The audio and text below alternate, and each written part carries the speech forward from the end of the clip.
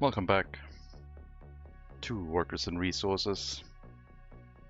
Hello Po, hello Mega Monkey, welcome.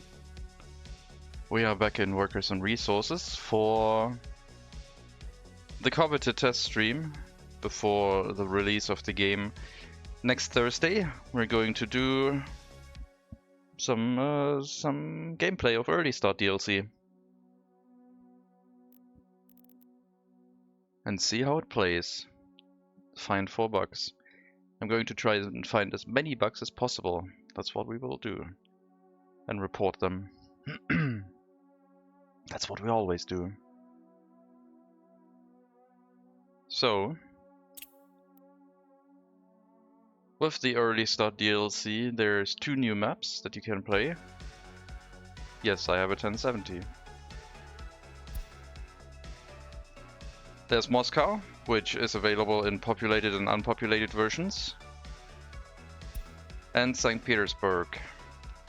Same thing, marked by the Early Start icon. We're going to take a look at them, but we're probably not going to play on them. I will show you the populated versions, so you can see what they're doing with the realistic map versions this time around, where the map scale is more akin to real life. Which I find really cool. New options include the starting dates, 30, 40 and 50. And yeah, you can pick when you want to start. I'm gonna go for 1930. I recommend for your first game in Early Start to probably play with locked according to year instead of lock start according to year instead of lock according to year, because there are some vehicles that are only available in the 20s, and they're kinda handy. But we will look at those later. I'll turn off earthquakes because I don't like them. I'll show you the maps. Thought you had a more powerful rig. I will hopefully, in June or July, have a more powerful PC. But this PC works really well. Graphics card is fine for almost all I do. Because I want to play games like Cyberpunk and other things. I should upgrade at some point. The PC is there, it just needs to be assembled, and I want to learn how to assemble a PC. I mean, I only need to be guided through like mainboard installation, cable management. The rest I've already done. I don't want to do it without guidance, because when you break something that expensive, that would be kind of annoying, so hopefully we can get that done this or next month, probably next month. Is the music loud enough? Or is it too quiet? Looks kinda quiet. But I think that's probably for the best. Shouldn't be overbearing. Give it time, the next gen isn't far off, which means the current gen will start dropping. No, it's already all ordered and sitting there.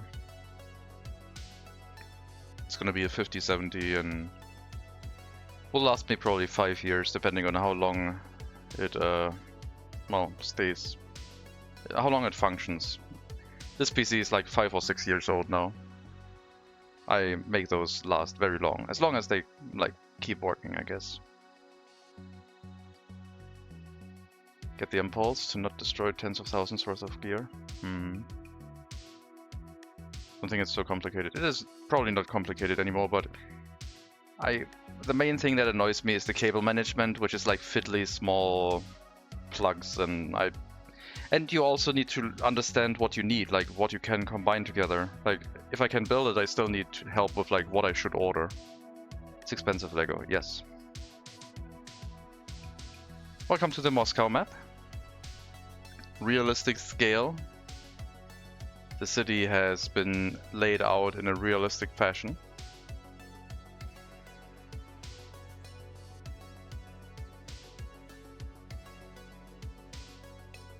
And you can also see the new civilian buildings that line the map.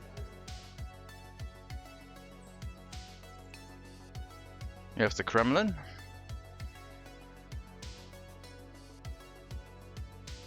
And these are placeable structures. These are all buildable by the player too, if you want to. So you can build Kremlin walls, towers, and have those available for you if you want to build them.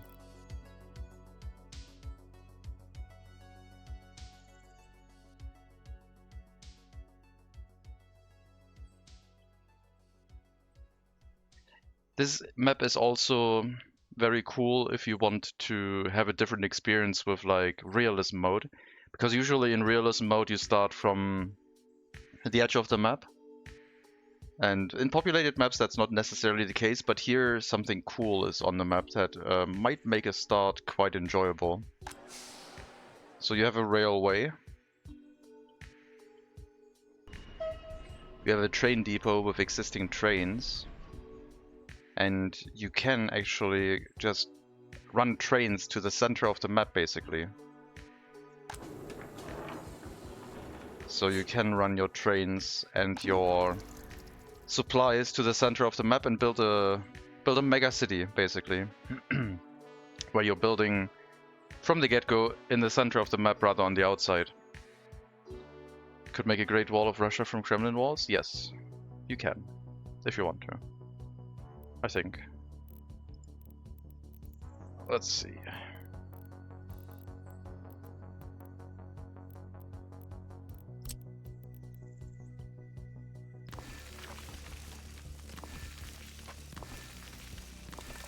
So you can build a wall if you want to.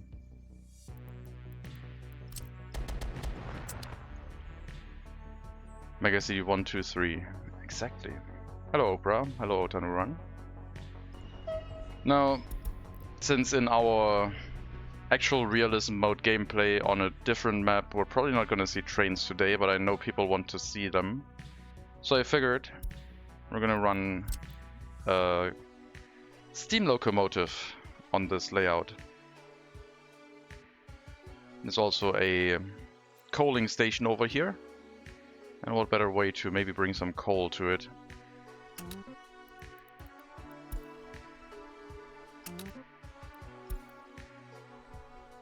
Is it signaled? I don't think so. Don't think it's signaled. It's not signaled.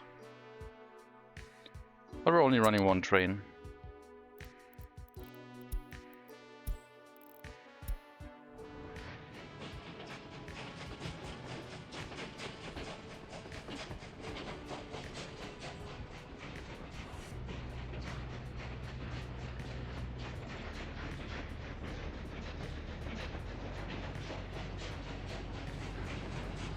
Look at that running gear.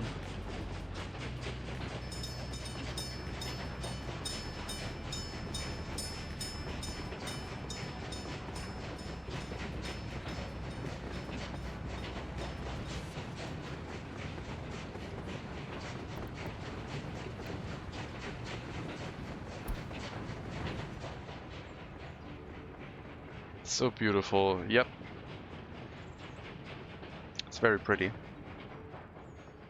And you start with that on this map if you're playing the populated version if you want to.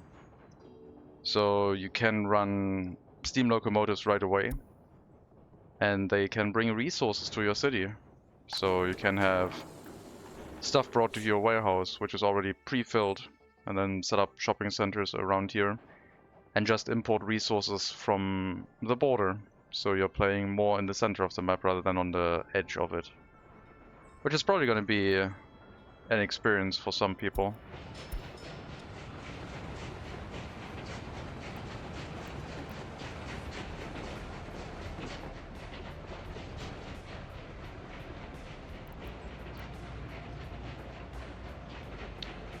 To show people maybe a few new things. Categories for houses.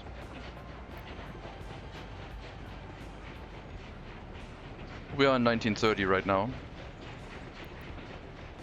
We do have new grocery kiosks which are run by 2 people instead of 1. So they will work more efficiently. I'm not sure if they're going to update the old ones which only have 1 worker. But it should be possible to run a settlement with this kiosk a lot more efficiently.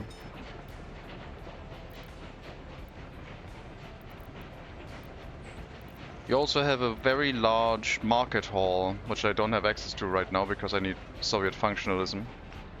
But that's a pretty large building. 35 workers, 245 visitors. 2 worker kiosk is generally excellent. Yes, it also is available for the alcohol. New restaurant. All of these houses look very blocky, and I really like that. I think you can build very cool houses, settlements with these, because they all look like they all belong to each other. It's very nice. There's the alcohol kiosk, also 2 workers. So that's probably going to be a lot more popular, especially in villages and such. Old school cinema and House of Culture.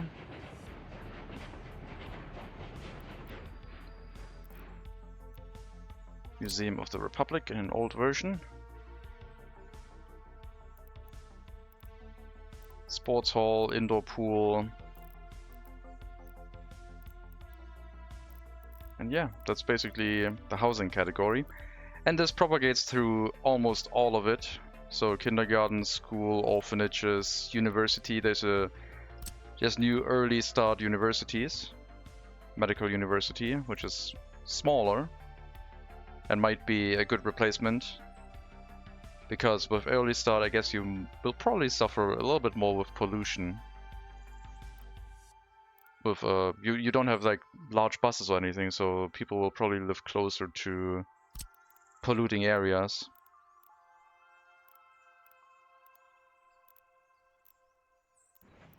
But we'll find that out later. New technical services. Hello, Pilsbeer. Welcome.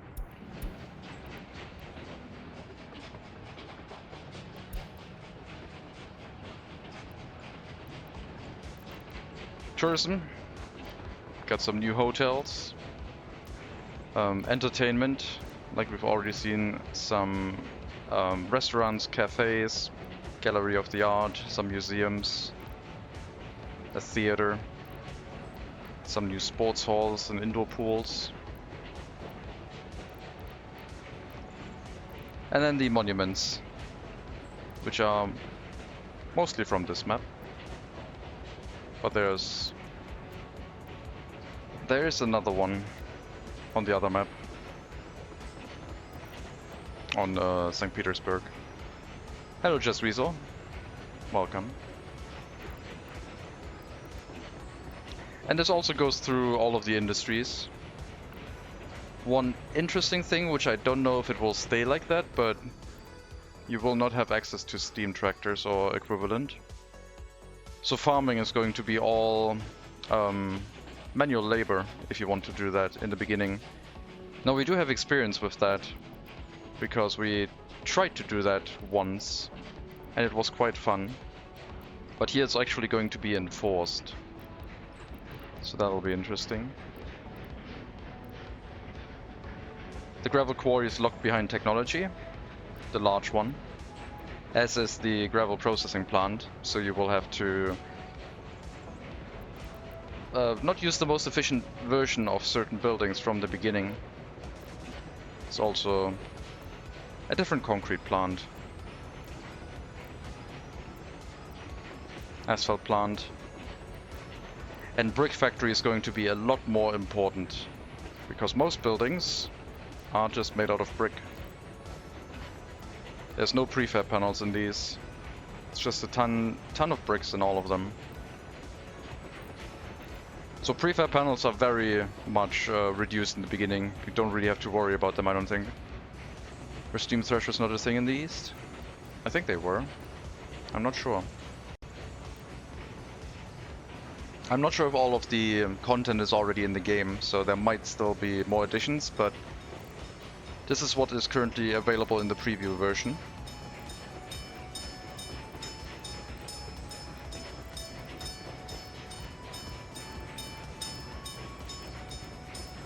No new mines or steel processing. Uranium is locked behind a tech, like it was, but the uranium tech is also time-gated, so no pre-World War II nuclear power plants. There's also early start electronic assembly halls and component factories available, which are smaller. And apparently they also take different resources. So the electrical component factory here takes gravel instead of plastics, which is interesting. Hello Project 7, welcome. And then this one takes boards instead of wood, plastics. So you can make early electronics from boards. As far as I know, electronics are not a required resource in the beginning, and they gradually become more and more dependent on electronics up until 1960, when the full demand has been established again. So you don't need to import electronics if you don't want to. They still give them a benefit, but you don't have to.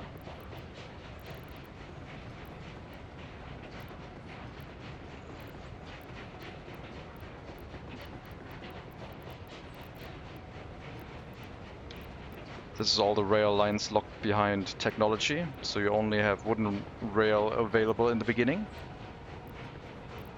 But upgrading rail is not that difficult. Like, you can just drag concrete-based railway over wooden railway, and they only replace the wooden ties with concrete ties. You don't have to replace the whole track, so it goes pretty quickly.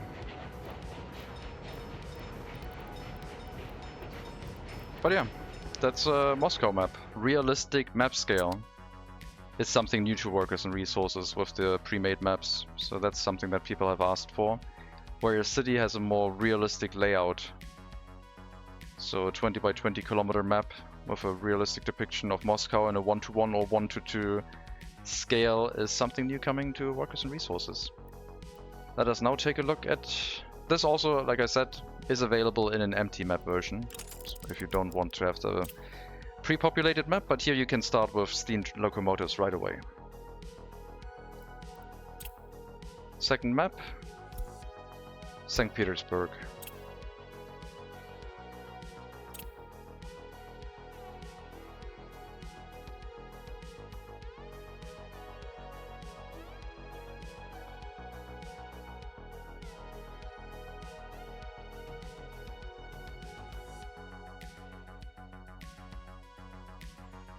Alright. Same situation, realistic map scale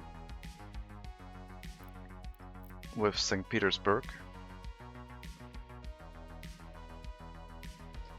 A pre-made city for you to develop and hook people up to amenities and services.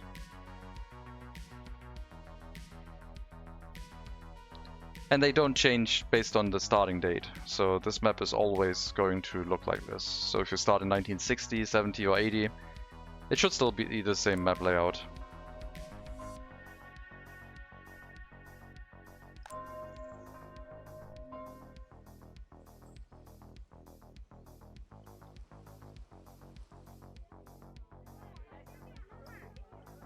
Peter and Paul St. Petersburg Church on the fortress.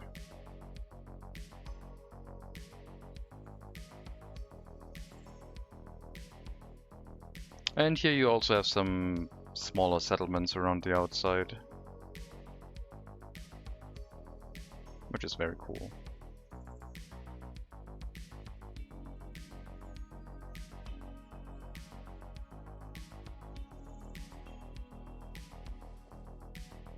But unlike the other map here, you don't start with a pre-existing railroad. So trying to get the supplies into town on realistic early start difficulty is going to be a challenge, as we will see once we start from the beginning. Because we haven't looked at the vehicles yet, except for steam trains, because people wanted to see that. Carry capacity in the 30s, 40s is challenging to say the least.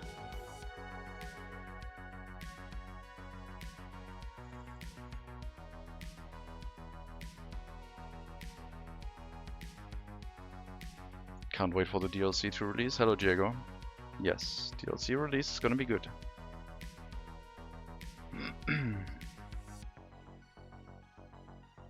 Moskvi.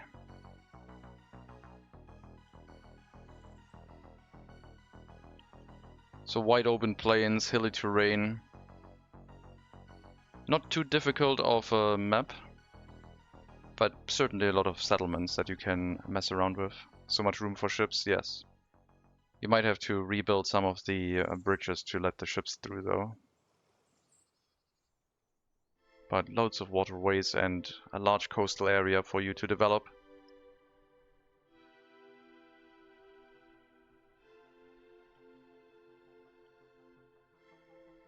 So yeah, that's the two maps that you get with the DLC.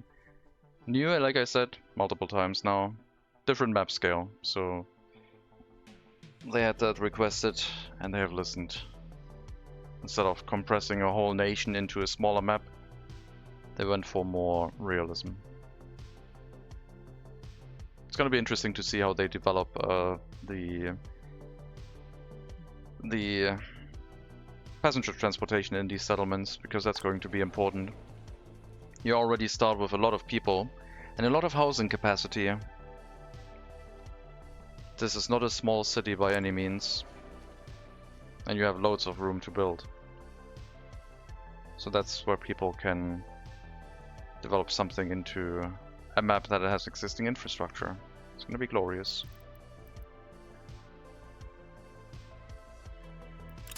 But we're here for realism mode, or realistic mode. So we'll start a new game. I'm not sure which map. I was thinking Siberia, but I've seen a lot of people start on Siberia map. I do like the idea of running steam locomotives through the Siberian snow. It's going to be a fantastic challenge on realistic mode, yeah, for sure. Don't think they added new Steam achievements. At least not yet, I don't think. Not sure if those are planned. Well, to start a new game we have to pick a map.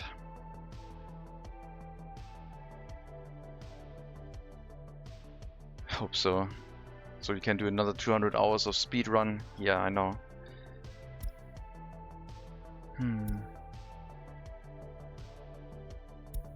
Like, we could pick something from the world map, we could pick Siberia from the biomes map.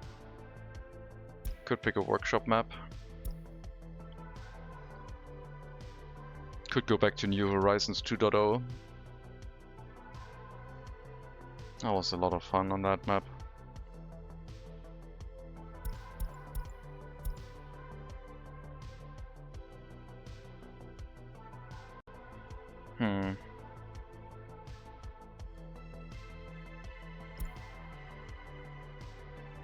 Siberia is going to be really, really challenging, I think.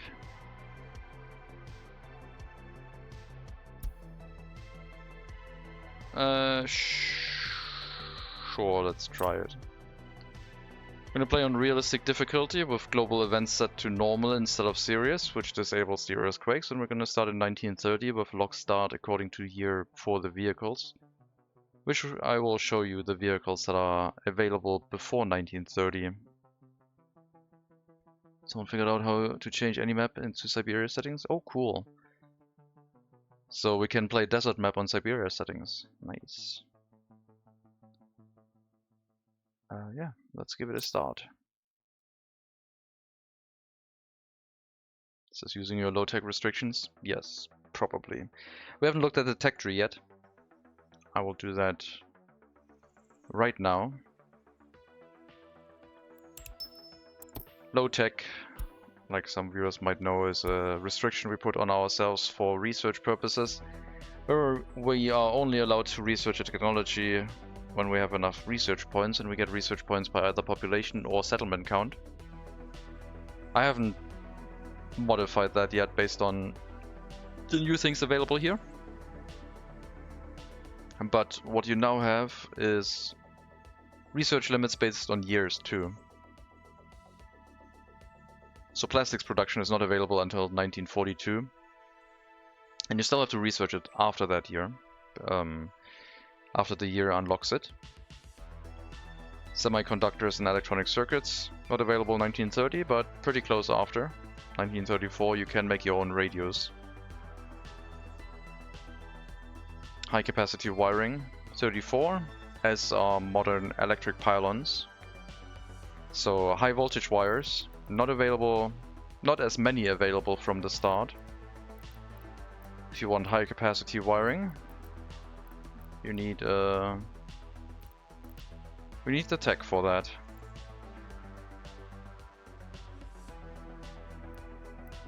So this is a new technology that got added. Nuclear research, starting 1940, 1939, and then the first nuclear reactor possible 1946. Renewable energy, 1947, 48 for wind turbines or 61 for solar power plants.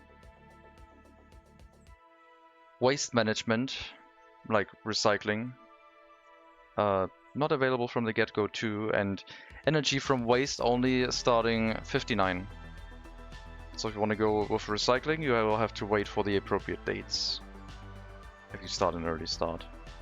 Normal start is 1960, so all of this will be available 1960. Gas power plant also very late, so power from oil not possible from the start. Prefab panels, 59 as well. Modern industry, brutalism, Soviet modernism. These all unlock different architectural styles and structures. So you can see for these we need prefab panels, or sometimes Soviet functionalism to unlock them.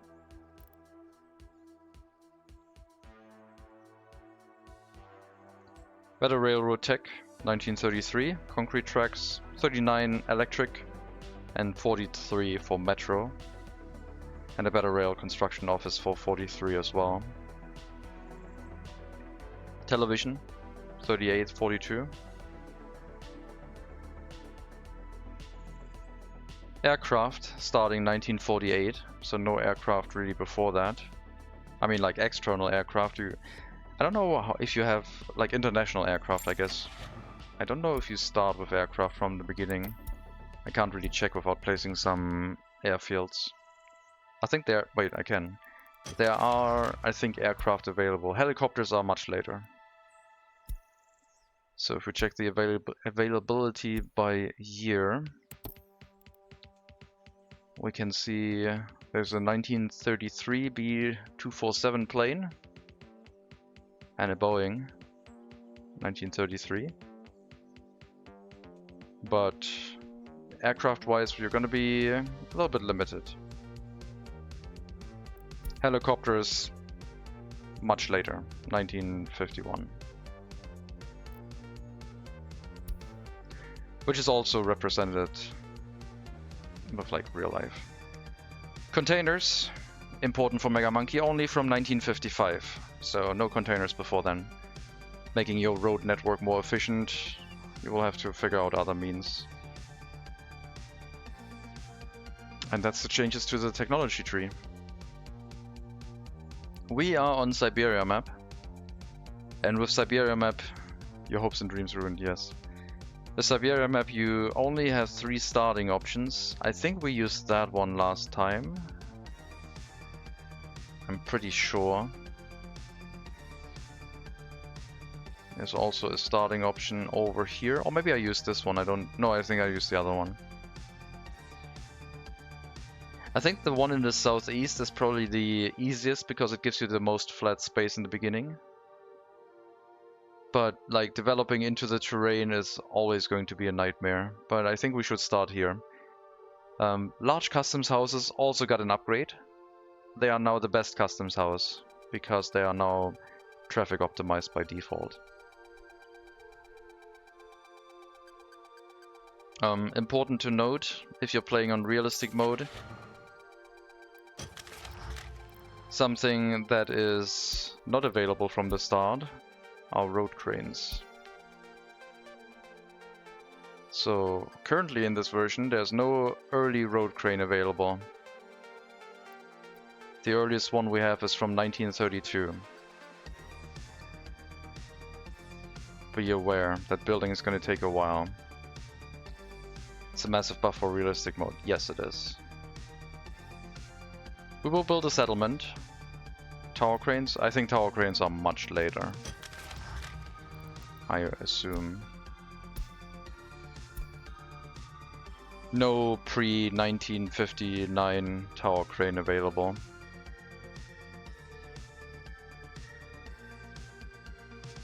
Hello, Sardius.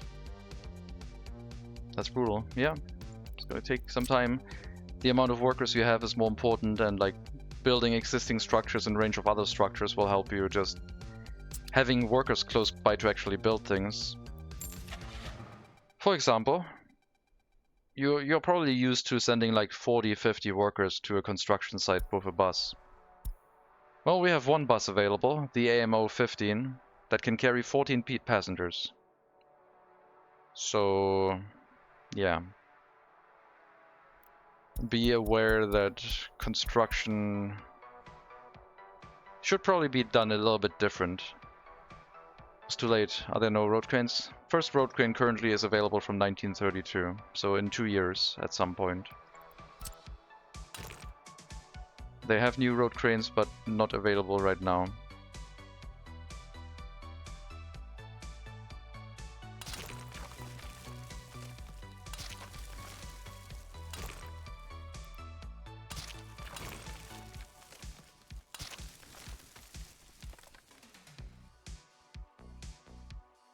People will get creative, yes. I think so too. Like, certainly something to wrap your mind around at first. Like, there's gonna be the approach of like, I'm gonna download some other mods from the workshop that will fix this for me, quote unquote, or what we are going to do is like, how do we overcome this challenge with existing means from the game?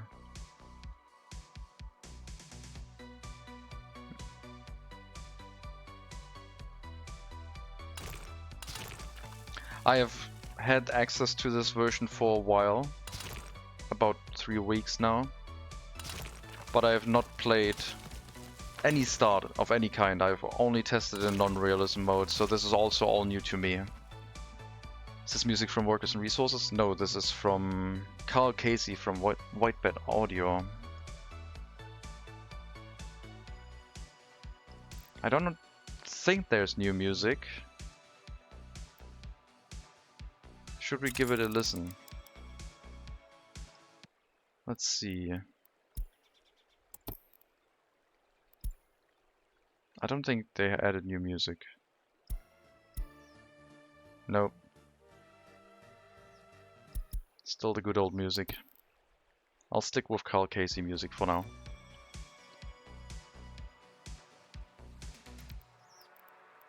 Okay.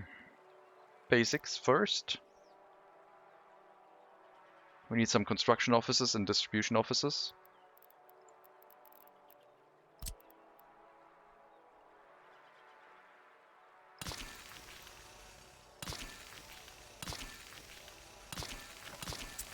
I'm just gonna set them all up. Might as well. And we will have to go with 3 construction offices.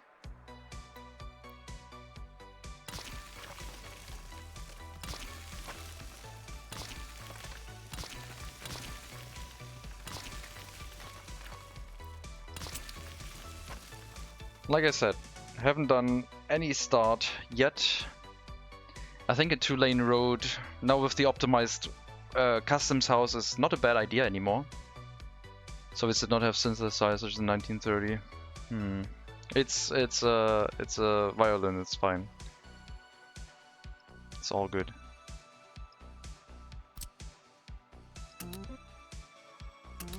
Make some assignment groups for construction offices, one that will deal with assignment for the workers. I think I'll just assign everything to the customs house really and see how it works. But no auto search in the first one. We will handle that manually. And that's going to be the buses basically. I'll try and build a small settlement as possible. Now the vehicles that were available pre-1930 that you don't get if you start with the locking vehicles are the Rusobalts. They are from 1913 to 1923. If you start with the vehicles locked according to date, then I guess you might find them as used vehicles only. But these are really, really cool. They have higher capacity than the ones you start with. 5 tons instead of 1.5. But they're slower, 31 kilometers an hour. And they have a very cool old school horn. This is how a master begins. Hello, cool ghost. Push it to the limits.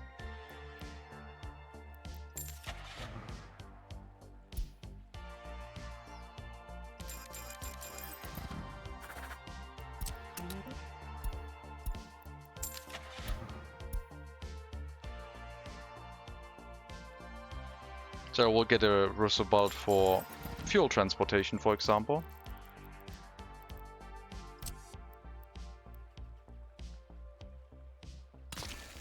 And we'll just leave the game unpaused.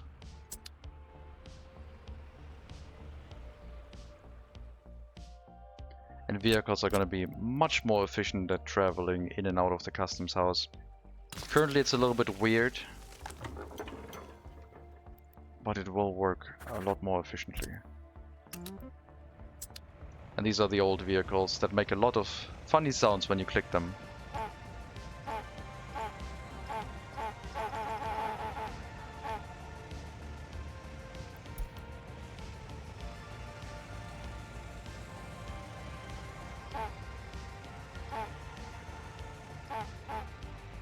Yep. Duck noises. The other ones are more modern. They have normal horns. But I really like those. And to see how the new customs house logic currently works. I mean, you won't see it right now as easily because, well, they're gonna arrive at the same time, but you can see that vehicles move and then they just turn around at the back of the customs house.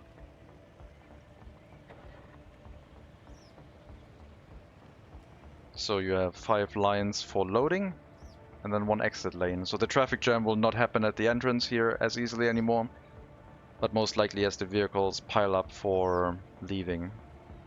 On every customs house, only the large one. Medium and small ones have not been changed.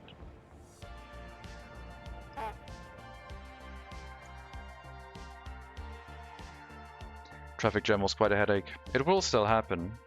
It's just going to be later, and it makes the large customs house not worse than the medium customs house. So I think we're going to, I think it's going to be important to have people in here as soon as possible. So I think I'll try and start with I want to try and start with a grocery kiosk because that's not going to take too long to build. I also still need to get all the construction vehicles. Dump trucks. Lots of liveries available.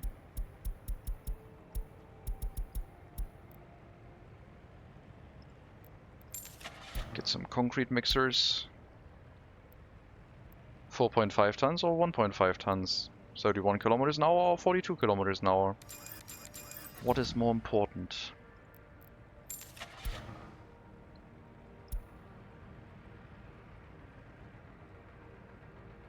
I really like these old, larger capacity trucks.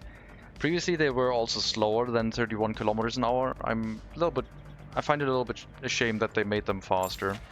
Because these could not really go faster than 20 kilometers an hour in real life, but I think there were some things where they kinda had to make some concessions, I believe. 3 kilometers search radius. Could be up to 3.5, but it's fine. Speedrun strats, yeah, no.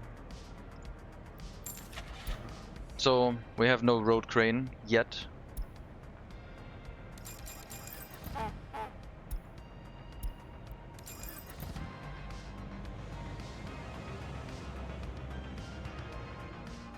And once we start building, the customs house shouldn't be too overworked.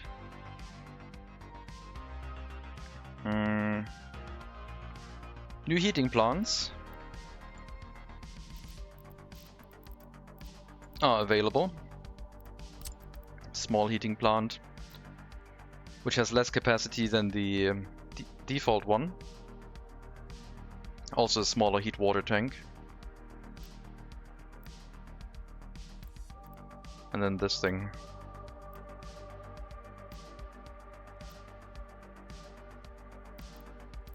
So I think we'll build a small heating plant and then just set up a grocery kiosk, alcohol kiosk, and then maybe we can try and bring some settlers in and see if we can build the settlement up. Because I want to start building, but I don't think we should rely on like foreign workers going into the settlement. I think maybe on this side of the road. We might have a logging industry on that side.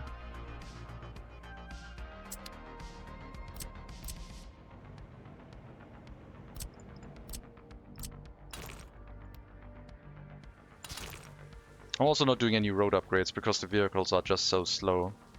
They're going to be slowed down during winter, of course. I could consider gravel because then if it snows, I might not have to use snowplows. And they will just be still fast enough. Rain still slows them down quite a bit, of course.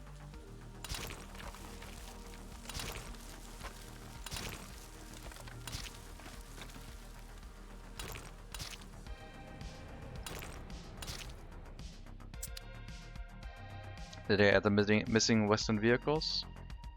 Not yet, no. This is what we get when we start 1930 from the west, so... And I think there's no ambulance from the west either. Still. So no ambulances from US dollars.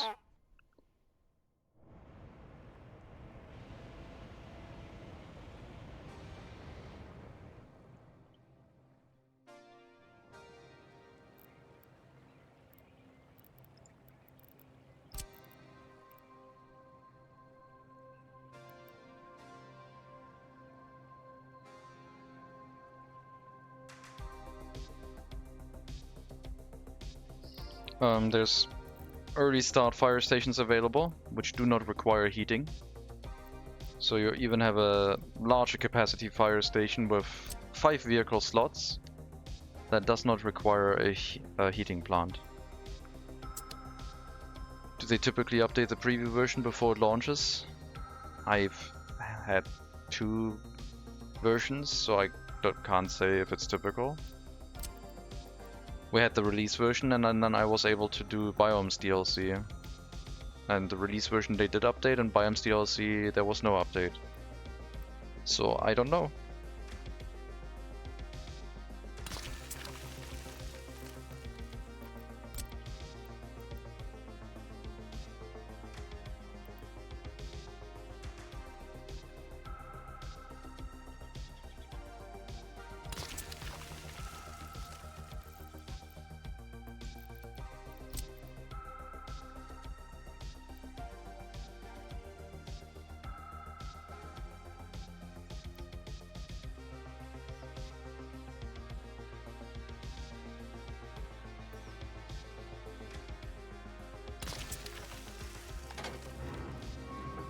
Put a coal storage here.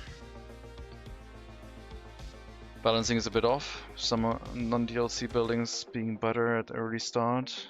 But yeah, again, that's what I saw from another preview vid. And normal 60 start vehicles almost just as bad? No. 60 start vehicles are a lot better. First of all, they drive 60 kilometers an hour instead of 30 or 40. And they have a lot more carry capacity that way.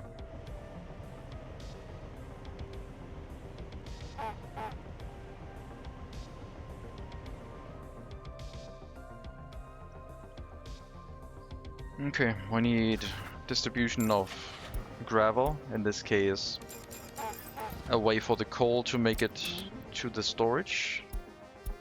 And then we'll have a local vehicle taking care of bringing the coal into the building. Any suggestion that lifespan is affected with this DLC? I don't know. I don't think so. The only thing I know that's different from normal start in the game behavior is that electronics aren't necessary until you approach 1960. So electronics are not a demand that the people have by default. You can still import them as normal, but they gain extra happiness rather than losing happiness from lack of the resource.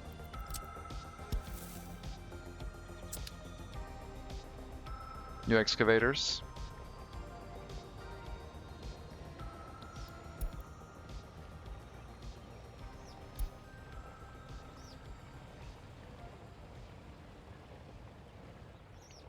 Electricity is there normal. That's still normal. So now you get 2 mandatory lifetime rebuilds instead of 1 in a normal run. What do you mean by lifetime rebuilds? You mean the vehicles? I mean, that depends. Like, do you want to switch over to faster trains? Do you want to upgrade your network to run with more electricity and the like? That depends on what you want to do, I guess.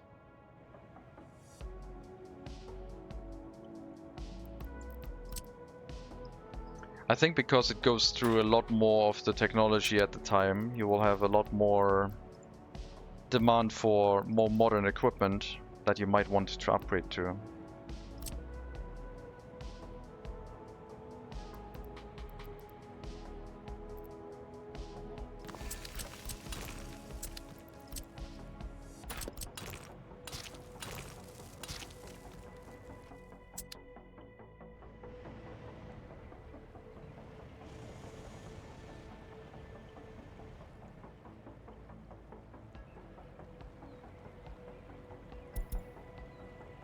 I bought more open haul trucks than I wanted, but I guess that's okay.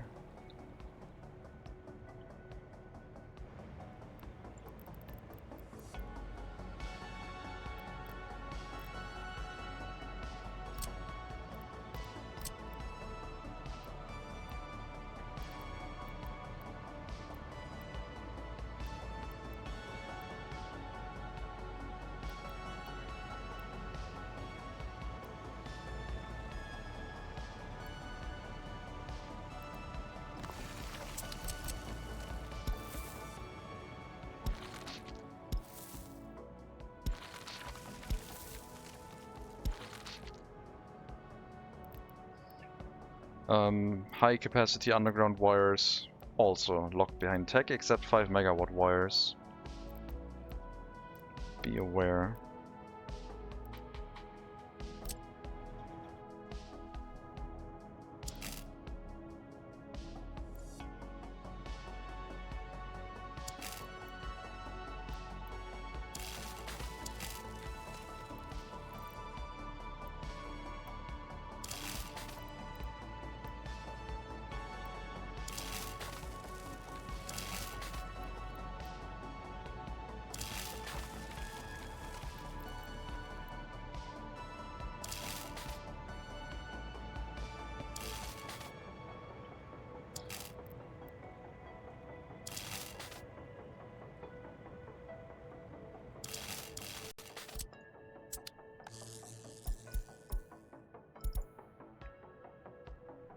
Road not connected to bus stop. What? Oh, weird. Thank you. Interesting. Vehicle repair? That is still normal. I'm not sure if the other vehicles have lower wear and tear, but you still have your vehicle repair demand. Like I said, I haven't done any normal run. I don't think that was a new bug. I think that was just because I moved it while releasing. That already happened before.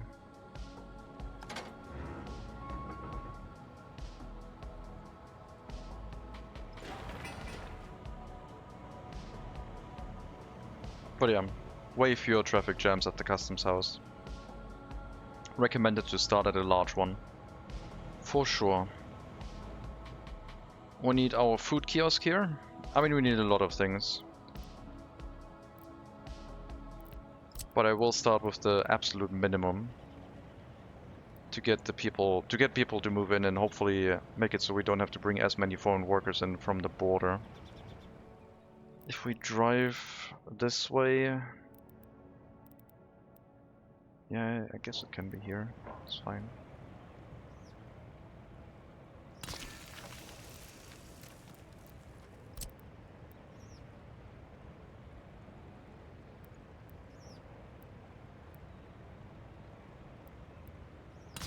We're also not upgrading to gravel because I feel like that's gonna take too long. I want to start and try to get a settlement up and running as soon as possible. And then we can worry about upgrading the roads from the customs house. Maybe even do that during winter.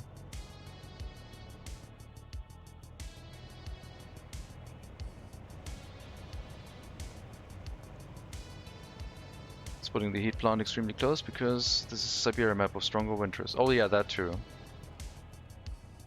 The workers will go by foot.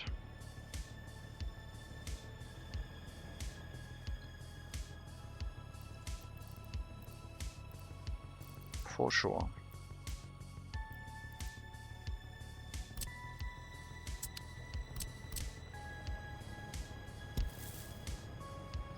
I until now totally forgot we were doing Siberia, and winter's gonna happen in like basically a month or something.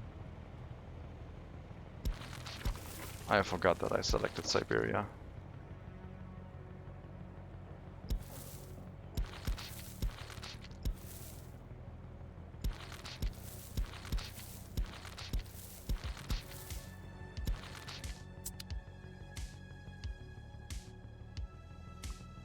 The bus station is for if I want to pick up people here and drive them to another workplace further away. Like if I want to set up a logging camp with a sawmill. Because everything has to be much closer to the heating plant, pollution is going to be an issue, and industries will not be in walking distance of settlements, I don't think. Also, trying to get into the map more is also going to be a bit of a nightmare. I should also leave some room to let the railroad run over this at some point. But that can always be changed. I'm not going to run the railroad around the settlement, but over these two roads. Railroad is going to be a long-term investment that we will not think about just yet. We need to prioritize the fire station because things can of course still catch on fire. And run that with some foreign workers.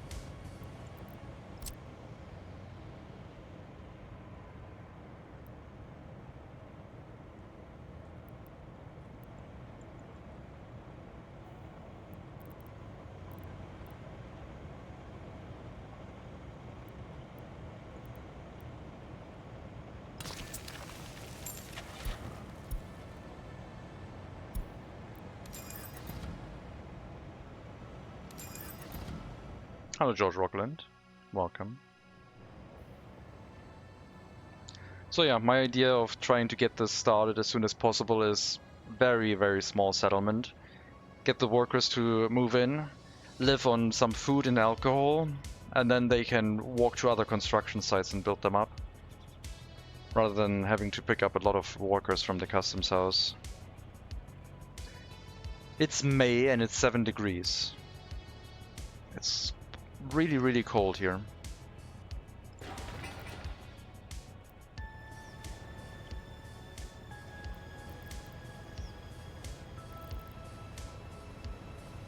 A bit chilly, yeah.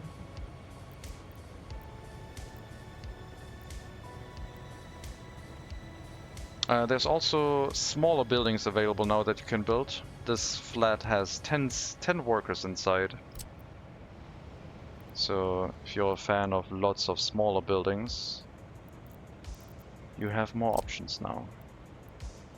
There's also a cool version of a house structure where you can have enclosed urban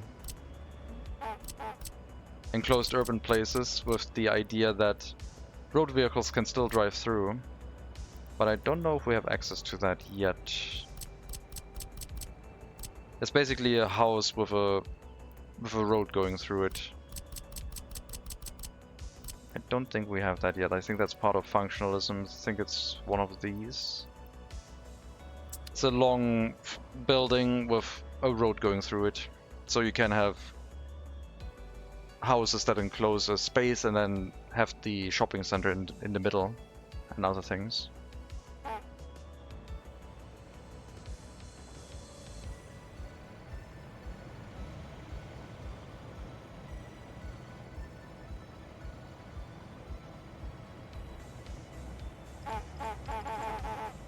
Yep.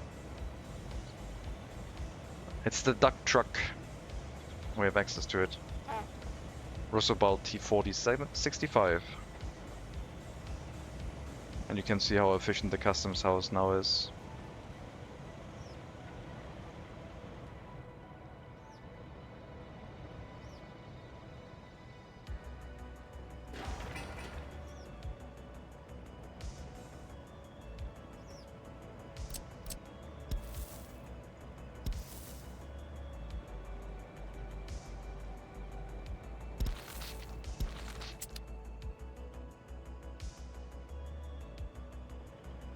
This might not work, just saying. It's an attempt, but if we're close enough to the heating plant, it's probably going to be fine. Big update coming for all users. Well, like I said, the customs house. But I'm not sure what else for other users. Improvements, patches, hotfixes, of course. But feature-wise, the customs house is going to be the largest one, I think. And I'm not sure what else there would be.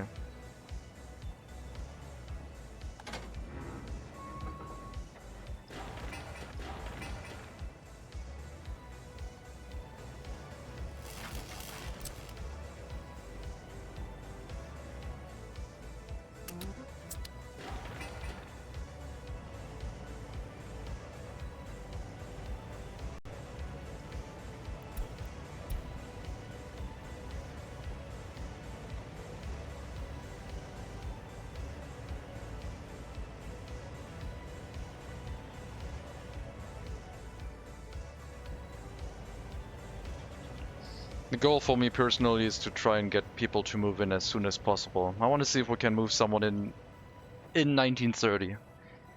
That would be great. Because once we have people living here, they can build up other structures more quickly.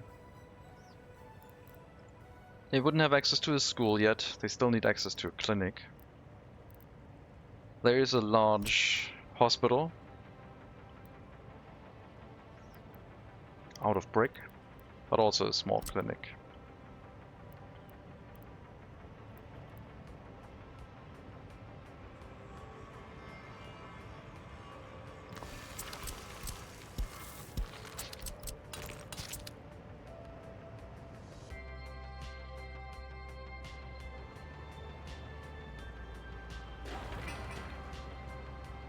Okay, building the fire station is gonna take a while. No road crane.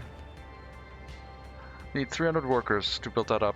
And I want that personally just to make sure nothing burns down. I probably need another bus. Winter's gonna be a nightmare. I think you also start with no snow plows.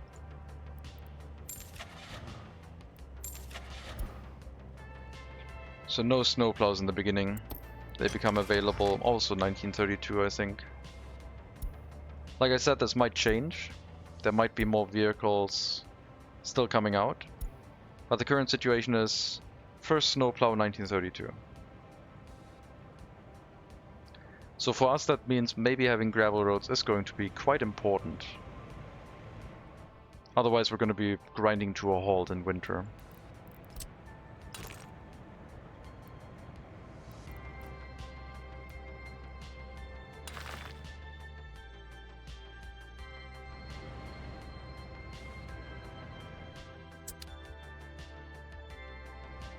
And winter will happen in, was it September?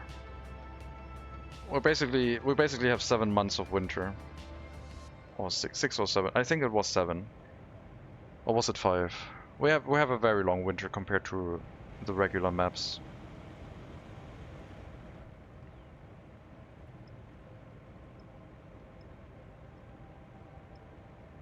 Let me get another excavator.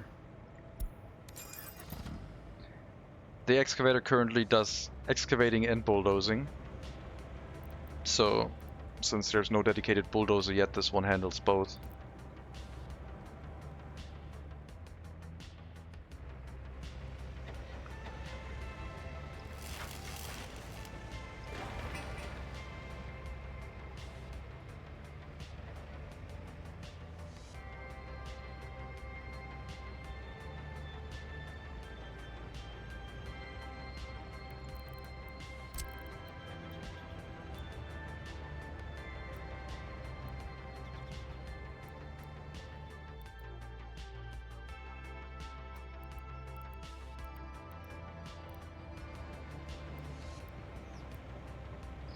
We can build a sewage discharge to just dump the sewage into the water here, if we want to.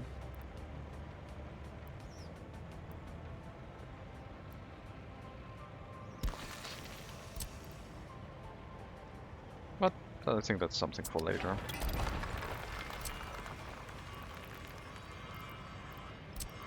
Maybe a sewage discharge next to the first industry, where we then can just pick up the sewage from this building and drive it over to dump it further away from the settlement.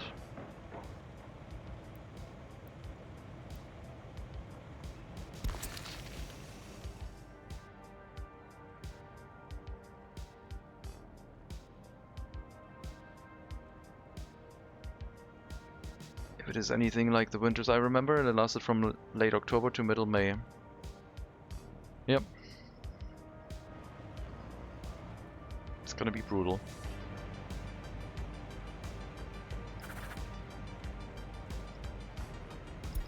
I think I need more dump trucks.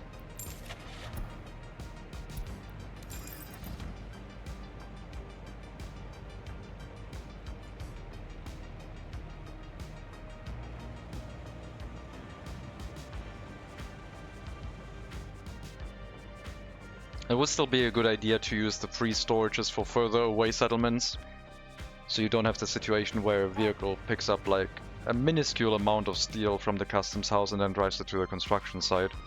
But I think in this case for the first settlement that still will work out absolutely fine. But if and when we build a second settlement further out, then I would set up a resource storage in between. Thank you for the follow, Angry Shrimp. Much appreciated. And welcome to the stream.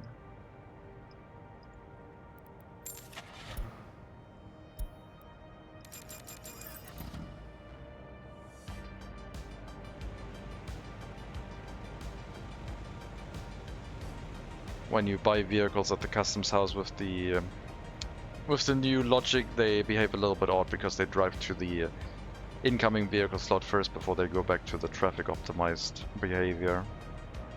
But that's the only visual thing right now. That's a bit odd.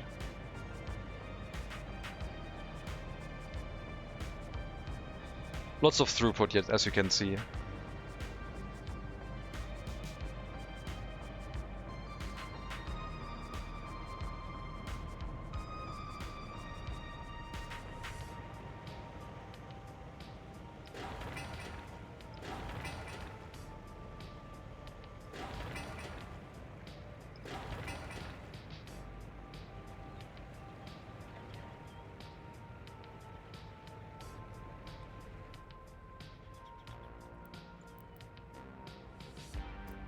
I might even build a restaurant, just... I personally don't know if they use that as an attraction building, or just like as a substitute for food. I just feel like we should build them a restaurant, because it's... to me it sounds like old-timey entertainment.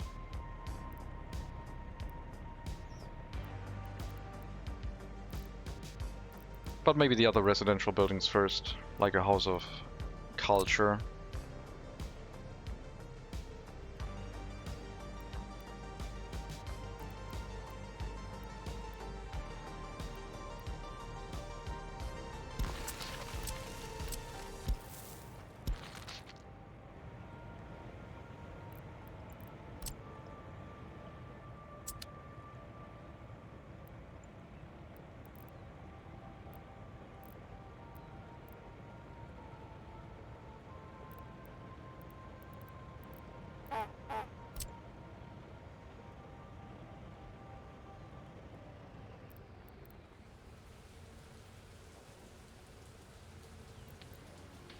There's gravel and concrete.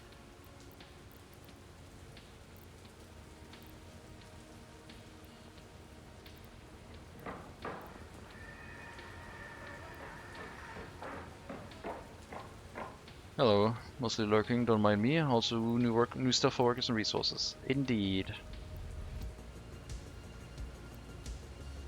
Ooh, indeed.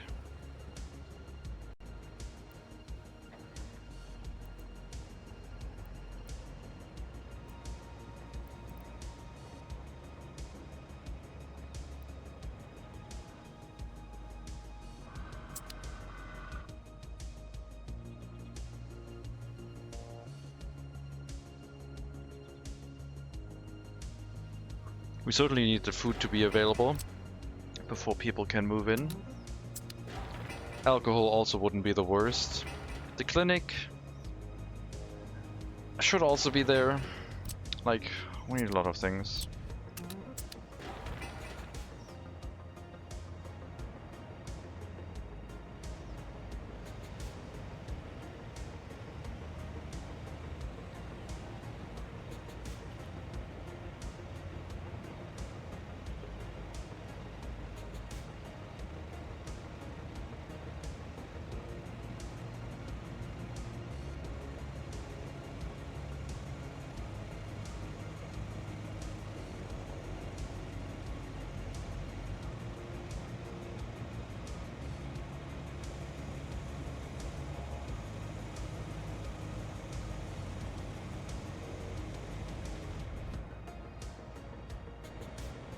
No traffic jam. Loads of vehicles. It's gonna be a new experience.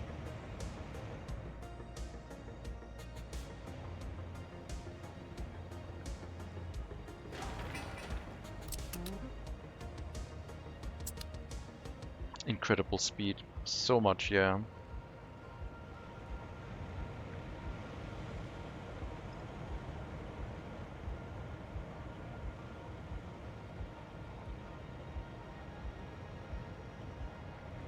We're still playing on normal game speed. It's progressing okay. But building construction is very slow for the lack of road cranes in the beginning. As expected. But once we have our own workers in our own republic, we should have loads and loads of people available to send to construction sites, and then it should be a lot better. I hope.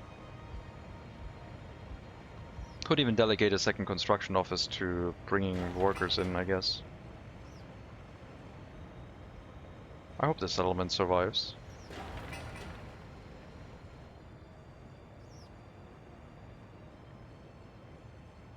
We have not started with the house construction yet.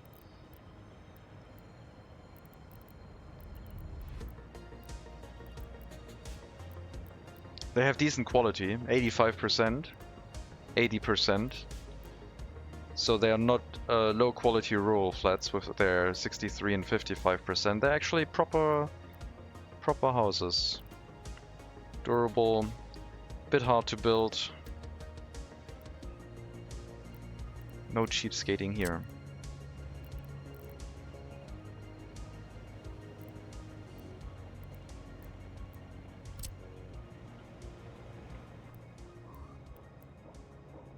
We should be pretty close to the heating plant.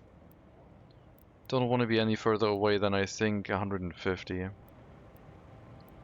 I seem to remember that that might be kind of important.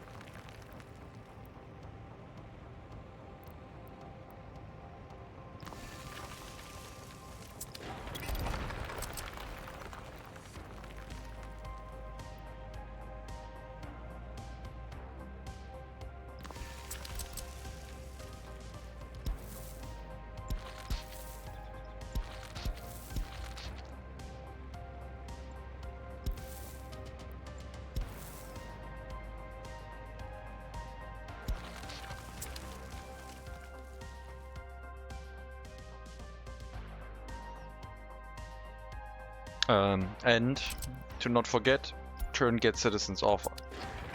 Otherwise they move in right away. Always fun when that happens. And for future construction, we'll limit the amount of workers on construction sites. But right now, I think if they have nothing else to do, they should just go into a construction site locally. That's the way I'm going to try and run this.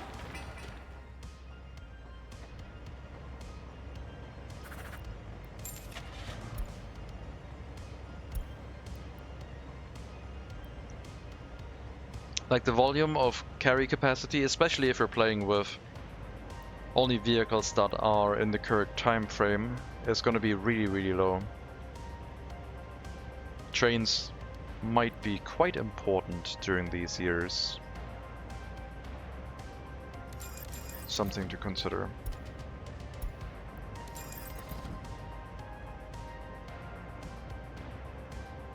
Hello, is this VTuber? I can't say it's too realistic. Hello, Peltrip. The studio light is very bright, but hopefully it's not too bright. The inner side of my eyeballs are illuminated. But yes.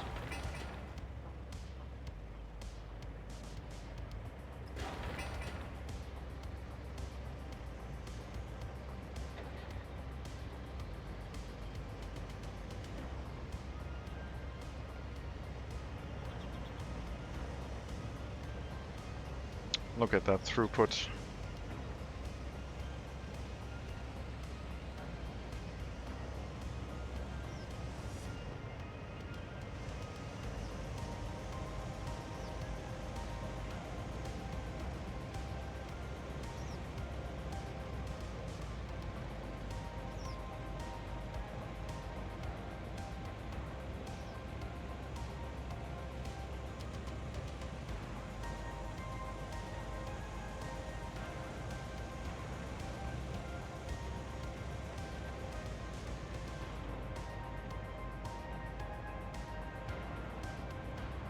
I wonder how inflation will go over the years.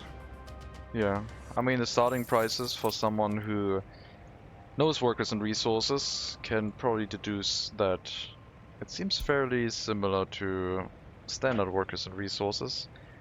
I think wood is cheaper, but oil seems to be about 50-ish rubles, US dollars.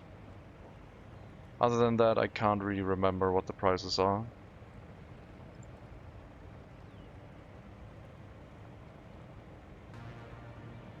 Yeah.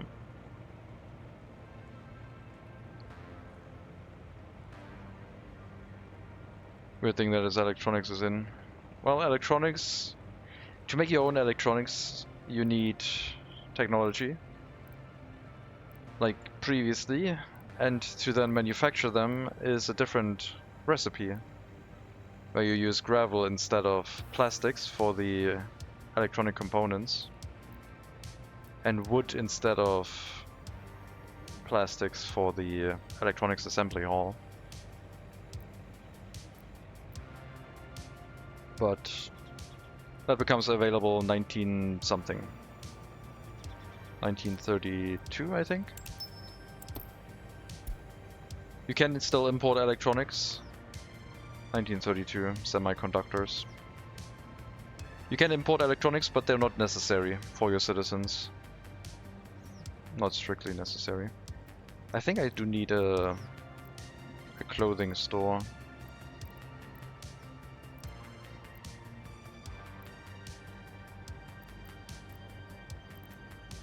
Oh, It's gonna be a large building.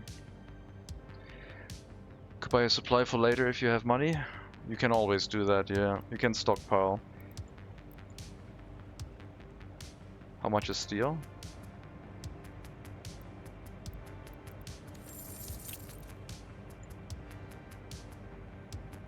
330.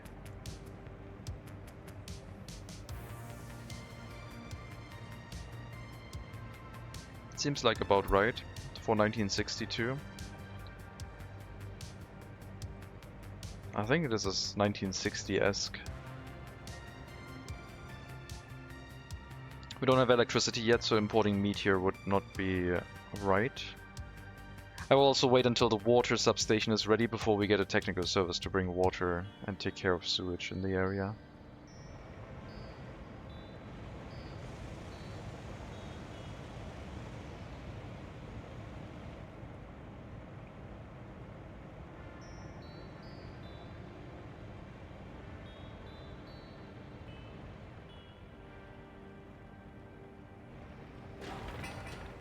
Almost done with the substation.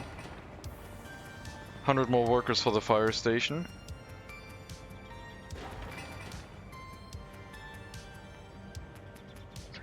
If you had a single kiosk previously, that one was good for around 100 citizens. This one should be good for 150 to 200, stable. So I think these two houses should be manageable.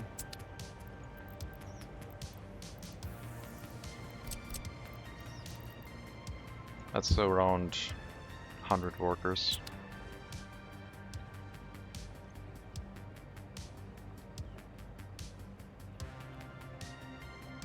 Buy electronics in 1930s and sell it for much higher prices in 1980.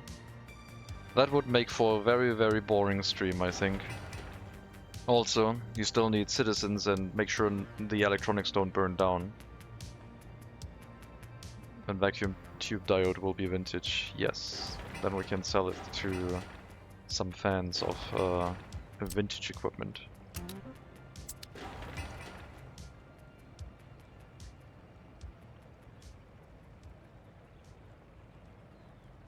Bus stop will also be helpful for picking up extra workers for our construction work. If we want construction workers, we need to pick them up somewhere.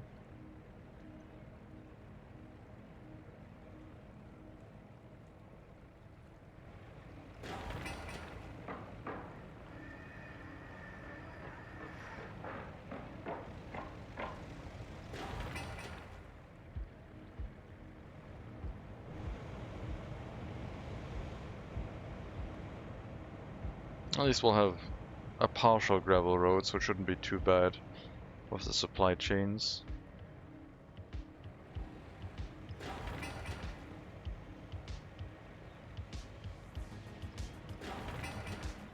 "17 degrees, my god. This thing is going to take a while to build. If we could move people in right now, we could build it with our own workers, but it seems unlikely. I will bring people to the fire station to work, and then excess workers will just go to the bus stop and be unloaded to walk onto construction sites, I think. Got electricity.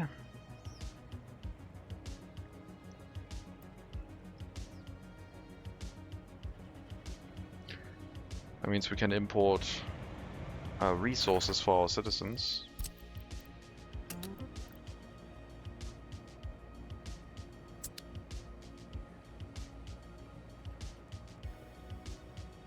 Dirt roads on the first rain are a real pain. Yep.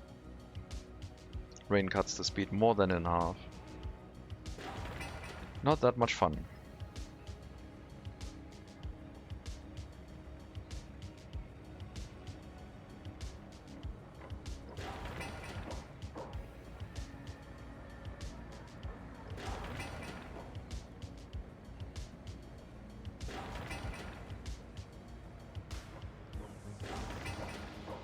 Just bring the resources to the clinic. We might build it with workers with migrants, I guess.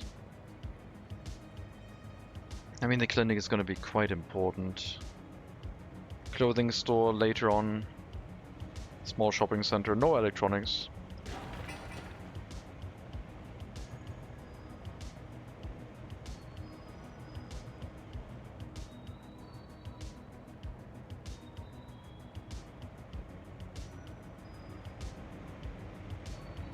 So yeah, we could, in theory, try and get more workers to help build our buildings by, for example, running a bus route for workers to the bus stop. Which is what I might do. I tell them to like go to the fire station, and then I can assign construction sites to the bus stop too. And since there's no road cranes, they can go to any construction site really. As long as all the resources are present. Someone build the bus stop, please. The grocer kiosk could already burn down, which wouldn't be ideal. But that wouldn't be too big of a loss.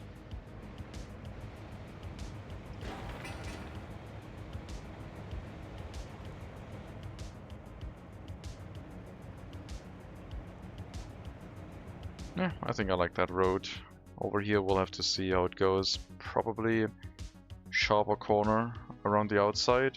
Going through the hill here seems kind of too difficult. We'll have to flatten out a way to get through this place.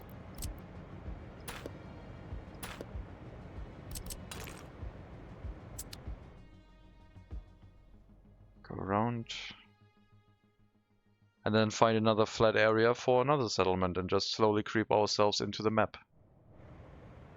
We're still playing with the low-tech restrictions, where once the settlement has a population that is over 200, which we're not really planning for right now, we're only planning for 100, then we can get a research point, but the way this is currently scheduled, this wouldn't even get us a research point at the moment. Still need a kindergarten, still need the school.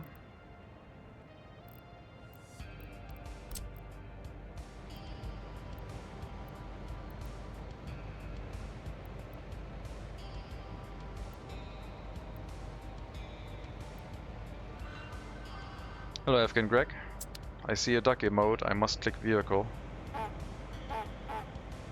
There we go.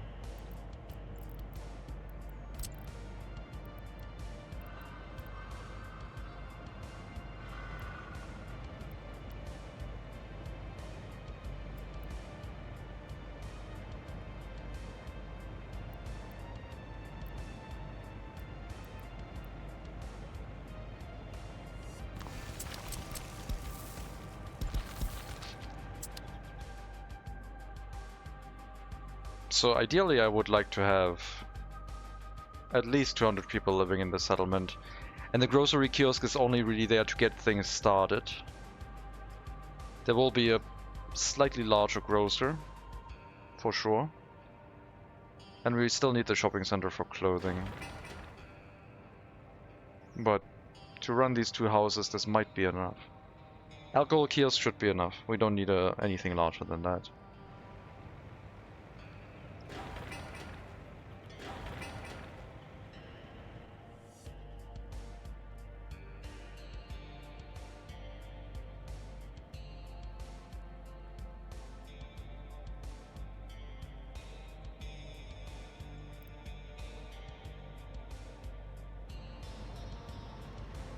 But yeah, volume is going to be the main issue. You can have a lot more trucks going to the customs house. So traffic to the customs house with road vehicles, you might want to set up multiple roads going to it. It should still work with a single road.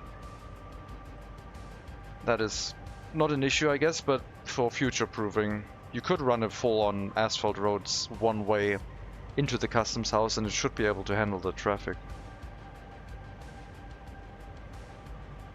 And then at some point switching over to a railroad.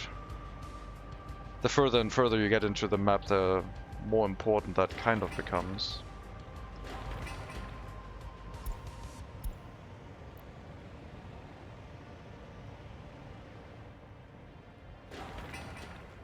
Fire station almost done.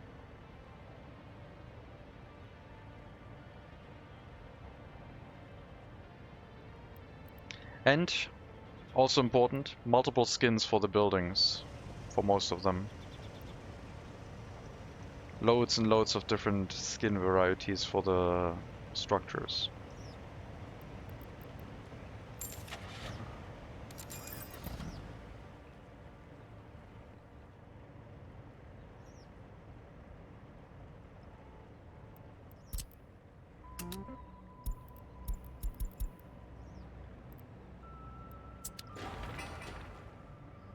We'll bring them to the bus stop, make the workers walk over there. That way we can balance excess workers to go to other construction sites, like I said.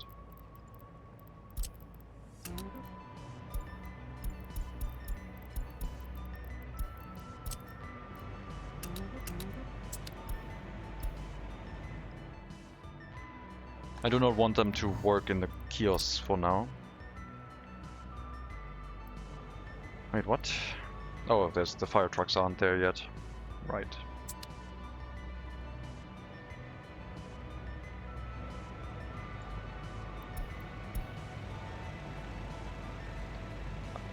I think that might be a bug. Alright, I'm gonna write that down.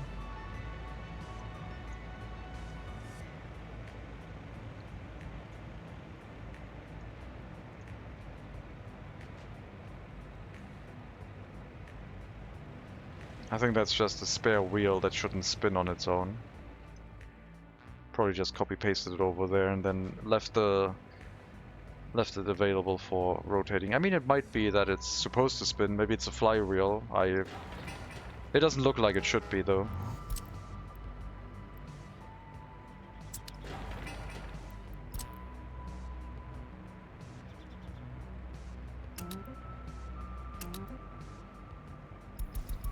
Make sure the fire station is filled, and then you can send workers to other construction sites, like the small clinic or the heating plant.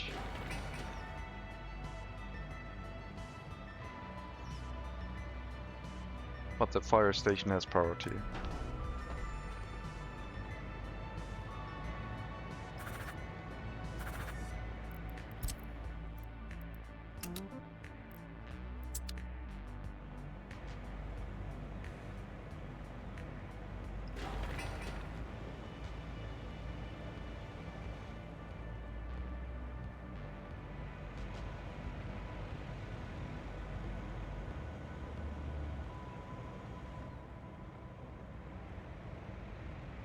Yeah, gravel road will be important for lack of snowplows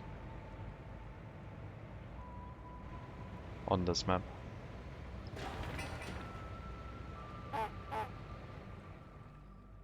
And like I said, no farming equipment, so no tractors, no harvesters.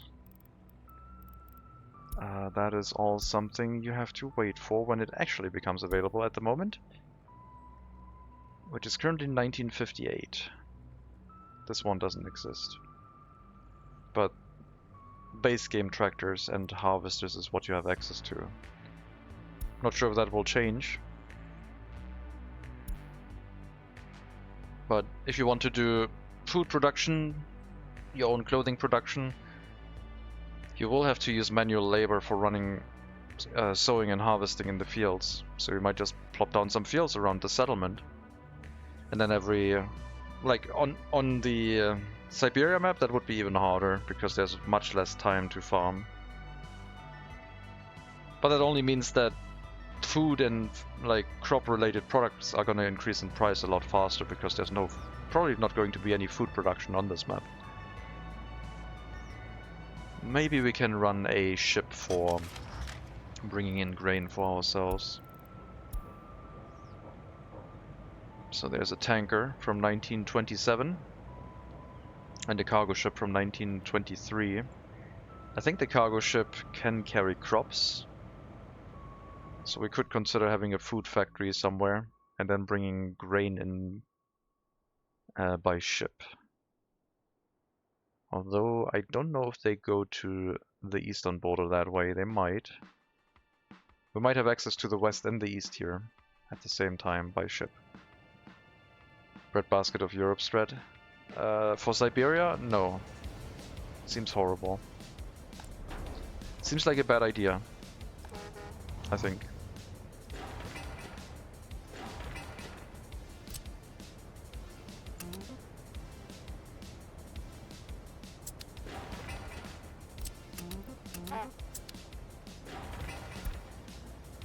Let's get the settlement, heating plant, like get a heating plant, get a house up. Everything else is kind of like, we can build that probably with enough time. I still also need the school. There is a small school available from the beginning.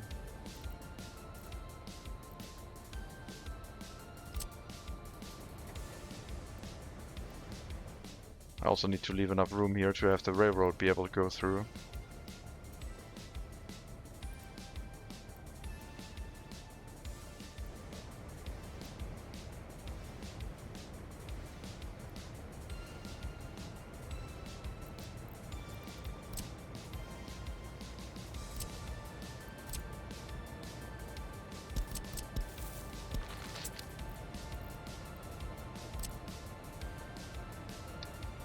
But school is something that the people can build after they have moved in. That's not something we need in the beginning. It will become critical quite quickly. And highly educated workers who might just like deal with migration. I might just not build a university. Several smaller universities are still available. So Party HQ.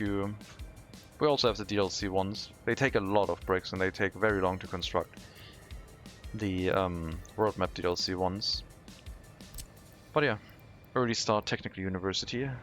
Bit too big for the settlement, I think. Probably just gonna get migrants. And in the future, once we have a city, highly educated people, we can have a house that houses enough people to run the university and probably a police station for the educated people. And then they move in from the city to the village and then we never hear from them again.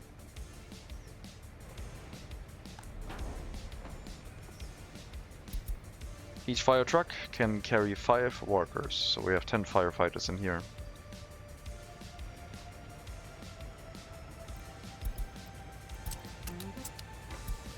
I also haven't started naming my equipment yet.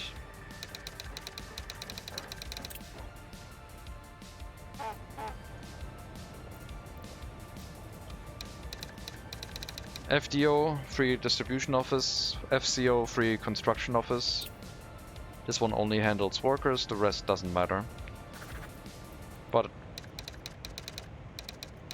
I think it's a good practice to start naming buildings, so when you select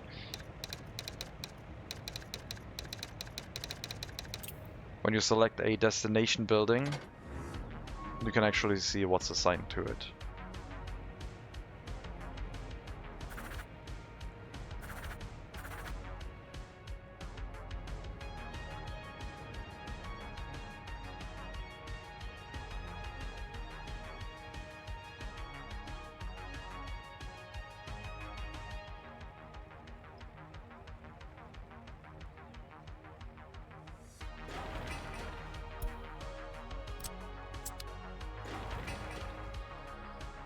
And yeah, extra workers that make their way over here with the bus route for the fire station.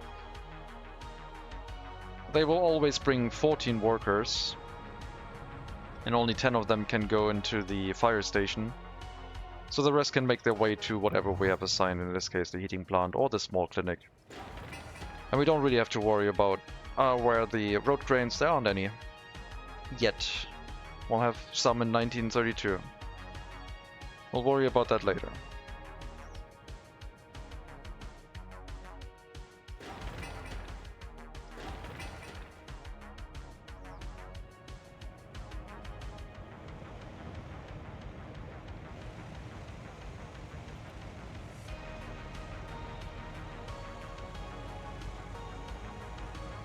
I think this is a good change with the customs house. It makes it feel a lot better. And the medium and small customs houses haven't changed. It just probably changes the balance of the customs houses, where the large customs house is actually the best one with the highest throughput. Which it wasn't previously. At least for road vehicles.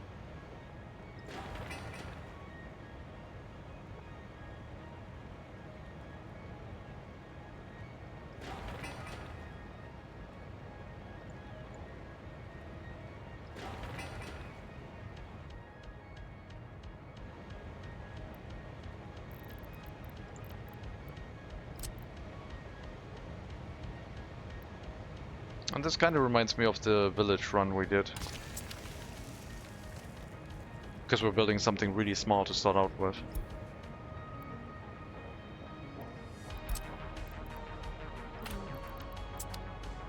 Haven't set up any garbage storages yet.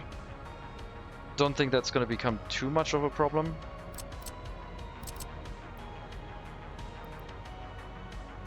We'll probably have to build proper technical services soon too.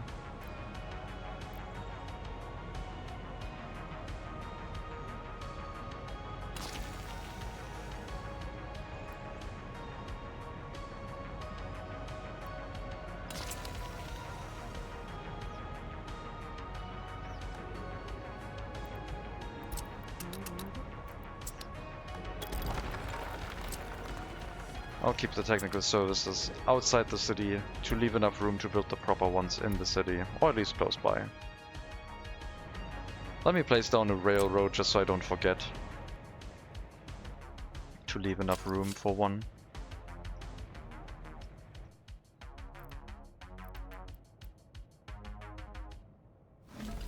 Gas station's gonna be in the way.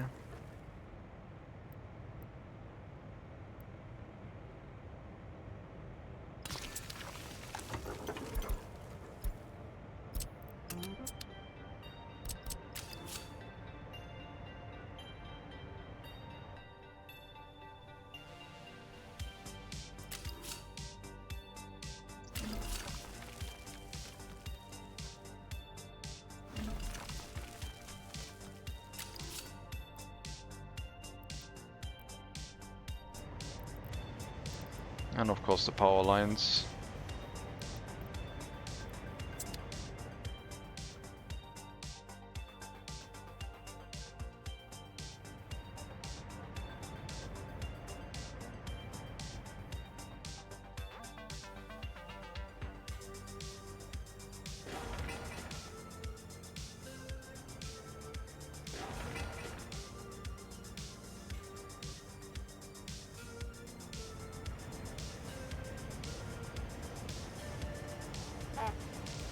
The logistical challenge of just getting enough people to where they need to go. You will either need a ton more buses, trucks, or you have to rely more on railroad. There are buses that can carry like 50, 60 workers. Will you use 4 or 5 of these smaller ones as a replacement, or maybe a train? Set up a train station and then build a new settlement around that. Open questions to be answered.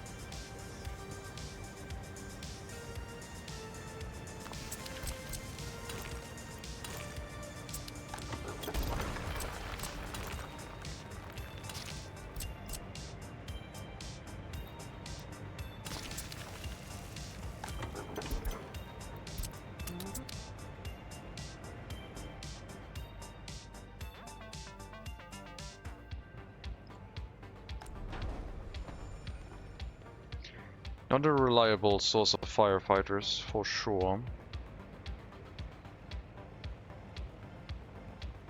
Especially because they're not driving along the gravel road right now. This would be a lot faster. We're still playing with all warning messages disabled, so this is still set as it was before. If there's a fire, we're gonna know when either something collapses or not at all.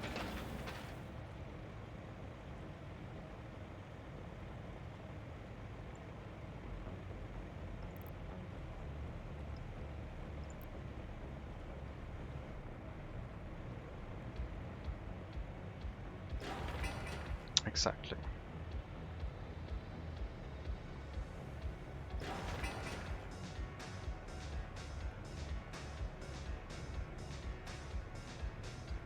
So for the clinic we need 10 highly educated workers, I guess. Could have up to 21, but I don't think we need that many workers in it.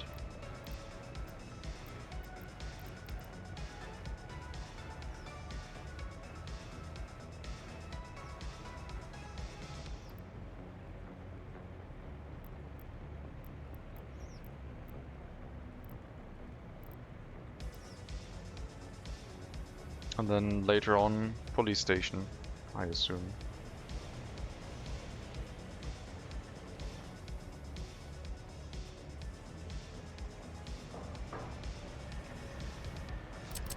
Not even using the footpath.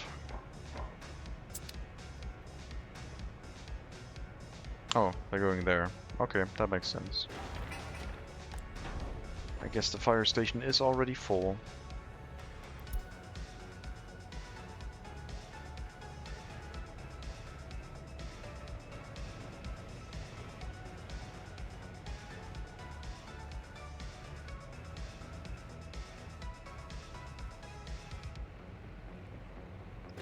Things will take longer. It's just a fact. You can start in 1940, which should give you access to road cranes. 1930 is the slow year.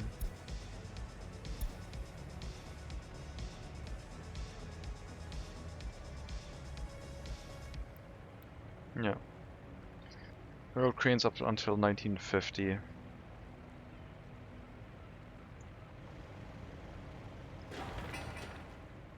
And used vehicles, of course. What used vehicles do we have already?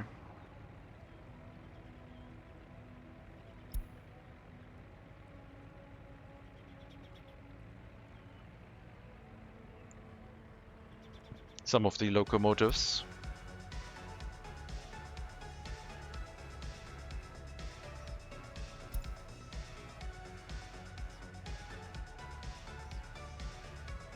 I have an S set in here, German letter.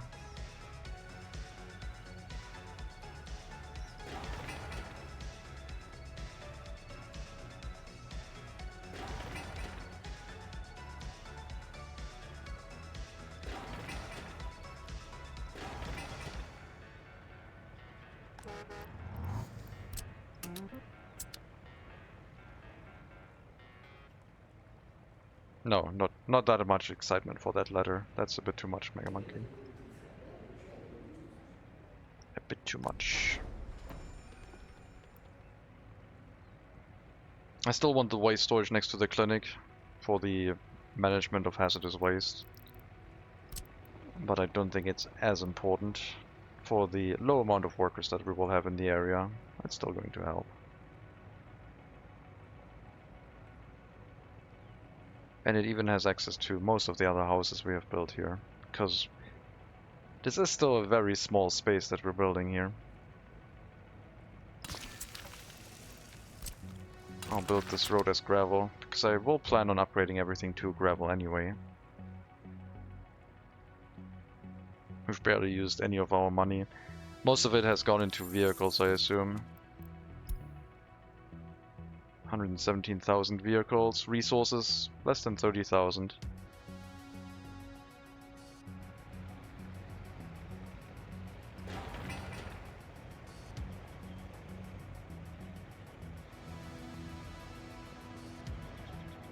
I think we can keep upgrading some more of the roads.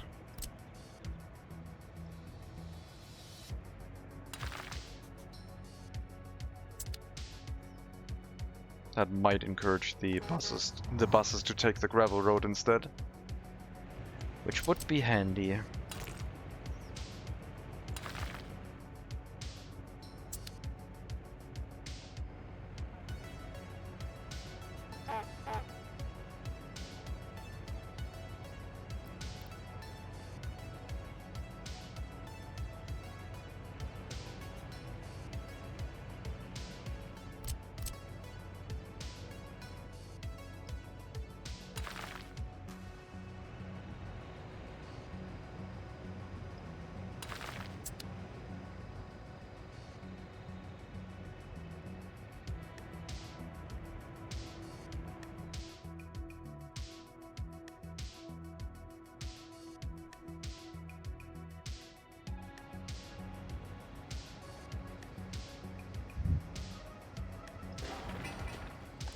Okay, that house we can now also build.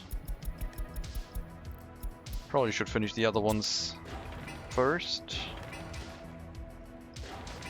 333 days.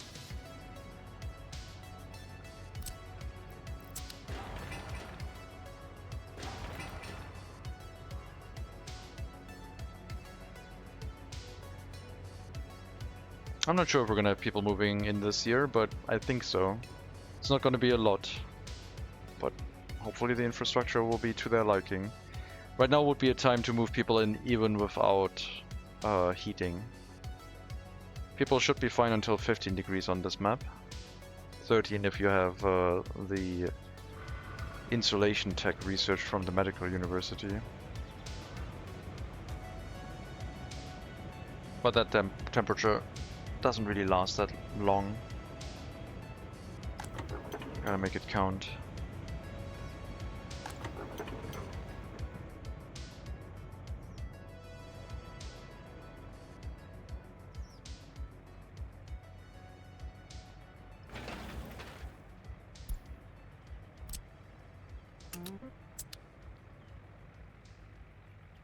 And they don't die.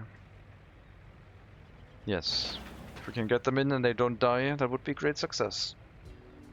I mean, their death would be very slow, I think. They have food, they have heating. I hope the heating plant is going to be sufficient. It's a bit questionable on this map. But yeah, we're starting with a village this time, no large settlement. The next settlement would hold the university, I think, and be further into the map, probably around here. Developing Siberia is a lot of a challenge if you're not going by the fact that you can flatten everything and you want to preserve most of the terrain. Let's speed up the game. Let's see if we can have people move in.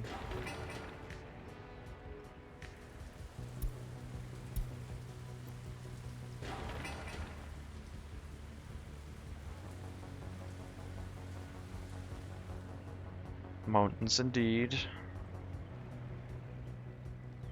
Hilly terrain.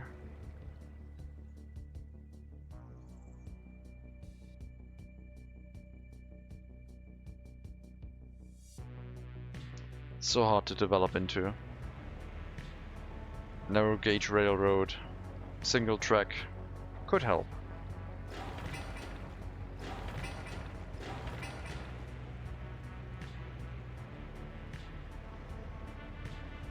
Almost all of our construction vehicles are running. Don't need as much concrete or covered hull materials like electronic components for the wires. But yeah. All of our construction vehicles are currently busy. More or less.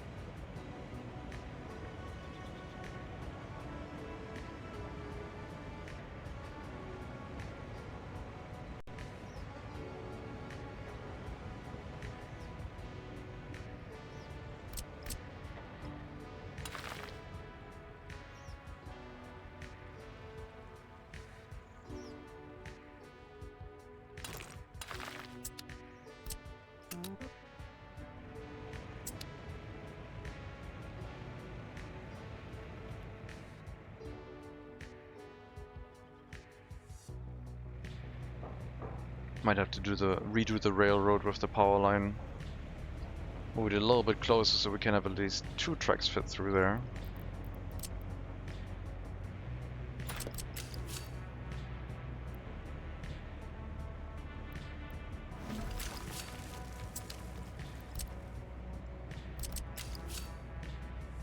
That should be fine. Just in case.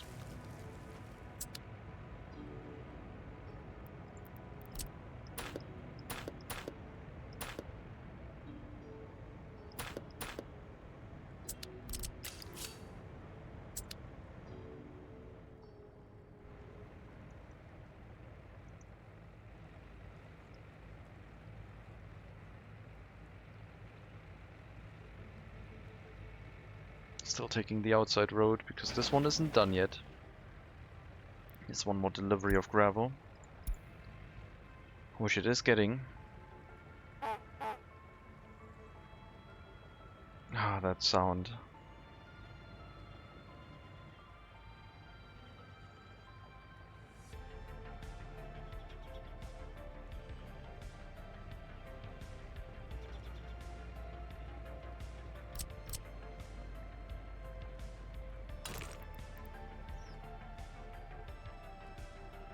Yep, that's gonna be a thing.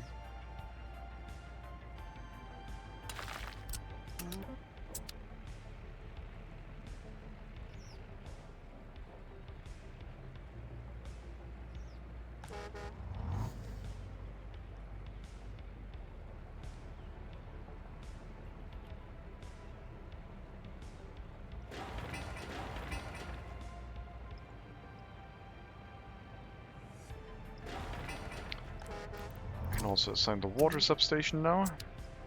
Dump some more construction workers on it. Then we have water, we have electricity, heating. We still need sewage they can build once they move in. And then they have access to food, meat, alcohol. No clothing, because the clothing store is too large, I think, if we want to get started quickly. But that is something that needs to be built pretty soon, I think. House of Culture, a school, kindergarten, clinic. And add amenities as needed, like a football field would probably be a good idea. Next to the school.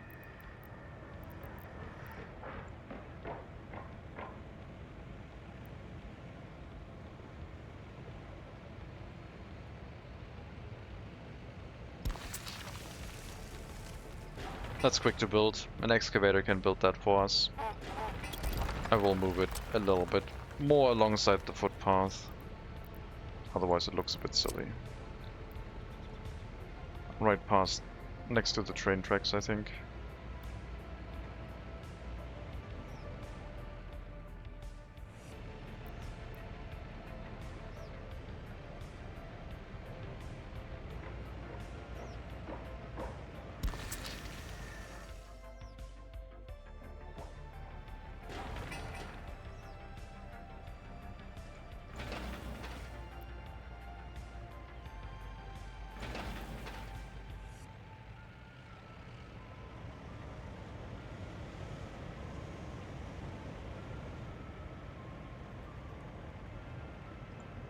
I don't think the first settlement will be able to provide enough workers for rail construction. I should set up the rail construction office here. They can keep it from burning down with the fire station, but I think the workers from the rail construction office have to come from a different settlement. Unless, of course, we have some spare workers here. I mean, we have to see. The spare workers from this area were supposed to go and build up different houses further into our map. Because the limit of foreign workers is going to be the main issue for expanding. Like I said, these houses need a lot of workers to build without a road crane. So it would be a good idea to make sure you have enough workers to actually build things. There's the water substation.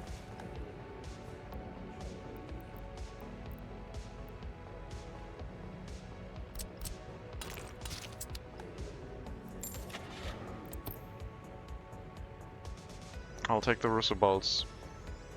That extra carry capacity looks nice.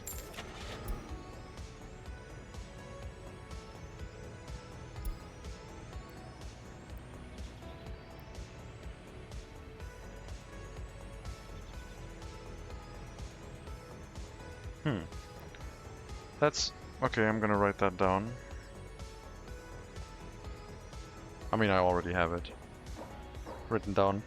No waste trucks if you start with limited 1930 start. I think they are planning on adding more vehicles to fill out the gaps, but be aware that currently these are the only waste trucks we have.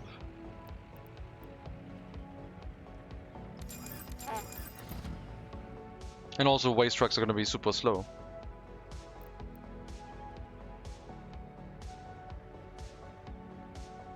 I'll get a large one for the heating plant and the waste dump next to the clinic, which encompasses most of these buildings. And we'll build more waste storages as needed. But like I said, this will not have so many workers, so even the building internal waste storages should be good enough for now. It's always better to have an external storage, just so there's a little bit of overflow capacity available. The house is at 70 workdays for construction.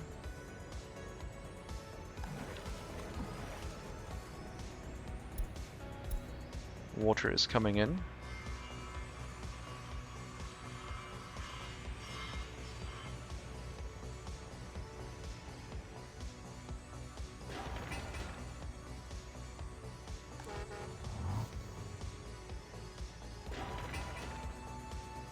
So pretty much we need still the heating plant. The clinic we could live without. They could build that as people move in, but the heating plant is a necessity because it's already getting cold again. There's heaps of room to expand in this town. Yeah, we're mostly limited by the heating plant capacity. How long till next set new vehicles production year?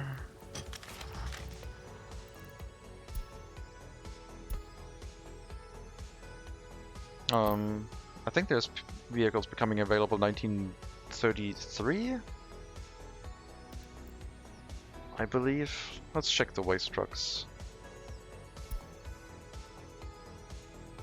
So we got 1913 to 1923.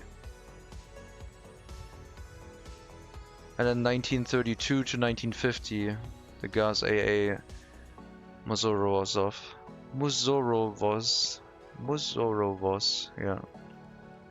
That's gonna be the bulk workforce. Not a lot of carry capacity. The Roosevelt has more, but the Roosevelt is quite slow. Open hull. Gaz AA 1982. That doesn't look right. Is that? I think that's not right. I'm gonna write that down.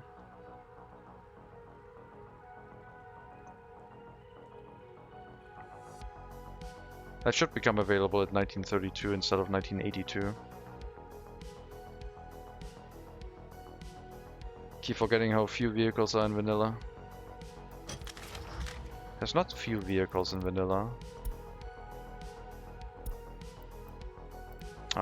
Availability.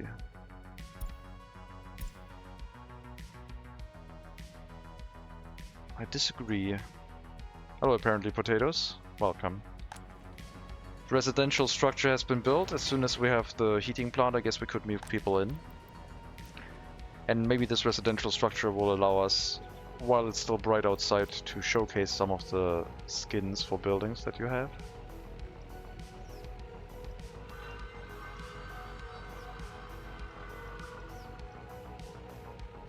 So, 1, 2, 3, 4, 5, 6, 7, 8, 9 different skins for the houses.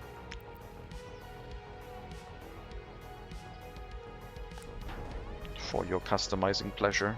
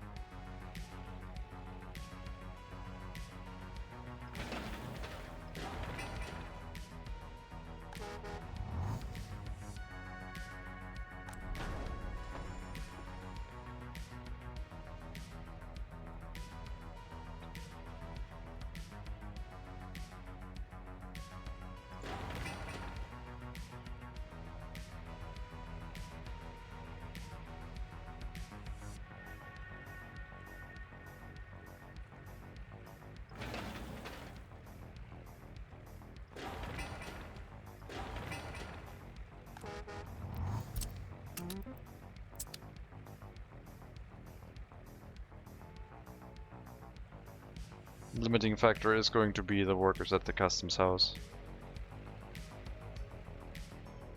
We need our own workforce. I think a few people should be able to run this settlement. It all depends on if the grocer will work. Some older versions of the water and electricity substation would be cool as well. Substations are old versions. We have early start substations. So they exist. Water and sewage, not... They are modern-ish. But the electric one is old.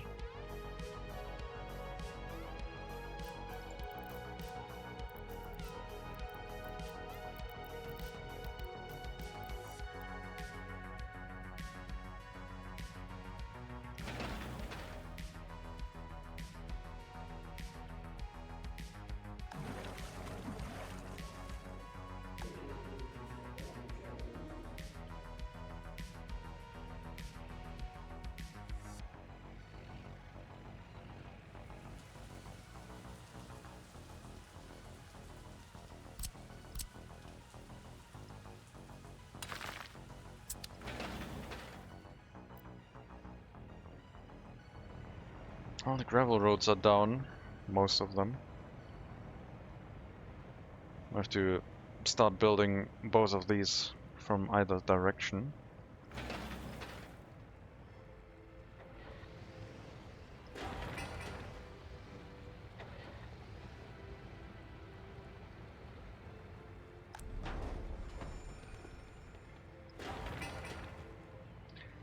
Volume, you have to think a lot smaller, I think.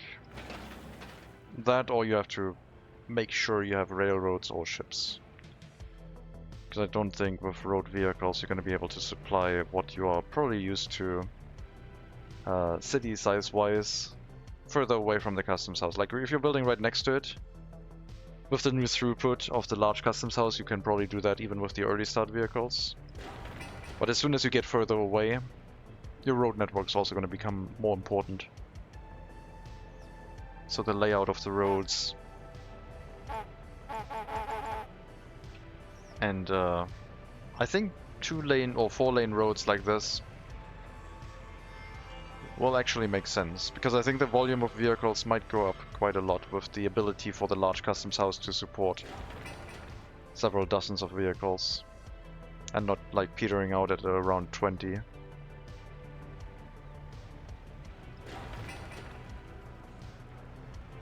But once the traffic limit then hits, you're gonna have several dozen vehicles that will run into a traffic problem at the customs house, and then you have invested a lot in the road traffic and might have to get to another large customs house to spread out your workload on those. 150 workdays each for the small clinic and the heating plant. Sewage tank has been built.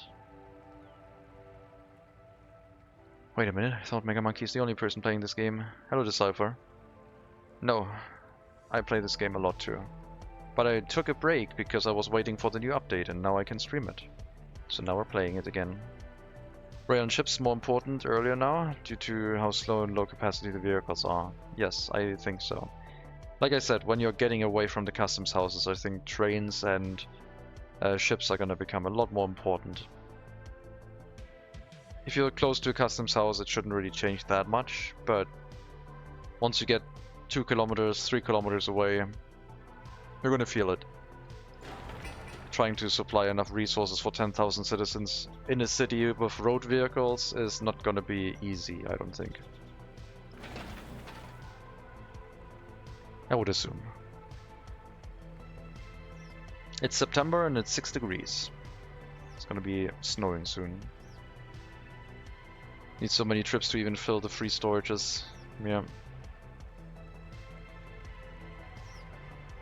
I like the free storages, I've been using them a lot recently.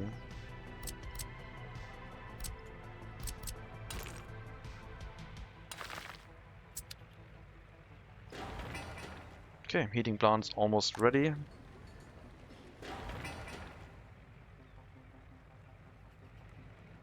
Still have to build up this road.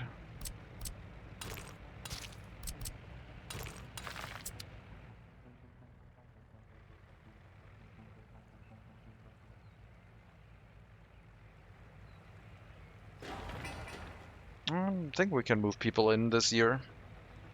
It's gonna be a lot less people than normal, and I hope they have enough amenities to make everything work. I would like to have these people build up the second house and then fill that one up, and then we have 100 people living here. It's gonna be fairly low. But yeah, it should work hopefully.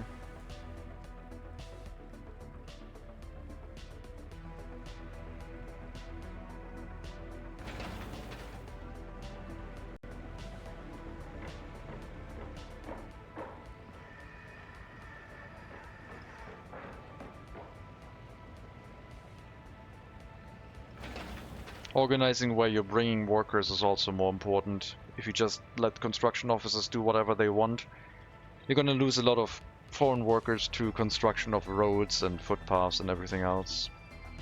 Focusing the workers to go to the construction of houses will help you speed up your construction work. If you're playing on realistic. I don't think we'll have any excess workers from this. Well, we should actually. There's not that much work to be done. I mean, most of it will go to the fire station. The fire station itself can eat up 30 workers. 10 workers per shift times 3. There's the heating plant.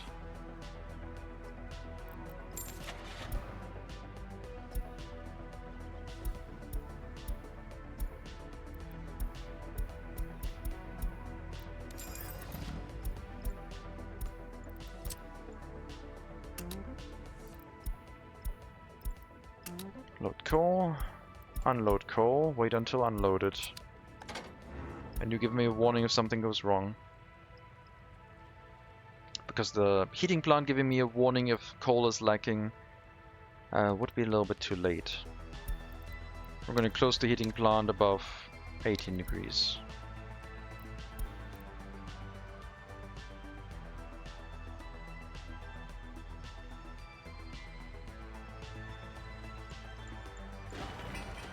Good. Road done. Let me... I think fire trucks can still get to it. Let me do this real quick.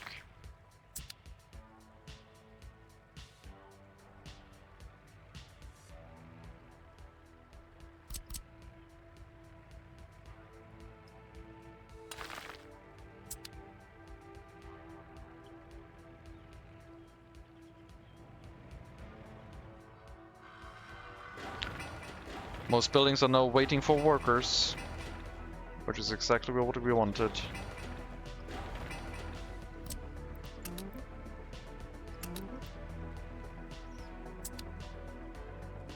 We're basically ready to have people move in. More or less like ready. Ready in the sense that I thought this might be enough, not ready in the sense that it will be enough, but I think we can make it work probably.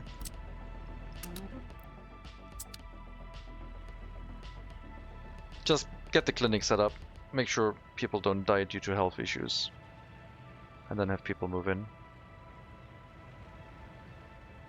And we still have to expand more housing. I want to at least have 200 people, if not more.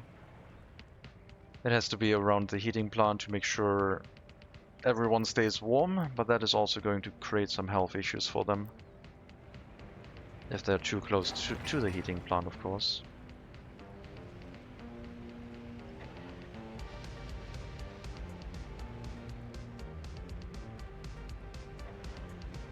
And then later on we can upgrade the footpaths to gravel, speeding up the walking speed for people, which will make them more efficient.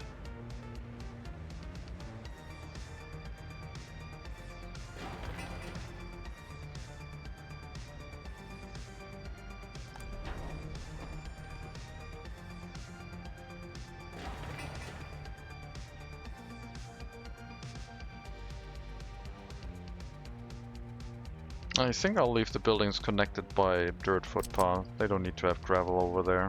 It's fine.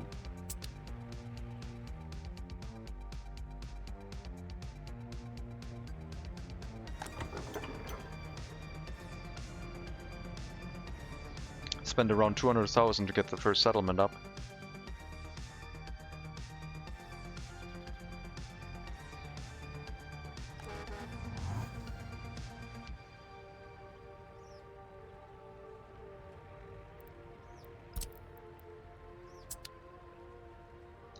I will still keep bringing in people by bus, because I don't think we will have enough to run everything the way it should, but at some point we're going to phase out the red buses for fire station workers.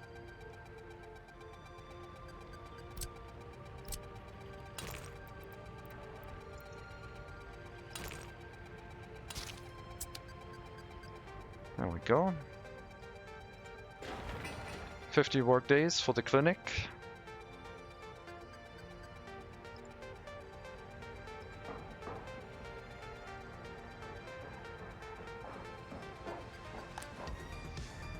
Temperature too low. I should start pre-charging the heating plant.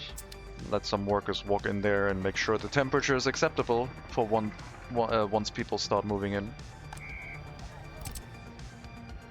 Open door sports facilities are not going to be available for most of the year. But I don't want to build an indoor pool. That's gonna be something for a city or like a larger town.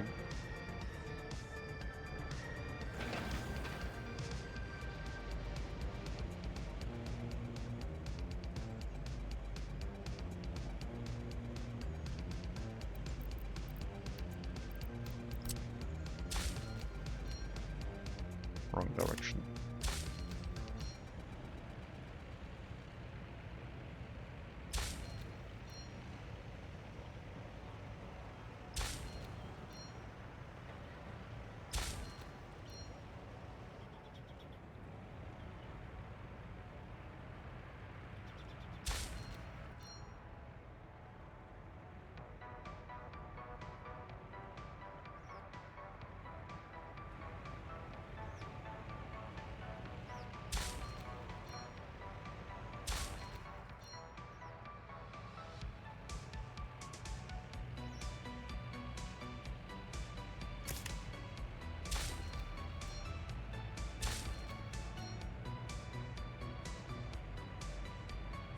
Hello, Ixie. Welcome.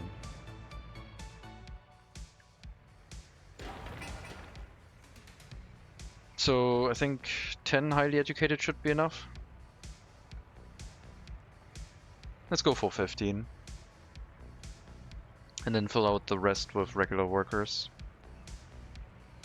Heating plant is working, everything is warm enough. We could bring in people now. The clinic is almost done.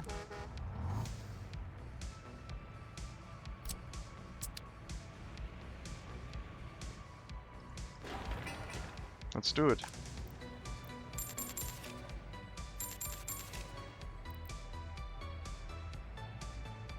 I have to build the clinic if possible. The other houses can wait. Clinic is important. Send some workers over there.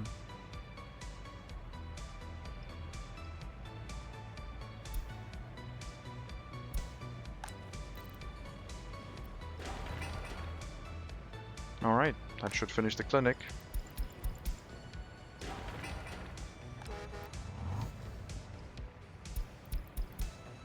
Workers that we're bringing now by bus to this area can go wherever they want. Construction sites, working in buildings.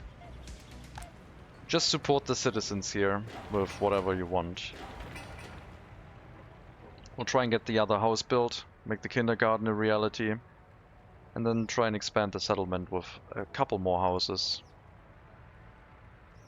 It's already minus 4 degrees in October. It's gonna start snowing soon.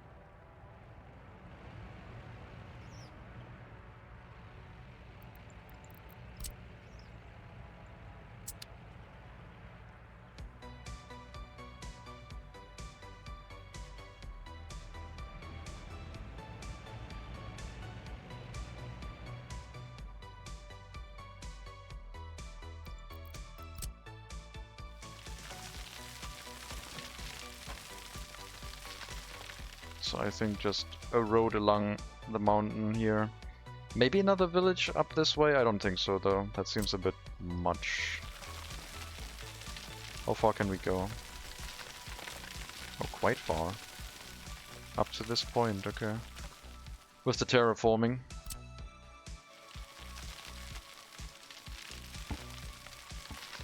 So probably just right-hand turn, slightly sloping upwards on the hill here.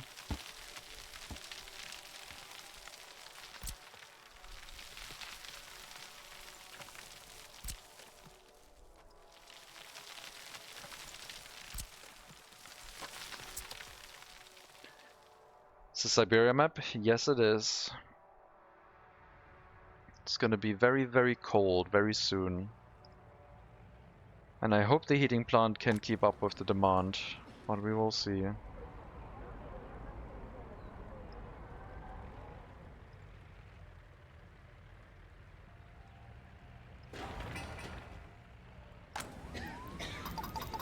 Lower the amount of workers in the clinic so they can do more things in other areas. Get 2 ambulances for the small clinic. Because why not? Paint it white.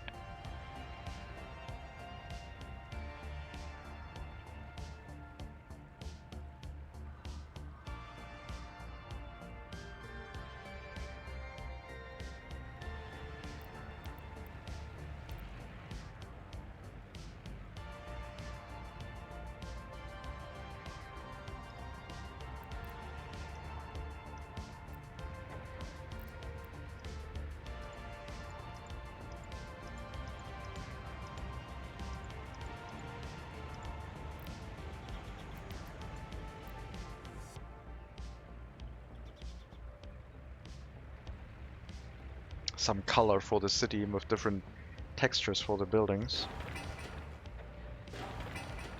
We need the kindergarten so our workers can still work if they have children. We need the school so people can get educated. And the House of Culture so they have some culture that they can visit. And there's the snow. First half of October.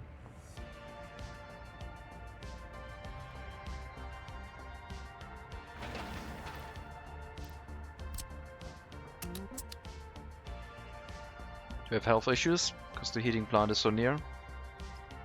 Probably at some point, but it's going to be more important that the people actually get heat than the output of the heating plant affecting their health, because this is Siberia. Temperatures are going to drop below 40 degrees negative, and that has more of a health impact if they don't get enough heating.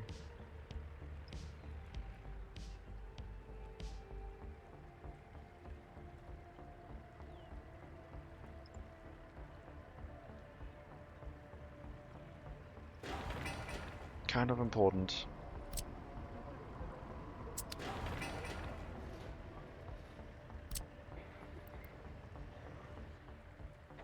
Send extra workers, kindergarten, that house, and we'll get the migrants to build the school and the House of Culture.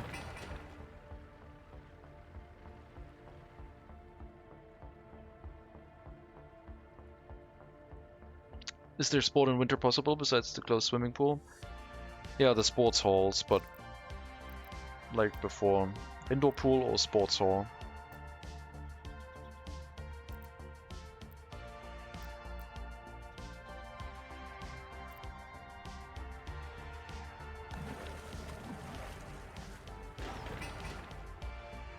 Indoor pool if you want something that is more labor intensive.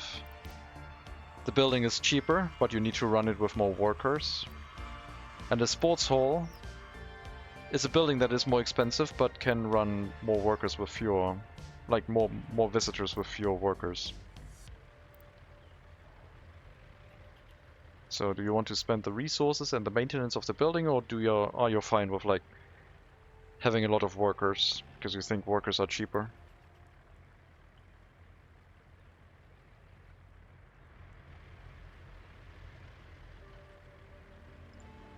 No snowplows, but the vehicles can still run 23 kilometers an hour,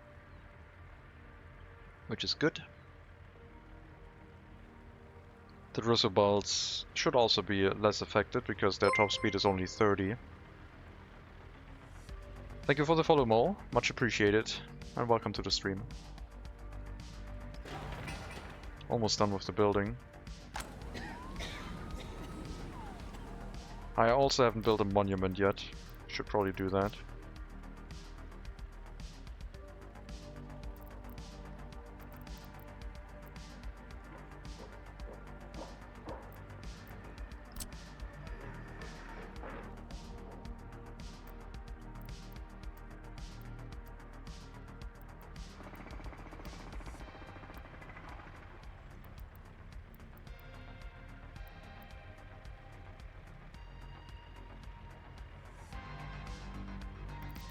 I don't know about these large monuments in a small village like this.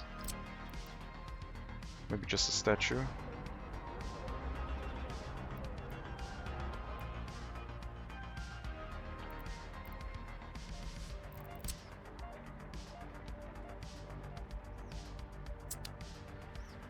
Probably in the residential area.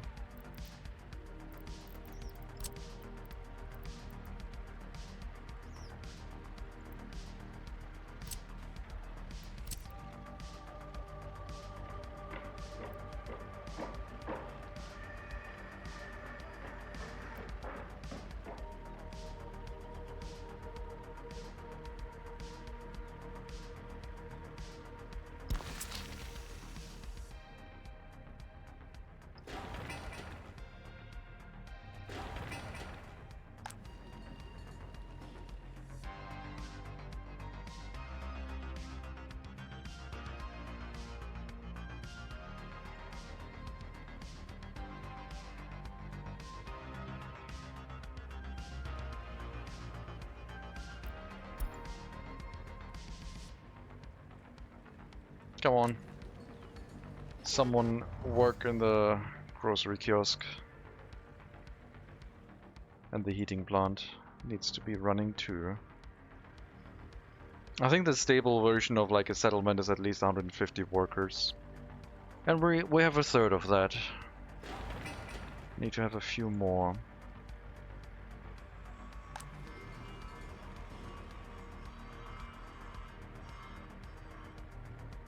Quite unhappy. 56%. Clothing. Electronics should be fine. Alcohol is available. Culture we're building. Sports not during winter. Hopefully it'll be better soon for them.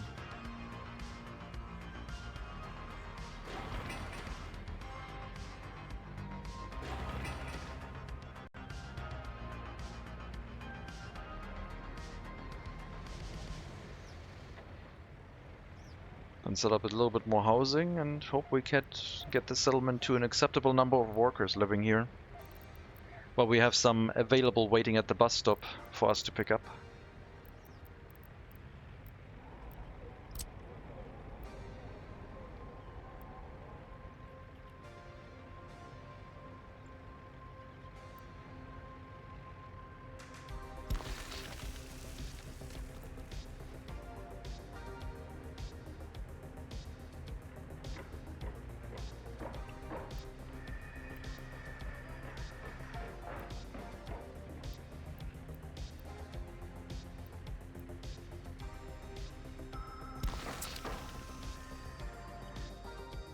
How long is winter in Siberia?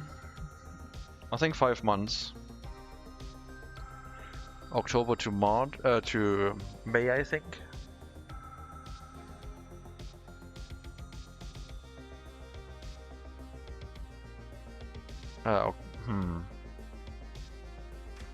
Maybe October to March. It was very long compared to the regular map.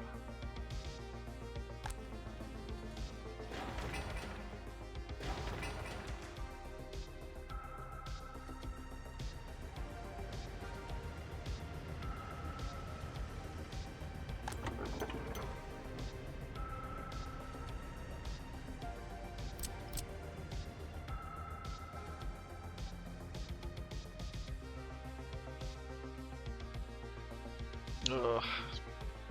There's nowhere to go from here except along the mountainside.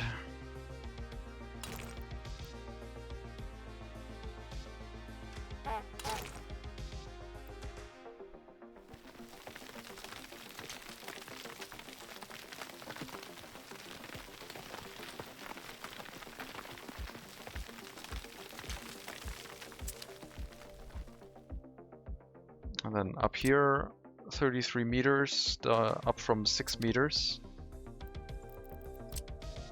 Quite the elevation change.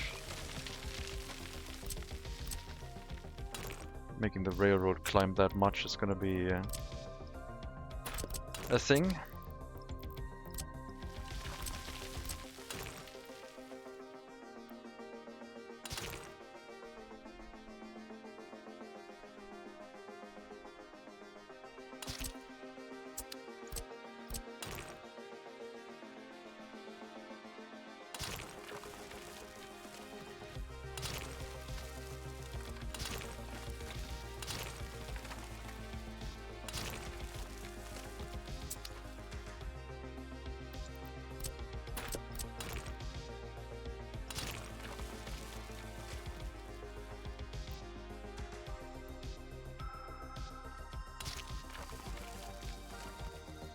Actually developing like a functioning infrastructure on this map is gonna be a challenge.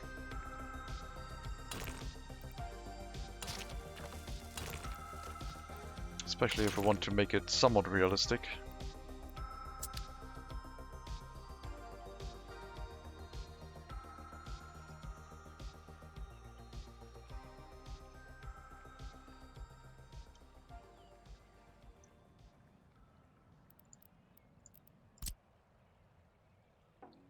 Not sure if 2-lane road here is already a good idea, because this might just change and be like a completely different setup in the future.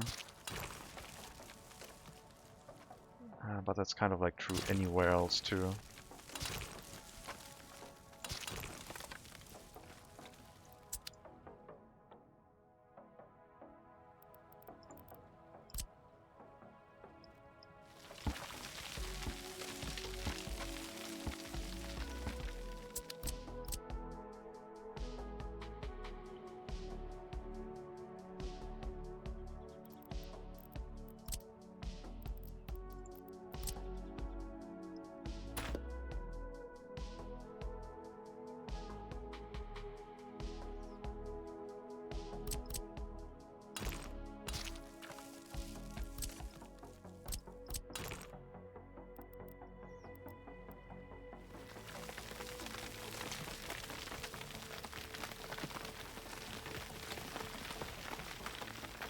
I think the people are very unhappy and leaving.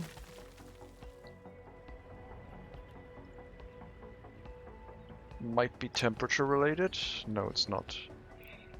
Let's get more people to move in. Hopefully it's not the highly educated people that are leaving. It could be. The doctors need to work in the clinic, please.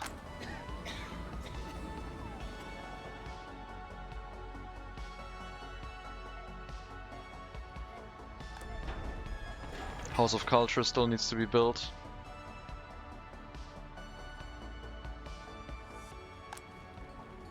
%42 happiness. And dropping. I guess I need that shopping center for clothing.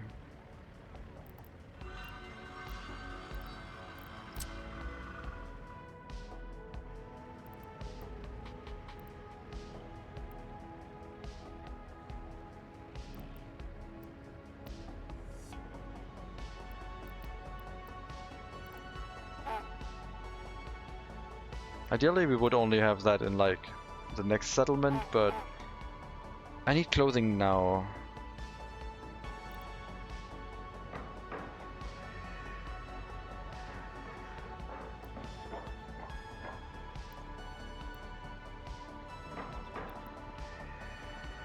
Because a small village like this technically doesn't really need a clothing store.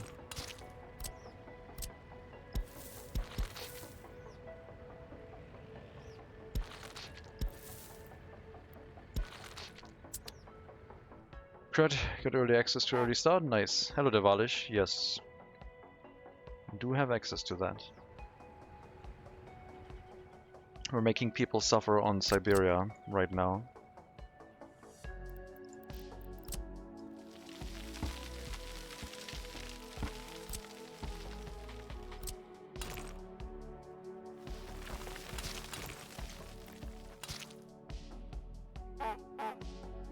And it's going well so far. Get people to move in and they're not dying because of temperature. Mostly they're getting annoyed and leaving, I think. Yeah. We don't have any deaths, just escapes because of lack of like clothing, I think.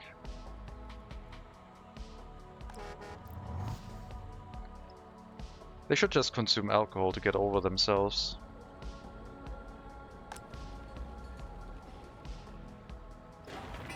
And the House of Culture also needs to be built. And the school. Kindergarten is up now, which is good.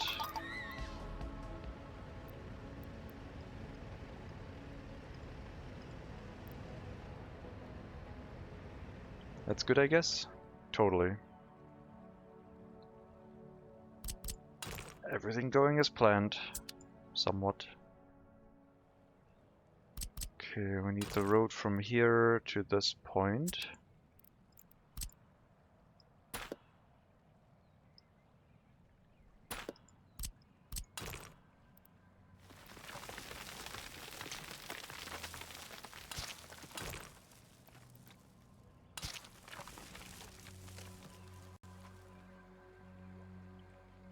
Well, I mean, it's a 2-lane road.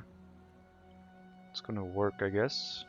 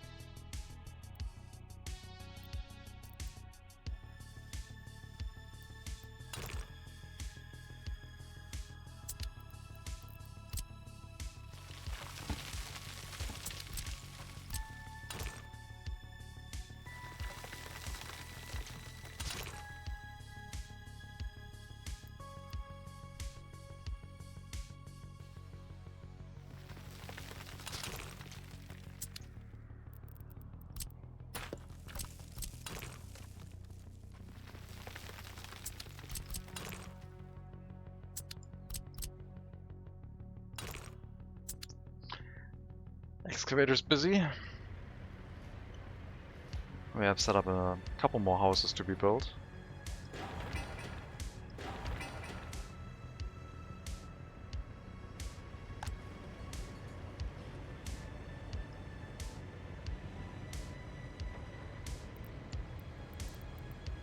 You know what? I'm going to give them a restaurant, I think. Why shouldn't I?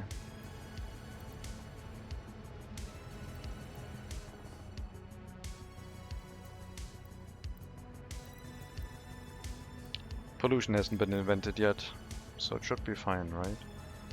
To build that right next to the heating plant, that might be a bit much.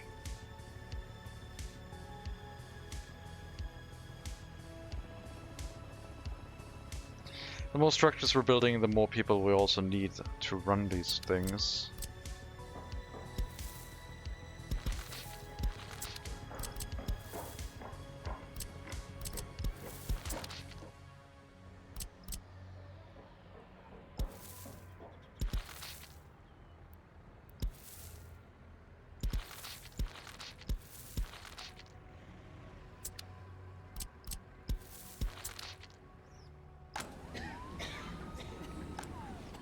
Okay, 3 of the 15 highly educated people have already run away.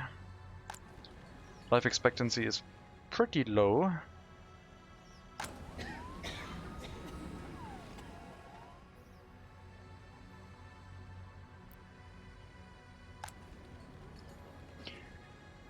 Low education level, school, clothing. Clothing is the main issue. I'm working on it.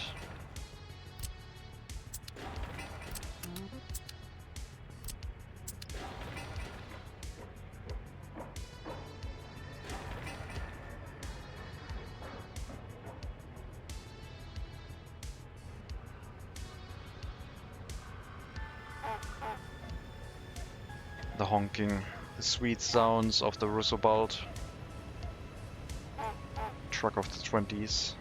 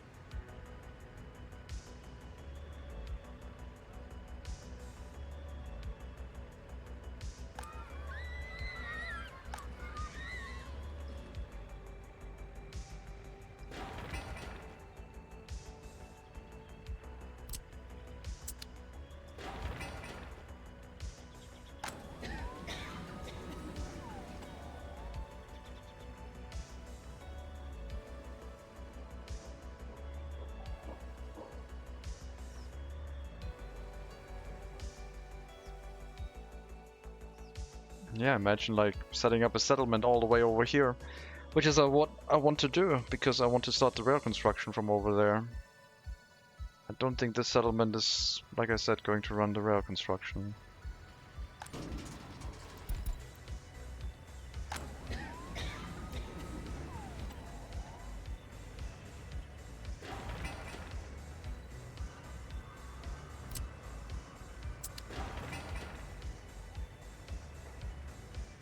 Giving them a store.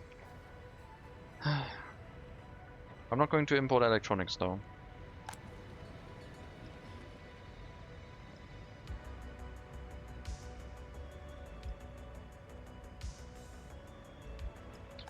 As soon as we start seeing free workers waiting on the bus stop, at that point we are looking good, because then we have enough to run our own construction offices nearby.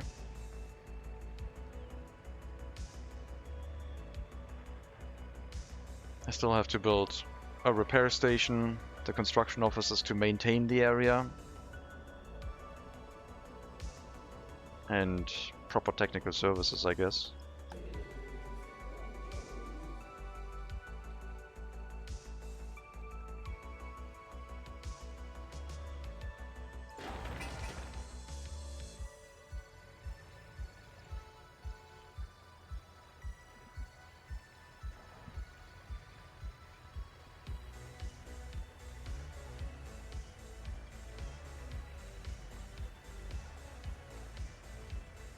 Minus 30 degrees in December.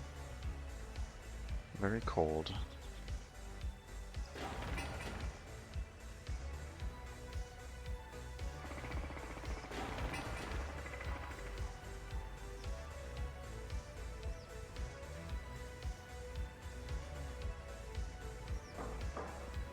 Okay, maybe the grocery kiosk isn't working great. But like I said, I wanted to have this to be able to have workers already in the settlement. We will build a proper grocer. Especially since I'm setting up more houses than the 100 worker capacity that each of these grocers has, I think. Just a regular grocer for food shopping needs should be enough.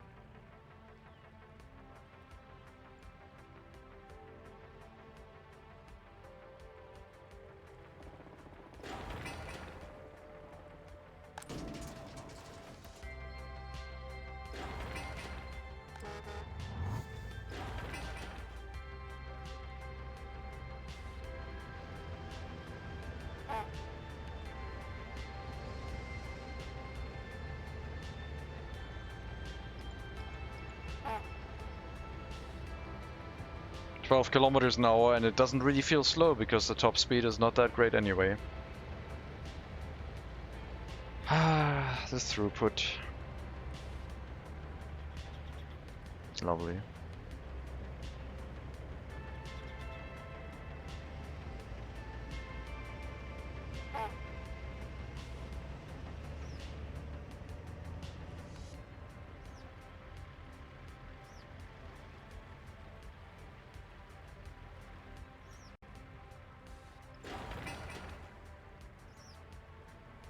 Happiness at 33% and dropping. Not so great. Is it really because of the clothing? I thought it wasn't critical, but I guess I'm incorrect. They really want clothing, apparently. Either that or I'm missing something. We still don't have culture yet, but not that many people are complaining about it.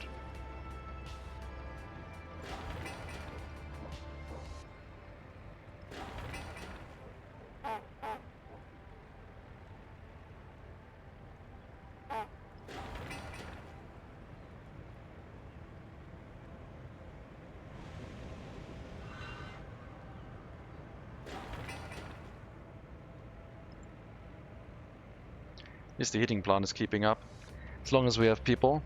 If the population drops, then yes, the heating plant will have issues, but for now, let's see if their happiness starts going up as soon as we have the clothing available.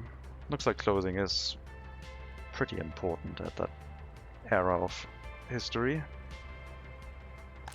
No sport, but also not that many people complaining about lack of sport, I guess.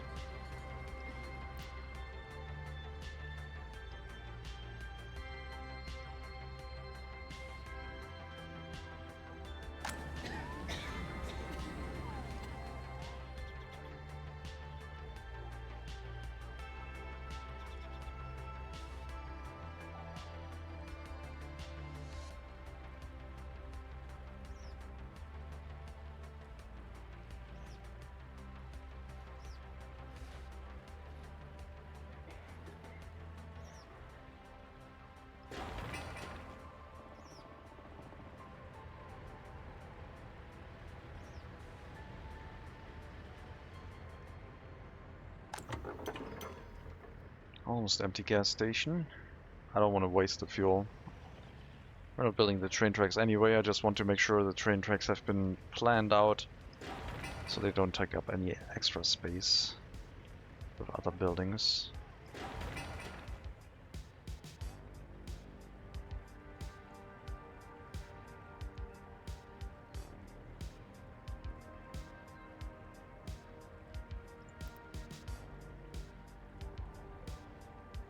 It might be a better idea to build until 1931 and have like more setup, but I couldn't help myself. We're at 27% happiness, it's probably fine. Population numbers are rapidly declining.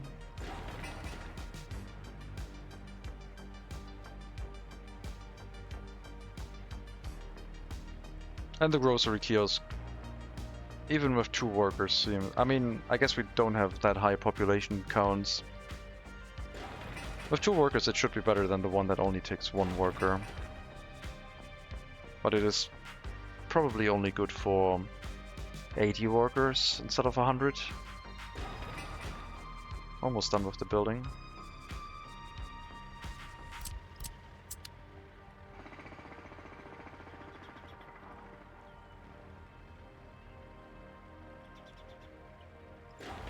House of Culture also slowly finishing up. And the school, which we also need, because we do start having unemployment due to low education. Only 1 worker right now, but something needs to be done about it. Temperature low. We cannot be having that.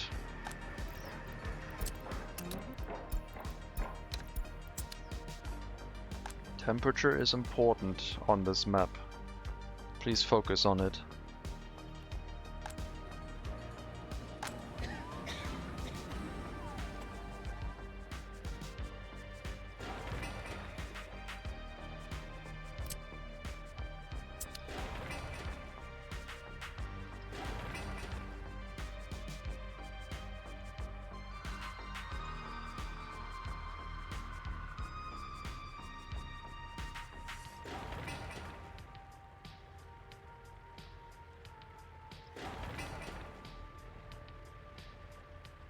Tempted to set up an orphanage for this village. Try to keep the birth rate high. It would create more crime and unhappiness, but at least we would have more people, I guess. The House of Culture is up. Probably the least important building. Small store is the most important one right now, and then the school after.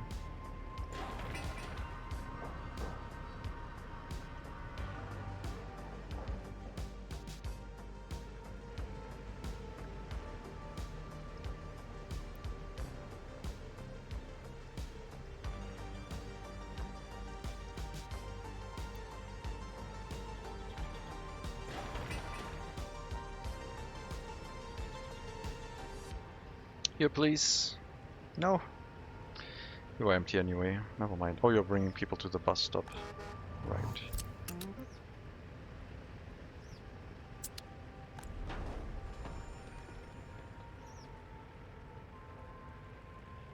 All of those workers now building up the small store. Distribution office bringing clothing to it. I'm not going to take any electronics for now. And way fewer sellers, like 3 probably.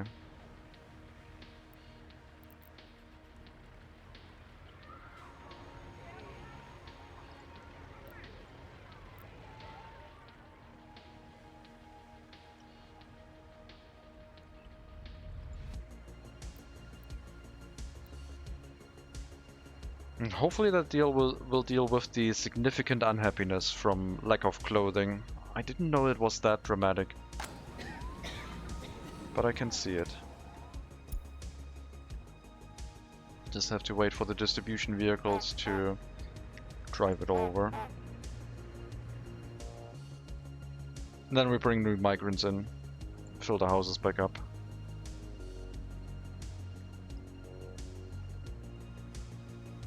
Minus 42 degrees, January. Minus 45. Very cold. 20% happiness. Could be better.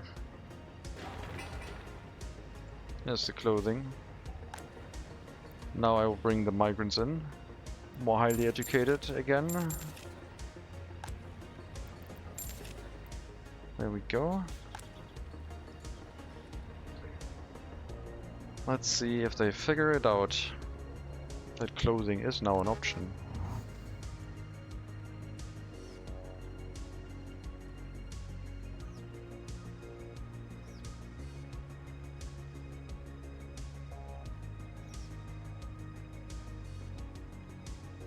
Alright, hopefully that'll help them. School, waive your workers please. Make sure not to have too many. We're not going to go into university education. I need to probably assign one of these buildings to only allow highly educated in, and then we're going to use that one for making sure that there's always enough highly educated people in this settlement. That would be around 20, I think. Yep. I also need a name tag for the settlement. Kokoshny. No highly educated except for this building. So no other house will allow highly educated, meaning that if we're going to have a city with lots of highly educated people being taught, then no more than 20 can move into the settlement currently. At some point we might increase that by like relegating one of the other houses to also take highly educated and not normal educated citizens, but for the start that's the plan, 20 at most.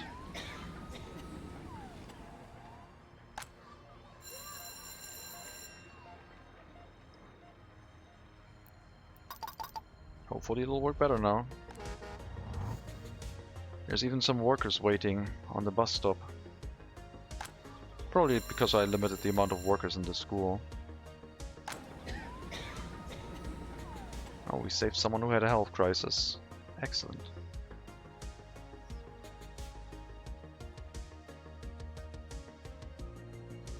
I guess we'll start building these roads.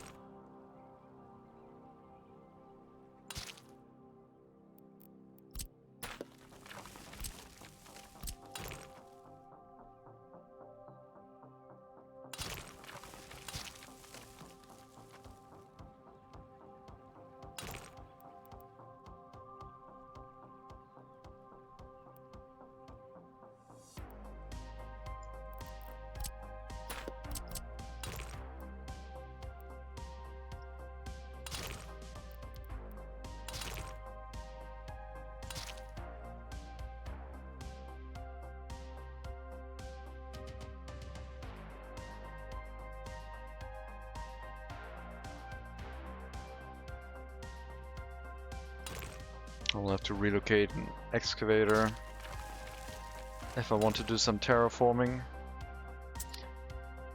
This is so far from the customs house.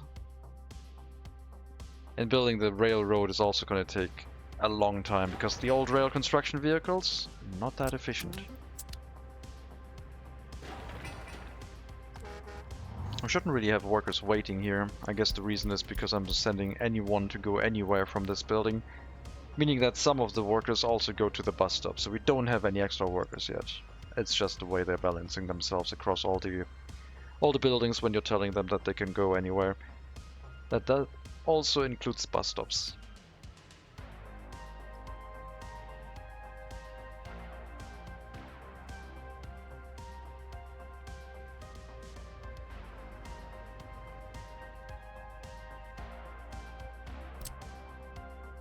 Nevertheless, I guess we can start building these roads.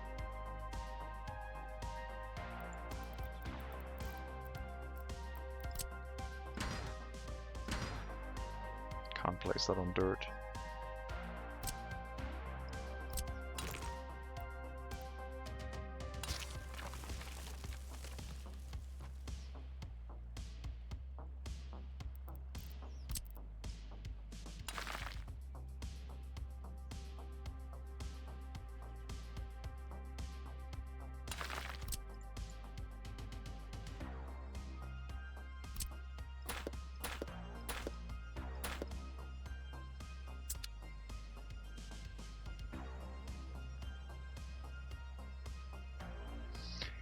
And then the railroad will have to snake around at a lower elevation, I guess.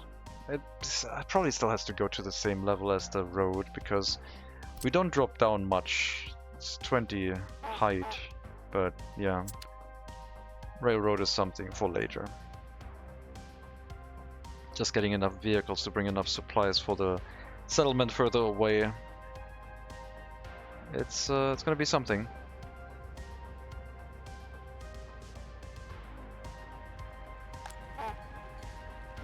Okay, 50 and 58%.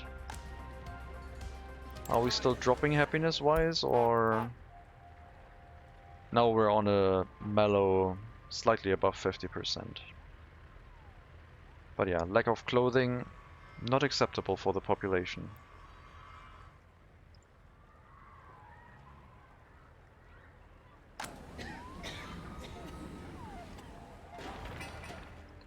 Next up would be the improved grocer, so we can have more houses here. Which we're also building.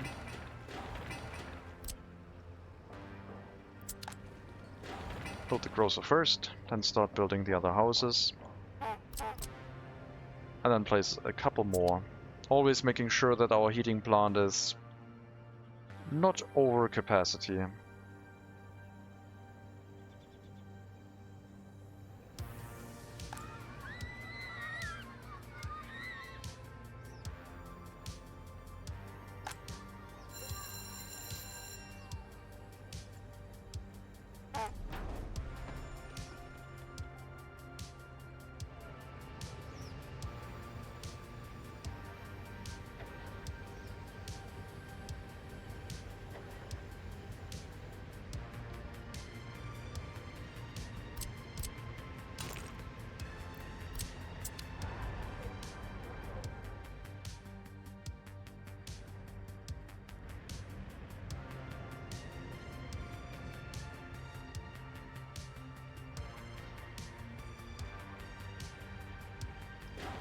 I assume you can still build massive cities in the beginning. If you're fine with like taking a while to set everything up. Still think you have to probably provide enough workers to a fire station to make sure nothing burns down. Like you always do, depending on what you set the fire, the probability of fire at.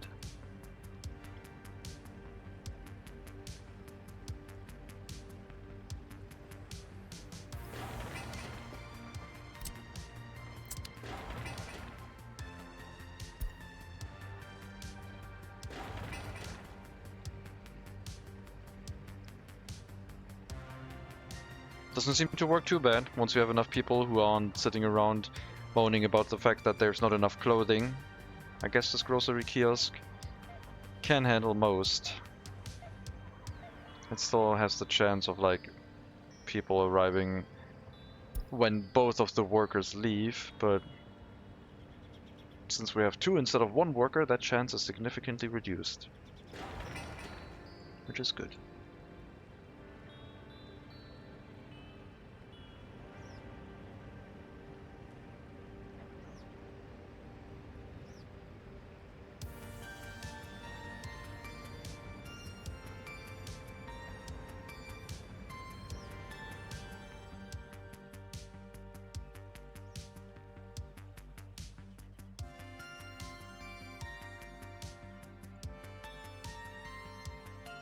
So Gugozhny is supposed to provide the construction workers for us, because the customs house can't really do that.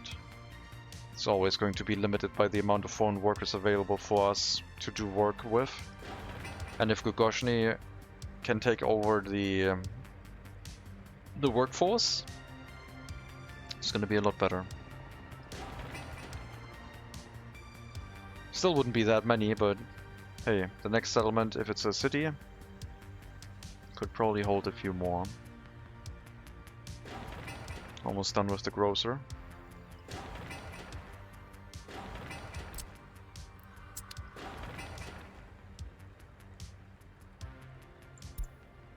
Two buses heading here. That should be enough. Monument still isn't done. Almost.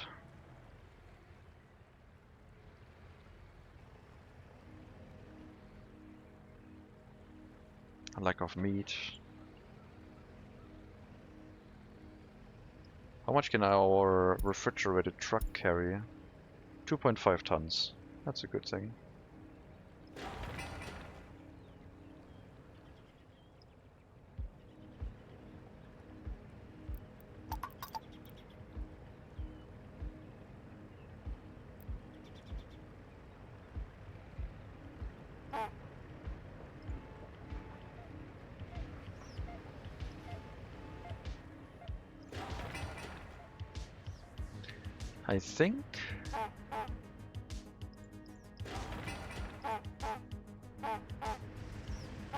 I think the horn for the Russobal T4065 is always the same volume.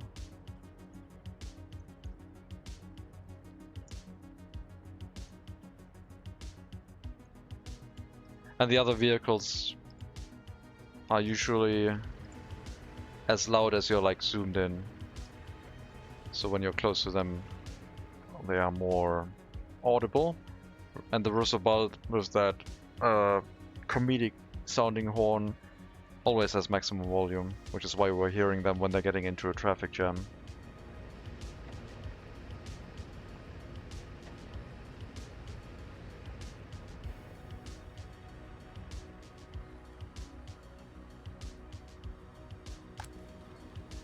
Okay, make sure you get enough clothing, and then the settlement, as small as it is, should be stable. I'm going to feed them as much alcohol as possible, because Mega Monkey said 100% alcohol addiction is not a problem.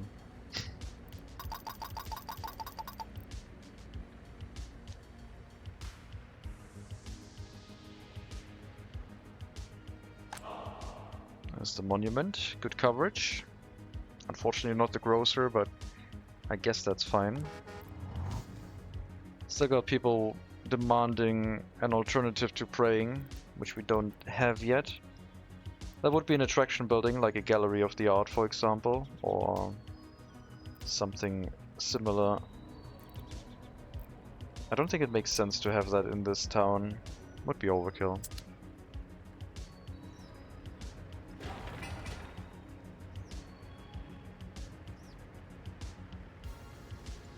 One thing that's going to happen here is everyone's going to become more disloyal, and then workforce capacity probably will diminish and people will be a little bit more upset. I'll make sure that healthcare is safe from that. I'll probably fill up this house with highly educated, like it's supposed to be, and leave the other building for now the way it is. Okay, grocer is up as an alternative to the kiosk. That should deal with food shortages that some people might be experiencing when the kiosk isn't staffed. For alcohol we won't do that. That's fine. I might build a second alcohol kiosk at some point. But the settlement is kind of small and probably doesn't need that.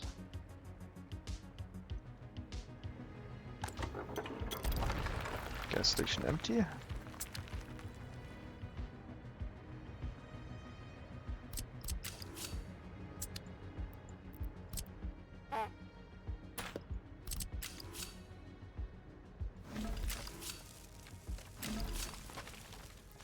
This is the part of the rail line.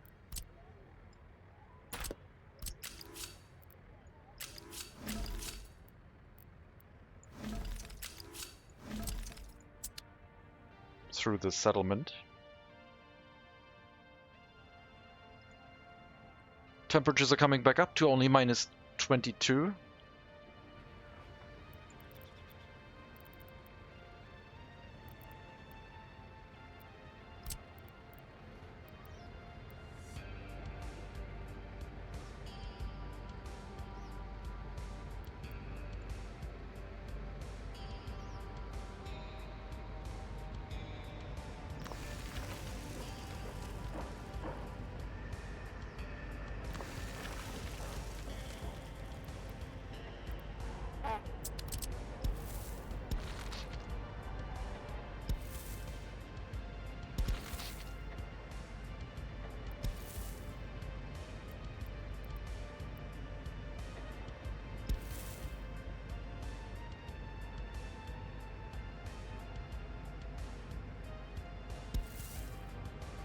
I'm not sure if I want to upgrade the footpaths to gravel.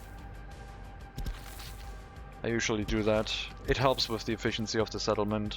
Everyone walks a little bit faster, gets to where they need to go faster, and thus increases productivity and downtime in buildings. So it's kind of useful. I hope these houses are not too far away from the heating plant.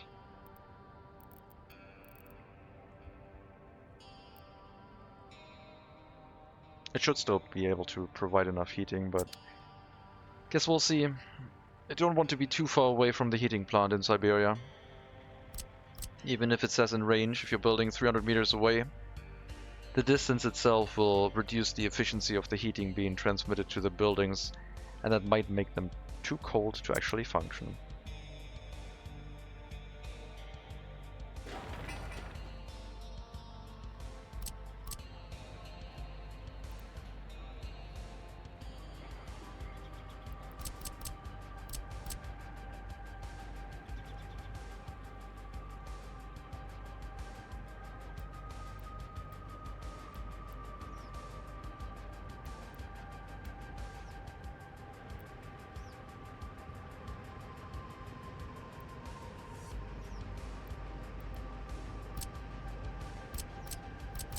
Interesting flat building. Probably only 20 citizens capacity. Yeah. But hey, we got loads of space.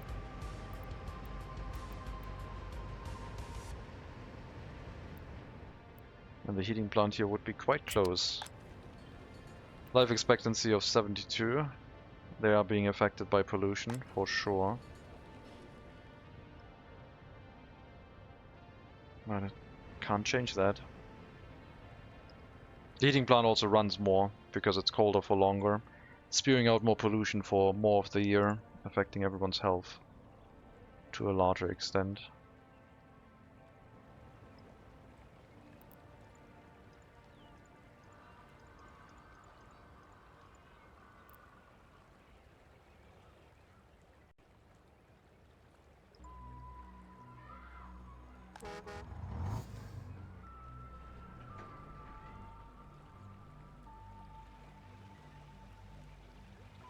Oh, it's such a wobbly road.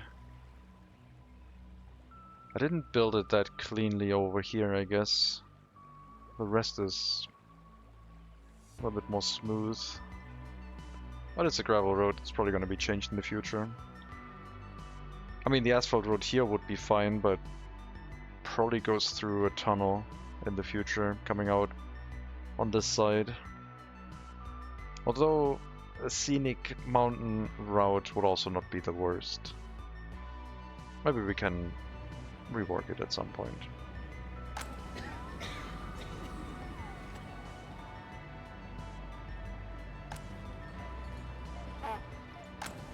I don't know if I need to get more highly educated. I think right now we have enough. I'll leave this building empty then. Do I build a university? If I can make my own highly educated people, it would be ideal. But I am predicting that everyone's going to try and get a higher education, and then there will be no flats available for them. Because I'm strictly restricting the amount of highly educated people in the settlement to currently 20, maybe 40 in the future, or 48.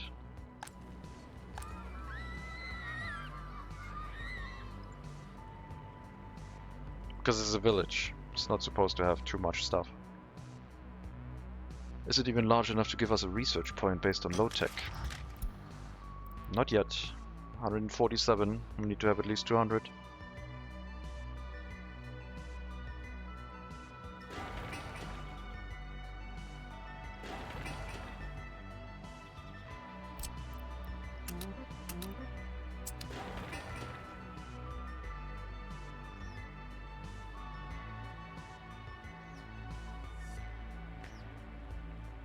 It's March, still snowing.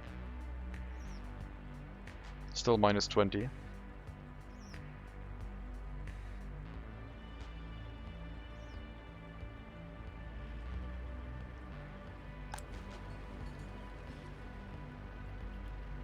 We have nothing that's making money yet. I'm tempted to set up a logging camp over here and just exporting some lumber.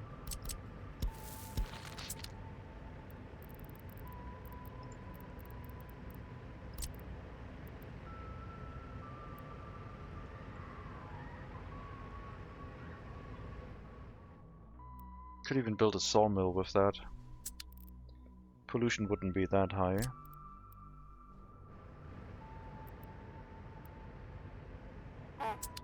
How far are we?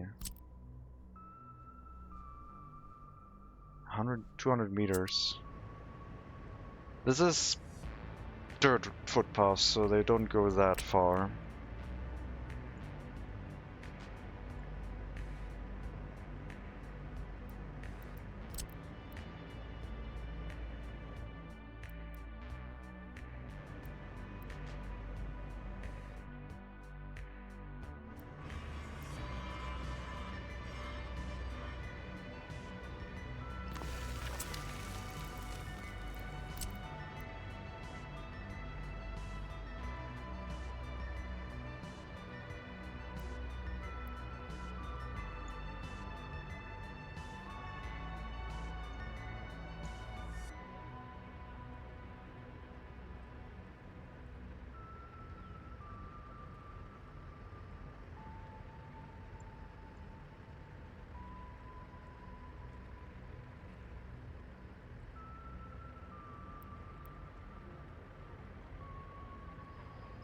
Sawmill and then 2 logging camps leading up to that, I guess. Feeding directly into the sawmill. If they can walk there to work, that would be sufficient. We only need 1 worker inside the logging camps.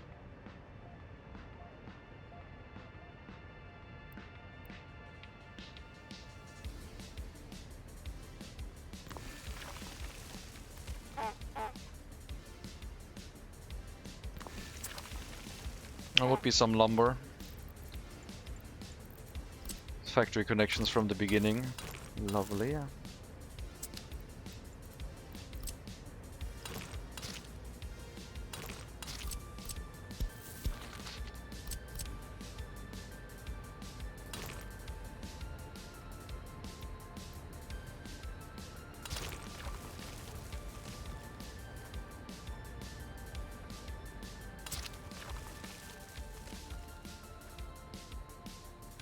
Small logging industry. Price for lumber and logs could go either way. But with the new throughput efficiency of the customs house, we could probably export that by truck to quite a high amount. Maybe via distribution office. Could also be a direct route. I could consider setting up a proper open storage here.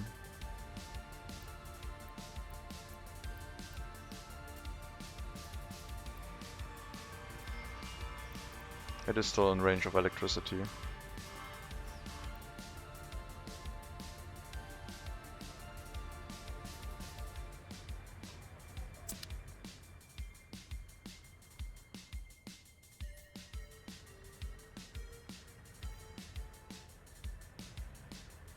So we have at least something that makes money.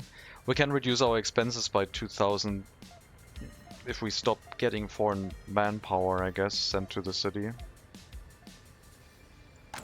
I think I see mostly our own workers in buildings. The fire station, not really.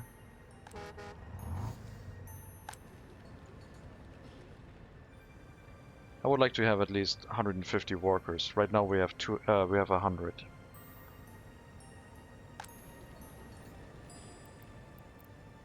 Looks like the house has enough temperature at -13. Hopefully that's the same case when it goes back to -40.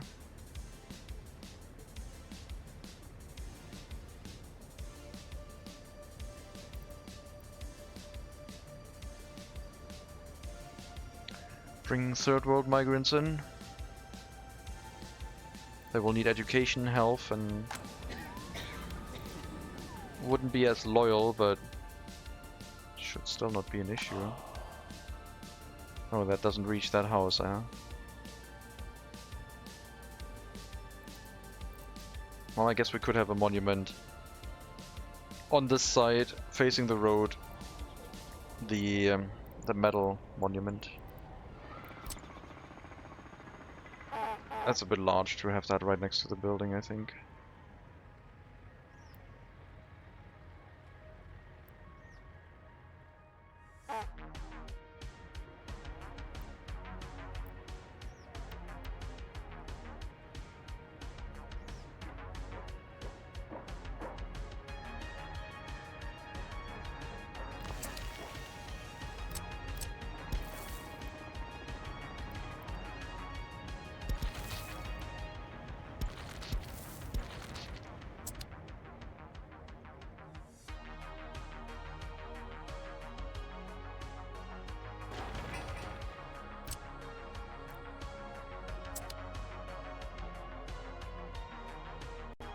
No more unemployment, happiness back over 60, where it belongs.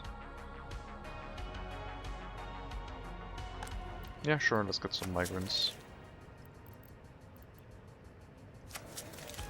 They will need a school education first, but that we can provide.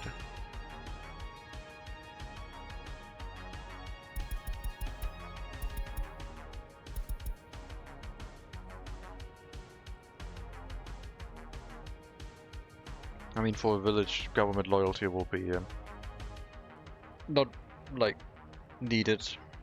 Whatever they do in the village shouldn't really affect our university education. The larger settlement that has the university, we need to keep loyalty as high as possible, because people who get a university education will have to have their loyalty increased as much as possible before they move out somewhere to take over and run important buildings like other education buildings. Not so much healthcare or police work. Loyalty there does not matter that much.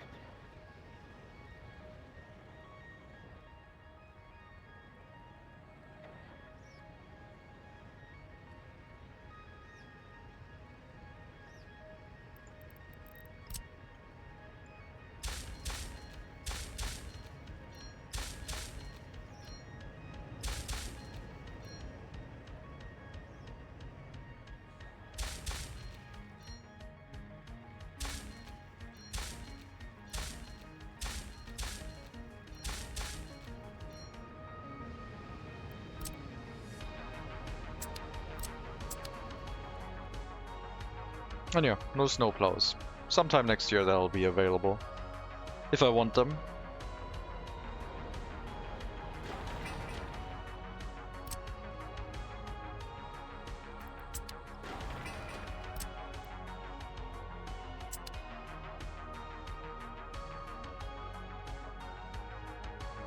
"18 people with no education from the migrants we got."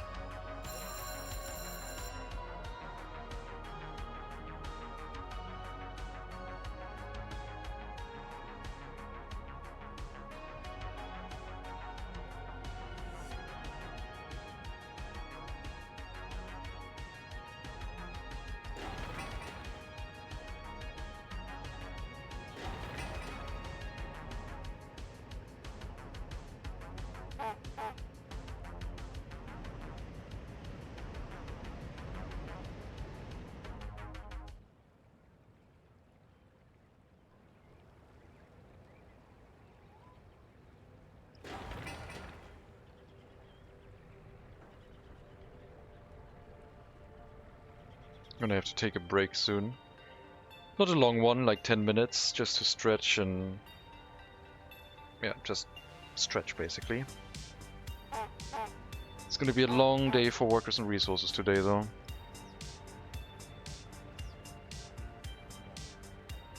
I think.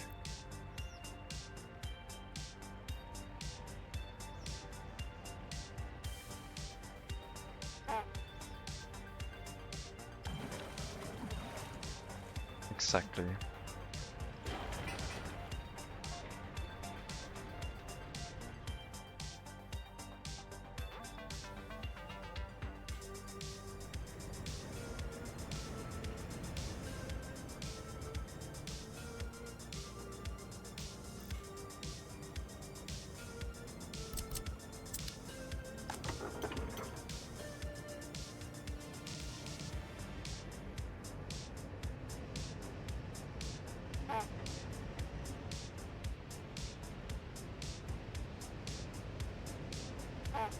construction materials for the sawmill and the logging camps.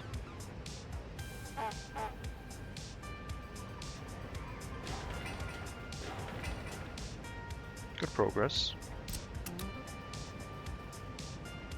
I'll need electricity, water and sewage. But water and sewage are not really that necessary. Still, we should probably set it up though, otherwise the technical service vehicles are gonna... Well, I guess they could drive individually to the buildings. Wouldn't be the worst. The settlement could develop up to this point.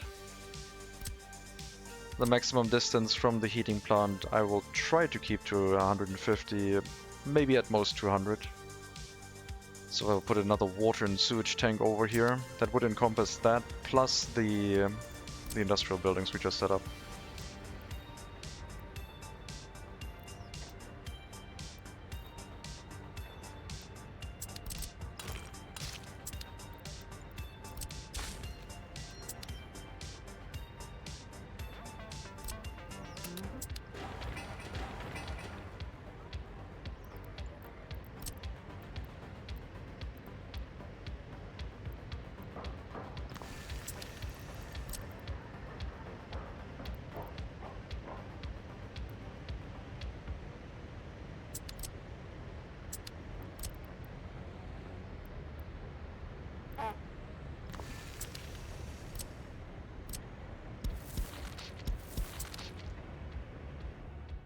That should give us enough reach to develop anything we want. And having it close to the main road means that the technical service doesn't have to drive that far to actually fill it. But yeah, I'm going to take a quick break. I'll be right back. I'll send you on a bus route that is bringing foreign workers to the settlement. I hope that works. I don't actually know if the first-person camera works through the customs house, because normally you're not allowed to have the camera go outside the map borders, so this might be weird. I guess that's good testing. That was expected. First-person camera doesn't work outside the customs house. Outside the map borders. Does it go back in?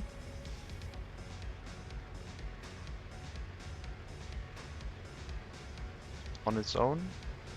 I don't think it does.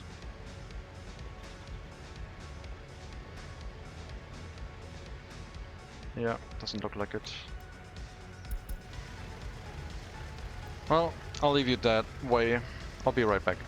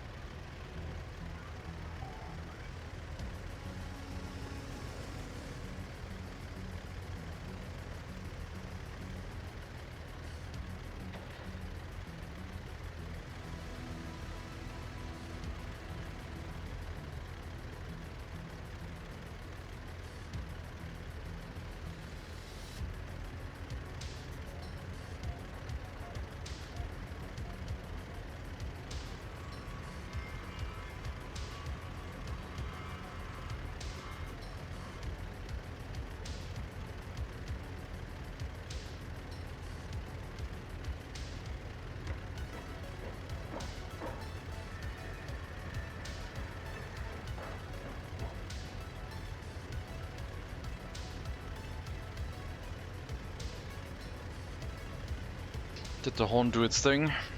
Yeah, probably did. Short break over. Alright.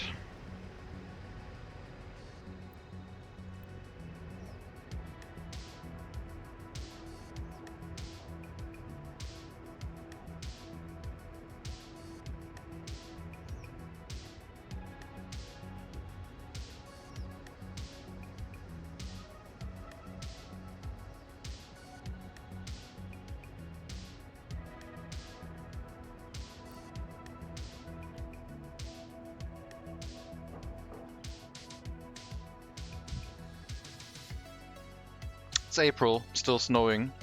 Started October 12th. November, December, January, February, March, April. So it's already 6 months. It might be 7 months of snow. It might be May and 7 months. So, yeah.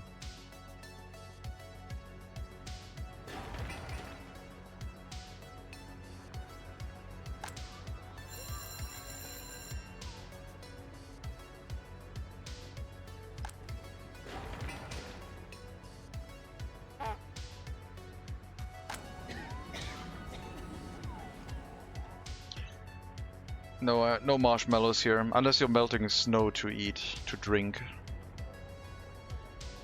That would be something to do in Clan Folk.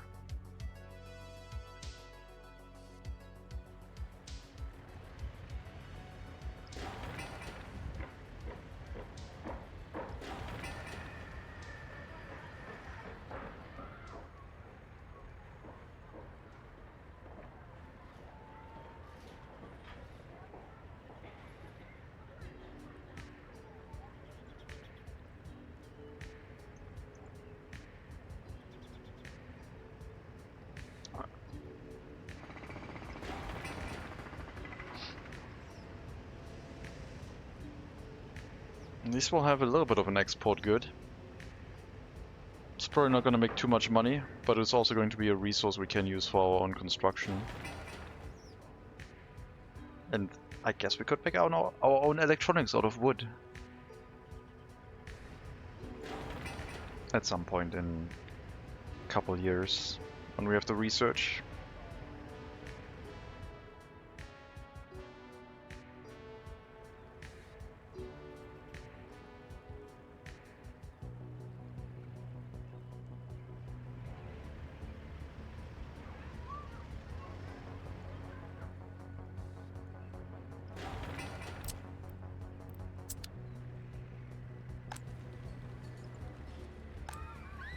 Yep, it was the clothing. Houses are still full. That was all that was missing.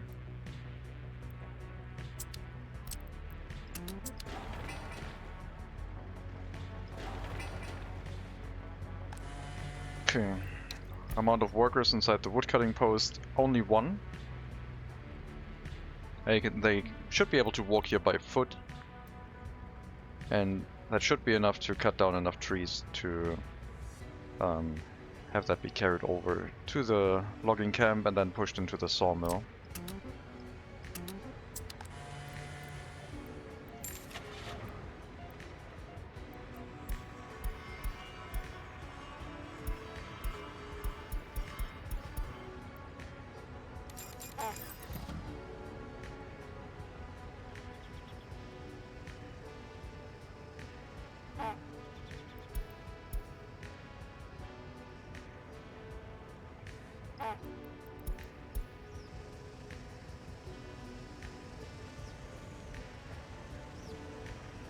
It's like a logging trailer with an engine in the front.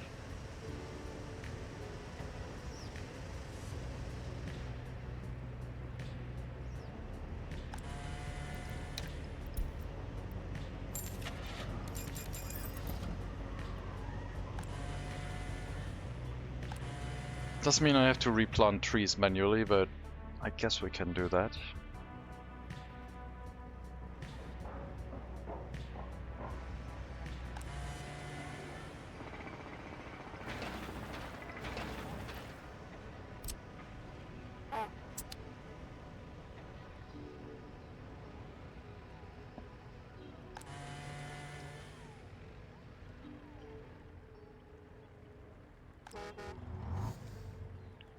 Is there a year limit for replanting? I don't think there is.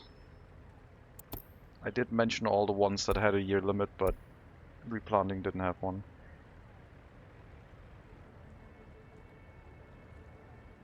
Otherwise that would be a bit weird.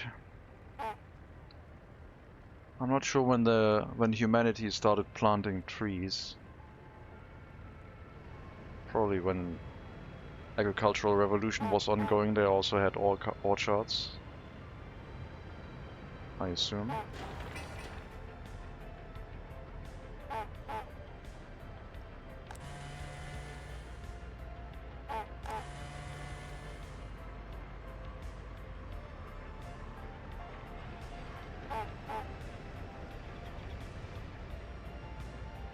It's gonna add more pollution to the settlement. Well, what can you do? We could also run logging exports without the sawmill, because the logging trucks have 8 tons of capacity, which is quite good. But for boards, we don't have that capacity. But the sawmill also cuts down trees into lower density boards. 18 down to 14 or 9 down to 7 tons.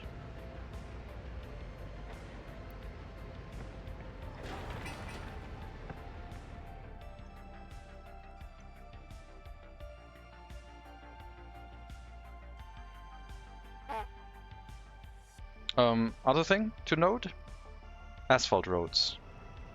Pavers and rollers are not available early for people who want to build asphalt roads right from the get-go. There are no other pavers or rollers. You still have the same ones and they become available 58. So good luck with that. Rollers available earlier at 55. But yeah, till then it's all manual labor, so asphalt roads might not be the best investment. I'm not sure if that's going to change, and there will be another road vehicle that gets added that takes over that task, but for now asphalt roads are going to be a labor intensive investment, like a building basically.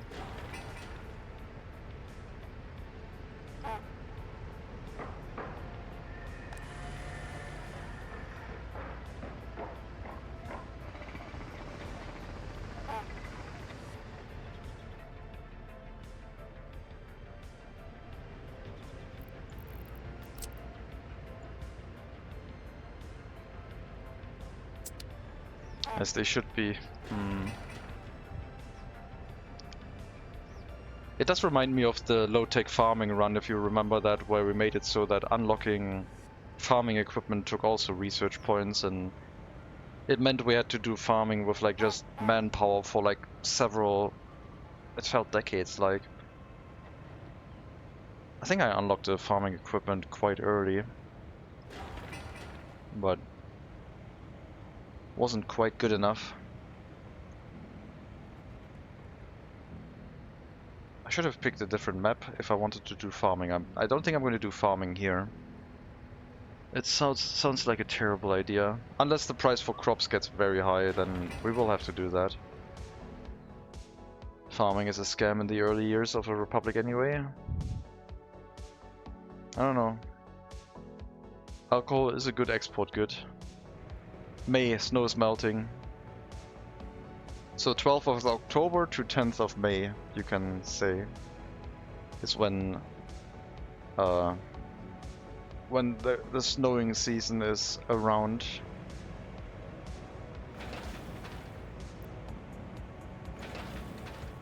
I'll put the roads on lower priority so they bring gravel to any construction task that might need it first, other than the roads.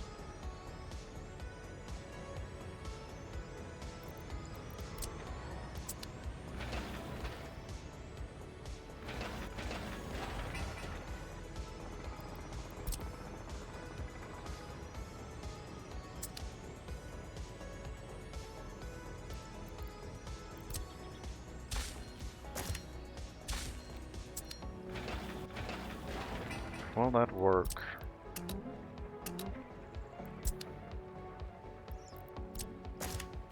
Yes. Now the junction only lets vehicles through from this point. That means if the signals are down, then I guess no vehicle will cross.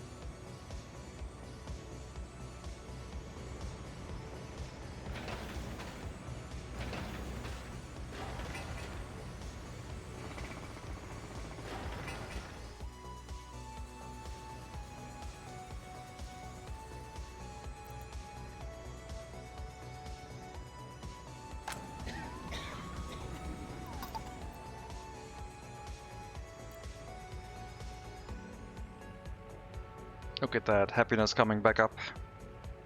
No demand for electronics? Beautiful. The return on investments of farms is horrible. Yeah, but it's the logistics effort. You need a very optimized logistics effort if you just want to export crops. Doing that by trucks, not that much fun. Doing it by trucks with containers is even worse, it feels like.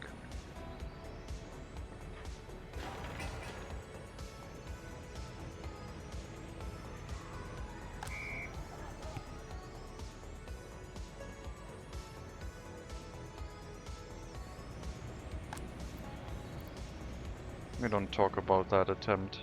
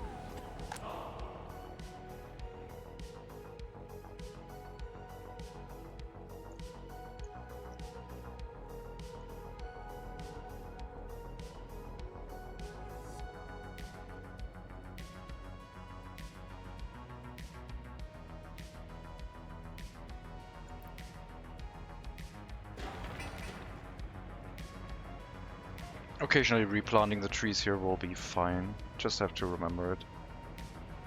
I think one thing for early start is also that distribution offices might not be as efficient. Because of the low volume of resources in each vehicle, it might be better to run lines instead. And then just have like a continuous line running.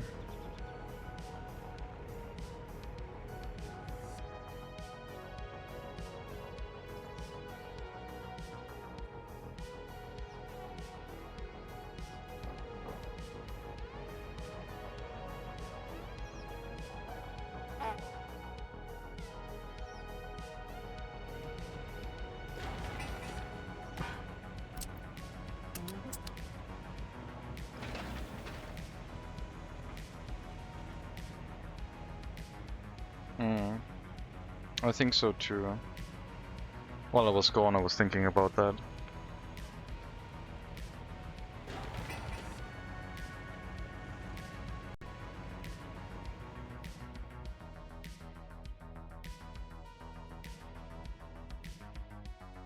Well, the road here is being built.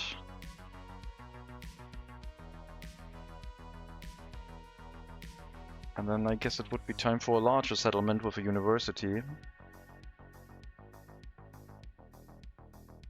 Have a line continually filling and supply warehouses and use a DO as the backup. Yeah.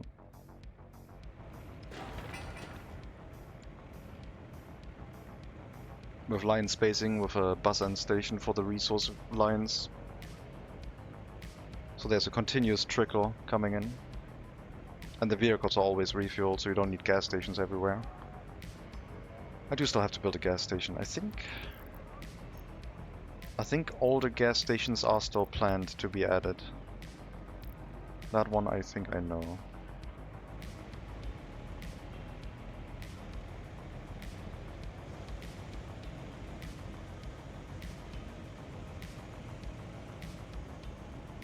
We're not used to seeing that. 4 vehicles at a time entering the customs house.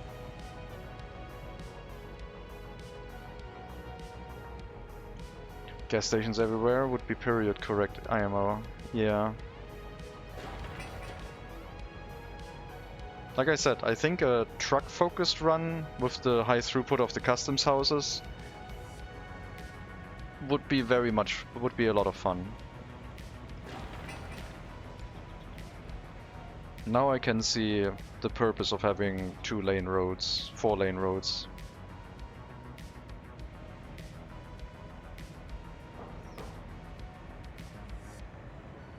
Right now it doesn't make sense because they're just using a single lane either direction, so they could also be running on the same road, but it is already planned to turn that into asphalt at some point. Which I could do once I have excess workers available. As a side project.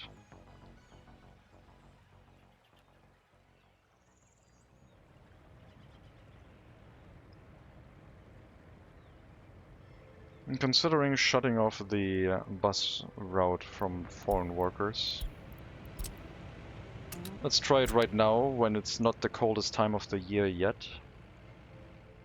And see if it'll work out for us.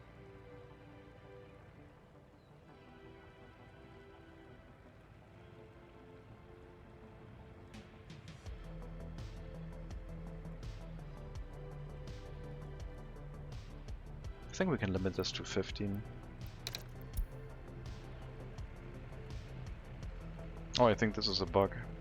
It doesn't close the heating plants with the setting. Time to write that down.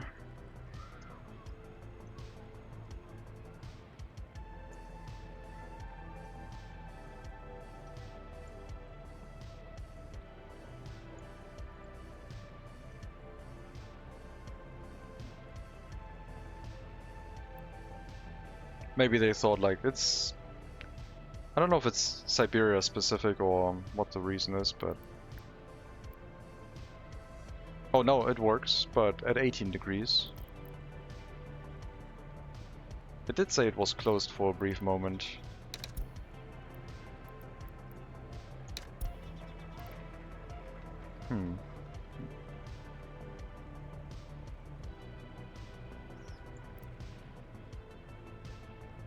Like it was closed due to bad weather. Yeah. Now it says closed due to bad weather. Previously I think it set this to 0, but this seems to be working correctly now. I think it's working.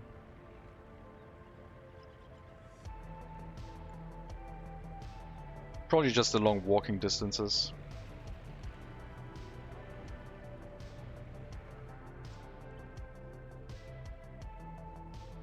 It might not shut the building down anymore with the workers already in the building. It might just prevent more workers from walking to the building when the temperature is above the limit. Which it is right now. Yeah. Okay, no, it's working. It's fine.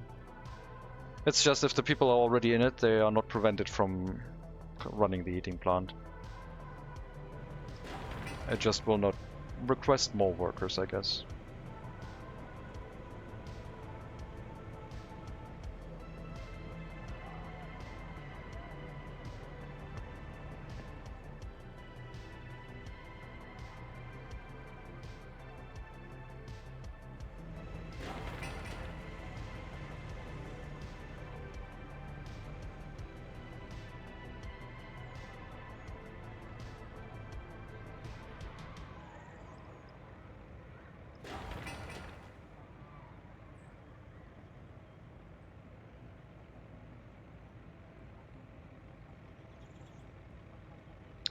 We'll need like 2 or 3 workers working in the sawmill, 1 in each logging camp.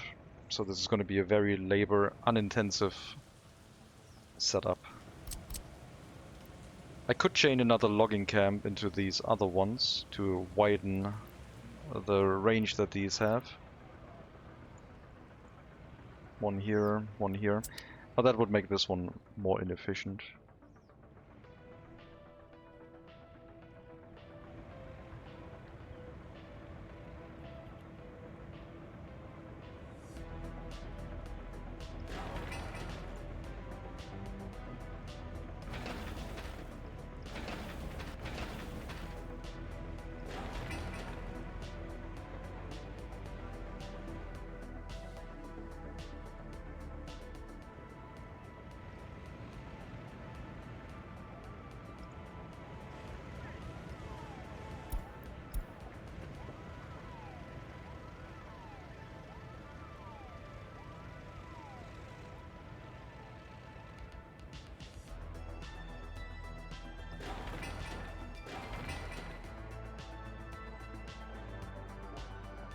There we go, sawmill finishing up. We already have tons of boards available. I'll limit it to 3 workers for now. Walking distance to the sawmill is a bit far, but I think this would be the first footpath to be upgraded to gravel.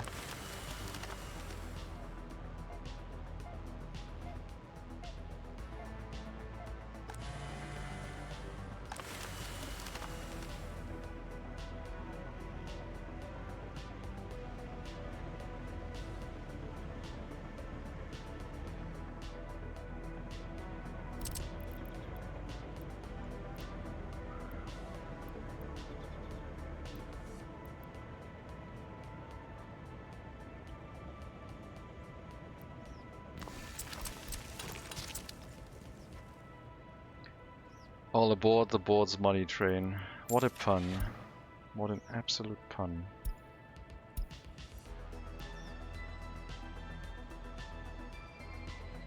Yeah, it would be better exporting wood instead of boards, because we can carry 8 tons. For boards we can only carry 5.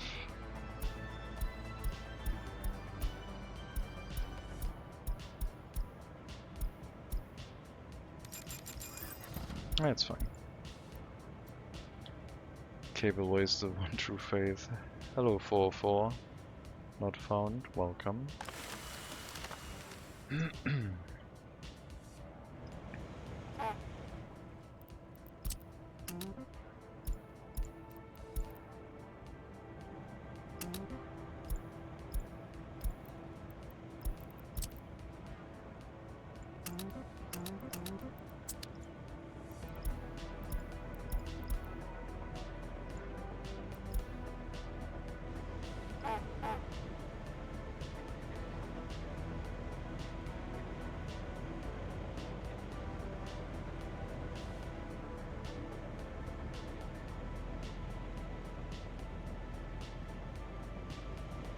Cableway stations are probably also going to be quite useful for the pretty high throughput for the era. And they are not locked behind tech. They're not locked behind time dates. So design of steel cables would already be available. That might actually be a good way to run the mines, because I don't think you would set up bus routes to them. Mines would just require way too many workers, and the other options would be setting up a train route to a mine. So cableways might be a good intermediate for that.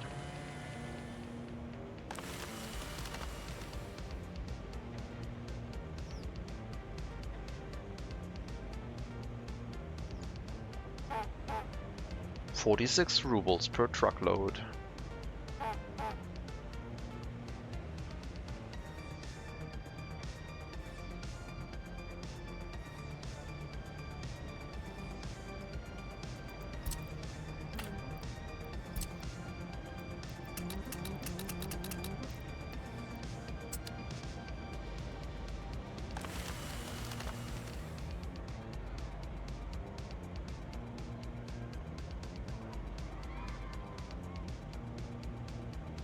No more foreign workers.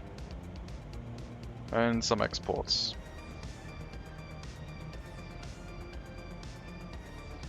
Oh, not the bear.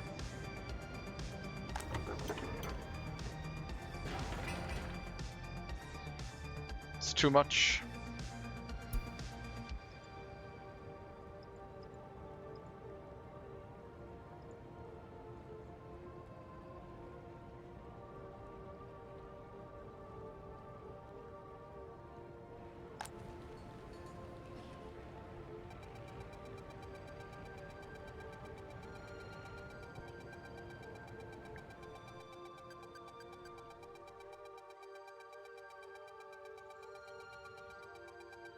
Oh man, the next settlement. I should already be distributing the resources here to build it. Bricks, steel, and boards could be brought to this area. Prefab panels we shouldn't need. And then asphalt, concrete, etc. we still have to get from the customs house on a per need basis.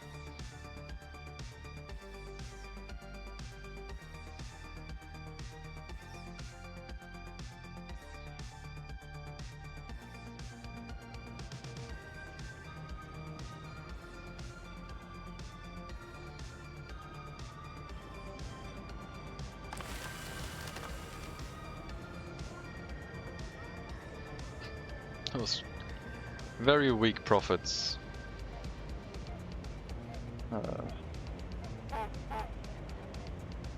That is something that a train would have to run. Board exports by train.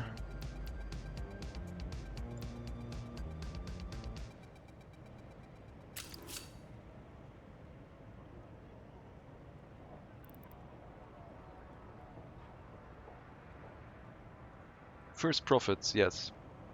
Well, income. Profit would mean we would make more money than we're spending. But it's something. So we could have a train go out here to the train track, go across, and then just like a large open storage, which comes with an existing train track, and that way we could run trains to the sawmill.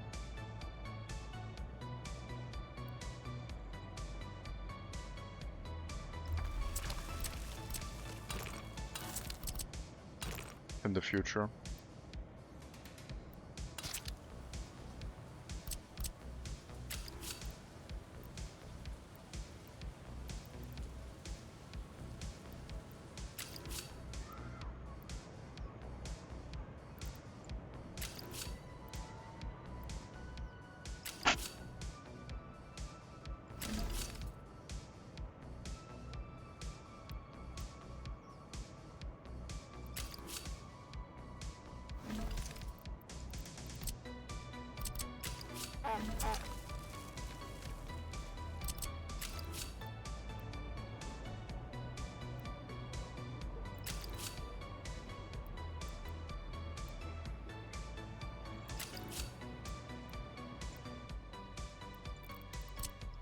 One way or another.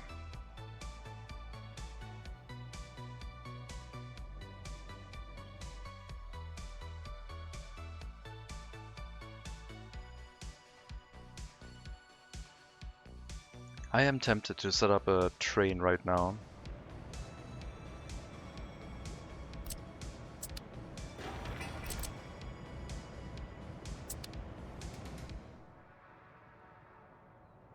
Because it wouldn't be that difficult to build. Planet.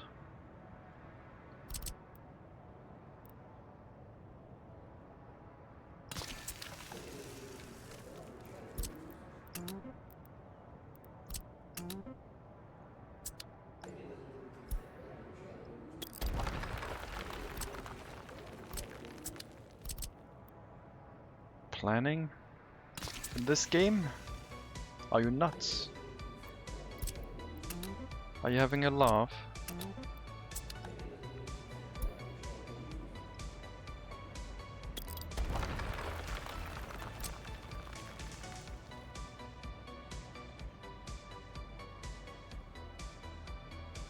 Okay, okay. I'm working on it.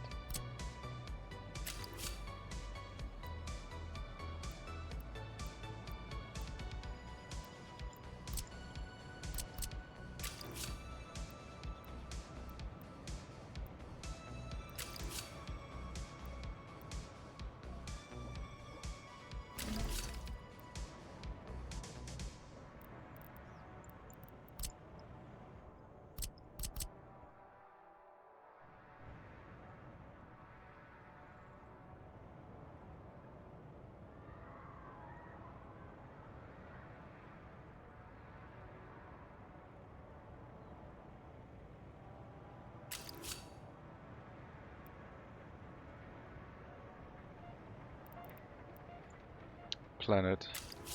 Captain Planet. That's the hero for planned economy, right? Captain Planet?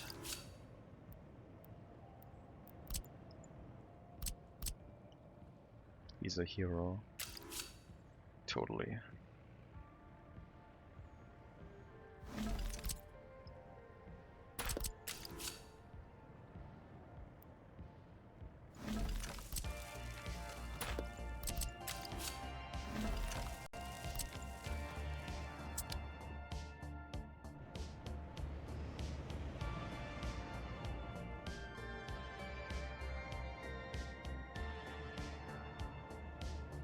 So train depot here for train repairs.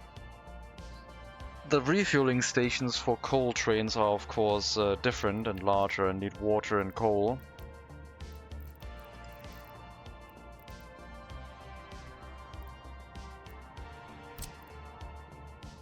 So they are a little bit more sizable.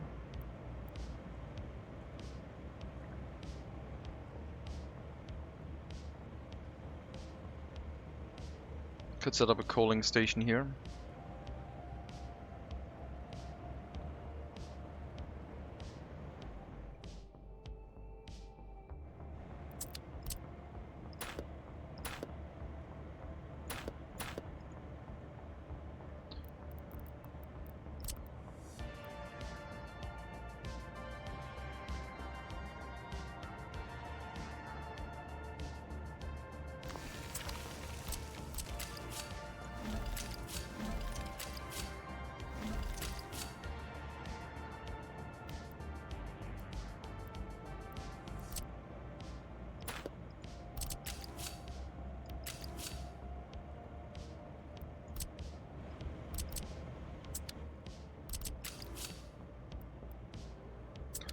Okay, gotta dismantle the junction. Do that. Doesn't like being close to that node for drawing the other rail line through here. But that's okay.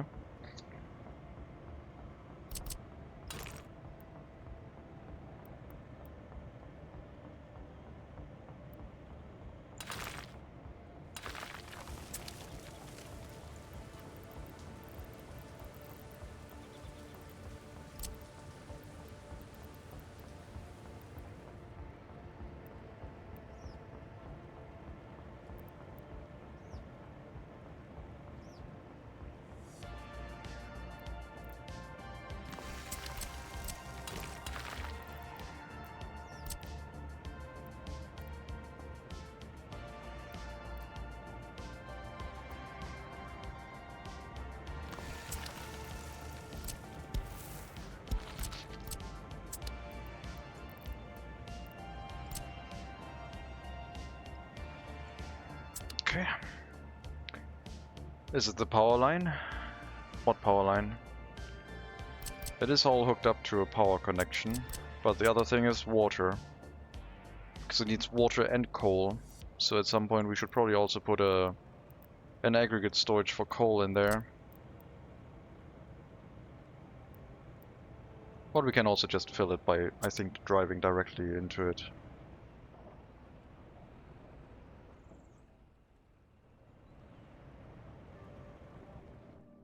And then a train depot here on that side, I guess? With a repair station nearby. If it is within walking distance, they can have that here. Also, long train depot requires brutalism research, so we can't start with long trains. I'm sorry. Oh no, we can. There's a long train depot available for early start. I take it back.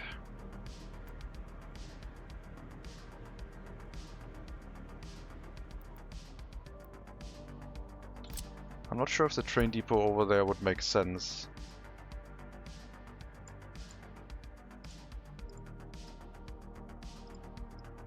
Yeah. We're just after the coaling station, basically. 4 tracks, yeah. 450 meters.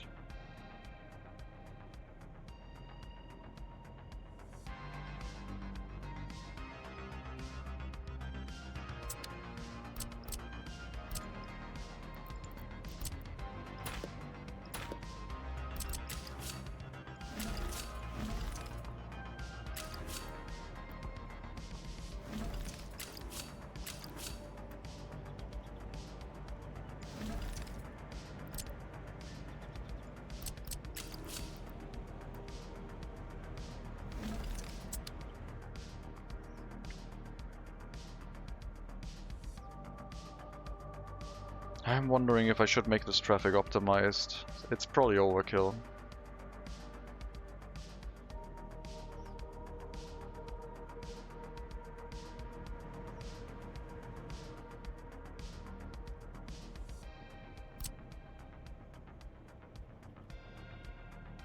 Yeah. Later. I'm considering that I should have enough space to do it in the future.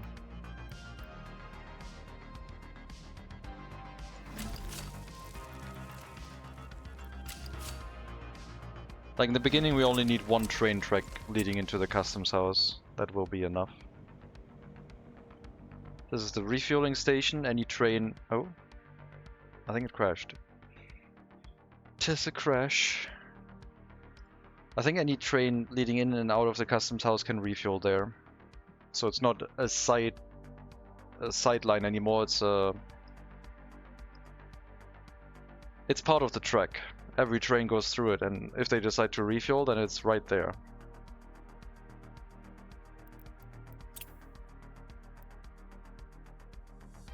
Two minutes lost. I start working with trains and it starts crashing again.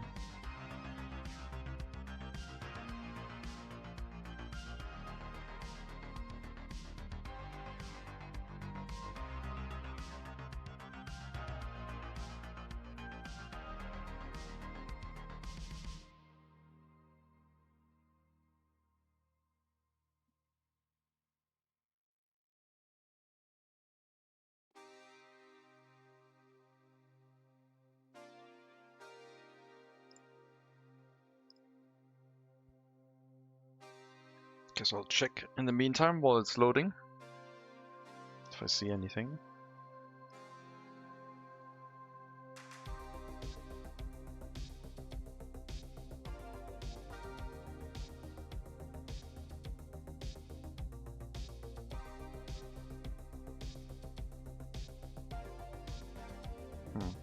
Not really. Now the question is if it's reproducible. That looks like a generic... I don't know. Memory access violation?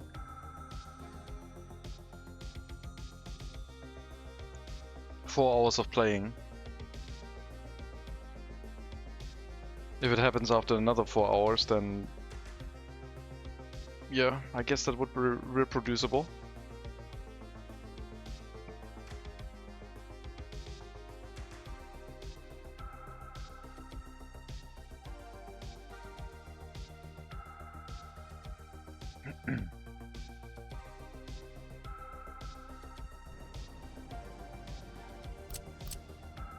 Or if I draw this again and it happens again.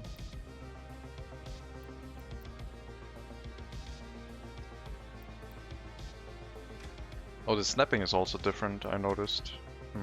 Strange. And this hasn't been built yet.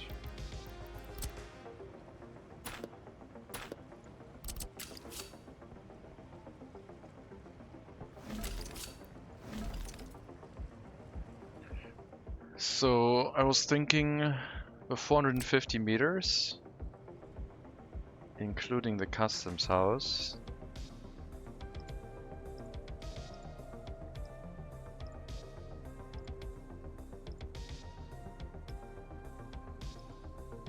We have a little bit of extra space to make it traffic optimized. Could have up to 6 lanes for large trains unloading here. But like I said, I think in the beginning there will only be 1.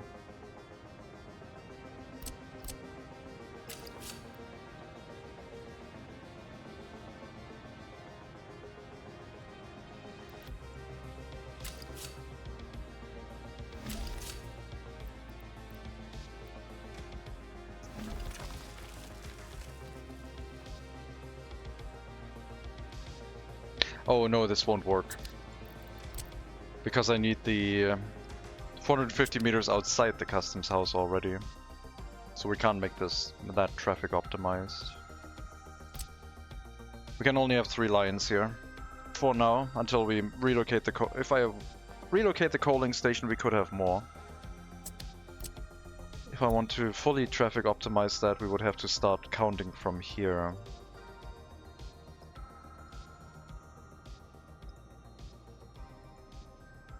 And then up to the water substation is where we could go and run the train lines. Looks too tight. Reckon keep it simple for now and simply demo and rebuild later. Yes.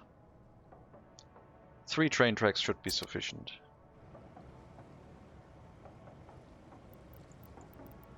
If we need more, then we can change that later.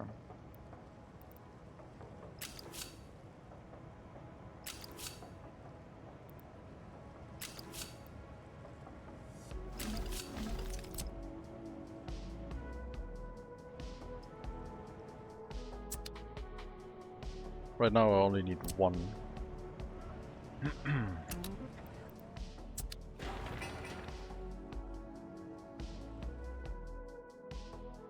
then the whole setup with the repair station and the train depot.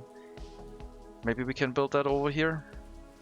Why I set up the technical services that are now in the way again.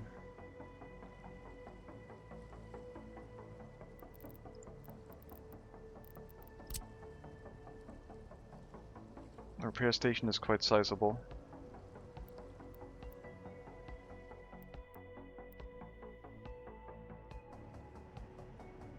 Not using a ship instead? Could also export boards by ship, yeah. But then we still have to truck them over.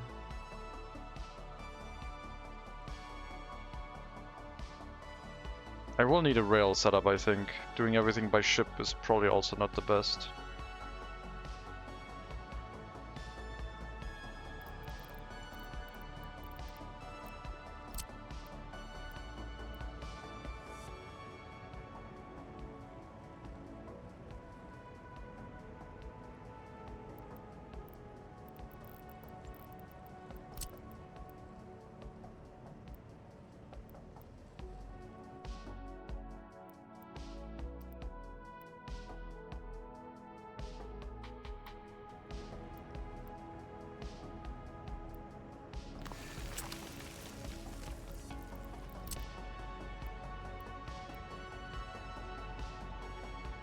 That could work.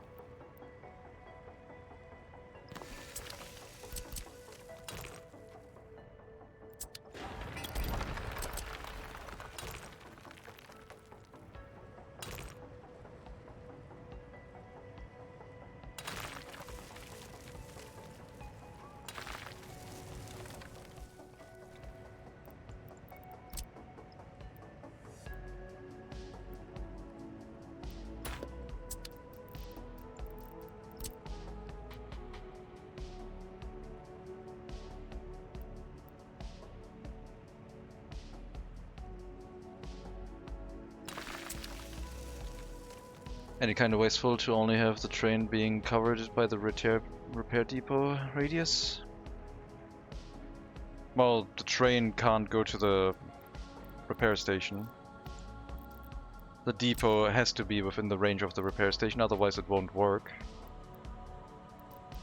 For everything else, the vehicles can either drive into the repair station depot, or the repair station depot can send vehicles out to the other buildings.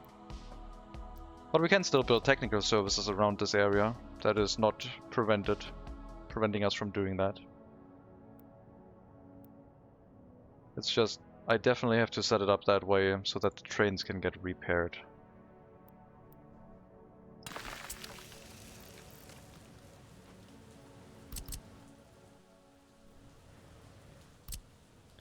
And now that I'm thinking about 450-meter long trains, that's also way too short of a junction here.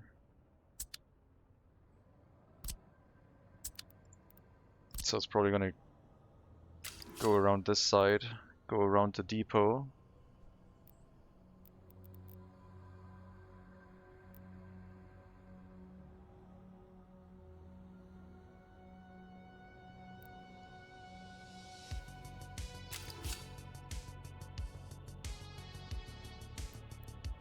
Can the early trains even do 450-meter length?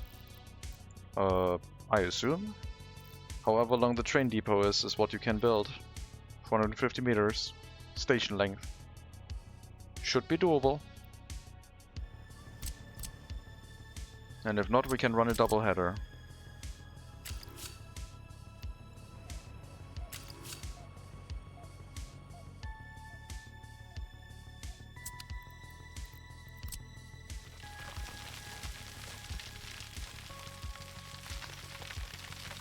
Meaning 2 train engines in the front. Or in the front and middle. But I think double header is mainly about 2 train engines in the front. So there would be a way for the trains to turn around if they want to go from the depot to the loading station.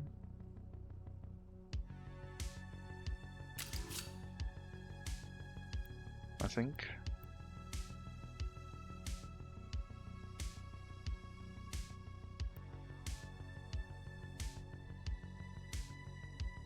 Why does it not like that, but everything here is fine? Strange.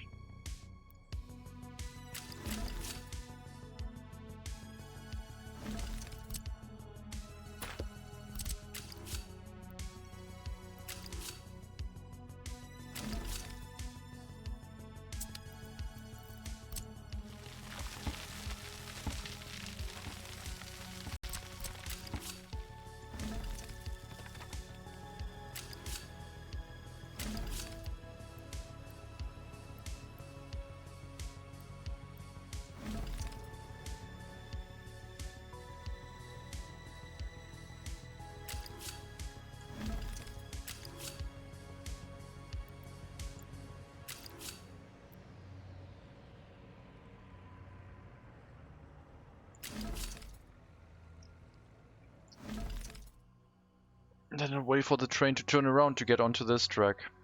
Because this should be 450 meters long. This should hold a long train. No problem. Where it doesn't block anything. So if we have the loop somewhere on this side, it would make it.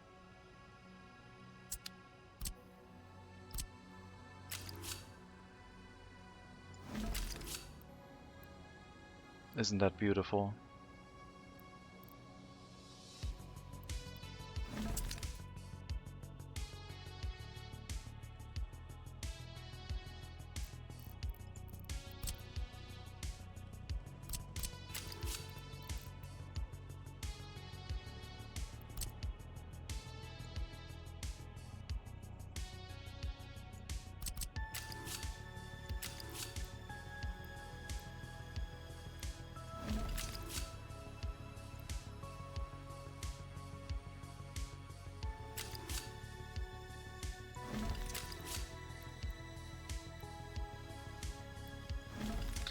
That should do it, I think. Train comes in, can go to the depot, can go to the loading station. Train from the depot can go back out, can loop around to the loading station. Train from the loading station currently doesn't have a path to the depot, so we need a connection over here too. So this loop would be used by both. And I guess that would set it up, where you can go from anywhere to anywhere. And this is going to be our repair station, which will also handle train repairs. Wouldn't they be way too slow to be useful? No, even if it takes them like a month to go from here to the customs house, they're still going to be able to carry more than their trucks, I think. I believe. And I guess now the road is also not blocked by a train track, which is another plus.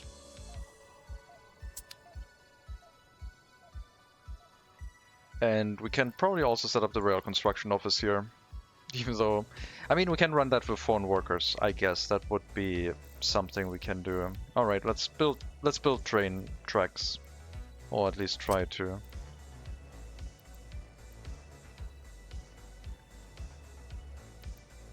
Still need a warehouse for this. The warehouses, there's lots of them that can be integrated with train tracks, which is going to be somewhat convenient, especially if you're using rail distribution. When can we have pig? There are appropriate trains of pig speed, but the pig is relatively late.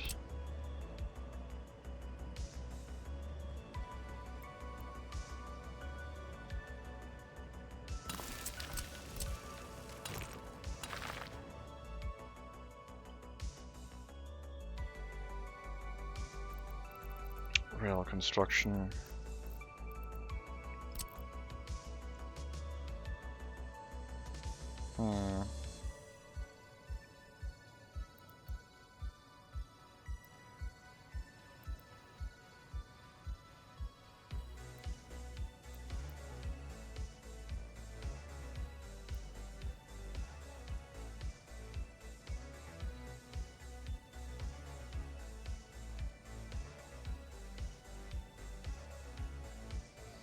Maybe that warehouse is not...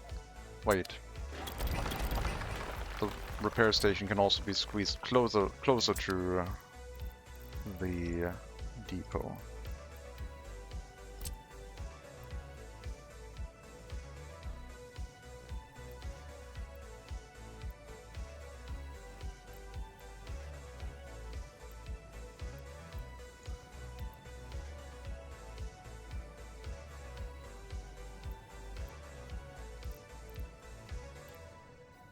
It does have...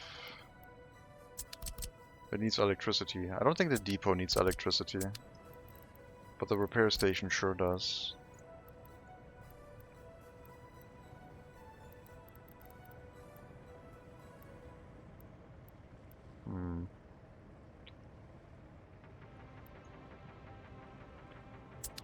Great question. Remind to plant trees. Yeah.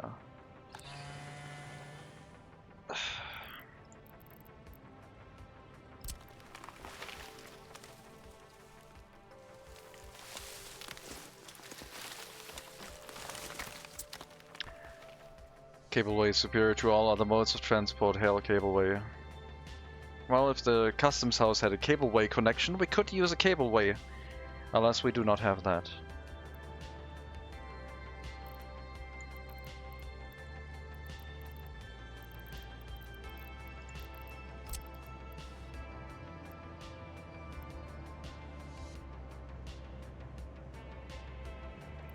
I guess I'll build a substation close by, just so I can fit this in as close as possible. Not sure if workers can still walk over there. Probably if we set up a footpath from here through and then to the repair station.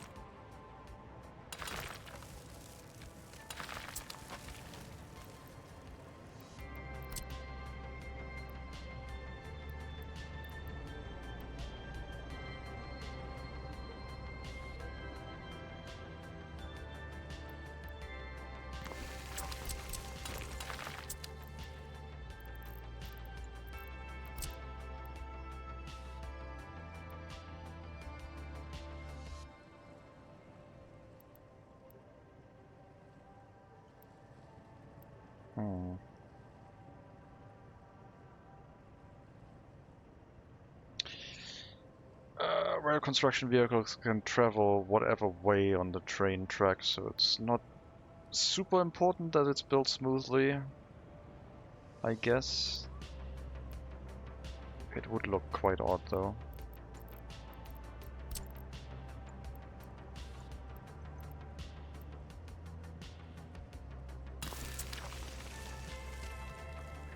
Oh my god, what?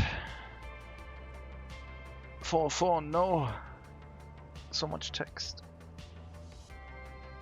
O divine cableway, lifter of souls and bearer of burdens, we praise your mighty cables and steadfast towers. Your bridge earth and sky, suspending us between realms with grace and strength. Carry us safely through storms and silence, O blessed wire of ascent. Guide our passage from lowlands of doubt to the peak of purpose, grant smooth rides and unbroken lines in your humming sacred current we trust. Amen. Don't you want a train connecting warehouse? I'm not going to transport resources into the into this warehouse by train. This is only for repair materials. It's close enough to the customs house where that is fine.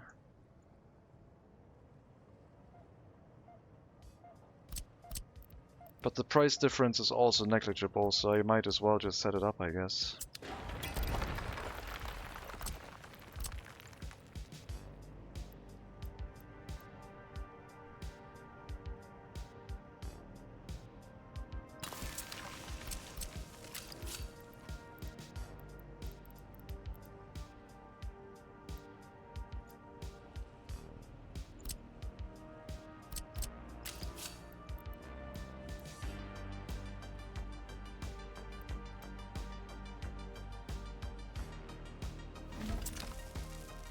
What a mess.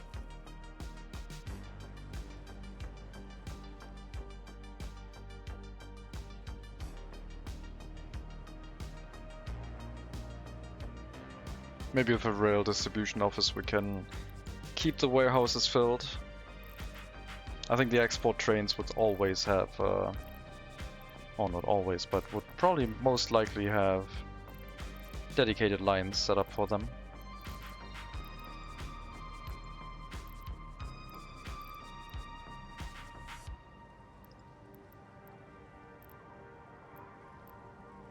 Here's an early start distribution office with coal and water. Station length is 157 meters.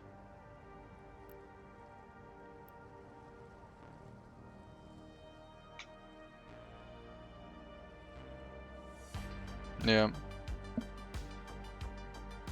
The one poor line with everything on it. I mean, the depot doesn't have trains that stay parked here. The export train has its own length where it can be off of the junction. And otherwise the junction has to be kept clear, yes. For sure.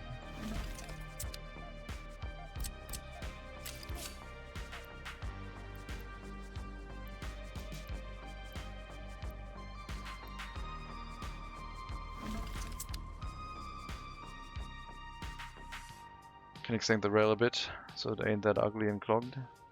What do you mean ugly and clogged? It's not ugly and clogged. It's a single train track layout. The most efficient use of a railway. Still need to fit the rail construction office in there though. That is my main concern. Looks like we have the space for it. But the train track out of there is not going to be happy. Now that train track might be very ugly. Kind of phallic looking.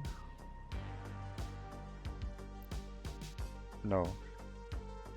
I don't see it, I don't want to see it, no. Incorrect.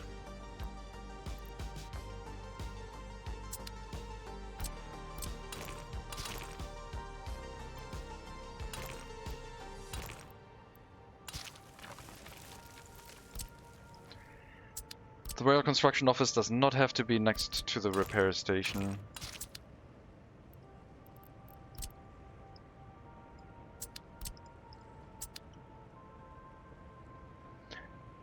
Can fit the repair on the exit of the train depot and have the rail loop around it. There's already a hill here, and I don't want to have the road go over the train track to send workers to the rail construction office. That's just gonna leave a nightmare. I was thinking of having it here. Or here if it would have fit, but it didn't.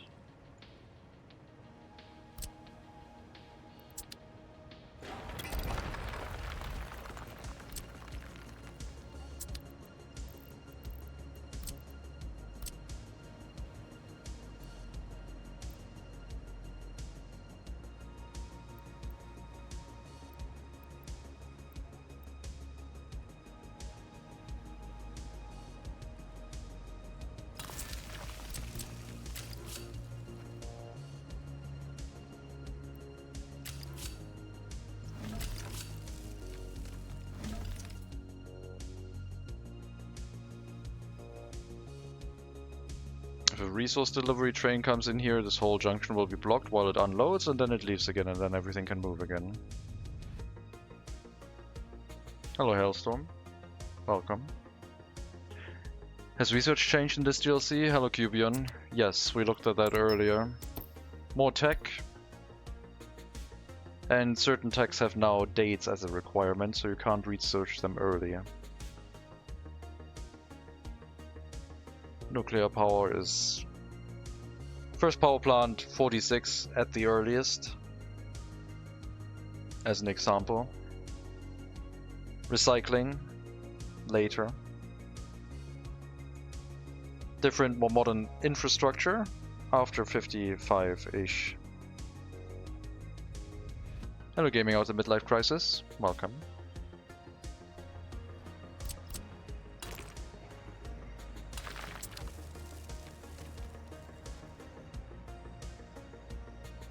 No gusto behind it? No. Didn't sound like you mean welcome. You know me. That's how I always sound.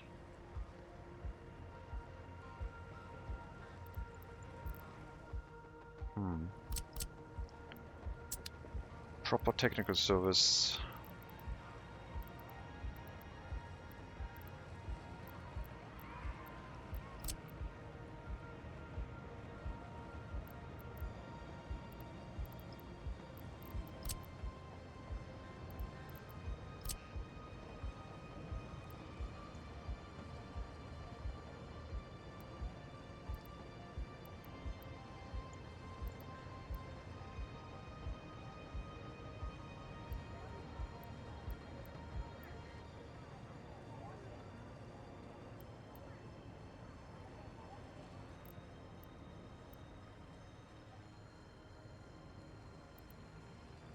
Sure, let's build those two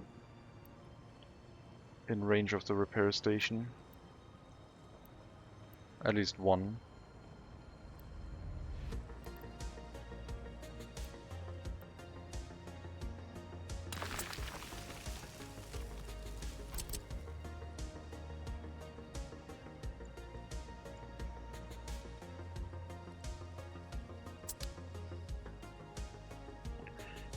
What's new with workers and resources? Early start DLC. We went through the new content at the beginning of the stream. New research, new vehicles, new buildings. And we're going through an early start realistic mode scenario to look at lots of the new stuff. Everything old is new. That's a good way to put it.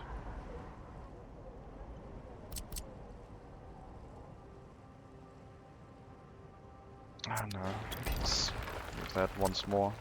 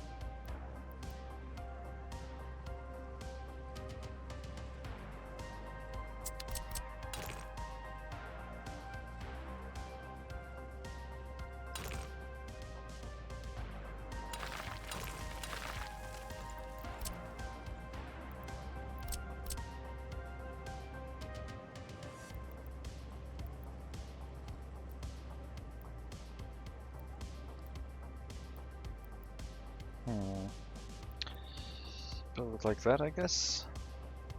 At an angle.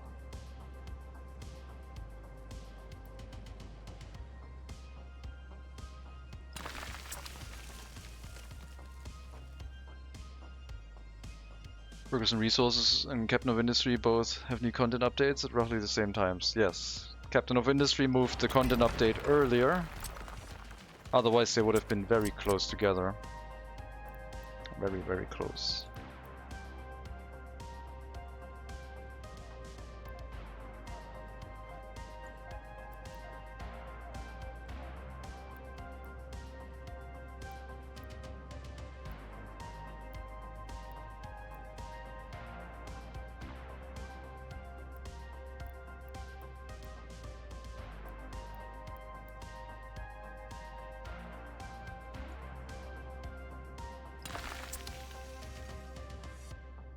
Technical service ×2, repair station covering both, plus a warehouse, the train depot, just the rail construction office is missing.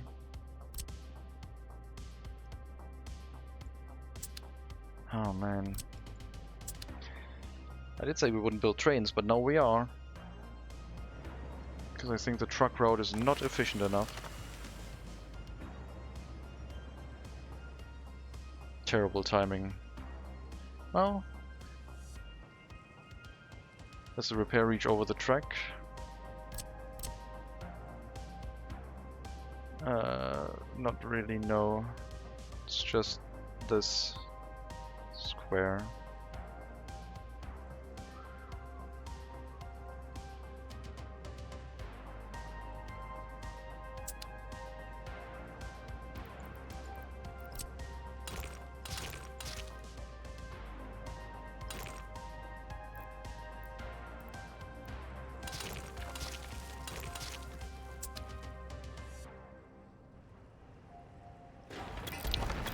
Unacceptable, that is not symmetrical.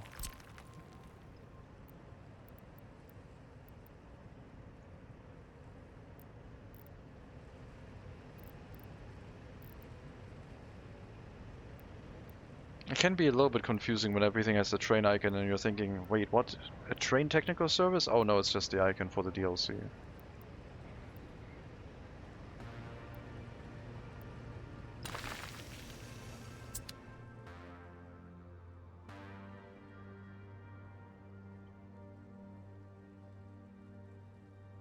Oh no, the TISM has started. It hasn't. But it was already here way long before that. So, single train track.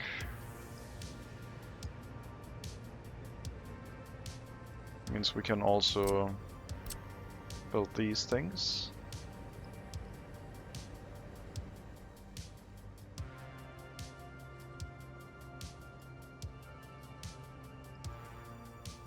And here we have to build everything. Minus maybe the train track leading to the warehouse, but I guess we have it.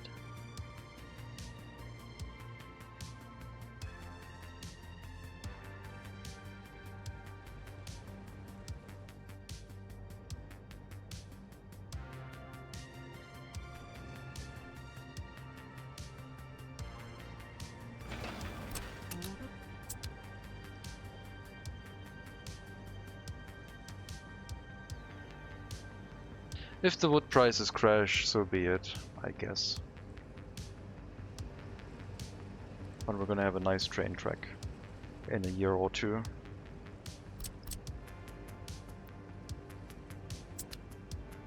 The road construction also seems to be done, so I'm gonna move some terraforming vehicles over.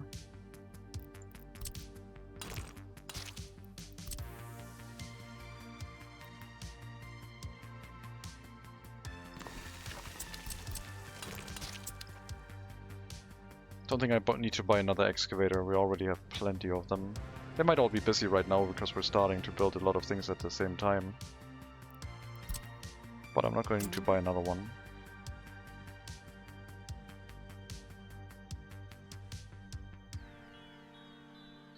And this would be the settlement that actually has the university for our republic. Only 22 people with higher education is a bit low.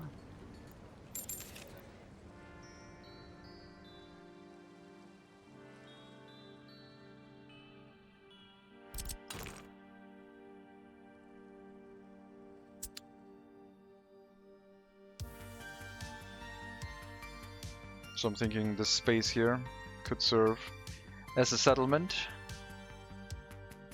Maybe the first one that actually uses heating pipes, because a large settlement with large heating plant shouldn't be right next to the heating plant. For a small one it's okay-ish, but a large one would be too much of a risk.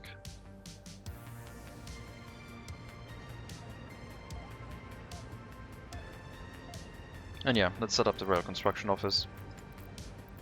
A temporary one, until we have one in the city.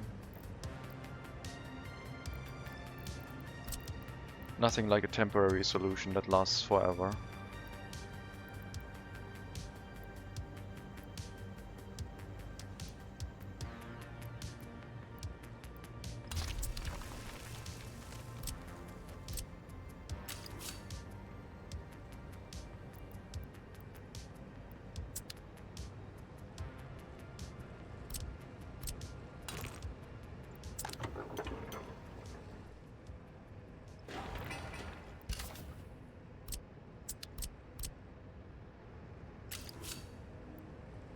Power lines in the way.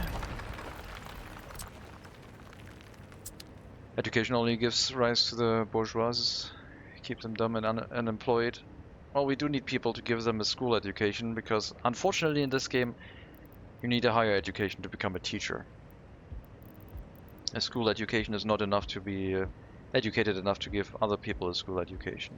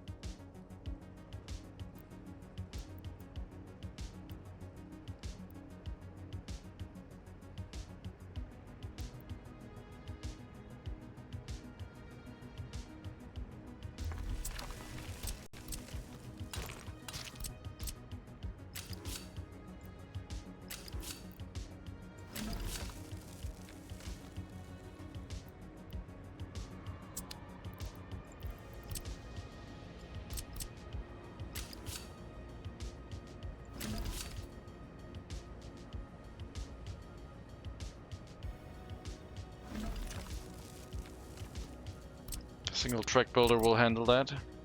Maybe two, but if we want a second one I will have to set up another rail line in and out of the building so we can make sure they don't block each other. Hello Barbados Black Belly. Fresh red back on workers and resources, let's go. Yes. With the early start DLC approaching. Release day, next Thursday. We're looking at it early. We're looking early at the early start. And also writing down bugs and reporting stuff, so that it hopefully can be fixed before release. Not much has happened in that regard. Seems fairly good.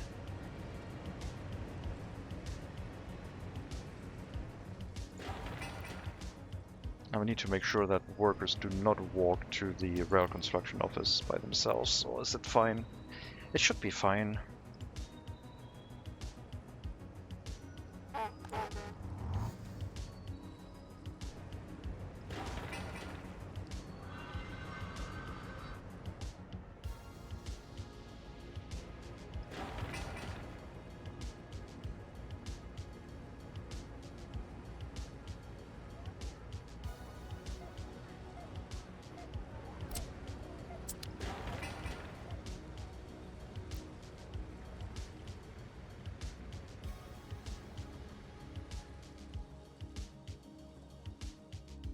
All the excavators here.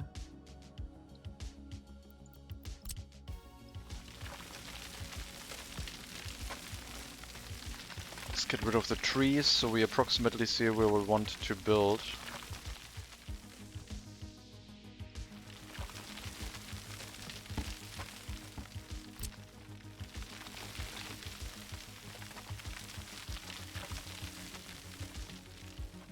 I think the road's going to continue up here still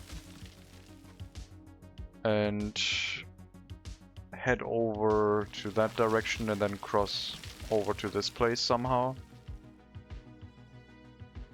I'm not sure how and if we can go further along this side.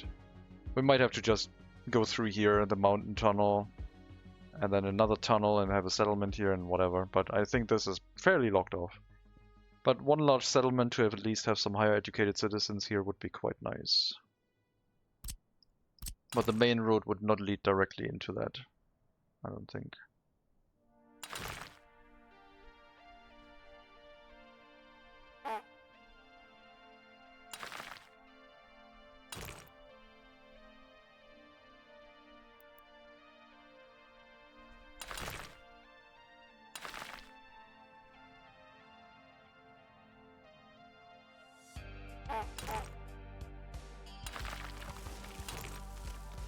And then heading over here.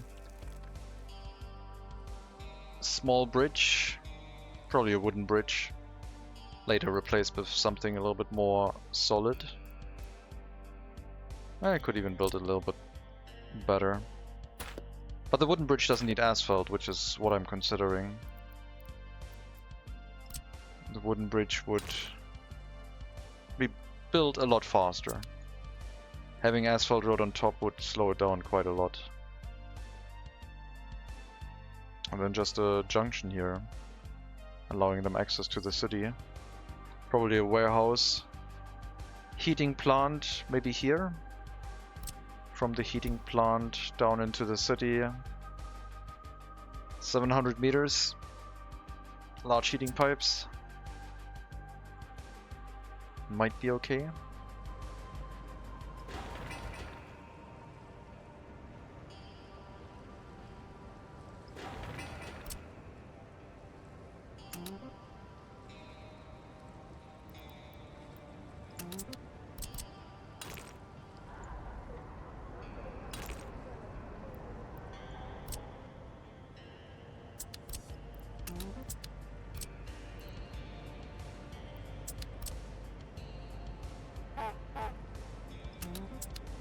Okay, build the open storage.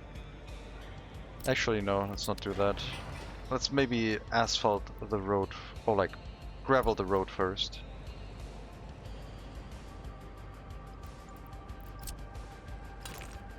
Because we don't want that thing to burn down at some point. I would like to prevent that.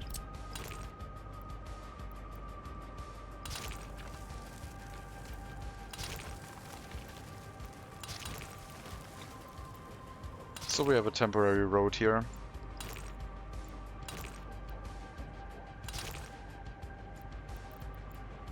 That they can use. While we put down gravel on the other one.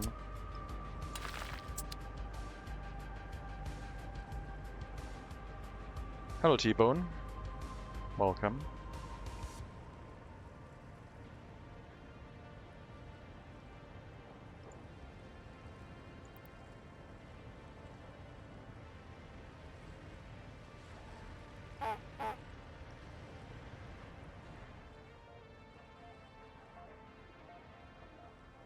Track building will take a long time. I can tell you that.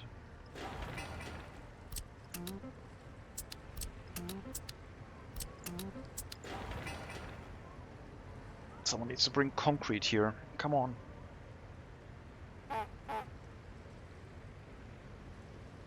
Now that we're building larger structures, they're going to take a lot longer to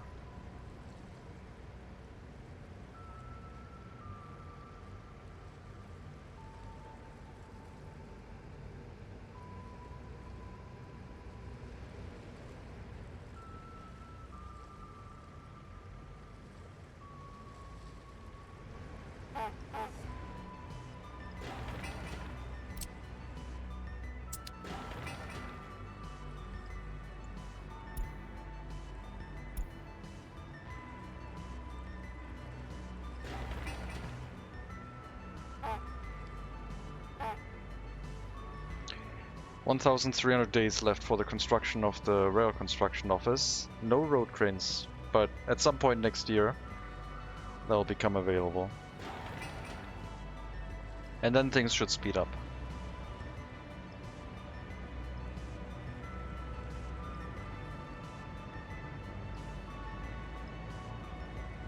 Happiness is up to 75%. That's pretty good. Honk. And crime is also starting to appear, but I don't think I can do anything about that yet. We would build the courthouse in the next settlement. Not here.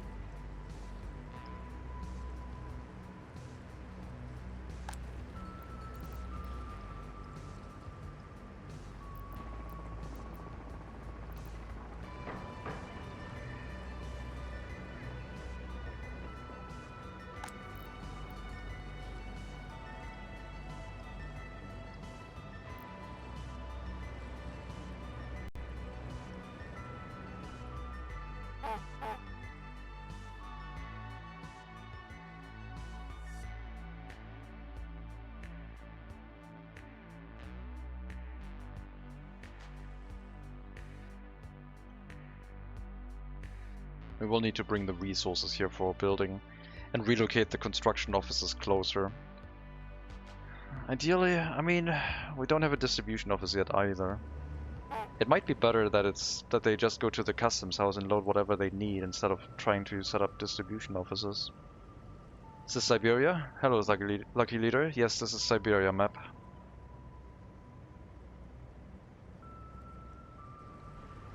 Seven months of winter.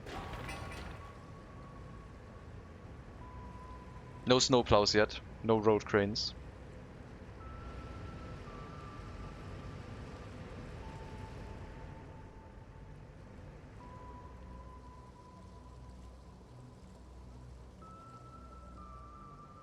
I see you've built housing first. Is there a reason for that? Tutorial I saw most build industry first.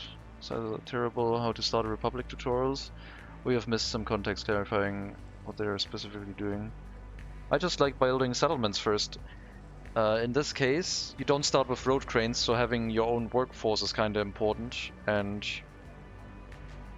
I just wanted to build up this settlement so I can run some things. Mainly, we need to make sure that the repair station, once it's built, is run by workers. And maybe we can bring some extra workers into the rail construction office, but it depends on what industry you're setting up. We're also using our own workers to run the logging industry, but I like having my own houses first, I guess.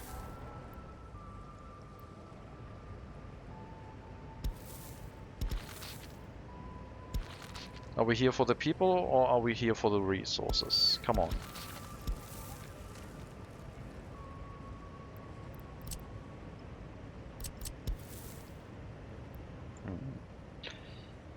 Not enough space for a footpath.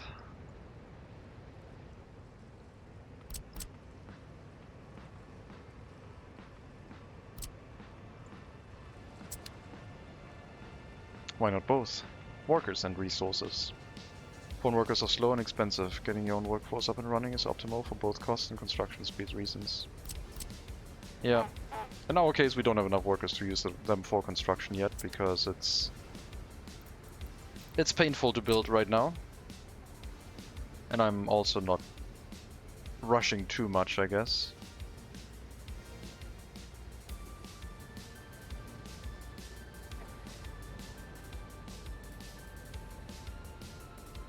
Plus we're playing with low tech.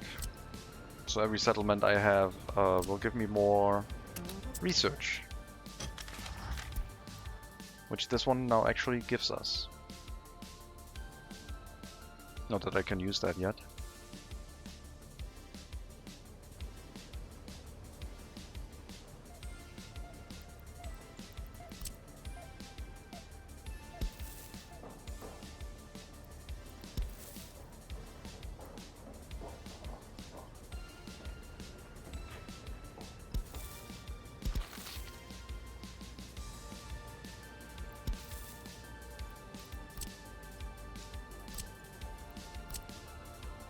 Also, we build an industry. If you have no workers to put it in it, or work in the fire station to protect all from burning down. I mean, both work. You can have an industry first, it's fine.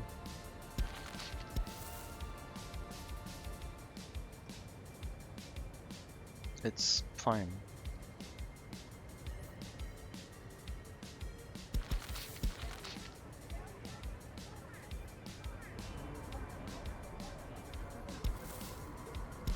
You can play the whole game with never building any people accommodations and just build an oil industry and just run that.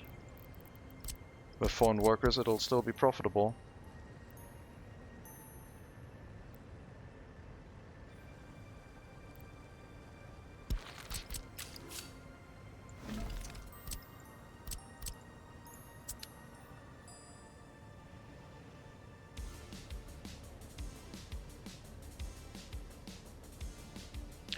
Playing the game however you want to. Sorry, I mean playing the game however someone on YouTube tells you to. There are both versions that they tell you to play. That's what I meant.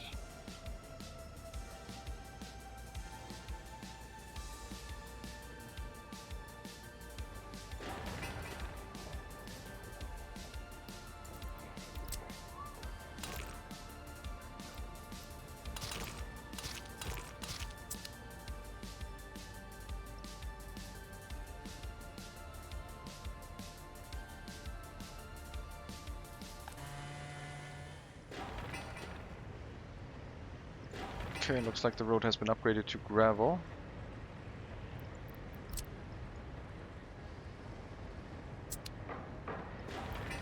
That means they can finish the storage, and then we reroute the trucks to the storage and upgrade the road to the sawmill, I guess. See, here in the tutorials they just buzz in workers from customs things on the border. Just wondering if there were other reasons for doing it the other way. Yeah. It's like, do you want to have lots of money or do you want to have lots of population?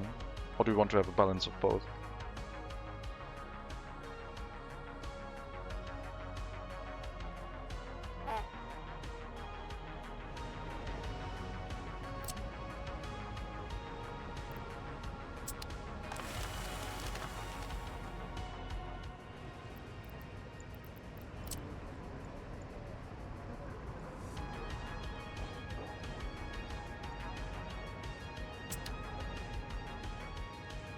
There's also a limit on the amount of foreign workers available. Yep.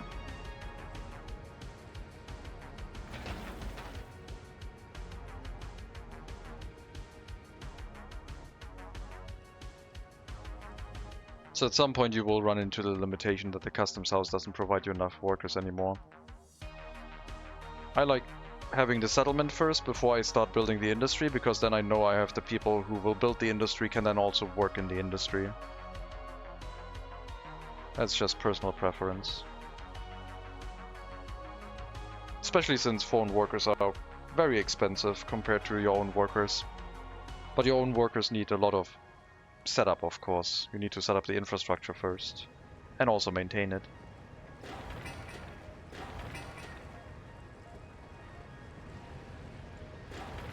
I don't know when the road cranes become available, but we will get them ASAP.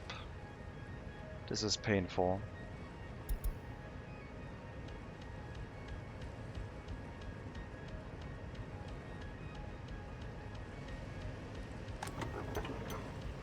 Now that we're actually building larger structures.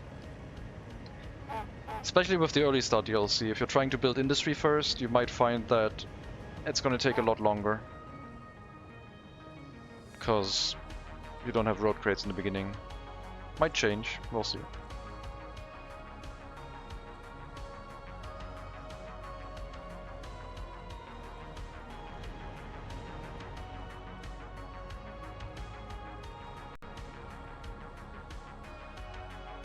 This train track is going to take forever to build too.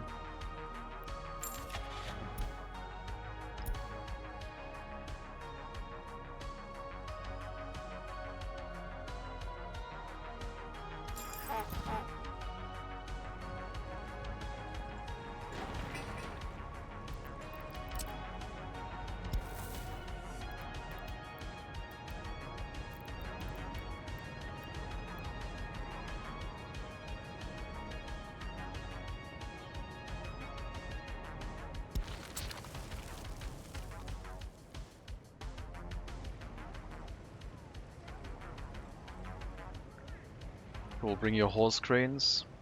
Yeah. No horses in the DLC, unfortunately.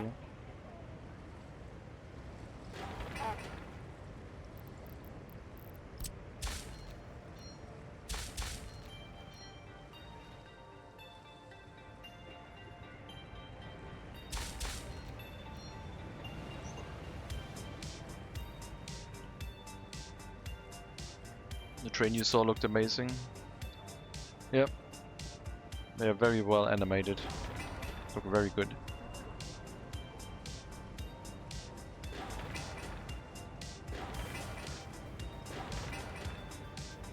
This is the coaling station, basically the fuel station for the train. Requires coal and water. But the steam locomotives measure their fuel and how much coal they have left. But they can only load more coal if water is also available. That's how they're getting this done. And they do load water and coal.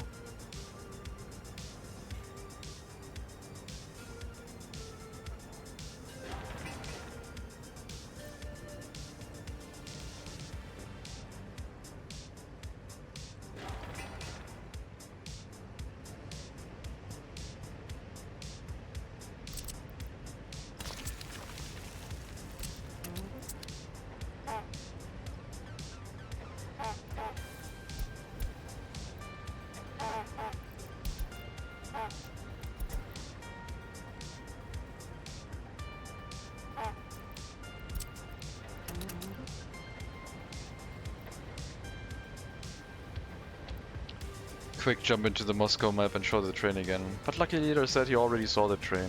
It's fine. I'm building my own train right now. It's just... we're gonna see like a steam track builder. I love the honking so much. Yeah, it's... I like that one too. The vehicle is outside the scope of the game, but I'm so happy that they added that one.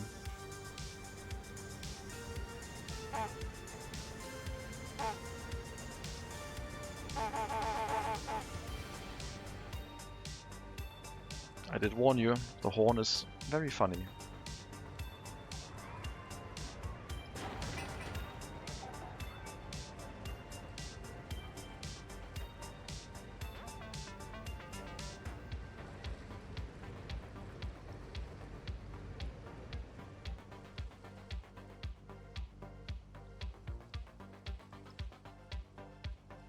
I guess... I'll bring the excavator back for now.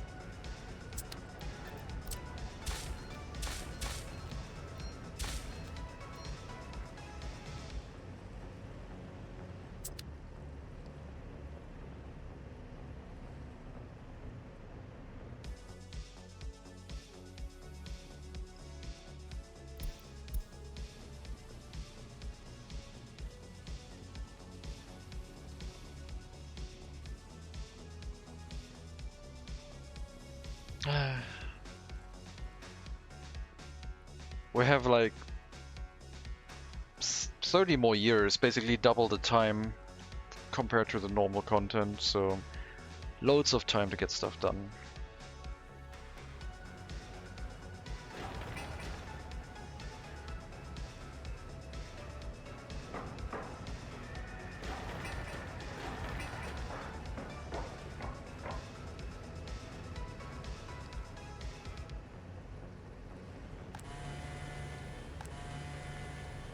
This one needs more trees, but they just need to grow.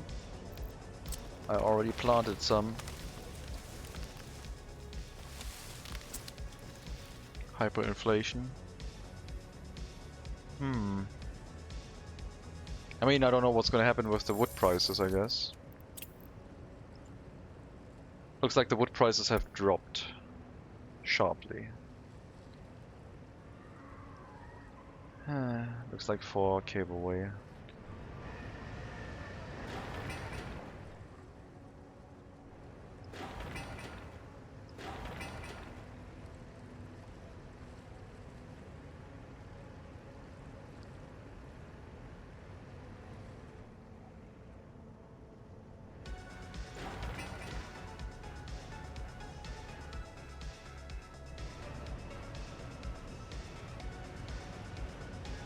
Yeah, you wouldn't see that much traffic normally flowing over the roads as smoothly if they're all assigned to the customs house, but it does work. It works fine.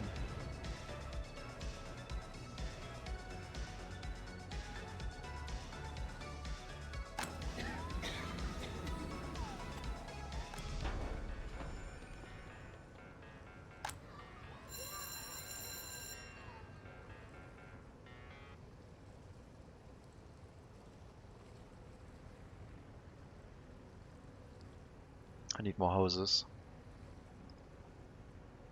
We're at 40% load on the heating plant at minus 44 degrees, so we do have some extra capacity.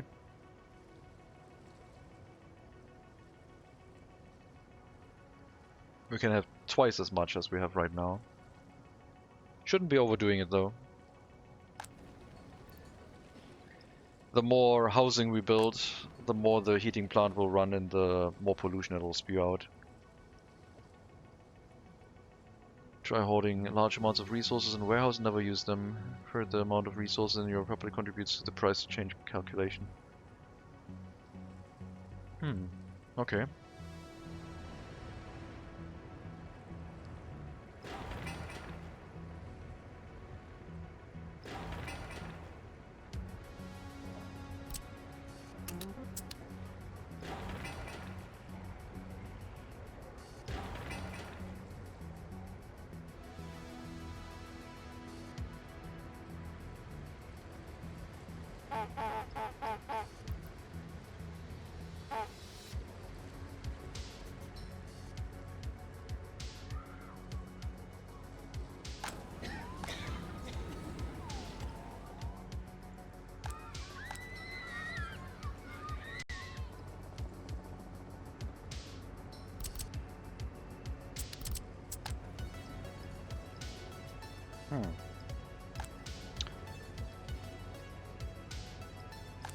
Okay.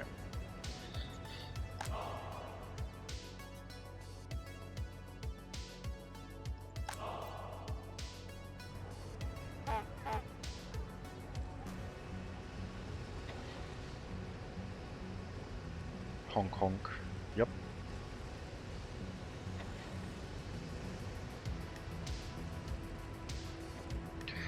They should show up under used vehicles, even if you're playing with the regular time scale. So you can't buy new versions of the Russo-Belt, but you should still be able to get used ones. We need a mode right now? You do have one.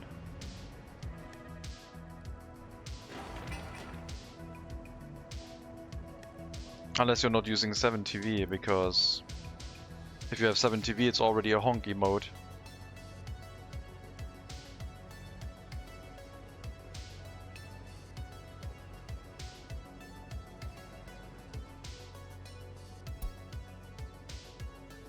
Large epidemic.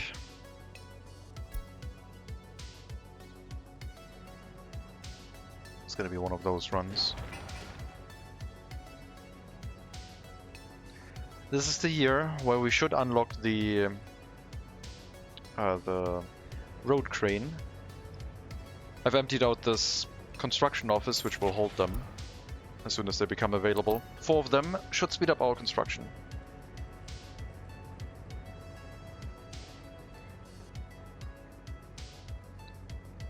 I do believe once the DLC is available, I will be editing the volume of the Doggo Bolt to 0. The problem with that vehicle is only that it's like always playing at max volume. If I'm clicking in another vehicle, if I'm very far, you can't really hear it. It plays the volume depending on how far away you are from it. But the Ducker Bolt plays it at max volume all the time. So that's something that needs to be fixed. Then it wouldn't be as annoying, I think.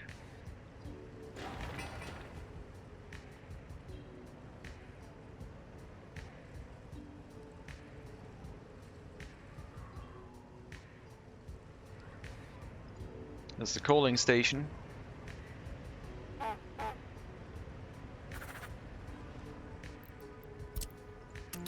Should be able to just provide coal with the dump trucks. And water. We could also use a water truck, I guess, but I'll just set up a water well and a pumping station.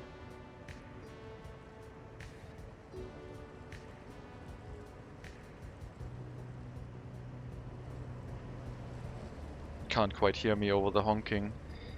I'll ask someone to make a mod for you where they invert the honking, so they will honk whenever they're not in a traffic jam.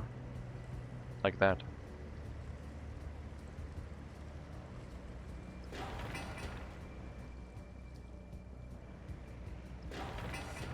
Just driving along the road, constantly honking.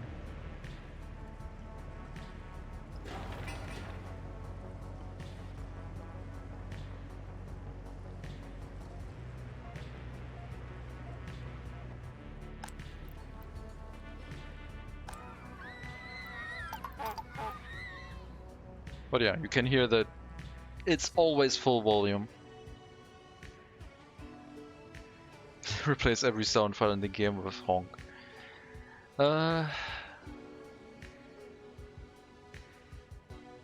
a few more trains that are like that. You hear the high-pitched steam whistle 5 kilometers away. Yeah.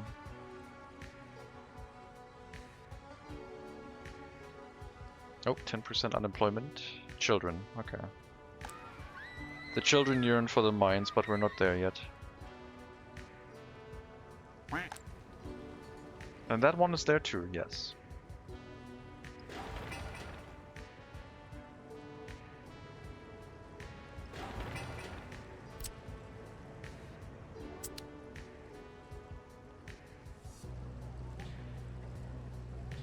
So, it's not looking great.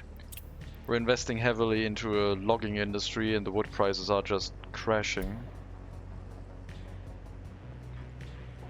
Not great, but at least it gives me an excuse to run a steam locomotive.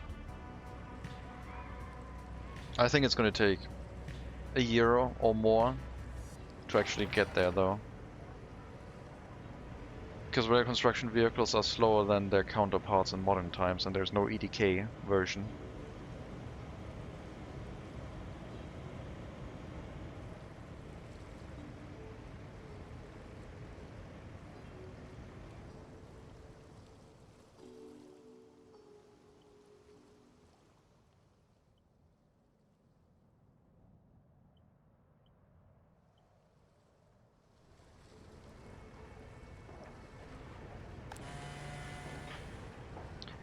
What's available to buy?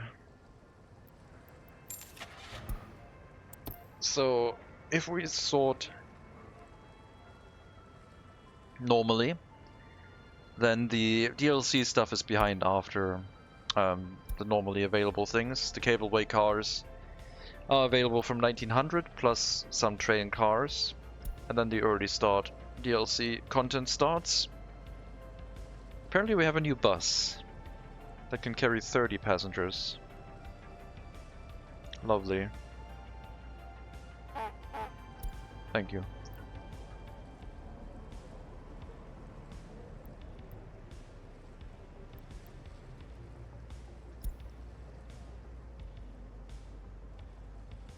Lots of trains and old trucks.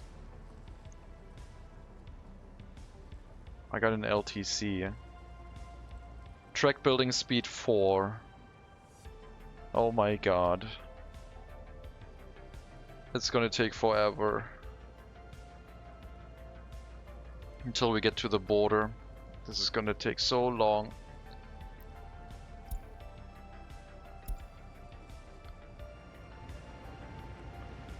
Wait a minute. That thing, yep, 42 tons. It's gonna be too heavy. We're gonna have to rely on that shitbox of a track builder to get to the border. And then we can get a better track construction vehicle. Dump ground is decent, yes. But we're not starting with that. We cannot start with that. There's no disassembled version for it available yet, at least.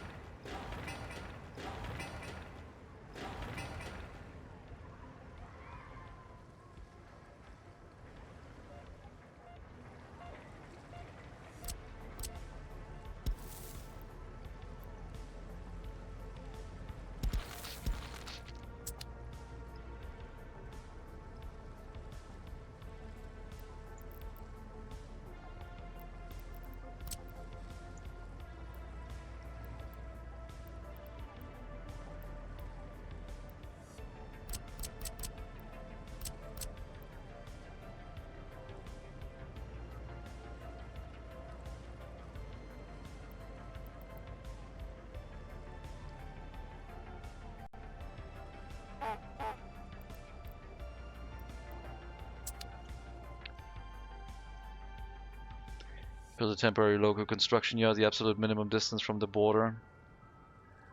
I kinda did that. Everything else is gonna be a nightmare to sort out.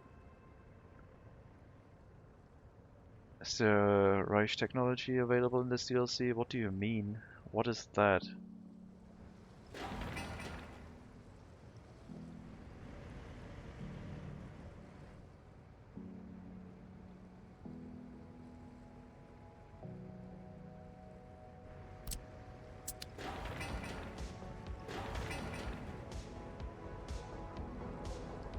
Panzers? No, I don't think so. German 30s or 40s imports? I don't think there's anything relating the war. Don't think there's any events. Is the border changed? No. It's still blue NATO versus Soviet border.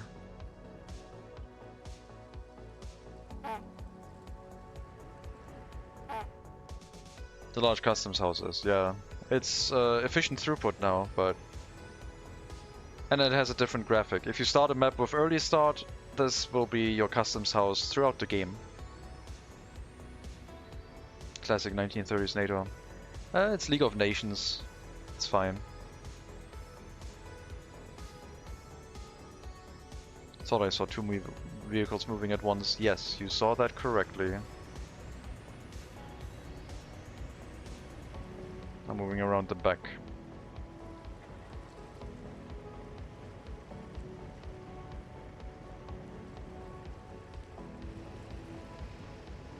So lots of traffic through a customs house is now available.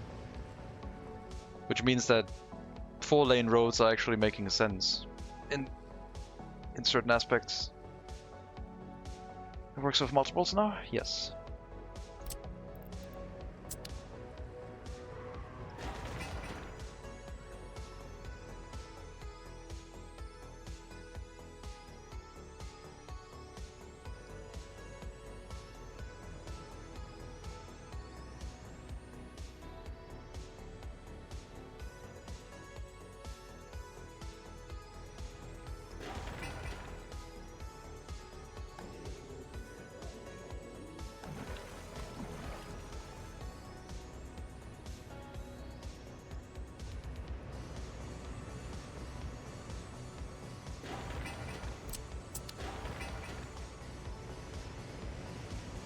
Fuel station for coal trains, the small version of it. There's a larger one. If you want to have 4 train lines.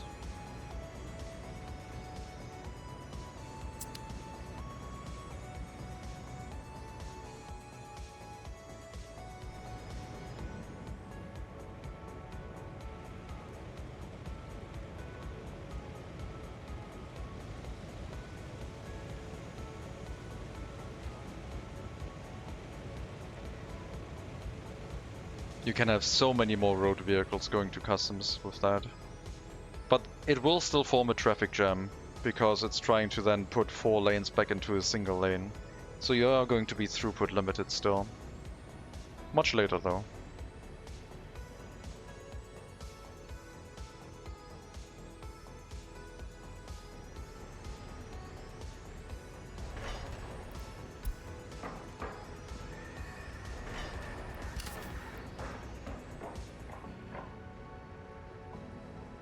Does the war increase demand for oil, metal and such? I don't think so. I don't think they added any real world events to the game that are based on actual history.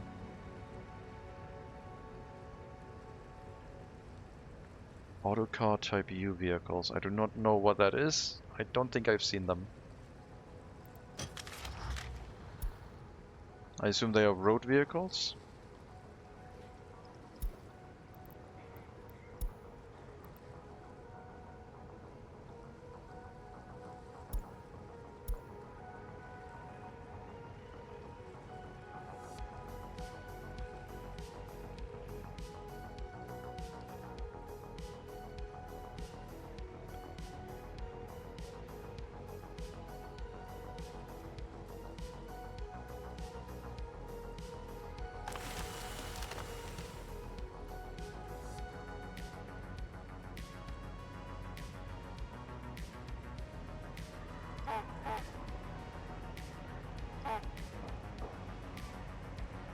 Producing our own boards as a construction good. So we saved $4 with that truck. American vehicles looks like they perhaps did not. Well, I don't think they added US based vehicles yet for early start. I think that's still to come. They added a few, I guess, but not that many.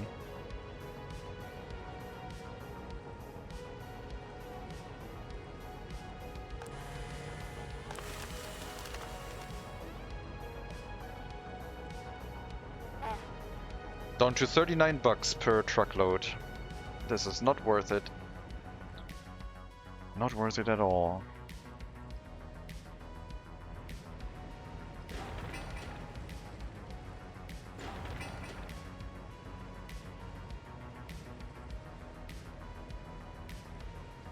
I'll have to bring coal and water here too. Right, I also need water in that thing. Water switch, I guess.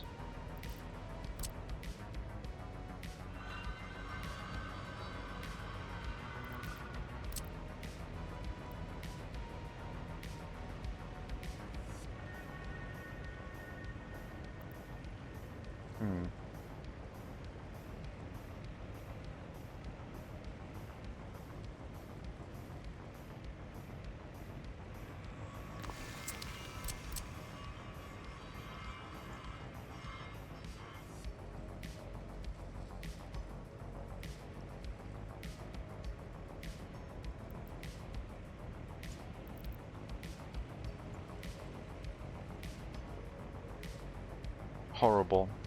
Perfect. There we go.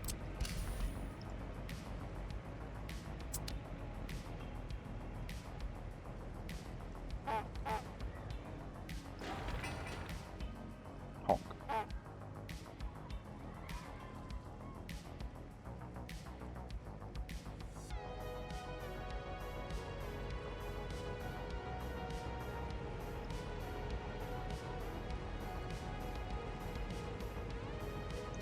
Do 2 exits with marked one way out work simultaneously?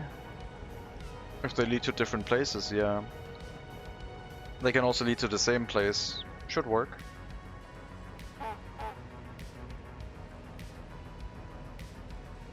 I've set this to a one-way road in the middle, and this to a one-way road out, with no traffic allowed to drive inwards here.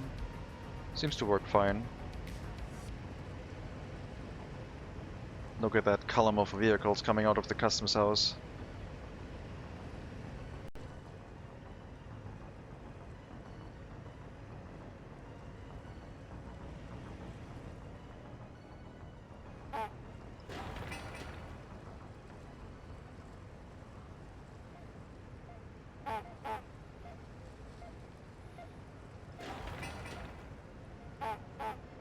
The honking never stops. We're gonna get more and more vehicles and we can hear them across the map. Let's see if that actually works. Yep. It never stops.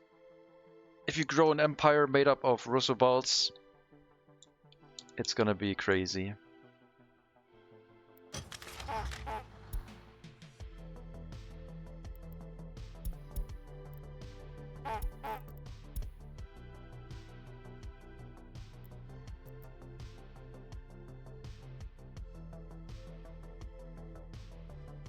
Does that mean roundabouts outside the customs house won't just turn into cluster F instantly? I don't know. Not building a roundabout. The customs house is the roundabout.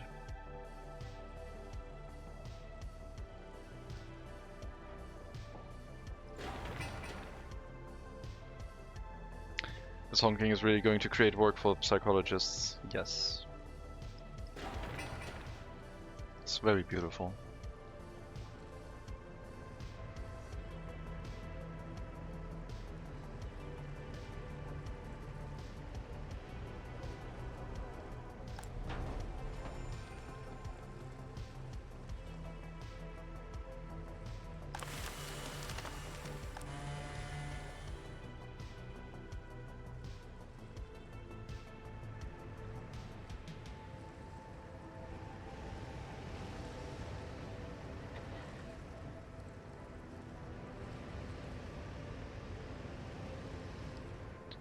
Petition for a new monument to Soviet honking. Need variable pitch honks like cars in the 70s. Oh god. I still need a vehicle that uses a Jericho siren. So a dive bomber siren.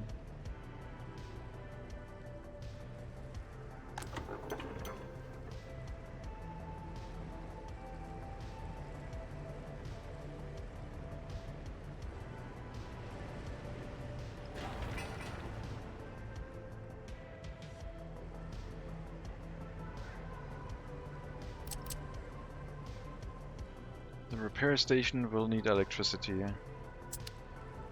It's not too hard to set up.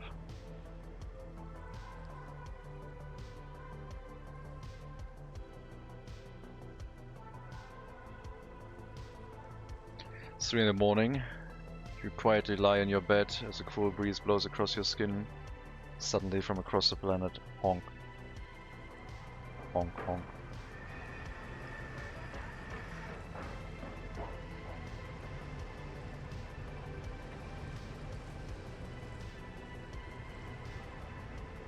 I don't think it's across the planet. I think it's only those vehicles that are in our nation. So we're not hearing bordering nations. So we're safe from those. But maybe it's only us that exist on this planet.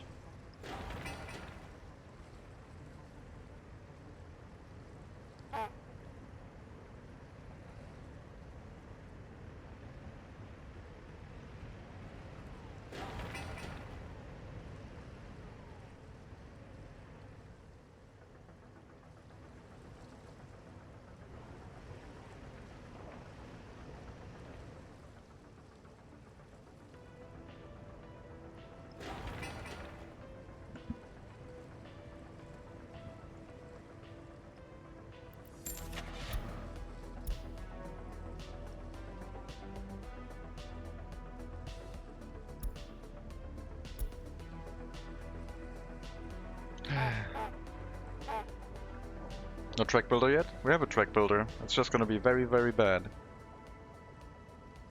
Prepare for the honkception.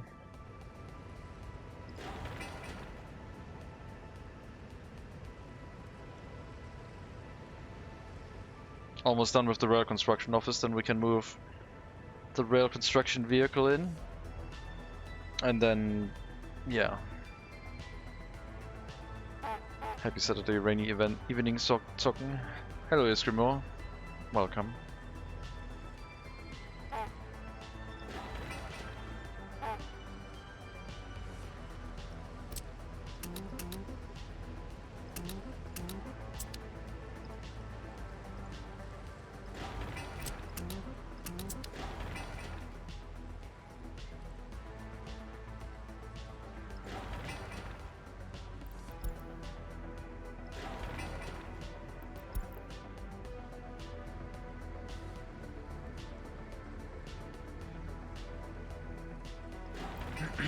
Let me know when the rail construction office is done. Shouldn't take too much longer. How to say Zock in English? Gaming, I guess? I mean, if you take the literal translation, it would be gambling, I guess, but that is not what it means.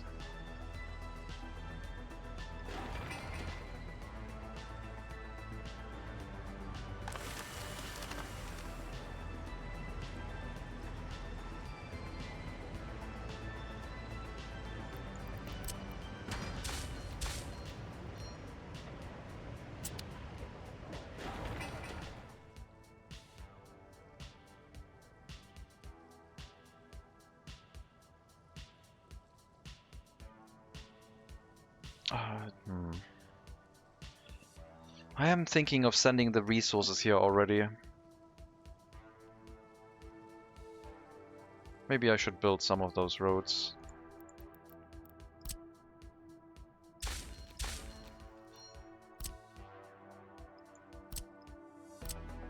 And after that we can send the resources here, close by, and use those to start the construction in the area. Then we don't have to drive all the way to the customs house, and we can slowly fill it with a distribution office bringing the resources to the area.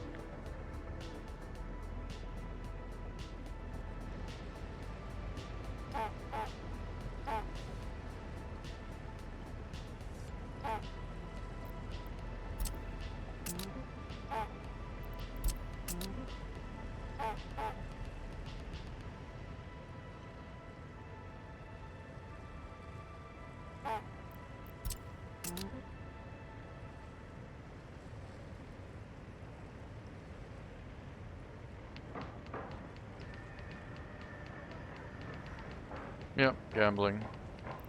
But it got appropriated from gaming, as in they use it to say that someone's gaming. Wagering. Nah, that's not it, no. No.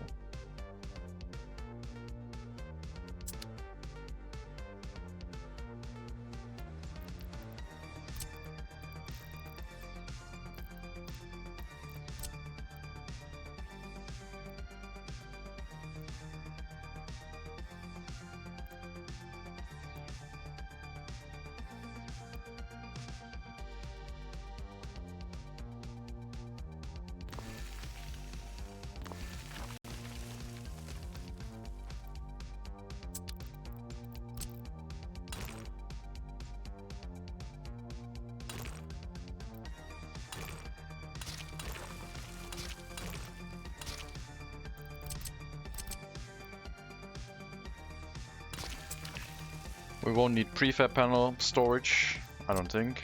So this is all we will have. Close by gravel, steel, bricks and boards.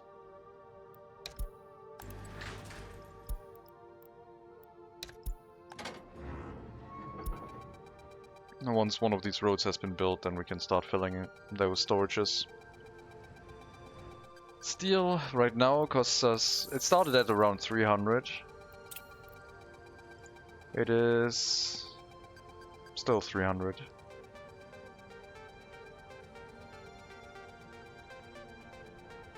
Does not seem to be getting any more expensive right now for the low volume in the beginning.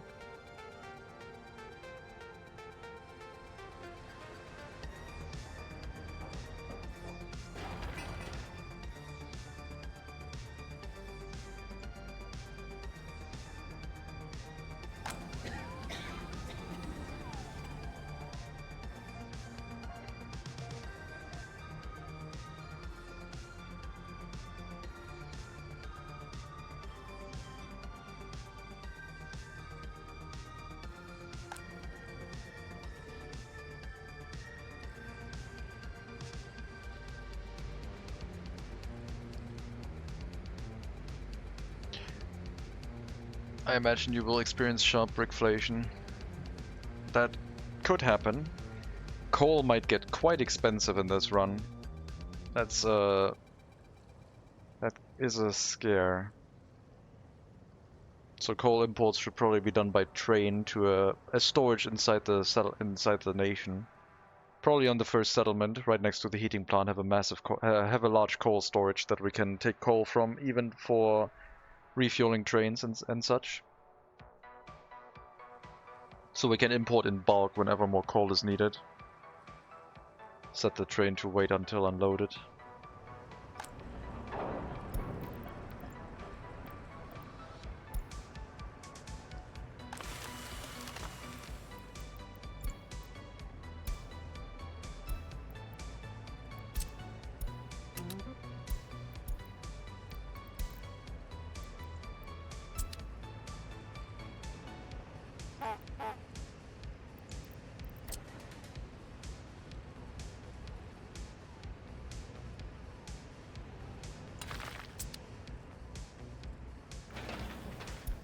High priority, build that.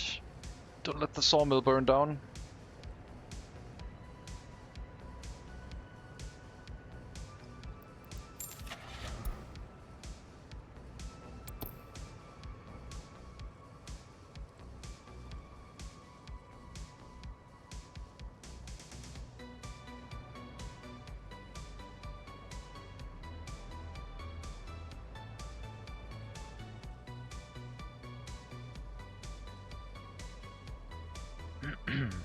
Small starting settlement.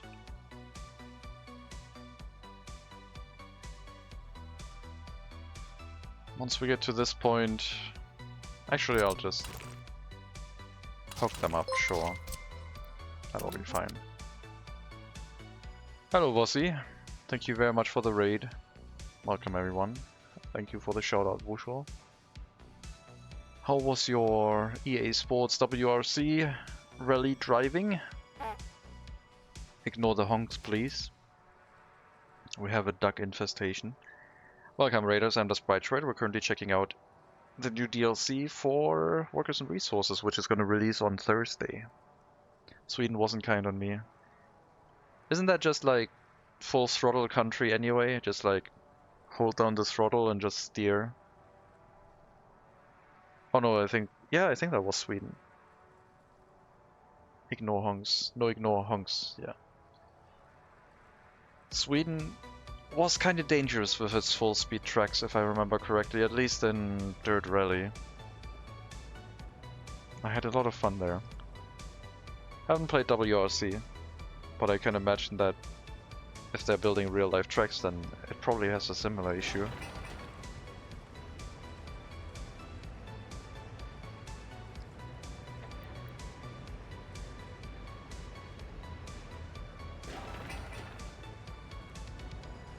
Okay, come on, set this rail construction office up. Track building is going to take forever. We will also need water for the trains.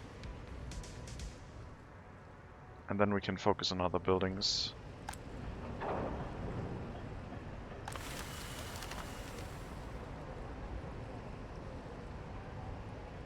Biggest issues are the pace notes. If you don't know the stages by heart, you just have to guess where to go with how bad they are. Oh god, no, that sounds terrible. That does not sound great. If the pace notes are wishy-washy, off, or like at the wrong time, do not approve. You don't know the stages. You know, the solution to that, there's an easy solution. Just do a championship in Richard Burns Rally and make it a blind rally. Then you get no pace notes on co-driver, and you just have to drive as if it's like a normal road. Those are kind of fun. Very scary though. Blind rally is ridiculous. Because you feel like, oh yeah, I feel how that one flows, and then you go over the crest and it's a sharp left hand with a stone right in front of you, and you're like, okay, that's the end of my run.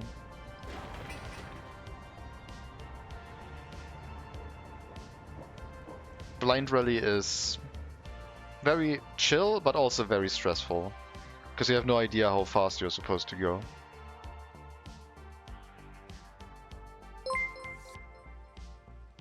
Thank you for the follow, Dragos Prime. Much appreciated. And welcome to the stream.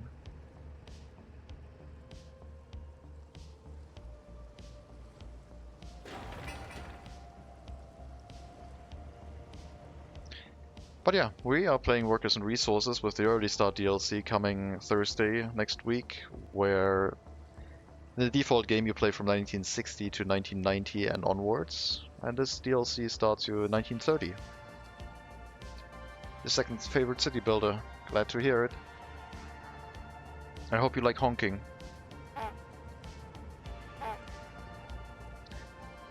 They're adding vehicles from the 20s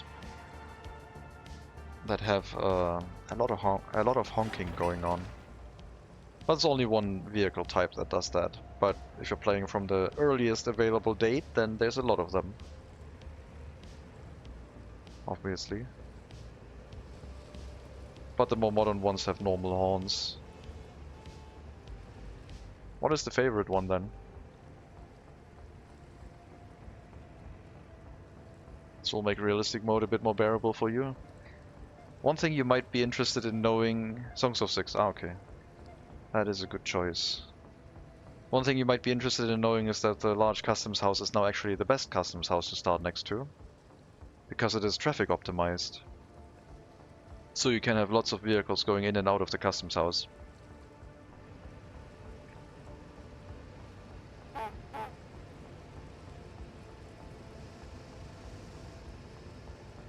But only the large one.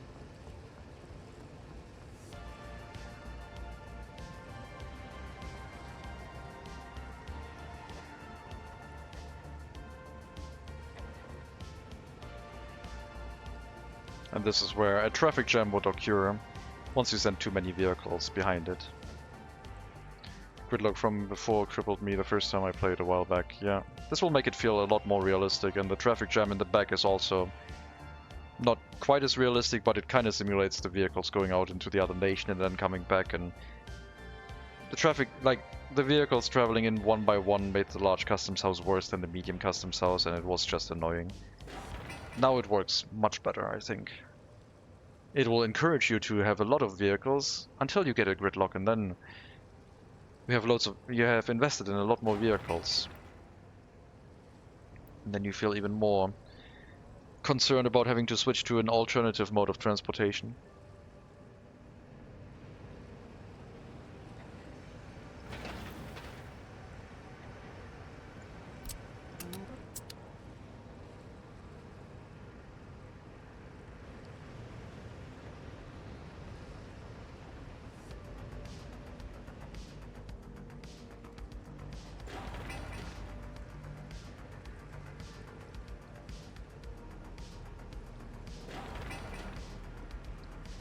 We're trying to set up an export train line so we can show the steam locomotives, which I showed at the beginning. But it's going to take forever, I think. We have to get to the customs house, and the track builder that we start out with is going to be quite bad. Thank you, Mossy. Much appreciated again for the raid. Have a good rest of your day. See you some other time. Bye bye.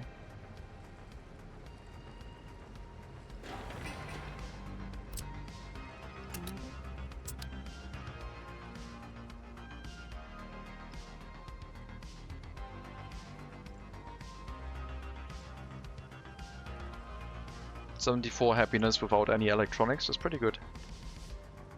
People are now affected by low government loyalty, which is not so great.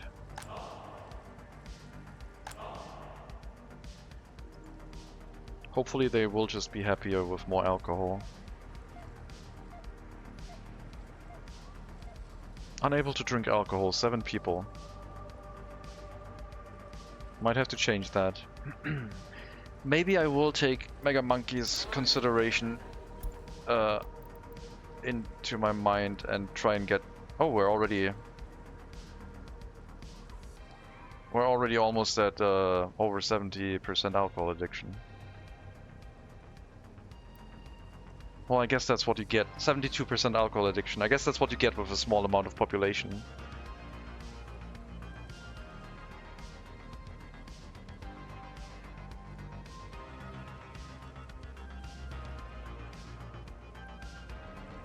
That might explain our good happiness.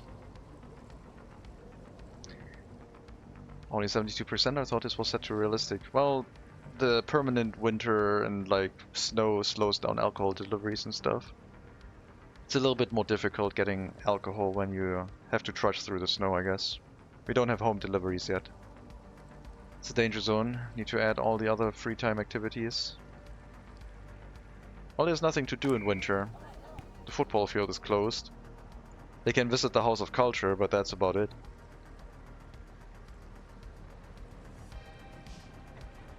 How many people do you need for the alcohol achievement?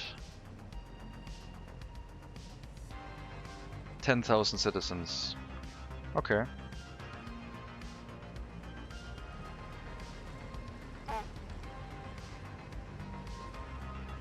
I mean, if they're all alcohol addicted, they might not need other activities. They might just be fine with alcohol.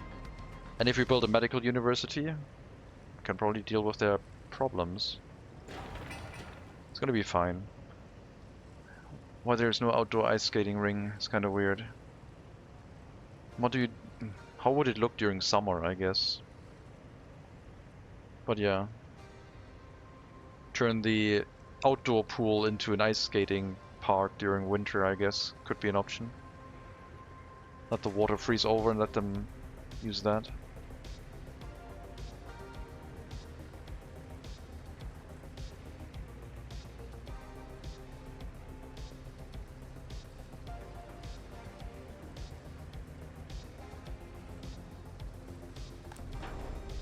Also, buildings have customizable textures. So, more variety with how the buildings look. Especially if they have two tones, you can cycle through a lot more varieties with those.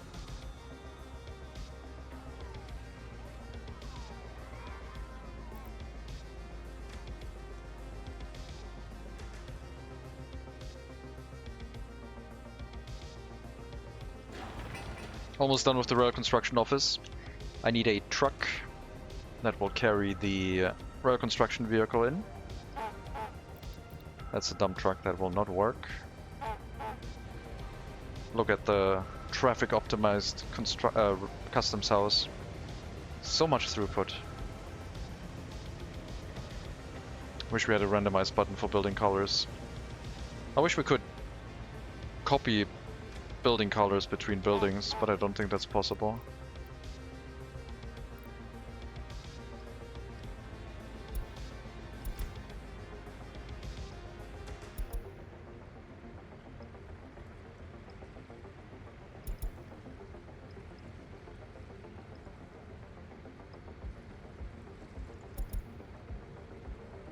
Okay, you're going to do that.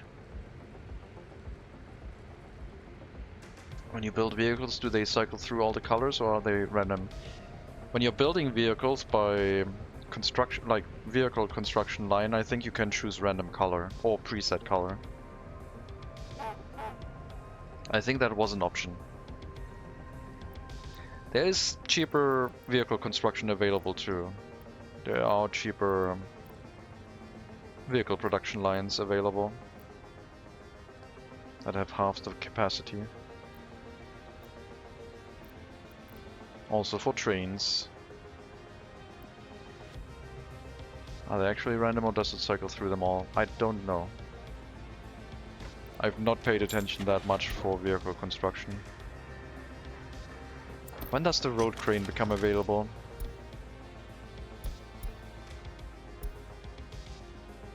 (1932). That's all we know.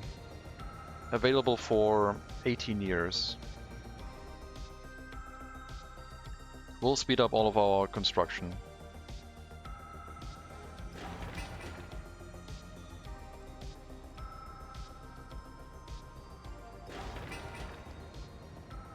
Alright, you go here, load vehicles, go here, unload vehicles, back to the depot.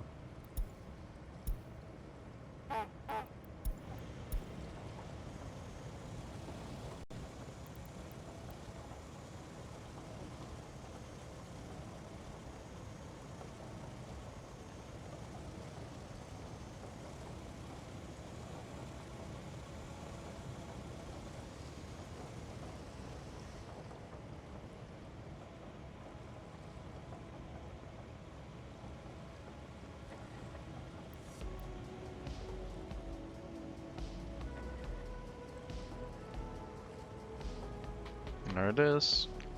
Our first track builder.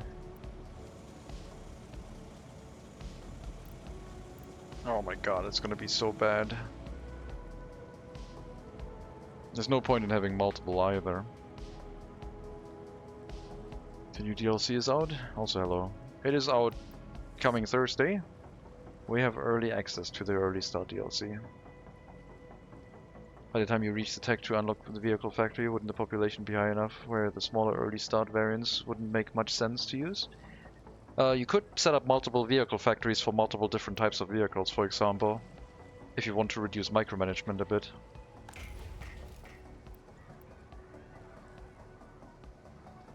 That would be an option. But they also added production queues. So if you know how many vehicles you need per type, you can set up a queue with the appropriate amount, and it should also spit out what you need in that way.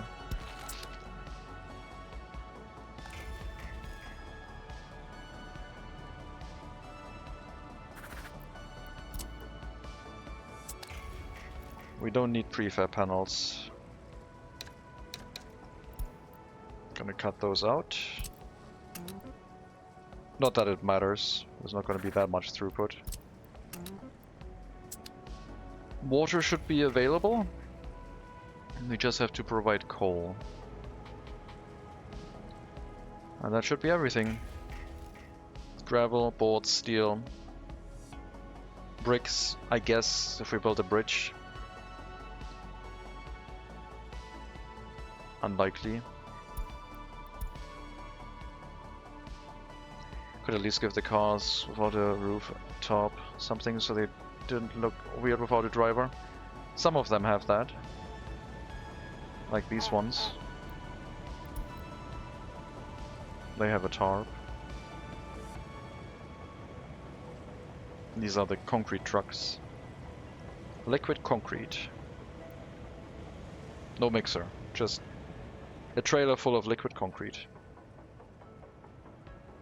Hello, Lois boy.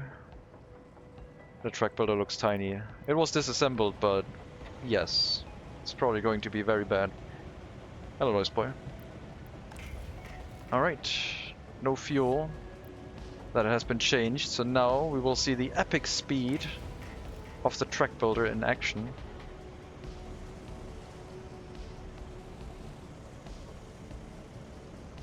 I'll see you in a year when we're at the customs house.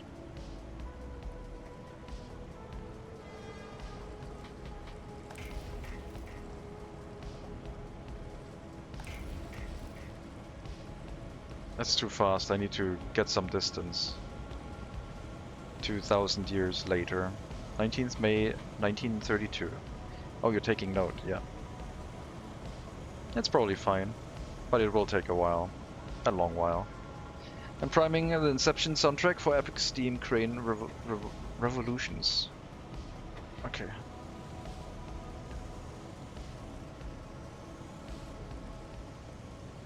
It's actually moving pixel by pixel. Yep. We need a pig locomotive that has that speed. Oh. I think the camera is wrong. LTC camera wrong.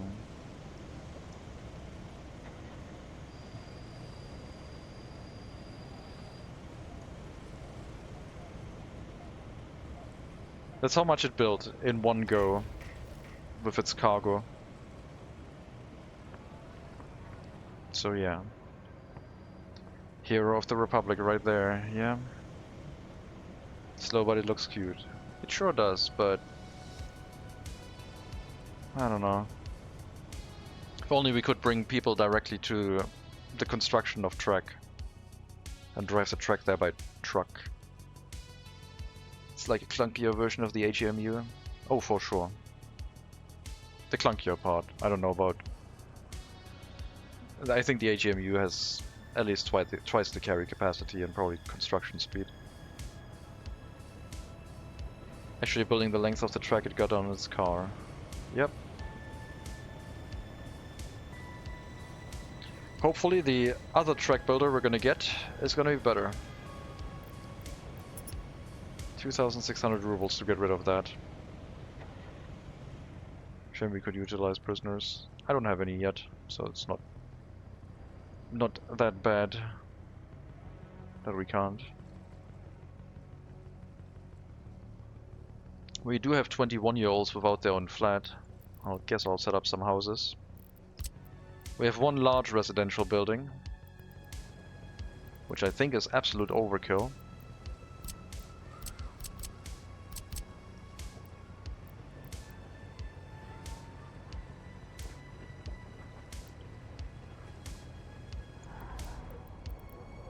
Probably just stick with the small ones.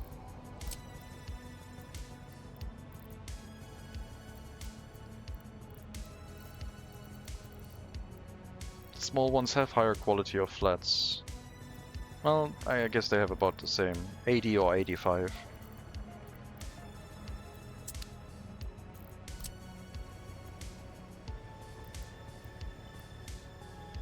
Technical services aren't done yet.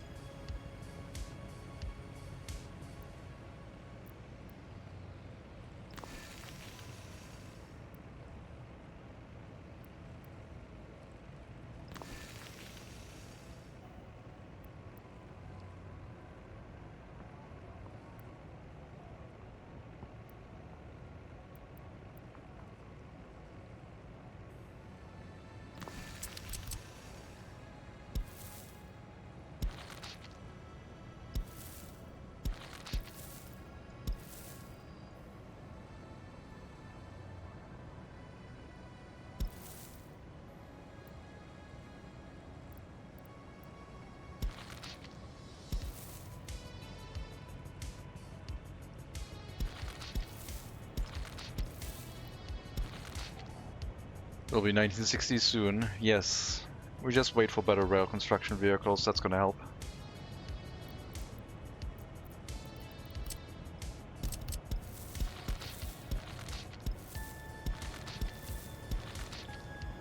Not gonna have a train unloader for the coal station? No. No. The trains can unload there directly into the station. That's fine. They can dump it right there, I think. At least when I tested it.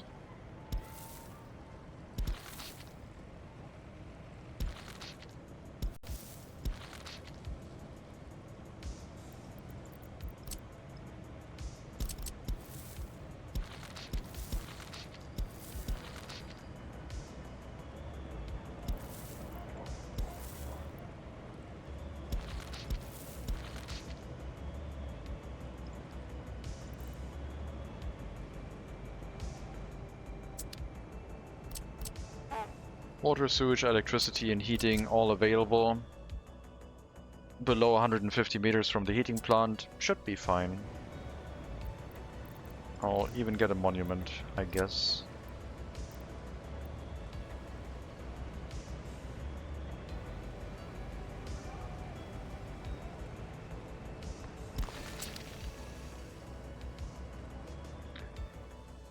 You have any idea how much coal the trains consume? I did not do math with that, no. Snail has begun laying track, I see, very nice, yes. We're rushing towards the customs house over there. Very, very quickly. And then, once we have done that, we'll get a slightly faster track builder with, I think, 5 times the speed. And also more carry capacity for material. To finish the rest. I could transport another rail construction vehicle in so they can build both towards the customs house and this direction, but I don't know if that makes sense. How heavy is that thing?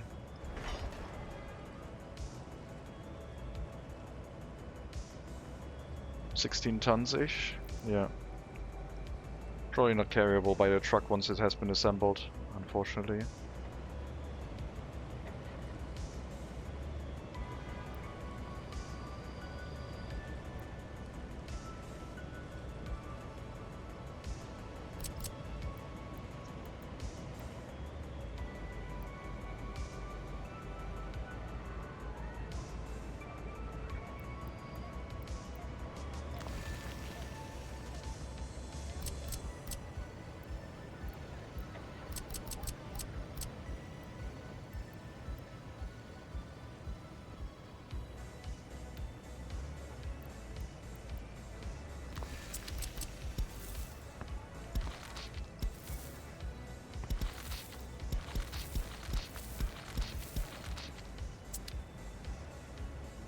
Steam trains in this will be so cool.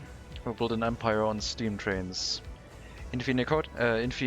Noctis. That is very sensible. Definitely worth trying. I like how the early start will make it so by 1960 you'll probably have infrastructure done. It will feel like you will have set up like either a large city with like infrastructure. I think you could play it in a way where you set up loads of little settlements and then have like a pre-populated map where you build the cities already yourself. I'm still wondering how it will feel once you unlock better infrastructure and you're trying to upgrade. We did that in the village test run, obviously. I think it's going to feel pretty similar, and it's going to be tied into technology, which is cool. The city looks really cool already. Yeah, this is a mess of a village. Lots and lots of houses just to fit stuff in. The next settlement would be better. We just need to make sure we always have enough highly educated workers here. And I will grab them with migration for now.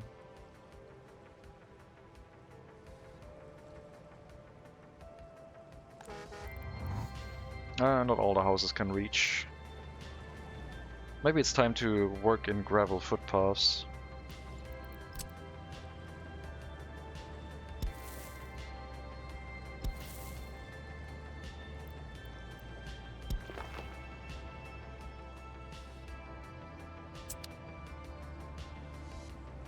Exports viable via truck. We're trying to export lumber right now, but the price dropped as soon as we started. So I'm trying to build a railroad and make it more efficient, but if the wood prices keep dropping like that, it's not going to be good for us. Not sure if we have oil nearby. I haven't looked for other resources yet, I guess. Let's see. I don't think there was oil on the border anywhere on this map. So no oil.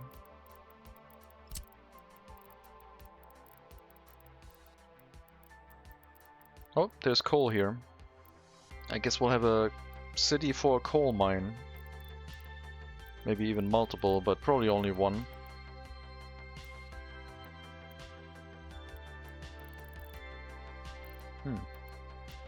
Nice.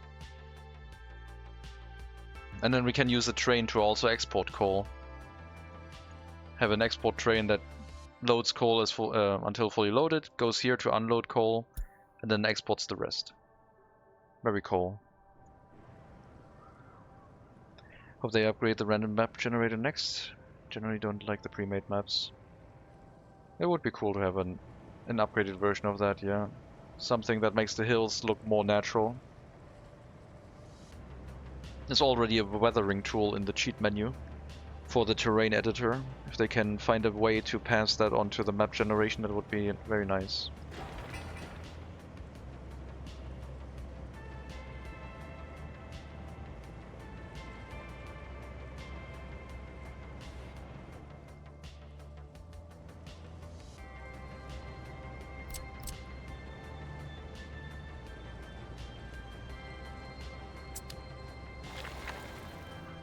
I need to deprioritize the road construction.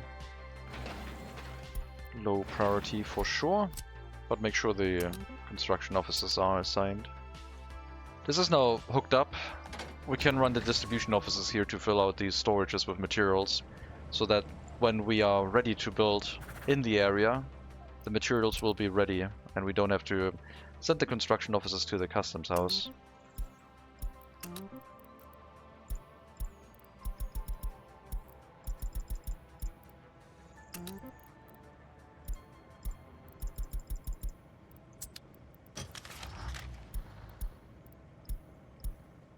And then the dump trucks too. To the gravel storage. Boards, steel, and bricks. Don't need any prefab panels.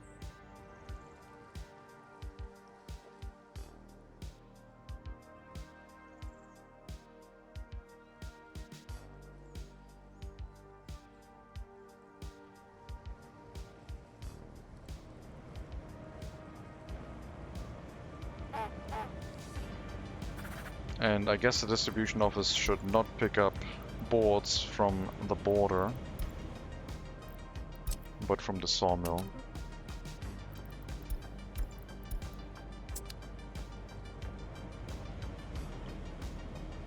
Roads are looking so nice, Hong Kong. Yeah.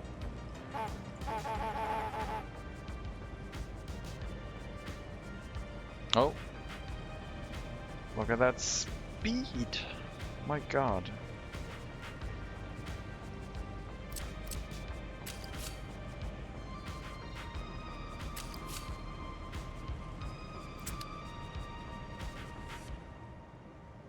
Incredible, yeah.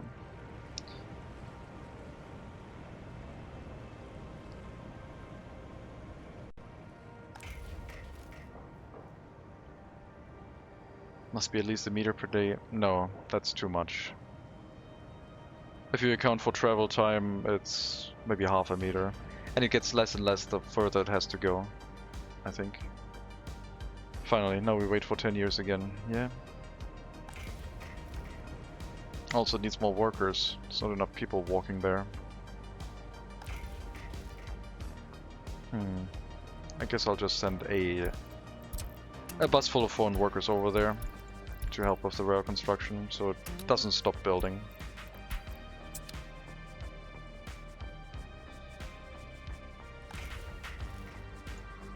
Should also speed up the construction because it will be full most of the time.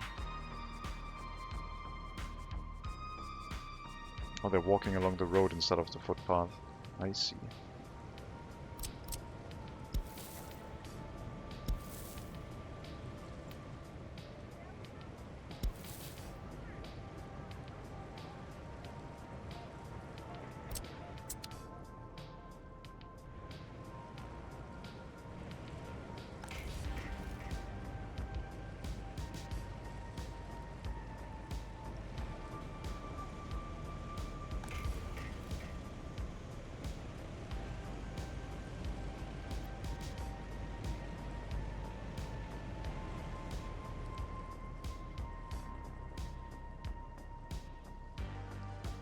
Track builders with low capacity are kinda annoying. I don't mind the slow construction speed, but the constant driving back and forth is irritating. But it does encourage you to set up multiple rail construction offices and not use a single one to build like forever across the whole map. It's still irritating, but I can see the reason why they're doing it.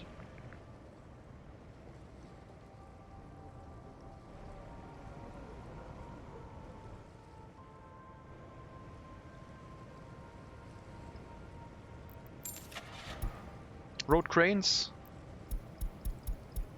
It has begun. We have road cranes.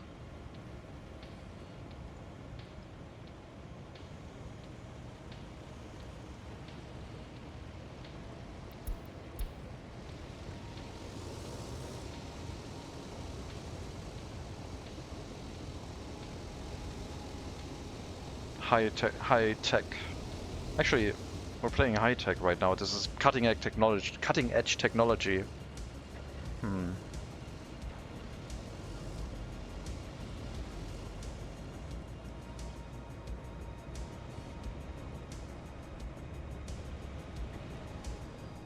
How much better are the customs throughput with the update?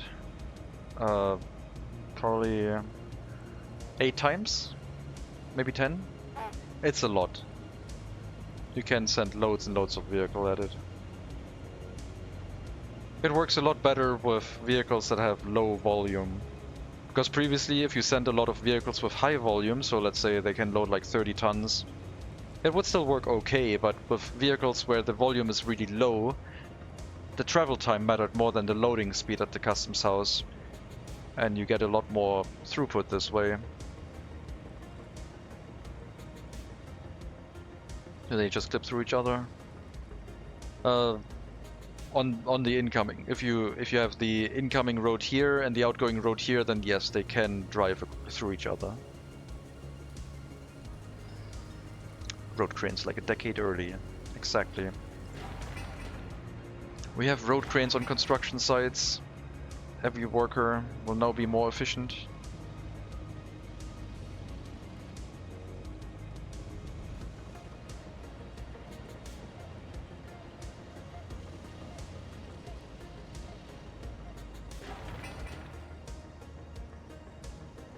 They now drive around in the customs house. Had to look that up. They drive out the back of the customs house and loop back around to drive out.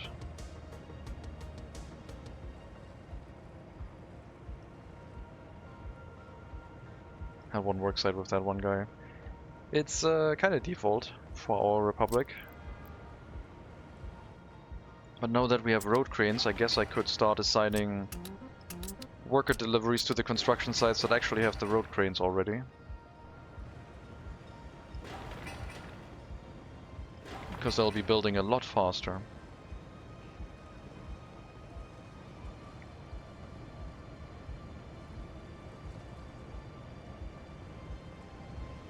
We've made it onto the main line. Almost there. We're probably a fifth of the way there. In July. Maybe a quarter.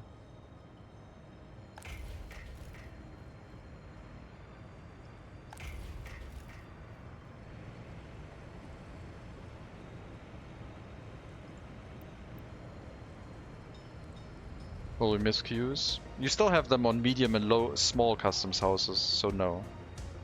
You won't miss them. You will just have to go to different customs houses if you want them back. They just put the large customs house in line with the other ones, because the large customs house wasn't the best for road vehicles when it should have been. Oh my god, actual fast construction speeds. 'Tis amazing.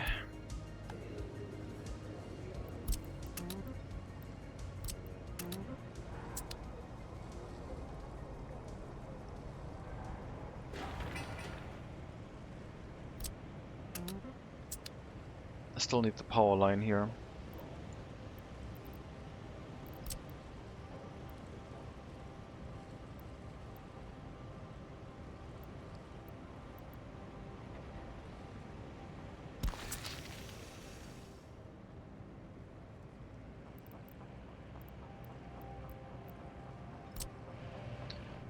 We could combine the power line into one.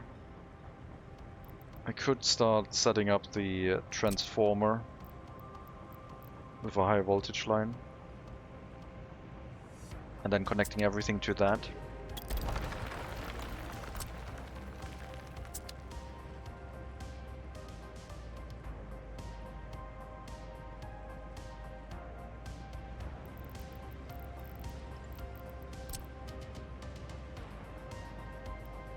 I guess that wouldn't be the worst.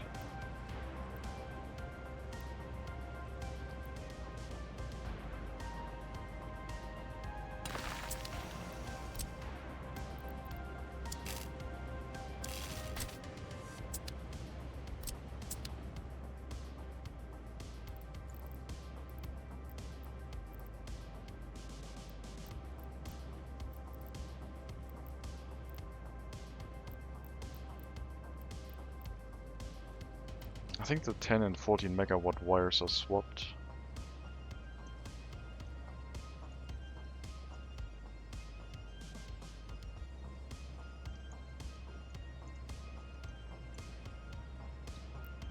Do the signals autoplays now? No. Not that I know. Why would they autoplays? That's the fun part. So I guess if the other city has a coal mine, then we can also have a coal power plant over there.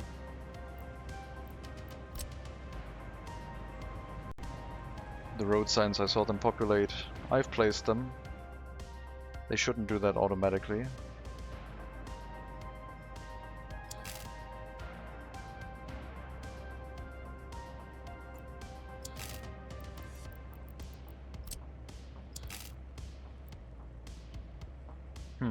What are we gonna do with the power line?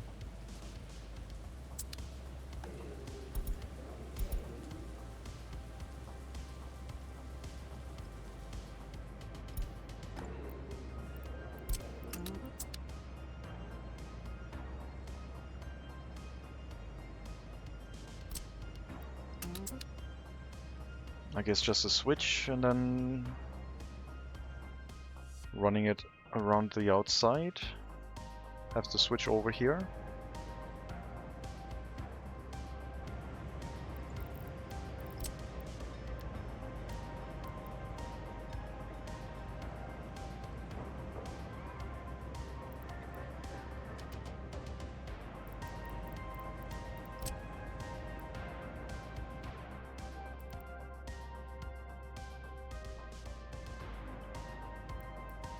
I guess a 5 megawatt underground wire would also be sufficient.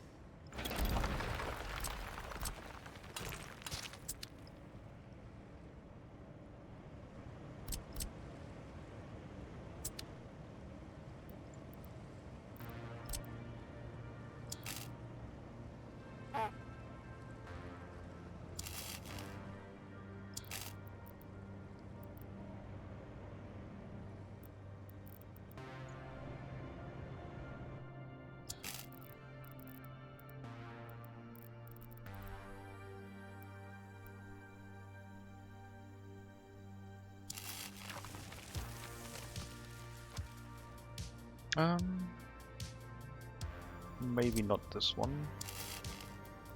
We can use a 4 megawatt wire here above ground, that's fine. And we will have domestic power production. I think the coal mine is going to be important. Coal mine plus coal power plant. Probably in the next city. So I'm not too concerned about having too large of a wire going to the customs house. We will make it work.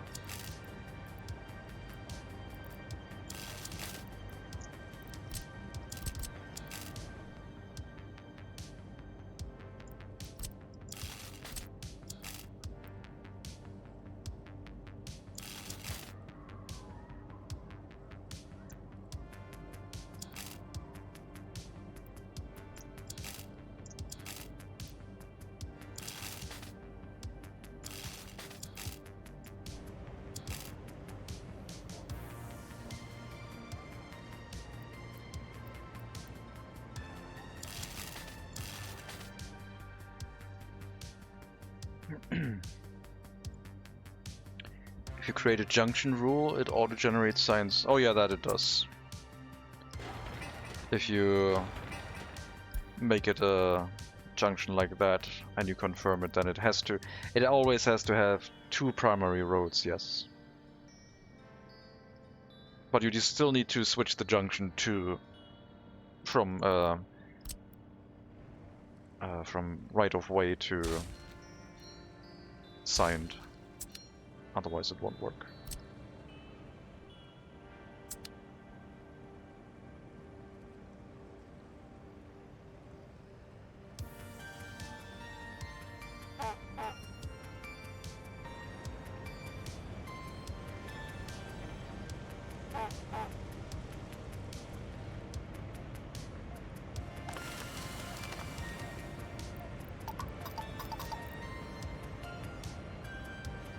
Why can't it store and export boards?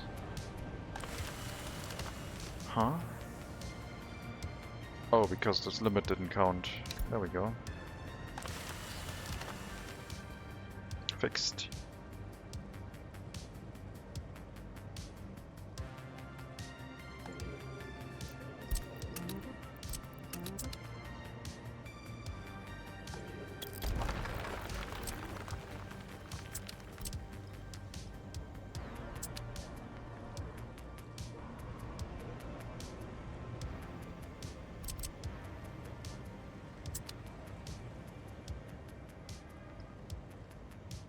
If I need another water or sewage truck, I can add 2 more, 1 each. Sewage trucks could be phased out by dumping the sewage into the river already, But I would like to consolidate that all into something later on, where we might just pipe it along a little bit the road, over the road here, and pipe it out into the river on that side, so it's like further away from the settlement. Because the pollution from the heating plant is already quite high. Average life expectancy does drop, and our health is down to 87%.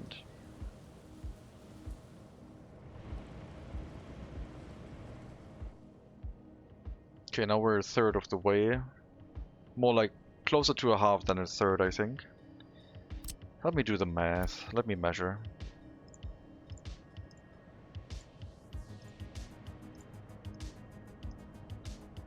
Uh, 204 meters done.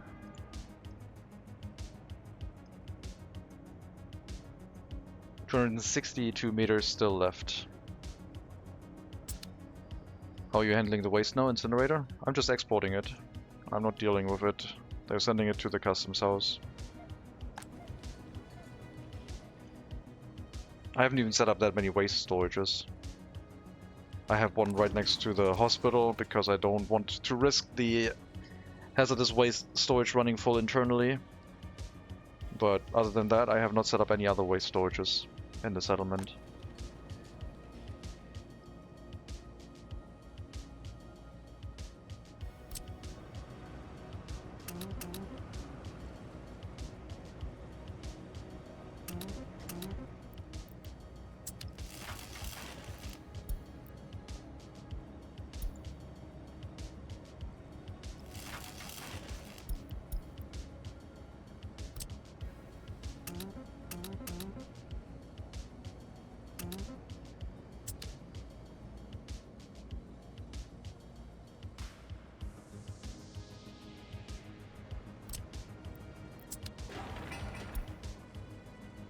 I'm also not sure how long these vehicles will last. If their maintenance is reduced. It seems like they are lasting longer than other vehicles. They might be more sturdy. But maybe that's just me imagining things. It depends on how much they can repair for. We should repair them earlier so they last longer, I guess.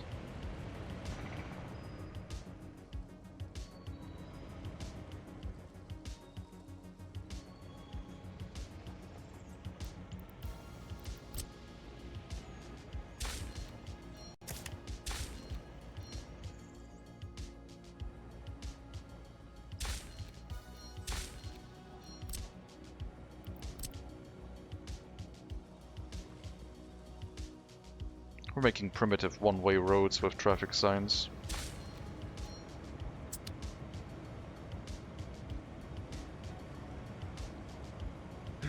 Once we can upgrade those to asphalt roads, we can have a lot more volume going to the customs house. Because right now we only have one lane going to the customs house. But you can have two. I mean, you can have up to 4 lanes of vehicles going to the customs house, but then you're definitely going to gridlock yourself with the output.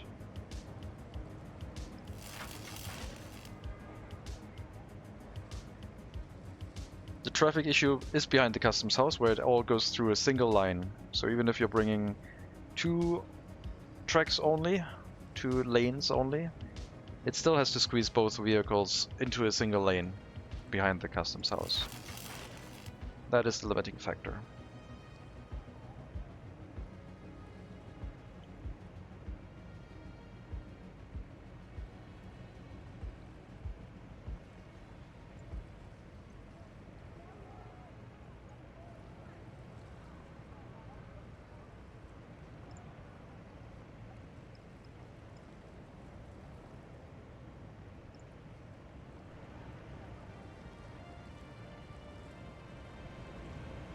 Okay, it's not too slow, but yeah, could have started closer to the customs house, I guess. I don't have anything that makes money yet. Good money. I could set up a clothing factory, I guess, but I don't have the workers for that here. I will need the other settlement. I know.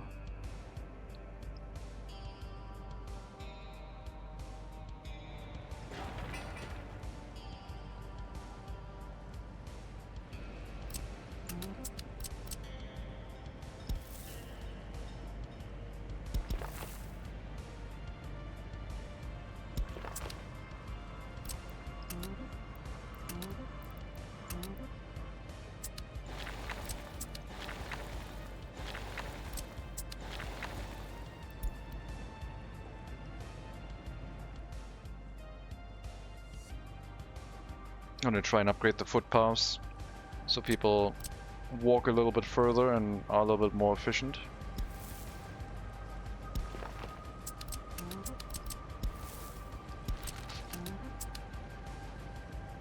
There's a perception with nostalgia that rings were built proper in the old days. That things were built proper in the old days, yeah. I mean, the items were more sturdy, but that just meant that the passengers of those vehicles suffered more problems when they got into a crash. The cars might have survived, but not the people driving them.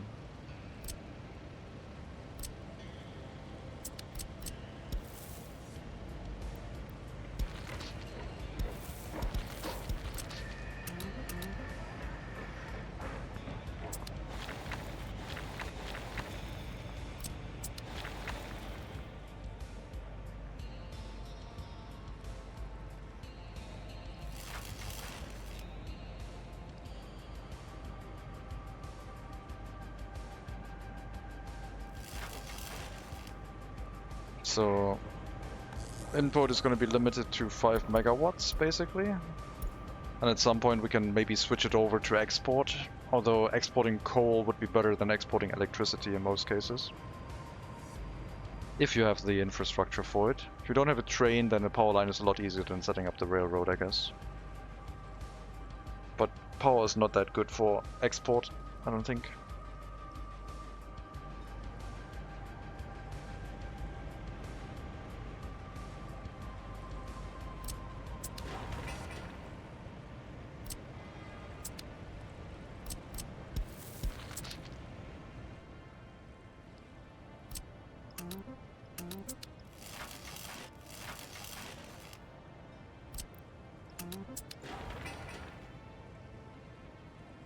More road cranes. Where are they?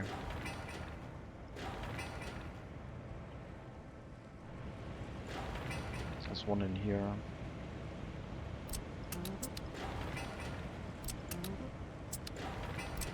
I guess they're all in the housing construction.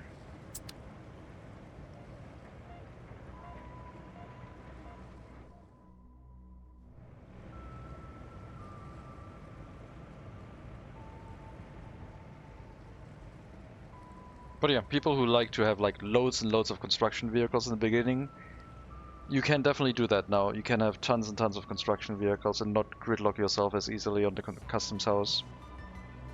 So building a construction office in the beginning might actually be okay, as long as you can make sure it doesn't burn down.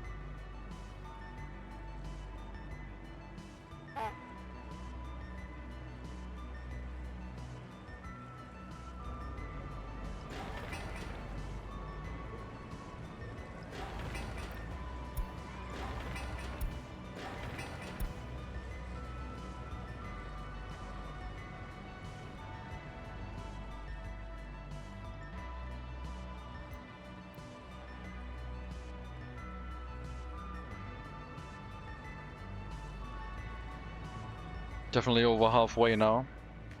May to August, I guess. I will just sell the vehicle when I get the new one, because I can't put it into the depot until it's connected, and then I would have to micromanage making sure it doesn't go out and build track instead of the other one. I only want to build a single railroad right now. Hello, new DLC. Yes. Hello, Super Dino. Early start DLC. We're working on setting up a steam locomotive.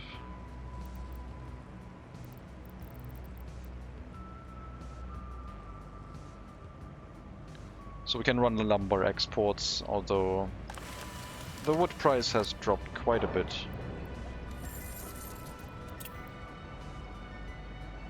Unfortunately.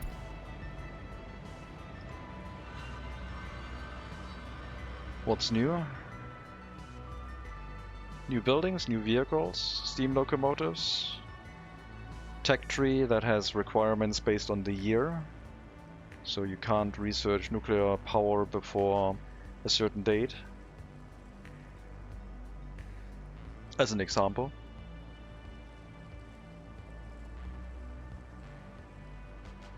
New start date 1930, 40 or 50, whatever you want. Are the global market prices completely random? No. There is some randomness to them, but they are most also affected by what you're doing. If you start exporting a lot of one resource, then the market price will drop. No new industries? No. You have different varieties of industries, like you have a different electrical component factory that requires gravel, steel, and chemicals instead of plastics. And you can make electronic assemblies, electronics out of wood, electronic components, boards, and mechanical components instead of plastics. But yeah, strange.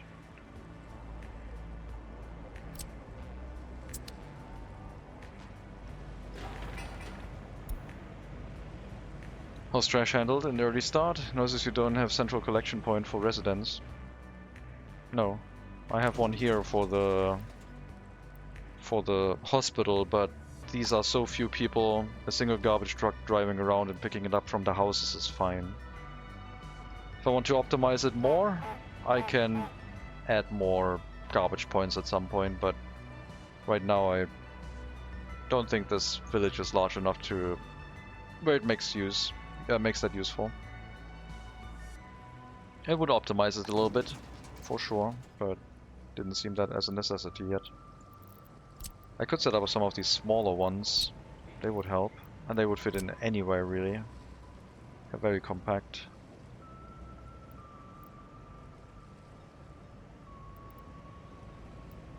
And then all of the houses would combine into that single garbage point, and the trucks would definitely only drive when there's enough garbage available for one load. Because the garbage truck only carries really like 2 tons right now. So it's a tiny DLC. No, it's not. That's what's needed is a good thing.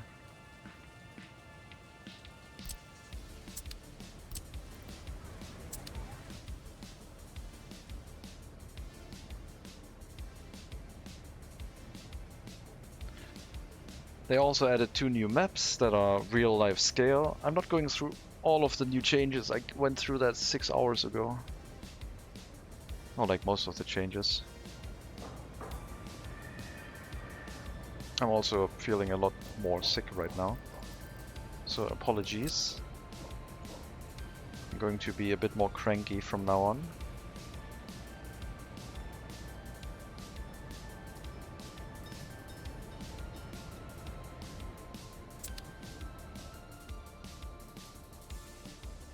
The houses have texture variety. I'm amazed at how much we can hold the happiness with no electronics, which they said weren't necessary anymore. Sports enjoyment is at 16%. I think they traded all sports enjoyment for alcohol addiction, pretty much. We're at 78%, Mega Monkey. We're like almost at 80%. Then we just have to increase the population to 10,000, and we also did the achievement. I hope you feel better soon, homie. Thank you. Allergies are killing you too. Last spring. Yeah, I don't know what I have. I don't want to get too much into it right now.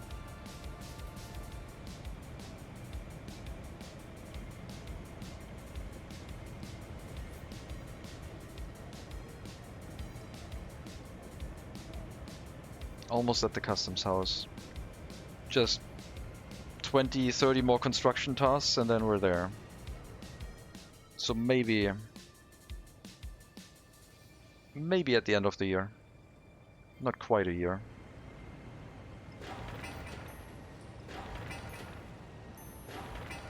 Where are the road cranes now?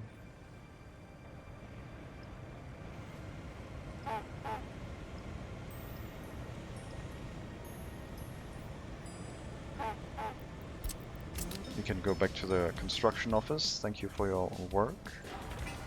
There's one road crane. I guess the other road cranes are probably on power line construction tasks. There's one. That one doesn't need a a road crane. That would be a bit pointless. There's our small warehouse with rail connection.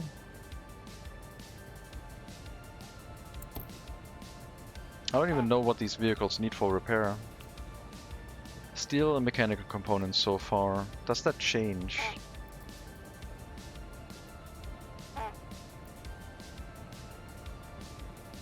Maybe they don't have upholstery yet. Or maybe they're just not worn enough yet. Talking OG cranky, these vehicles would have cranked starting low. All the citizens will honk to celebrate completion of this rail. Yes.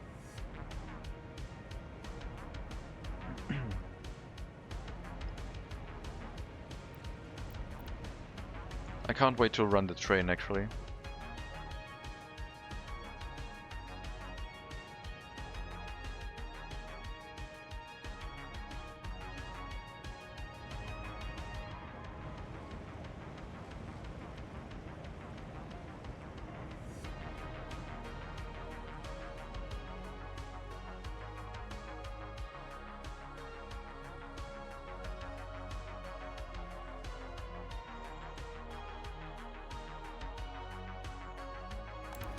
Look at that, we're collecting materials slowly.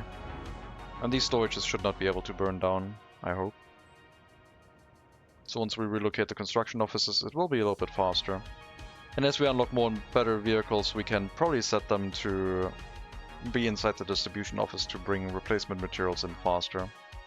Ideally, we would of course have a train line go out here into an unloading station for construction materials. Then we could bring in the materials by train.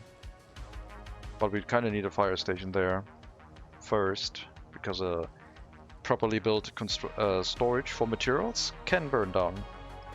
And that wouldn't be ideal if it happened.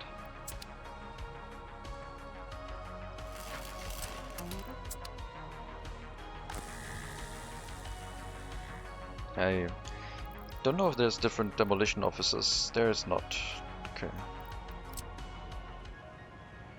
I will have to tear down this power line, because we're now hooking it up to a different one.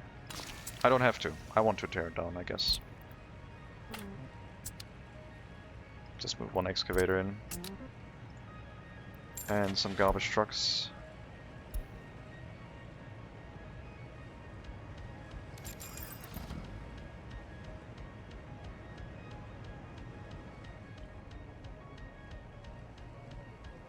In about 1.5 hours we will see if it crashes again. I'm interested if it crashes again after 4 hours.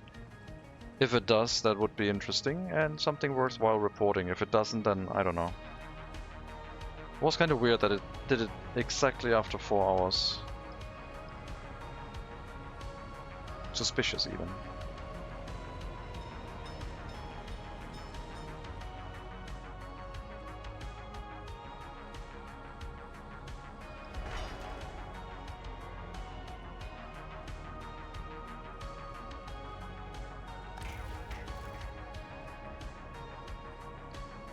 Okay, more houses. No more 21-year-olds without their own flat. Still have to upgrade more footpaths to gravel. Make the walking more efficient inside the settlement.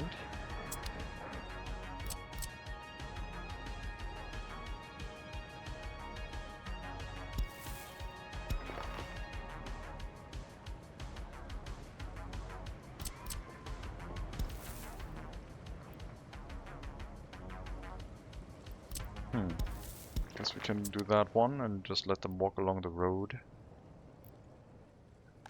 I think. Yeah, everyone can reach the bus stop and from there they can then buy food or just go to the grocery kiosk. That one also still exists.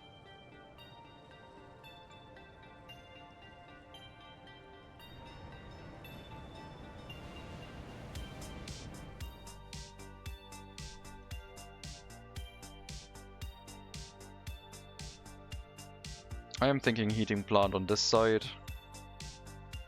If there's a coal mine up here, we have to be careful with the pollution. Either transport the coal ore further to the right, have a processing plant here. Yeah, I mean, I guess that's what will have to happen. Coal mines can still make a bit of pollution. Quite a lot actually. Mostly the processing plants, because they can run full tilt with 15 workers. A coal mine can produce coal ore for more than one processing plant. Output of over 800 tons, so almost up to 4 coal processing plants are possible. But one is like sufficient for quite a long time.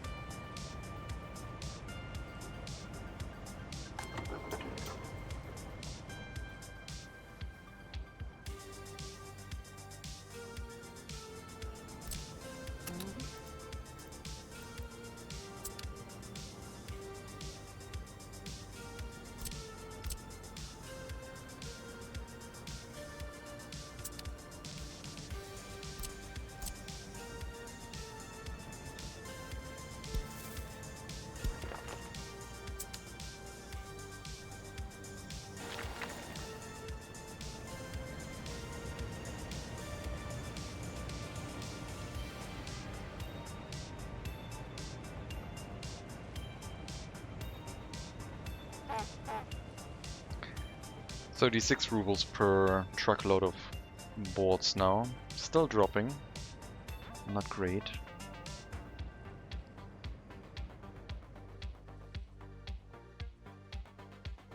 The other thing we can do is produce bricks over here with the coal. Not just run a power plant, but more importantly actually run a brick factory.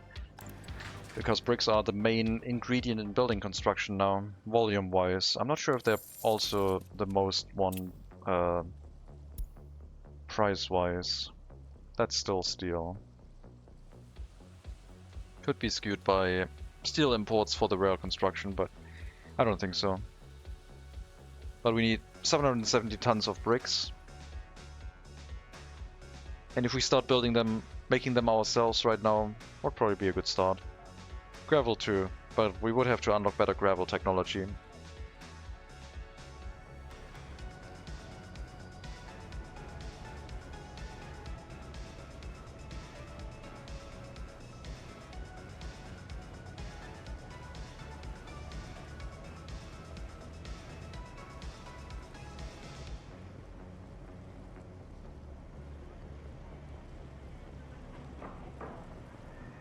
I'm gonna have to take another 5 to 10 minute break.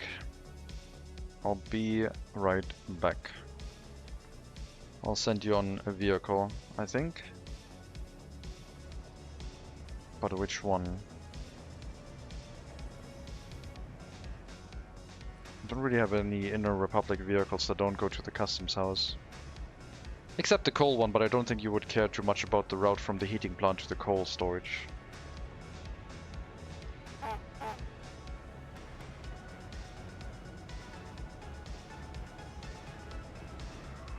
I'll just leave you here, I guess. One with good suspension, alright. Bird's eye view it is. Be right back.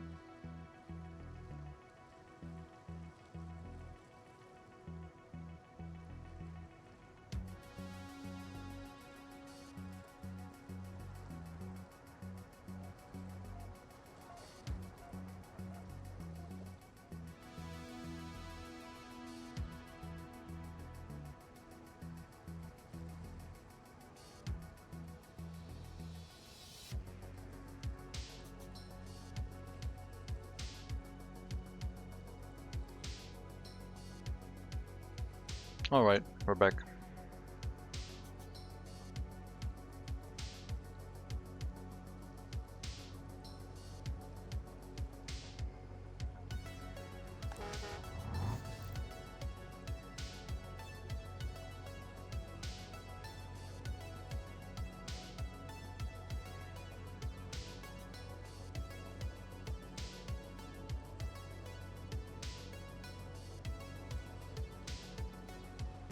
Haven't gotten the message yet that the track has been built, so I don't think so.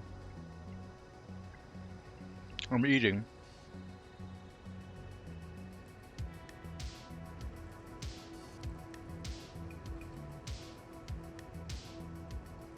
But yeah, it's not at the customs house yet. I should have said I'm back and then muted myself again, but I don't know if it worked.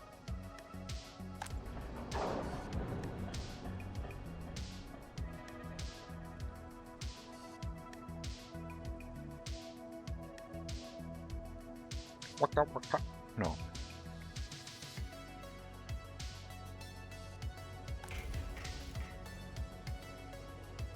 Getting closer to the border.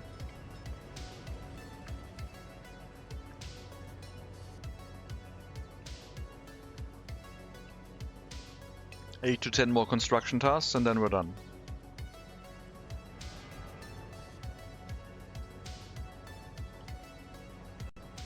Almost 7 hours, house is hanging.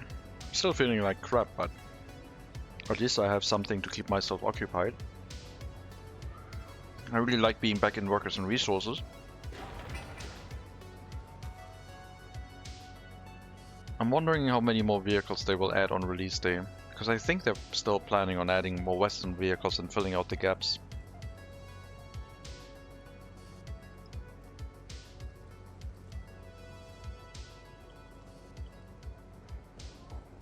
Welcome back, Salius.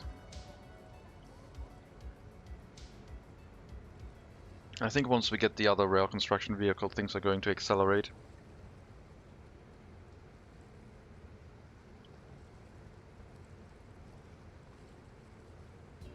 Alright, I will not engage with that talk right now.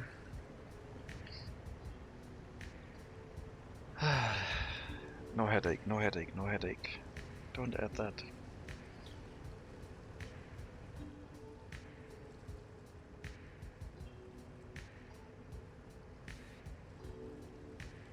That is an accurate emote for the current situation.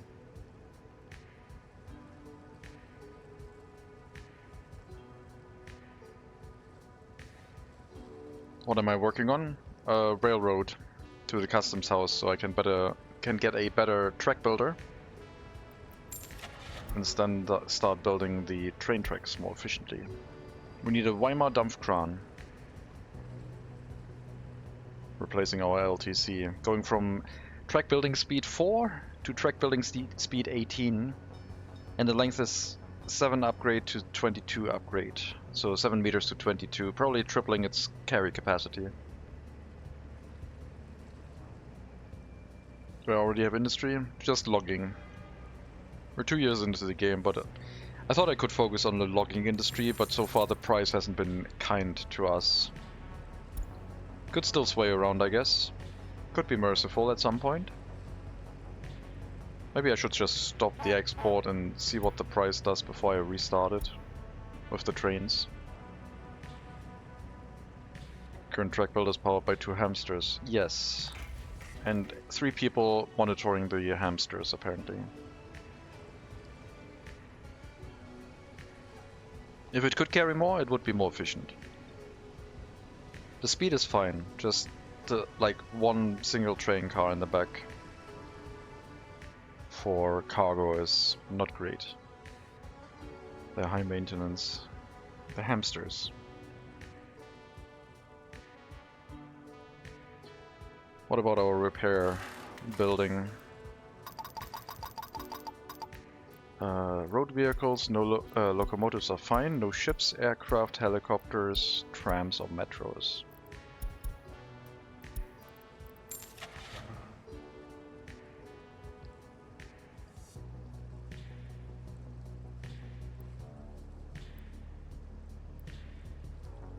Just about repair vehicles, I guess.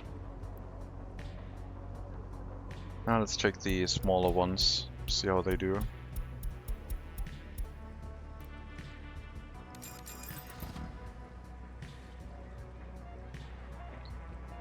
I still don't know if we need more materials than steel and mechanical components. I need to look at the most worn vehicle, I guess. 26%. Just steel and mechanical components for now. I guess I'll wait until one of them is close to 50%. And then if it's still steel and mechanical components, that would be kinda neat.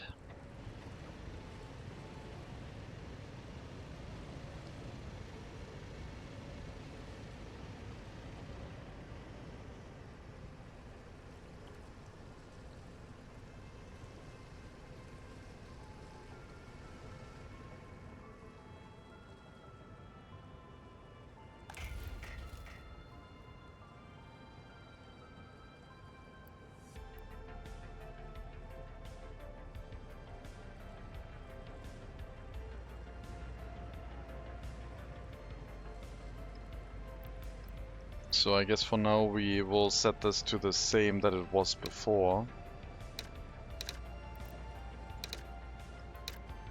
But I'm not sure if we're gonna fill it with the components yet. I would like to see what the actual demand is for repairs of a pretty worn vehicle. Or we just start the repairs right now, keep the vehicles maintained and in order. Actually, let's do that. I'm in favor of that. Just steel here, please.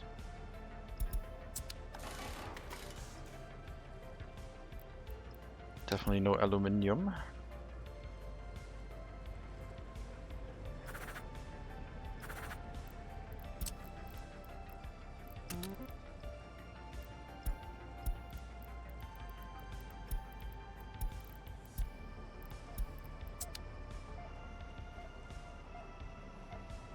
I'm glad you're polling your constituents for such big decisions. Yeah, sure. One people are in favor. Everyone who had a vote in this, it was unanimous. Everyone who had a right to vote, was in favor. Thank you, Barbados. Enjoy.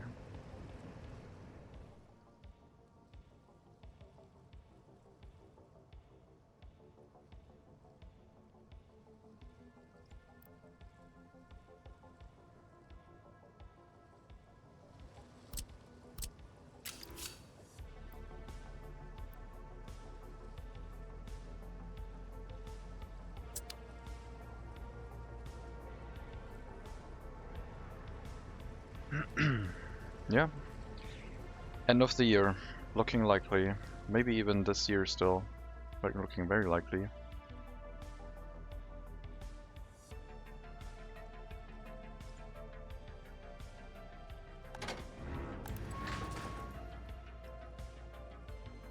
We're importing a lot of construction materials, so our money is dropping, but it's not a loss per se. We have about, okay, it's not that much actually, 25,000 rubles worth of construction materials in the area. Mostly steel, 16,000. It's less than 20,000.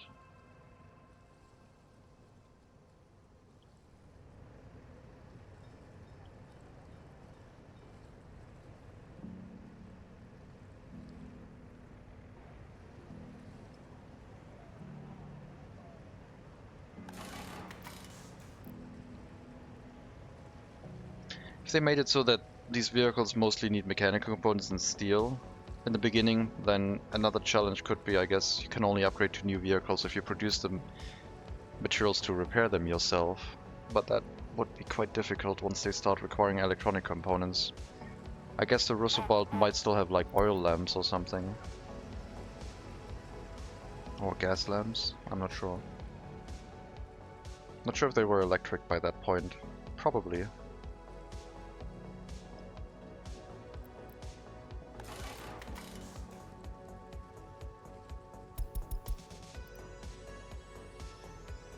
Couldn't you make cheaper components? Not yet.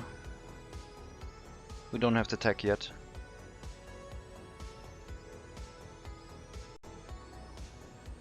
That becomes available this year. Or I guess we can research it this year.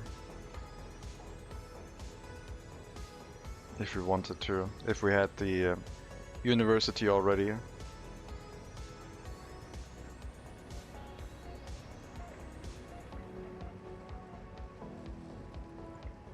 (1932) semiconductors, and then 1934 electronics.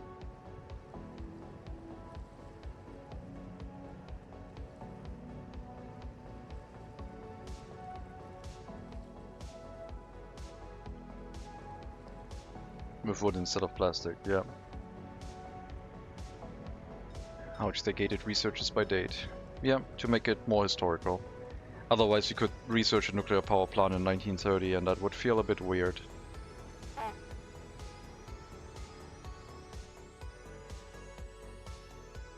Is the electronics consumption in shopping centers also reduced? As far as I know, before 1960 you can have no electronics provided and it will not affect you much. We basically only have 3 people right now who want electronics and I'm not importing any.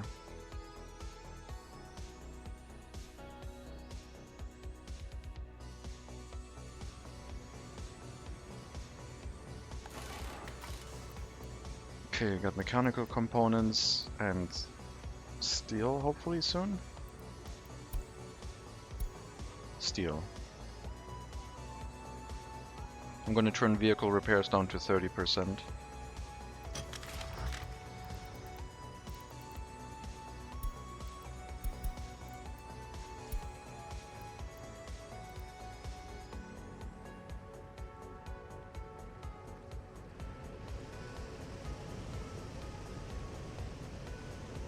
Three more construction tasks, probably.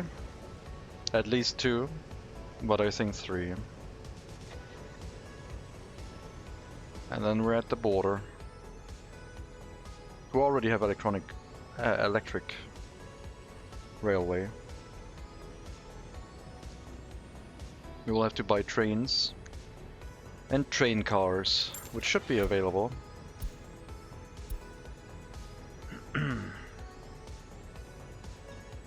17 tons of boards.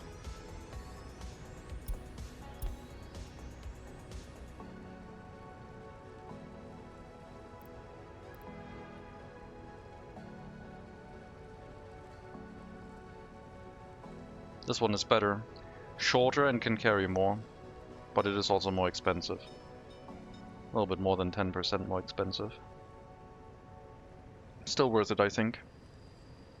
It can carry more than 10% of the material too.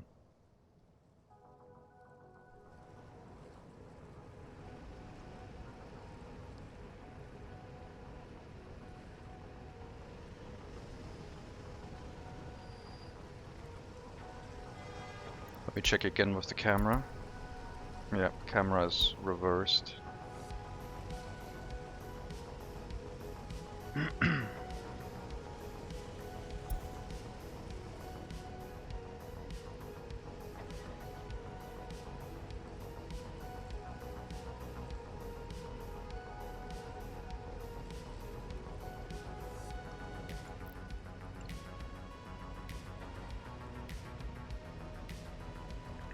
I think it's 2 more after that, but it could be just 1.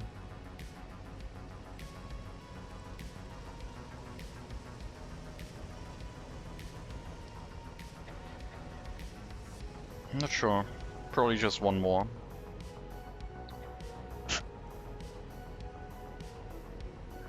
I'm not watching that, no. I'm not interested in that.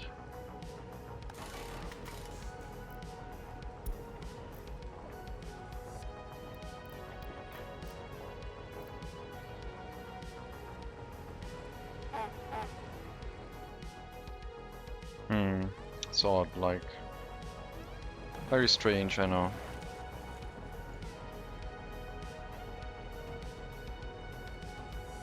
Alright, track builder. This is the last construction you're gonna do. And then you're gonna be replaced.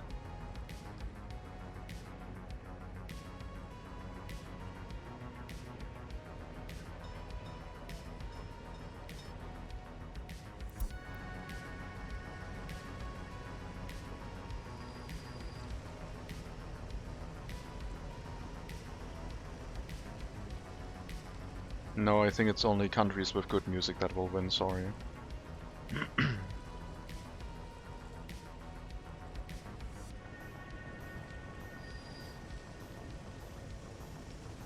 Come on.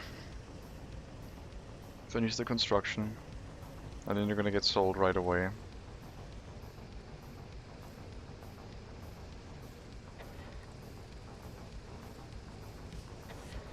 Yeah, it's gonna finish.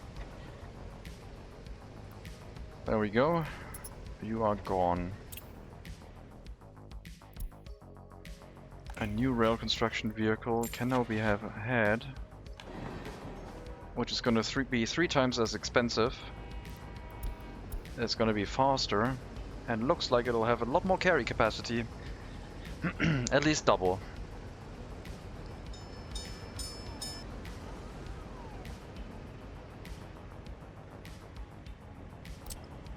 Now you can build.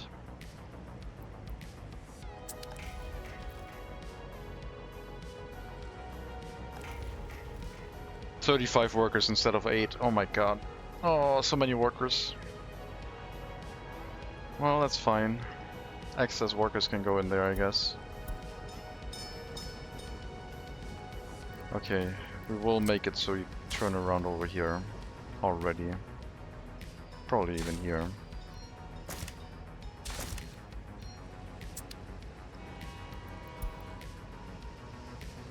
Doesn't seem to have that much more carry capacity because most of that train length is actually going in favor of the crane.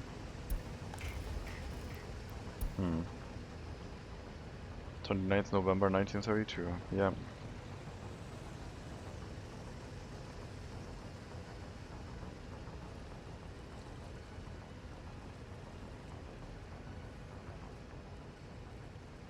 Only 6 months. Only. I thought this would be a huge upgrade. It probably isn't. But it definitely gets more track done. Like, we've gone from here all the way to that point already. I think the initial train would have built up to this point. So probably 4 times the distance, maybe even 5. I would say that's definitely worth it.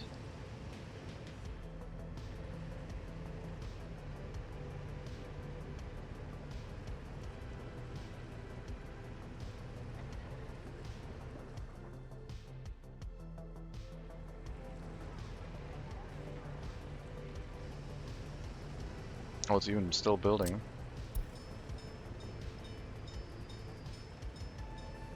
"46 meters. Not bad.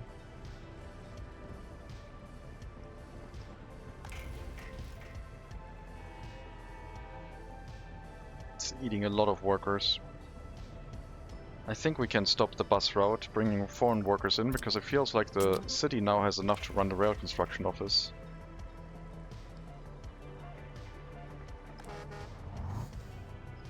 That means when the rail construction office is shut down, we probably have some excess workers to send in for construction tasks.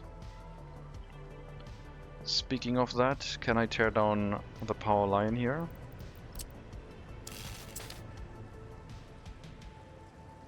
Yes, it still has power. Good.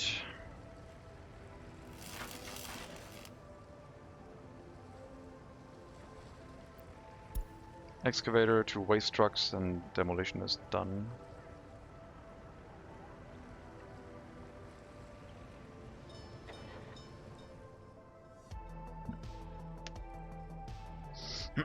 Sorry about that.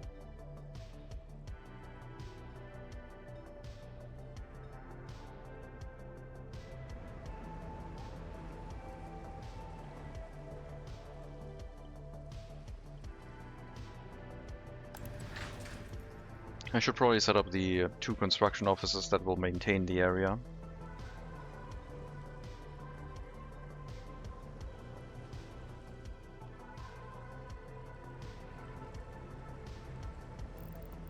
Two small construction offices able to maintain each other and the location. They're still not using the footpath here, so I might as well get rid of it and put the construction offices there in its place.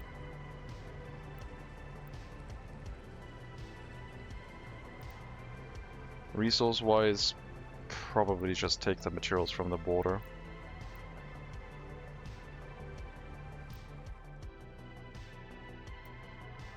I'll build them here. More space.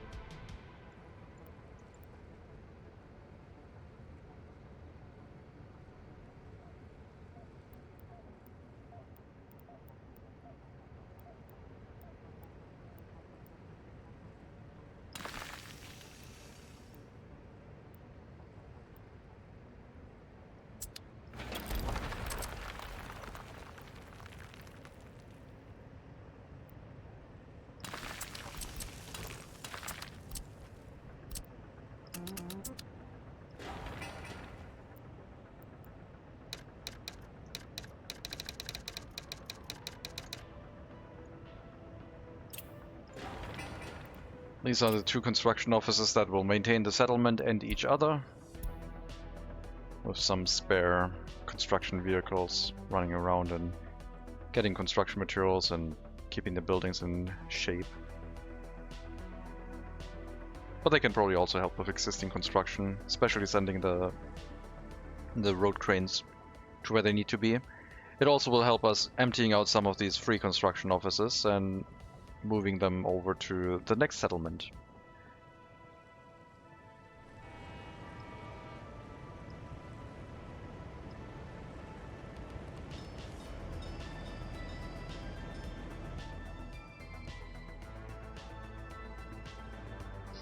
Does mirror the 1960s slow start with HEMU and something better?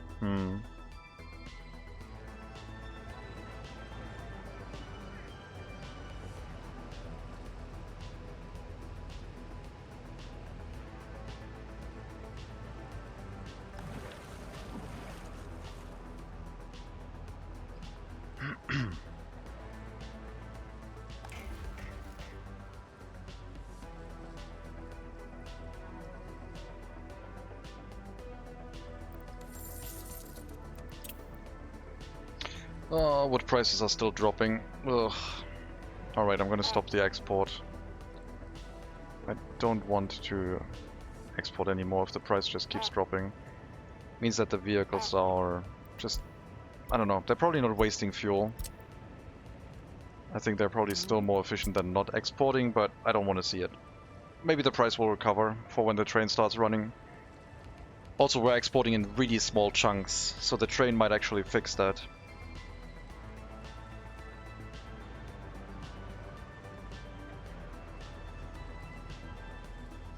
At least for the rail construction, the boards is something we're producing ourselves so far. All the boards are homemade. There should be no more board imports. Last board import was sometime mid of the year.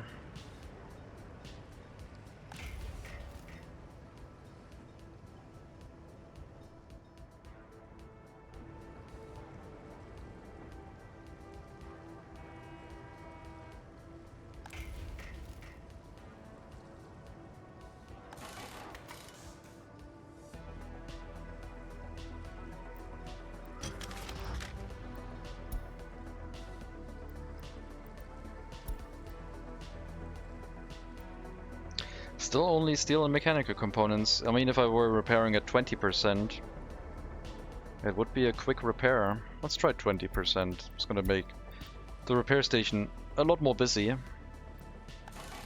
But I kinda like the idea of trying to do that. Because repairs are gonna be rather quick, since not a lot of repair needs to be done 2 days, 3 days. If we can prolong the durability of our vehicles that way, that would be nice, because if we're waiting until 50%, then they will probably accumulate some like permanent wear and tear. But the earlier we repair them, the better probably. It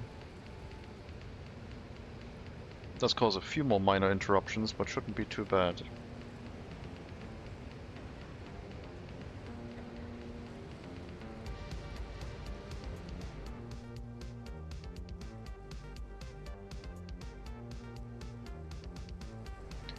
Should probably upgrade the footpath to gravel as well.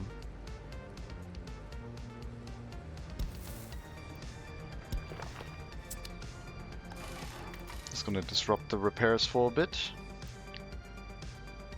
But the upgrade shouldn't take too long.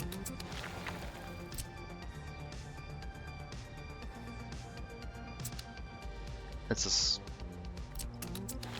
a few construction tasks with some gravel deliveries. It's not bad. One of them has to be built by hand.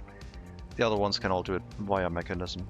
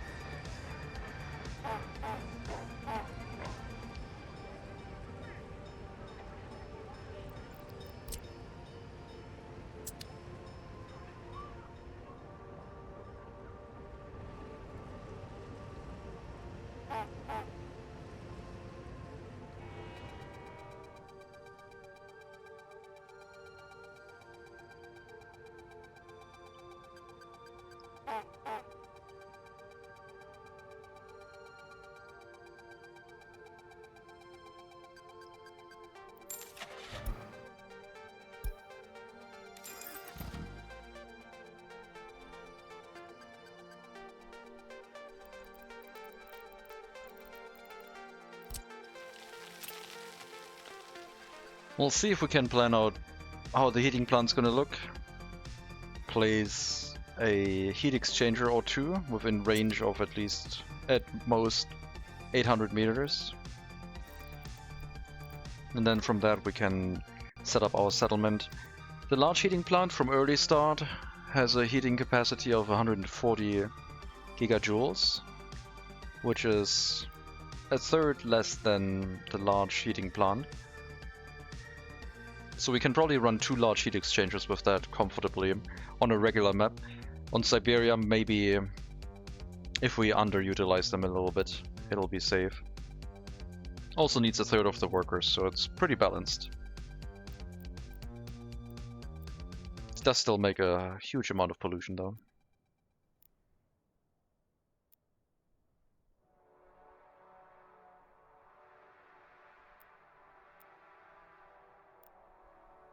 Same amount of internal coal storage. I think it burns less coal. A third of 8.4 would be a little bit less than 3. 2.8. 8.4 minus 2.8 is 5.6. No, it has the correct number. Never mind. But pollution was more than it would have been if it would have been a third of the pollution. So pollution-wise, it's less efficient. I think the same is probably true for the small heating plant as well. A quarter minus a quarter minus a quarter on coal consumption, and then pollution a quarter would be 1 point something. Oh, it's actually more pollution efficient. Okay, interesting. I think.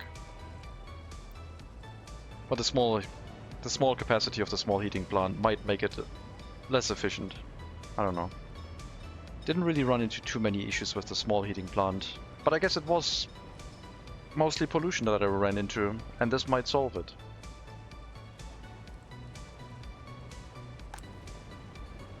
Like, it's minus 36 degrees, the heating plant is running, and we still have 78 years life expectancy in this building. Doesn't really seem that bad. Happiness at 78% and rising. Sports enjoyment 10%, alcohol addiction 84%. This is a republic. I might need more alcohol kiosks.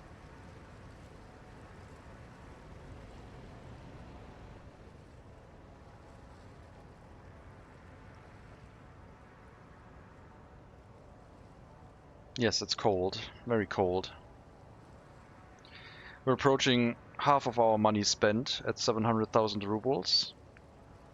Not accounting for US dollars, but we're not really going to be able to get any construction materials in US dollars unless we cross the river and then find a way through the mountain.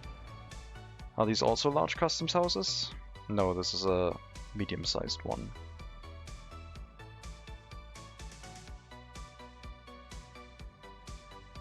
This is a small one. That's probably a large one, right? Yeah. So have a railroad go all the way up here to the large customs house on the US border. More AA meeting places. If we have that many people addicted to alcohol, I think we need anonymous meetings places for people who aren't addicted. It's the new normal.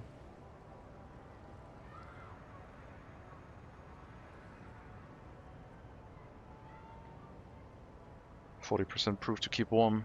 Yep. I think I'll build the medical university first, just because. Because I feel like the research for insulation is very important on Siberia. It keeps everyone warm. Weatherproofing education. That plus alcohol standards might be quite nice. And then get orphanages and distribute alcohol everywhere.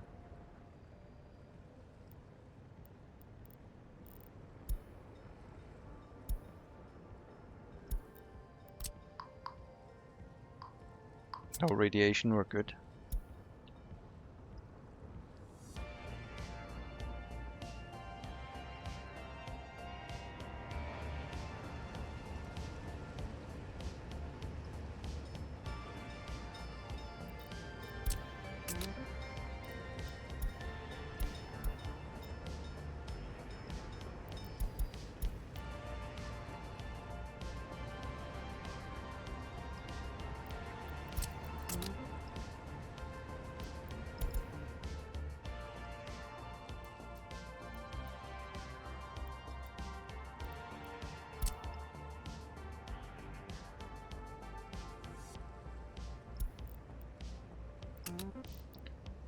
Okay, and workers we don't have domestically yet, at least not reliably. So we will have to pick up everything from the customs house for maintenance of existing buildings. Which is okay. I will relocate most vehicles into the construction office because they can still do their work from there. It's not going to be a problem. One open hull, one covered hull. We'll be fine.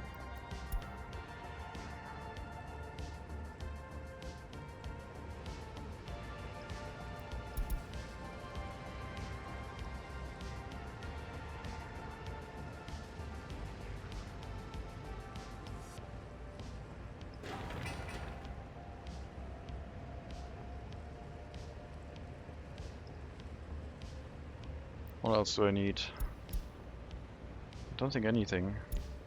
2 vehicles heading here. Yeah, that's all the vehicles we need. A fully maintained, or a fully occupied maintenance construction office. Making sure that this area will be maintained even if we relocate the 3 construction offices away from it.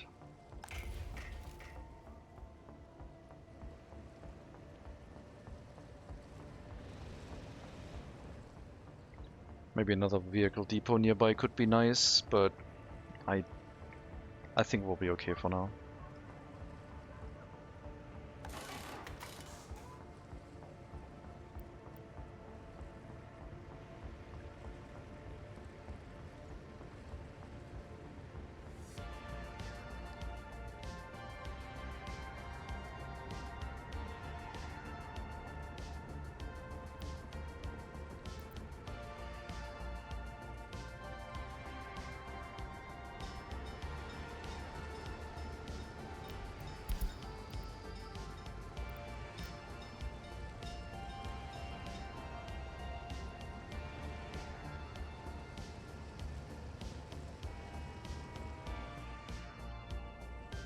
Not looking bad. I mean, we're still kind of rushing the rail construction.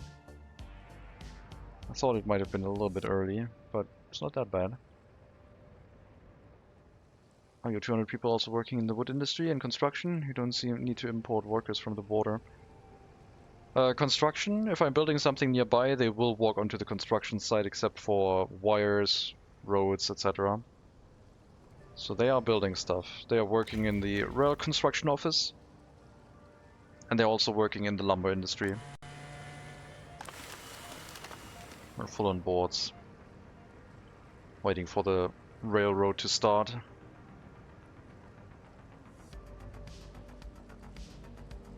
Wood industry only need one person per building. The logging camps, yeah. And then the sawmill, depending on how many logging camps, how much wood you are actually inputting. Yep.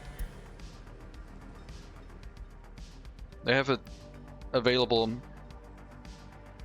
to have up to 10 workers in there. So you can send like a bus with a few workers every once in a while. But if they're within walking distance of a house or they get regular workers, one worker is fine. You can't go over 1,000 tons of felled trees. So if you notice that it's stuck at around 800, you're good on the worker count. If this is dropping to 0 or like below 300, you can increase the amount of workers by 1. But yeah, 1 worker should be enough.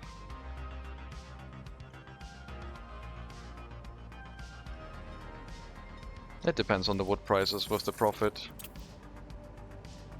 Hopefully the wood price is going to go up. Still crashing.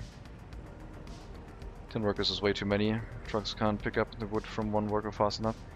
No, I mean like if you send one bus with 10 workers per month, for example, then those 10 workers will chop down the 800 tons quite quickly, and then you send another bus much later. So it depends on the frequency that you want to send them at. But 1 worker chops down a lot of trees on its own. Also, if you're using personal cars to bring workers to the logging camps, they need space, so they actually start driving there. So you can set it to like 4 or 5, and then they organize themselves more efficiently that way.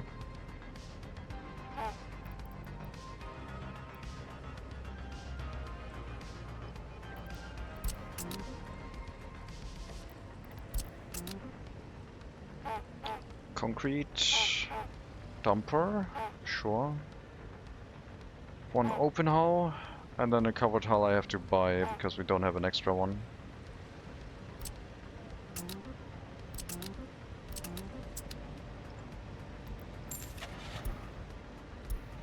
At least at the moment. Could we move off of the Russo balls, but I really like them. Even if they're slow. Plus they have that horn. So, what can I do?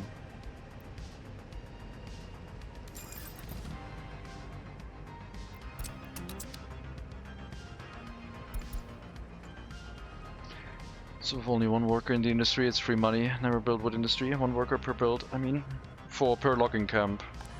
You still have to maintain the logging camp. You still have to maintain the vehicles in the logging camp. In the sawmill you need as many workers as seems like fit. That depends, yeah. I set it to 5 for 2 logging camps.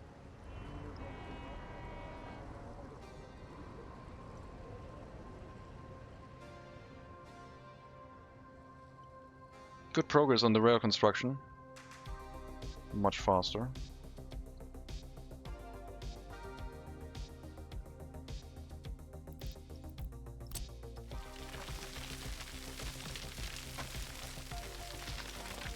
So, this is where the heating plant's gonna go.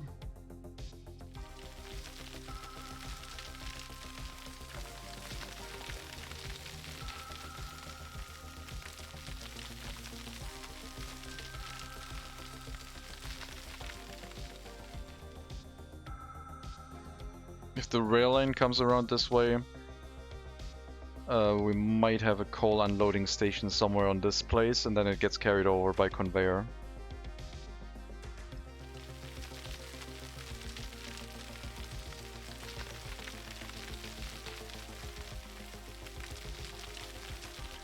It depends. The building can still burn down, the vehicles need maintenance. And an oil well doesn't need vehicles or workers. But it still even depends with that one, how the oil price goes. So I'm always hesitant to call something free money, I guess.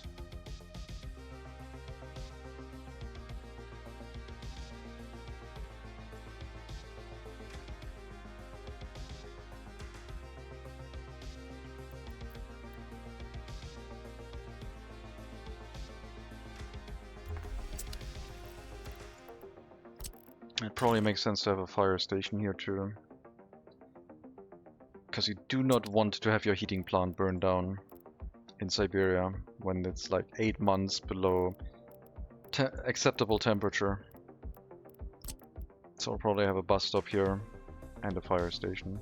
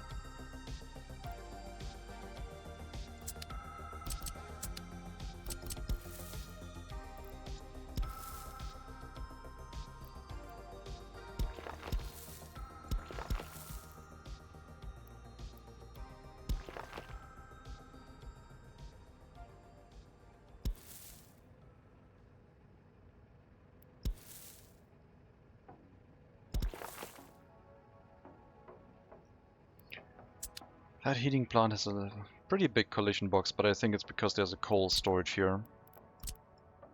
I guess I'll just have to walk in on the front door.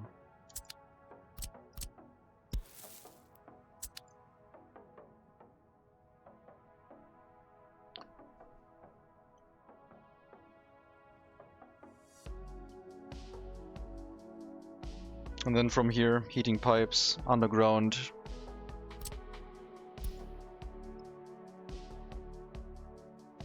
One over 650 meters is that point, probably. I can place some houses where I think I will have my residential development. Just to make sure the heat exchangers cover everything to some extent.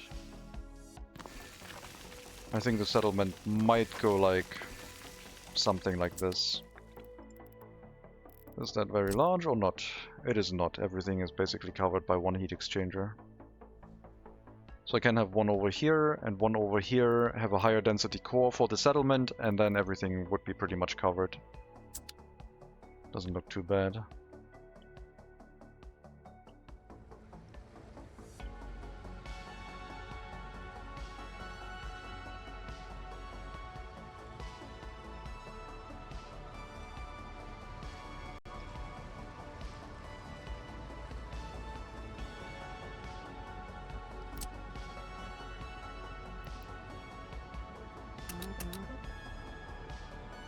And for now we will have the maintenance construction officers on the assignment tool too. But probably on a dedicated group.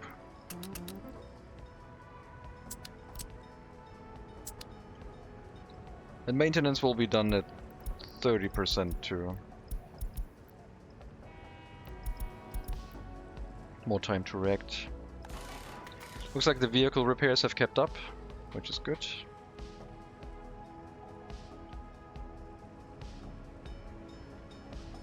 Let's see if that'll work for us. Repairing the vehicles earlier to try and make them last longer. I mean, if we can repair them with only steel and mechanical components, that would be quite nice.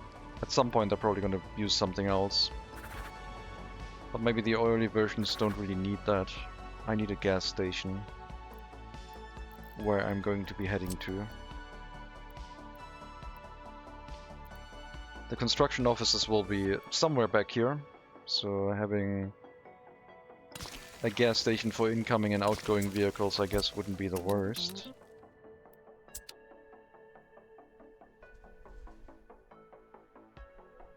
And we can build everything up in the sense that we can bring construction vehicles here, they will deliver resources, do the groundwork, and then leave it at the point where they need workers to finish the construction.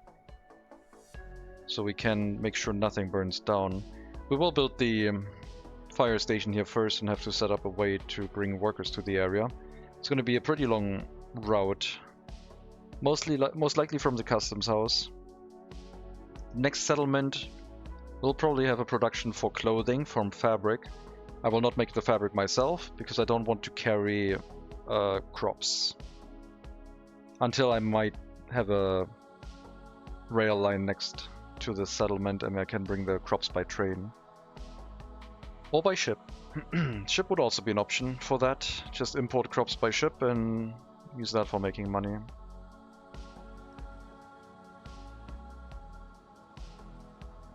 That way we wouldn't have to import clothing anymore. We would have to import fabric and that would be cheaper.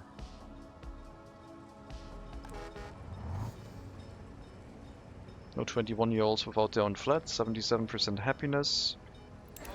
Let's see, happiness, all time. Yeah, no clothing. And no clothing death spiral goes down to 23% happiness and lower. Clothing, stable. That's all we changed basically. Health, no clothing didn't change much. Alcohol addiction. It's settling in, 85%.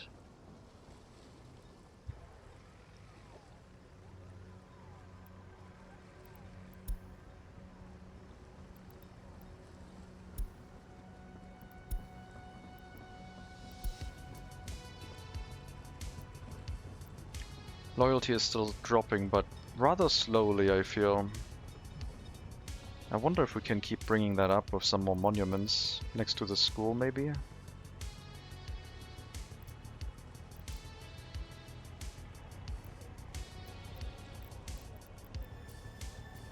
Or the bus stop. Everyone who doesn't get a need fulfilled will be next to the bus stop. In the bus stop.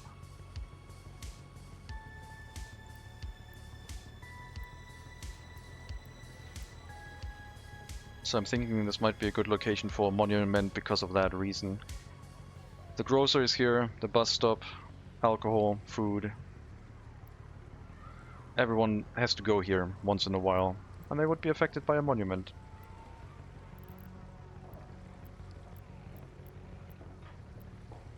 %6 for 650 meters, sheesh. Nice.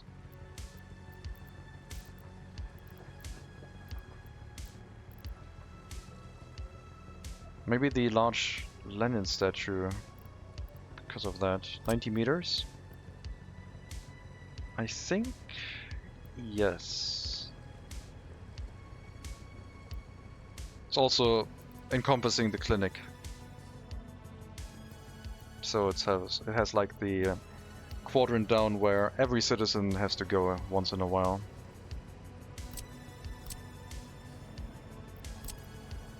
This should be possible.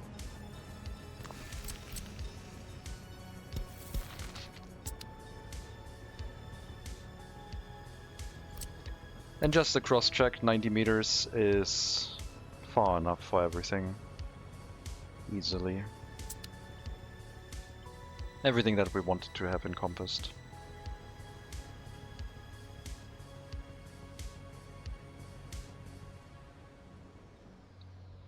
Hello JD Plays. Just the people I want to talk to. Are you streaming tomorrow? How is the early start DLC? I haven't had a chance to look at it yet. I will stream tomorrow unless I get worse again. I like the early start DLC because it slows everything down, gives you more challenges for logistics, and adds a lot more variety to the existing building options that you have. For example, you get a lot more housing options with different textures if you want. So, just for that, I like the new style of housing.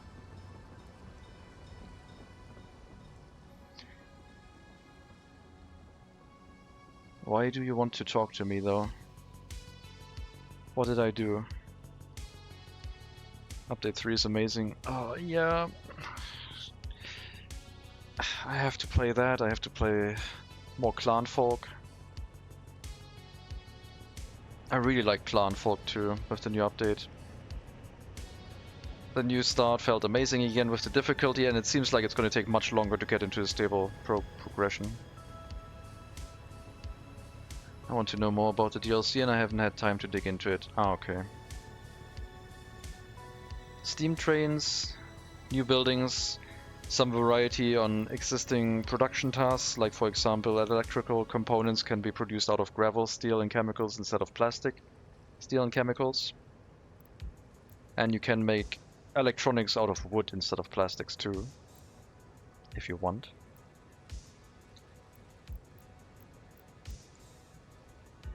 Steam locomotives that require coal and water to run. Research that is gated behind dates, so you can't have nuclear power in 1930, for example. Writing a script for another CI video, I have 30 minutes before I start streaming. Sounds like a typical Saturday/Sunday, I guess. Very busy. Customs house is now traffic optimized. Large customs house, the other ones are still normal, but you can see that they take a lot more traffic in. Customs house graphic depends on if you start an early start date or not early start date, but it will stay the same. So this will still be the same customs house once we reach 1980 and further. 2 videos a day for Captain of Industry, but I haven't had the time to get anything more than 1 video done. 2 videos a day. Do the people even have enough time to watch that? Does custom house update apply to other games? Yes, it does. I loaded all save games and it applied immediately.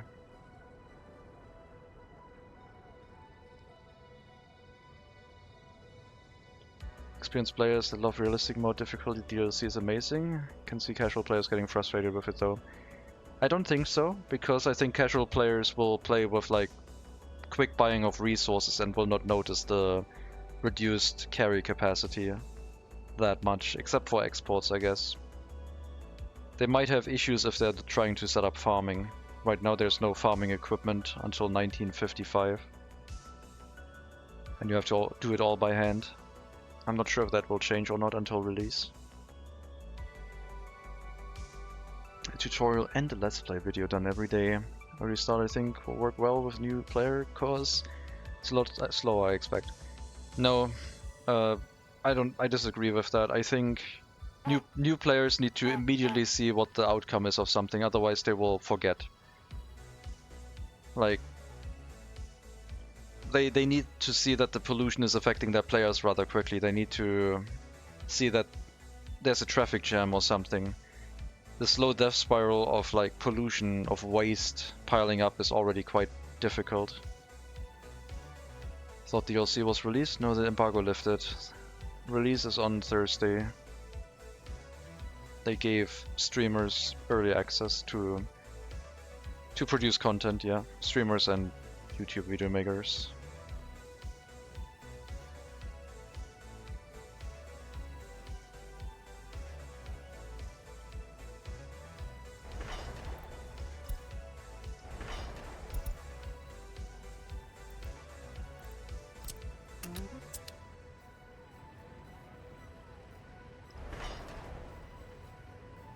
So, releases soon. We got another half-hour Mega Monkey until we've streamed for another 4 hours. If it crashes again at around that time, that's another report, I guess. Crash after 4 hours. New players might have a chance to swap from easy mode to realistic by trying the early start, because it's a slower game, so you have time to see problems before they explode. Yeah, I mean you don't have a way to solve issues with road vehicles as much anymore because the capacity is significantly limited.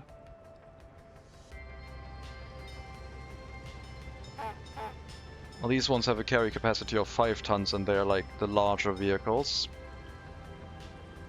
The other ones carry 1.5 tons of each material. Almost new record.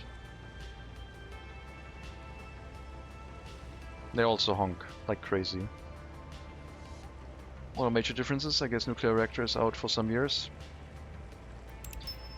If you're thinking about research, electrical components, electronics and plastics are gated behind dates. Electrical pylons of high capacity, 1934, available for research then. Nuclear research starting in 1940 with a reactor potential at 1946 or 1939 to 1946. Renewable energy, wind power 48, solar power 61. All of the waste recycling is gated behind technology that starts in 34 and ends in 59 for plastics recycling and energy from waste. Oil power plant 59. Prefab panel buildings start in 59. Better industry, modern industry, like for example gravel processing, etc. You only have access to the smaller versions until you get modern industry. Concrete rail track, electrified track and metros are gated. Better rail construction offices are gated. Television is gated, and that's it. Sorry. Air traffic study for getting tourists from across the border and workers from across the border by aircraft 48. Waste we just have to dump and we fill it up till 50s, right? You can incinerate it to cut down the amount significantly, and then yes, you will have to either export the ash or let it rot away until you're left with the construction waste or metal scrap, whatever is left over. And then you can recycle it once you have the waste separation facility.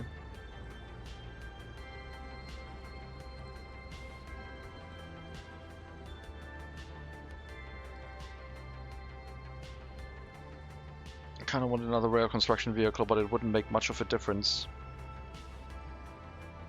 I also still have to build the train tracks. I feel like they will have to climb up the hill. I don't see any other way. I think they have to follow the road, which is going to be quite annoying.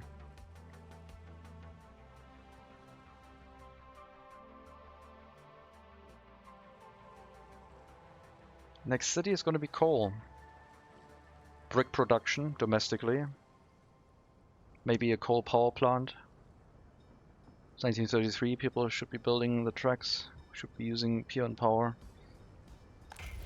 Well, we are using our own people, but yeah. Without the people, rail construction wouldn't happen.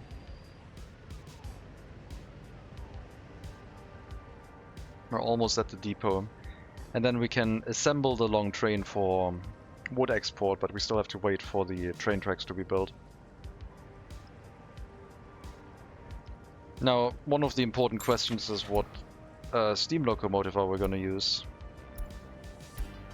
There's one page plus an extra train of steam locomotives, some of which are actually diesel locomotives, but hopefully they get corrected. I think it's for us it's going to be slowest speed again.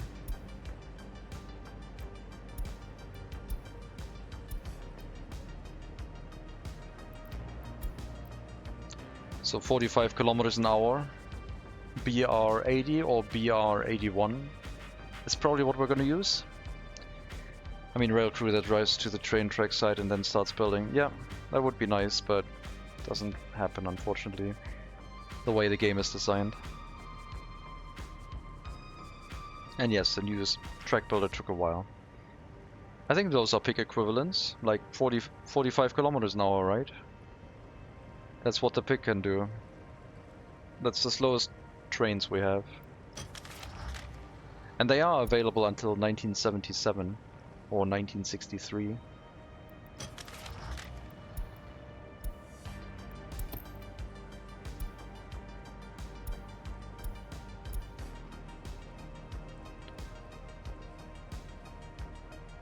...121 kilowatts. This one has 423, so they're going to be very powerful. Yep. 9 meters or 10 meters. 600 kilowatts for that one. Sheesh. They're gonna pull the wood with no effort whatsoever. Can decon tracks with choppers and people. Don't know why the desk couldn't set up people to drive to the CR. I didn't know that one was possible. That's cool.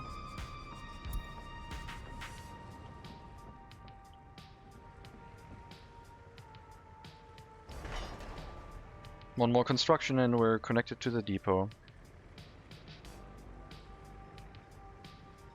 And then I'll assemble a train worthy of exporting all the lumber.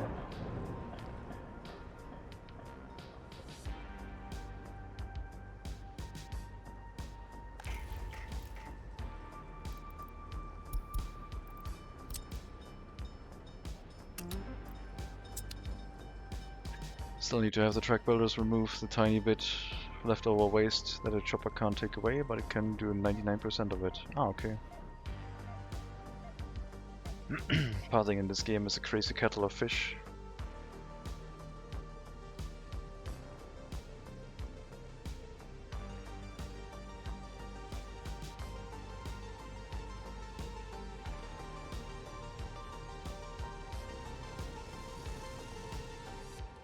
Look at the window being open.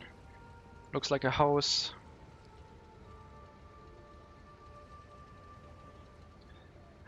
So pretty. Well, that's the track to the depot. They should build the track to the wood storage next. And then we can run the train, because the other train only needs to... The train only needs to go back into the depot when it needs repairs, and until then we should be able to finish the construction.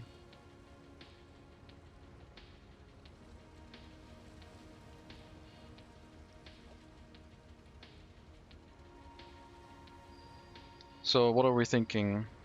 Strong steam locomotive or weaker steam locomotive?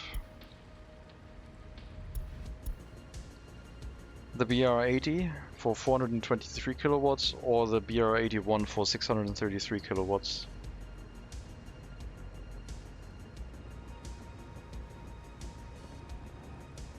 Probably the cheaper one. We don't need that much engine power. If a picker locomotive can pull it, this one's probably fine.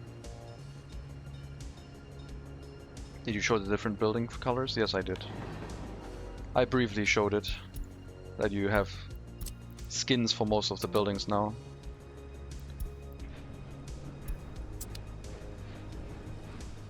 Oh. I guess those wheels aren't animated. That needs to be fixed.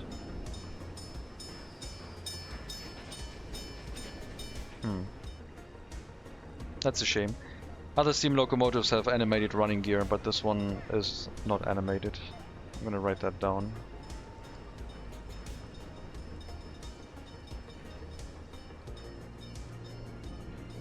The one on Moscow I showed had animated running gear at the beginning of the stream.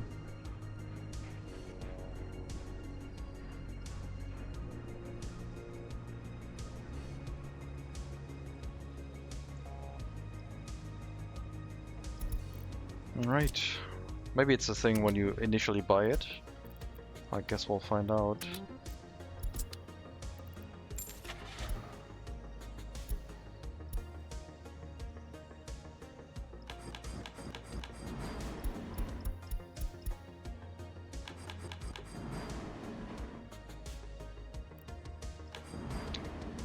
How many can we have?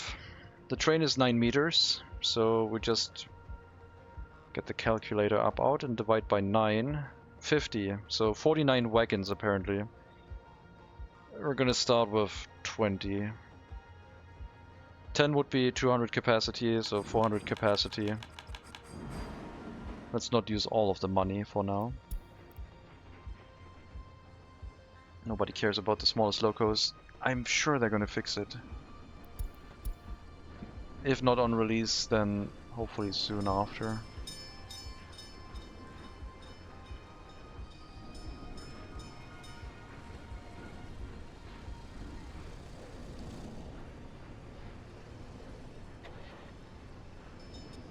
Refuel.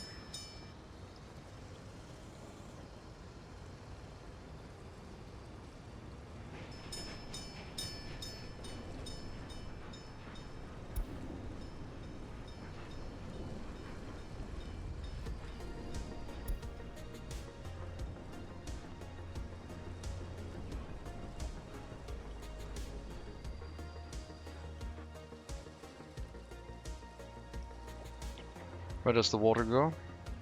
It's used up when the locomotive is refueling. It's only representing the coal, but the water is also consumed. I guess it doesn't have a water tender, so I don't know. Probably just directly into the engine. Into the boiler. 4, 8, 11. So we can run once more and that'll bring all of the train cars to us.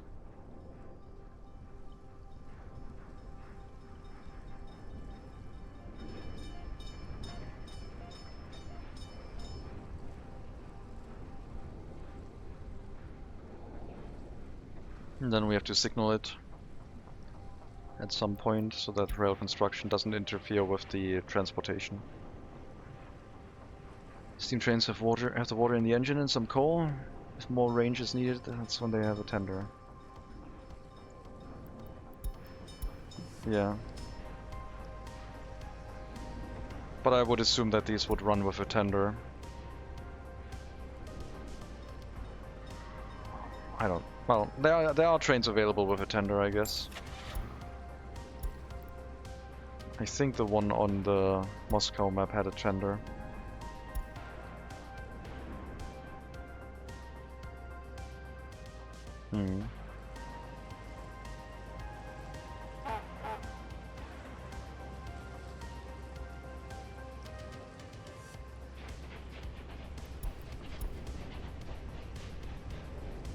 I was hoping they would change the smoke color to be like gray when the train runs at like optimum speed, when it has not a lot of load, because most games represent trains running with black smoke all the time. Oh, okay. Good to know, thank you. Then there you go. The water is stored in the boiler.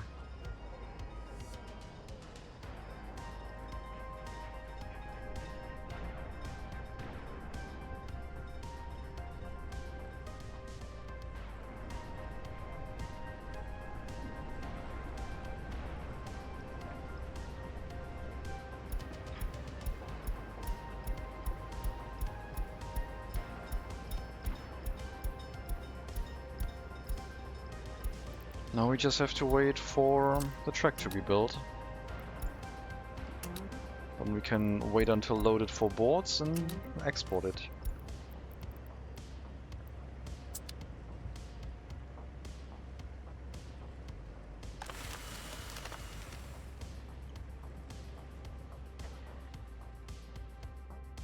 We need to finish the train track into the board storage plus the turnaround loop. Because the train wants to leave the depot via the loop to the track first. Smoke should be a mix of smoke and steam, mostly steam. Early steam trains, later ones had recondensers and then to recapture the steam and convert it back into water. I just know that when the train is fired inefficiently, when you like overload the coal into the boiler, into the firebox inside the boiler, then the coal burns inefficiently and that's what creates the billowing black smoke. If you have gray smoke, it means the coal is burning very efficiently and doesn't exhaust or expel coal particles as much. And that's what you want. Unless of course you're preparing for a significant steep grade and you need to fire the box no matter what.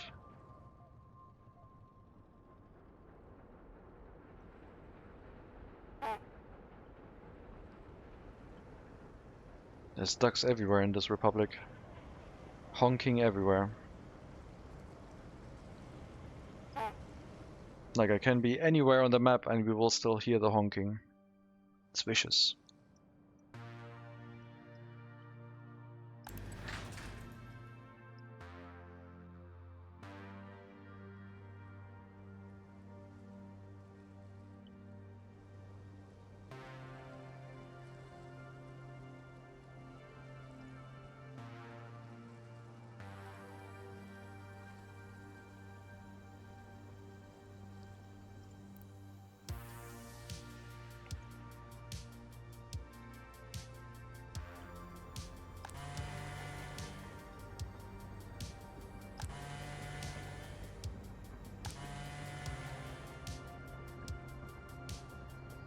Did you see, I don't know if you're on the Discord, Tumahai, but Mega Monkey posted a picture there. If not, you should see it. The emotes are working. I can upload it to Imgur, I guess, and post a link in chat. That's what the chat looks like for people who have 7TV installed.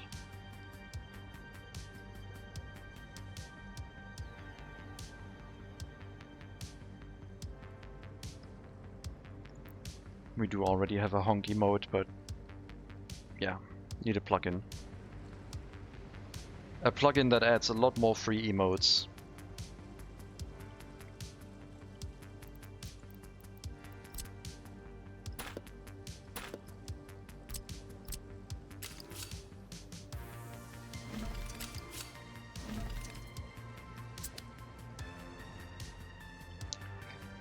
Yes, also some that I upload myself, like that one.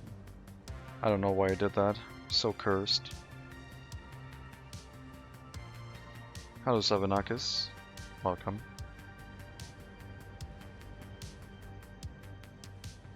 I guess we could send the train to the customs house first, and then it can already run while the rest of the track is being built. Should probably put in signals to make that work.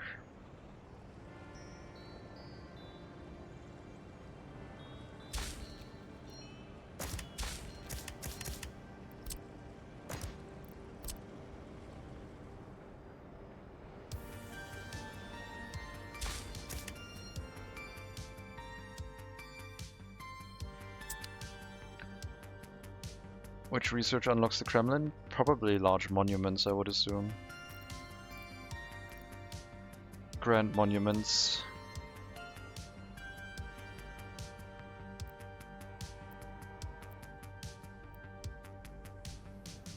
Been lurking since 3 hours ago and going hard today. Yes. We're testing if the game crashes again in about 10 to 20 minutes, because then it's going to crash every 4 hours, and that probably needs a fix.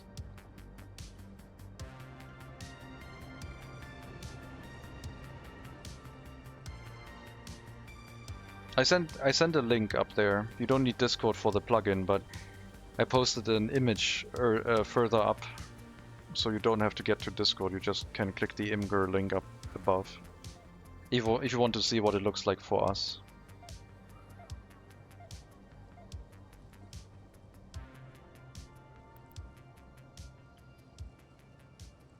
It's just built in break timer, right? It's a feature. Yeah. Can't believe why I had to get sick from yesterday to today. It's unfair.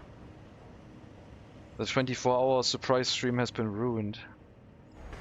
No, it wouldn't have been a 24-hour stream. I'm not that crazy. 23 hours. 30 minutes.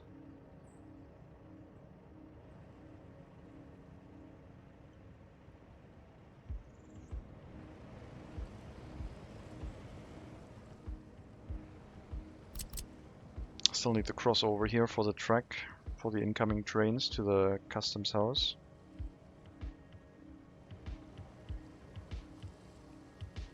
This would be too short.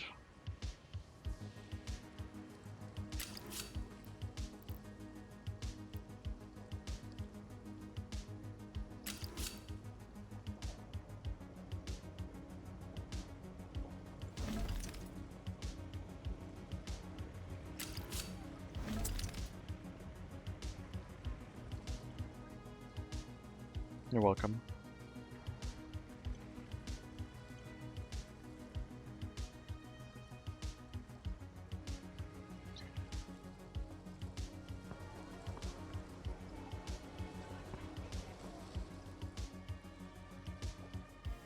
How did the wood price develop for now? Still low.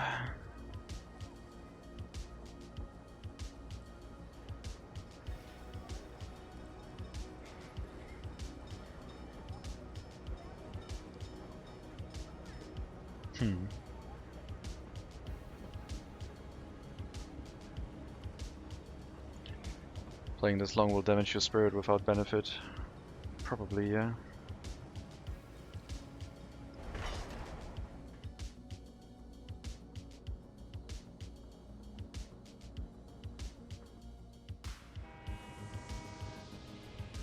You're gonna have a lot more emotes now.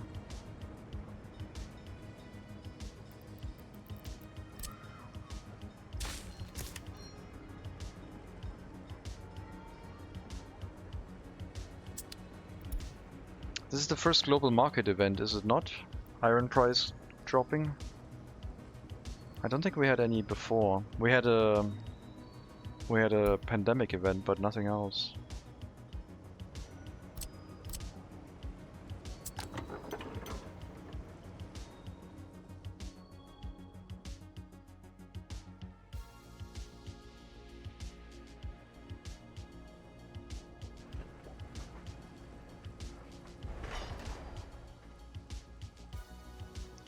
"30 more work days, then the wood exports might start." Emo 3 is your favorite. Looks very good, yes. But I think that one's exclusive to 125 IQ and up.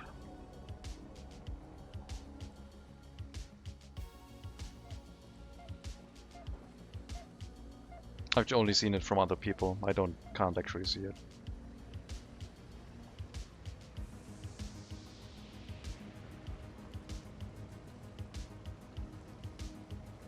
Oh god, GD with the 200 IQ emote, no! Well, we've been bested. Can't do much about that, I guess.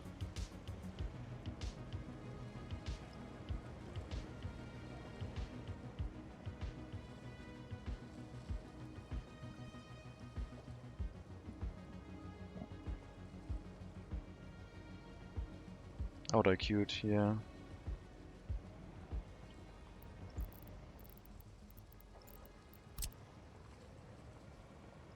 It's like an ELO ladder, an ELO ranking system. Where JD plays doesn't really get a lot of people in matchmaking. Comparison is what causes you strife, not your lack. We need to build one more. 4 work days, then we can send the train out. I guess I could send the train out right now. To the customs house, which it has to go to anyway.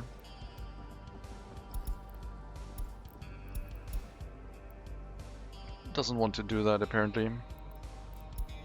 I'll have to change the route.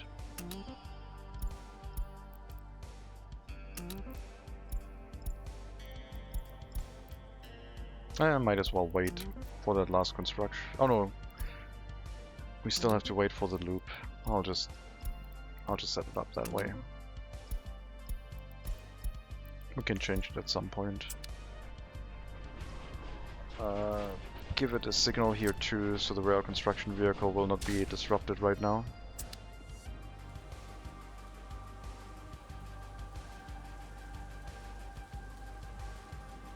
Trains have to start at the first station, and the first station cannot be a waypoint, otherwise the game explodes. Yeah.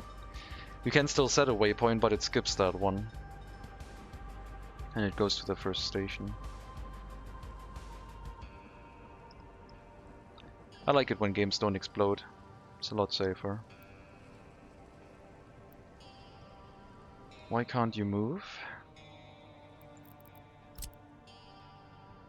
You should be able to go through here.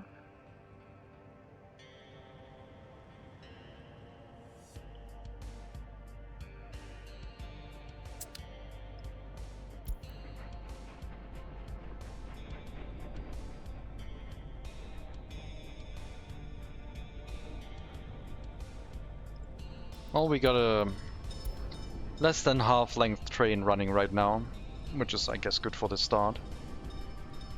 Last time I tried, it just exploded. Maybe it was running. Check. Can I get to waypoint? I couldn't work out how to get to the first station, hence the waypoint. Yeah, I think for me it skipped waypoints, but I could still start them.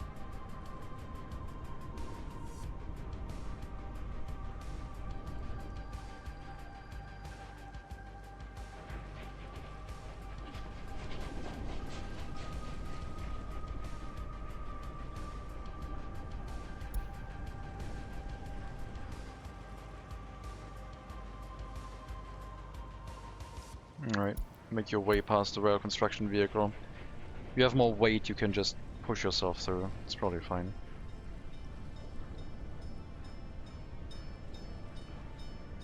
Mine had to hit the waypoint to get onto the track to get to the first station. It was a complicated rail network.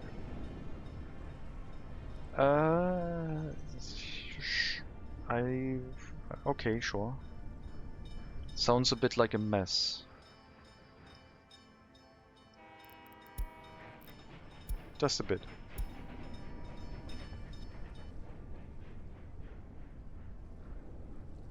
It sounds like you couldn't get one of the necessary turns in. Oh, complicated. Yeah, I see. Complicated.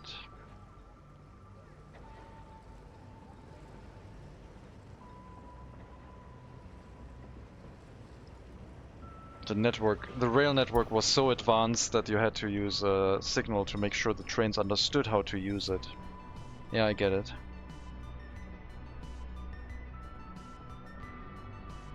Had to pick the right station in the 6-lane worker station to then go to the station 2. Ah, that kind of issue. I see.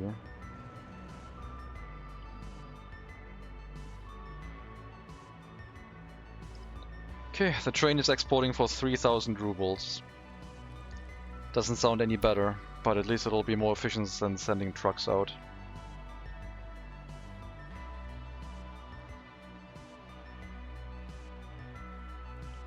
At least it's something. And it's working. Complicated, not a mess. The mess was the lead into the station. I mean, if you start the train and it starts running, I think you can then change it to run to the other station. So once it starts moving, you could then assign the waypoint after, if it's already in the list. You could make the waypoint the last stop, start sending it to the station, and then switch it to the last stop in the line, I think. So it uses the waypoint correctly.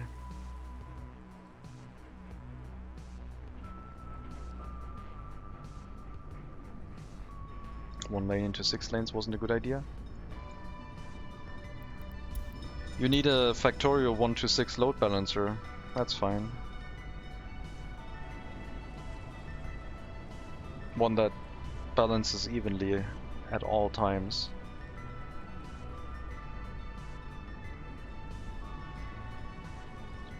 The train is already longer than a distribution office would be, but yes, it can be more than twice as long. If at some point the boards become more valuable, we can increase the amount being transported. Right now the production isn't that high either, so I don't see a need to increase the train length, I don't think. We might also run into the issue where we don't have enough boards for the construction offices. Only when the train is running, basically, can the construction offices go and pick up some boards. Has 1/6 the throughput I need. Well, thankfully it's easy to rework a rail setup. Just tear it all up when you don't need it and then rebuild it. It's fine.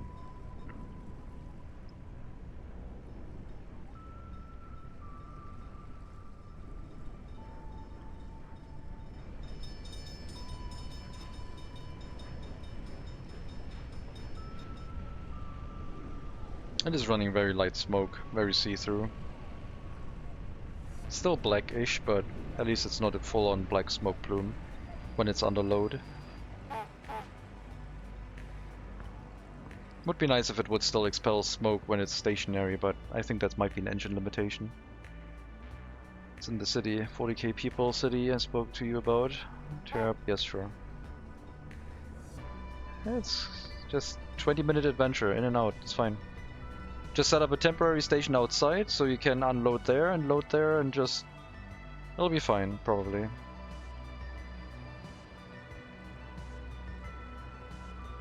Probably.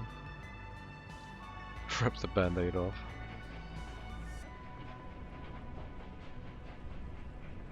Just send out the helicopters to tear up the train tracks while the trains are still on it. And a bunch of buses, it'll be fine, yeah. Everything is easy in realistic, we all know it. Changing things is so easy in realistic. Everything goes so slowly, you can't make a mistake, basically. Yeah, exactly. Build another temporary 40k city, relocate everyone in there, fix the problem, then relocate them back. Just use the clone tool, copy your city, it's fine. Oh my god, the price for wood is dropping so badly. But hey, at least for a month we're making profits. Well, while we still have wood inside the storage, I guess.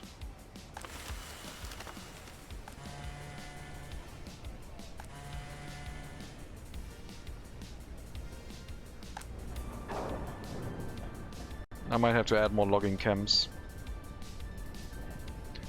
We could add a logging camp to attach to the storage, basically. With a factory connection, unloading its wood into the storage, which gets then sucked up by the sawmill. And then puts the boards back into the storage. Hey, you can't say that about the clone tool, alright? It's trying its best.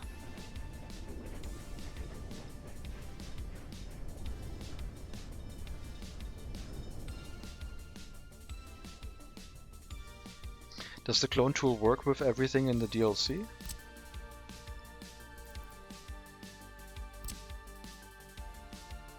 Like, need a new city? Just place it, it's fine. It'll work.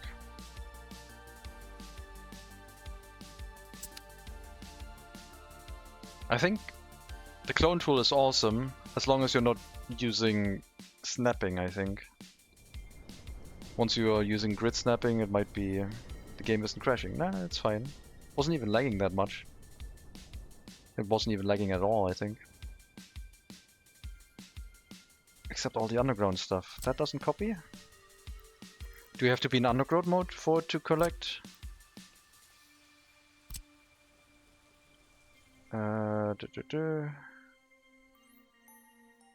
Okay, let me try it. I'm interested. So if we copy this area, I think this one has no water pipes on it now.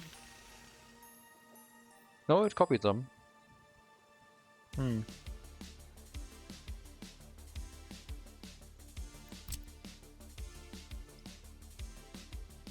Worked for me.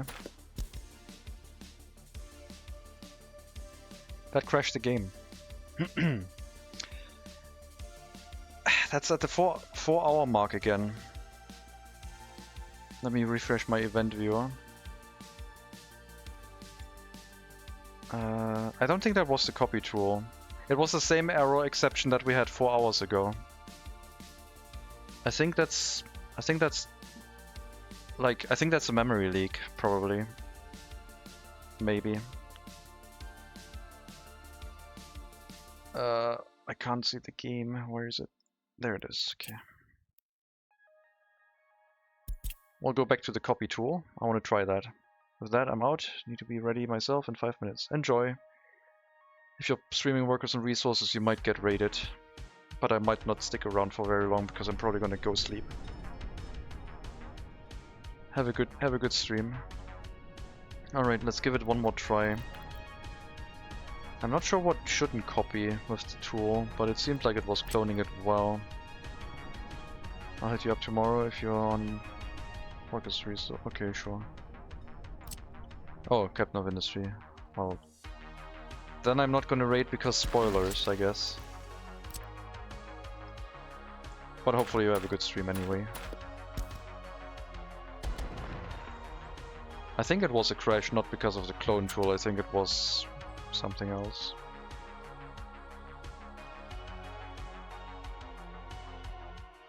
You stroll through the maze following the breadcrumbs you're sprinkling in front of you. That sounds like something the game Slay the Princess would say. For anyone who likes story-driven, story-heavy games, I think you might like Slay the Princess a lot. At least, if not playing it, watching it. People who have an understanding in what is happening with that game. It's very good storytelling, I think. It's also fully voiced. I put it on my wish list after seeing someone play it. I'm not sure if it's good streaming material though, because it's basically an interactive novel with multiple choices, and yeah, I don't want to spoil too much about it.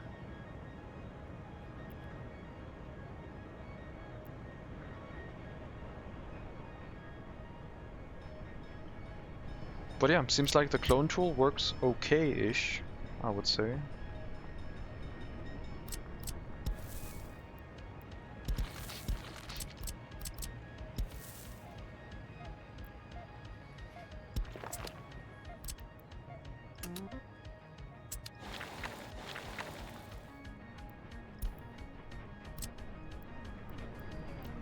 I don't need to do anything anymore. The maintenance office will build these for me anyway.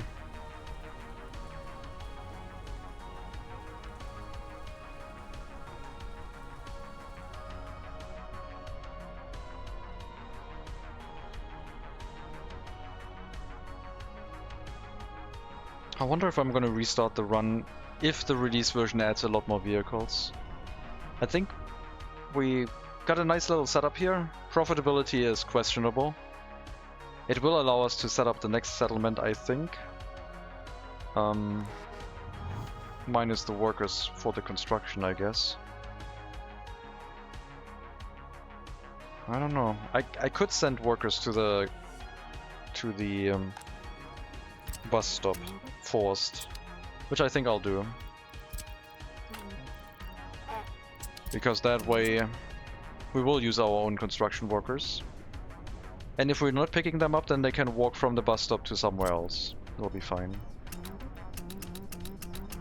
But yeah, I'm still wondering if they're gonna add more content where a restart would make sense. I don't think there would be more content in the sense of buildings that much. Like, I still think they add more gas stations and some other things, but I think majority might be vehicles.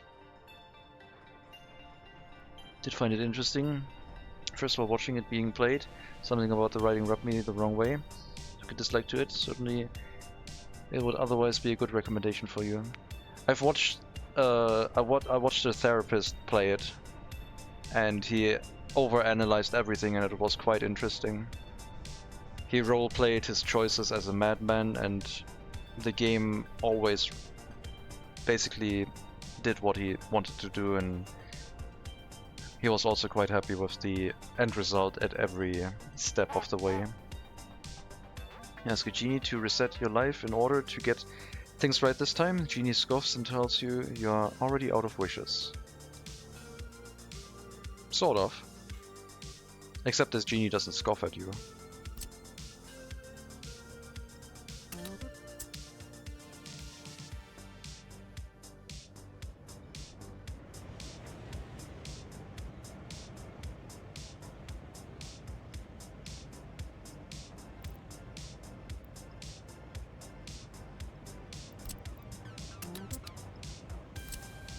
I guess we'll start working on the relocation of the construction offices to the new construction area.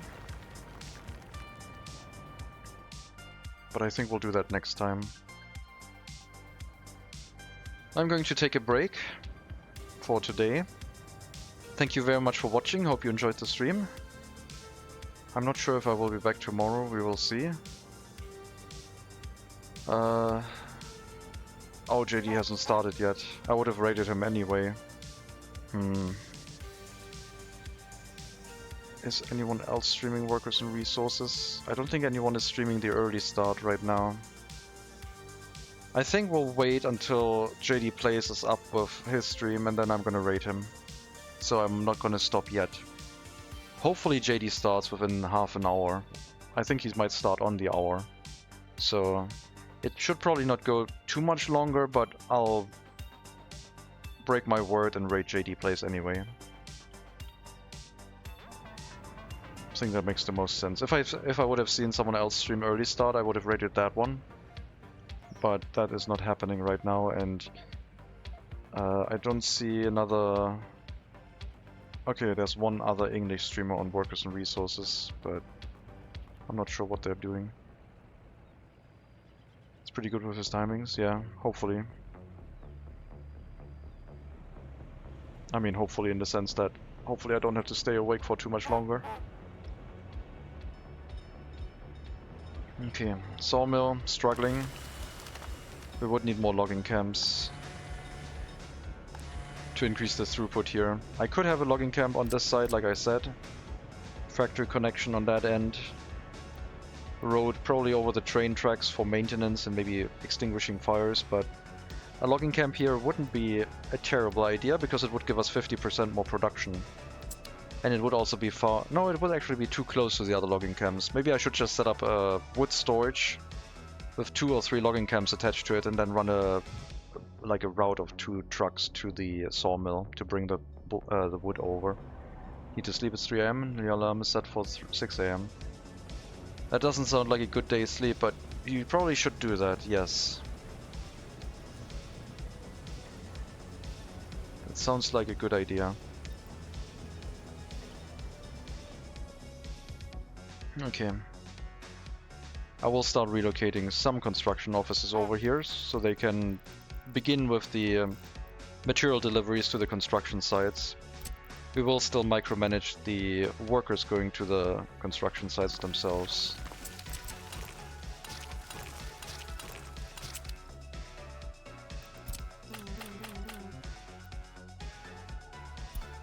Workers from our city, asphalt and concrete from the border. Prefab panels we don't really need, I'll assign it to the border anyway. And concrete didn't get assigned apparently. I misclicked and selected steel. There we go. Snapping earlier, so it's not too bad. Ah, okay. I can't nap. That doesn't work for me. Taking a nap, I either sleep 8 hours or not. I can't take a nap for an hour, 2 hours or something. Come on, JD. You can do it. Are the local construction offices in range of this? They are.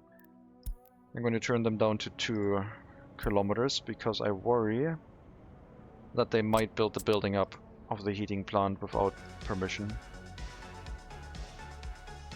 We're not a part of Europe. Hey, Pangea. Pangea Vision. It's fine.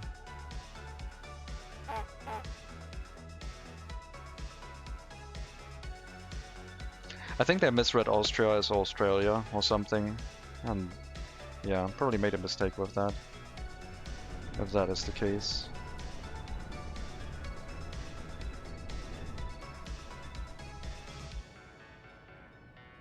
Well, we had 1 month of profit. I guess it depends on how the wood exports will develop, but probably not in our favor. But maybe at some point they'll rise sharply. We could also do gravel exports. Quarried stone directly would be the same as wood.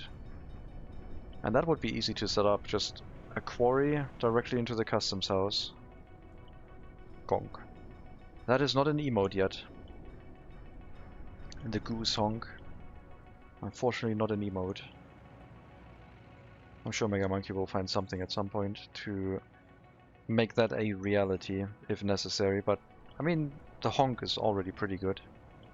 No, not das honk, no. No more emotes about me, alright? The personality cult has to stop. There's already too many personality cults in the world.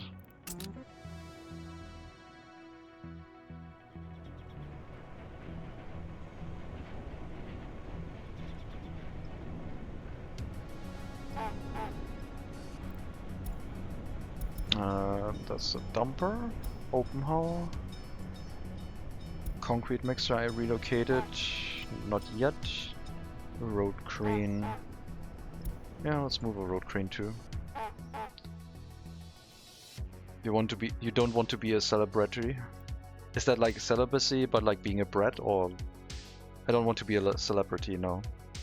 Please not.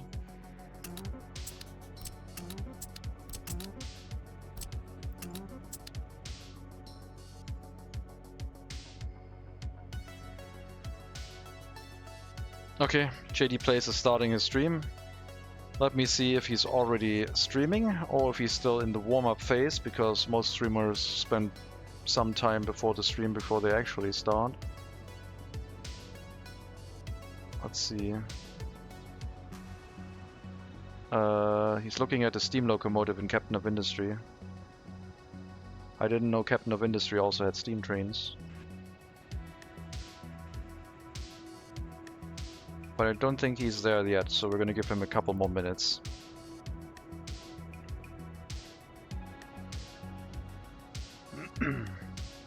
Oh god, we got a gonky mode.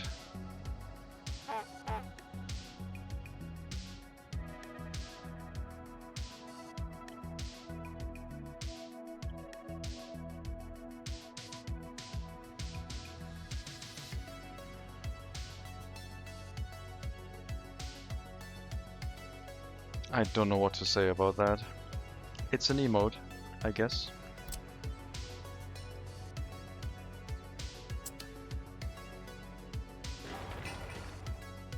Can see it. Is it a goose that looks like an orc? No, it's a goose that is picking at the ground 10 times to the left and then 10 times to the right.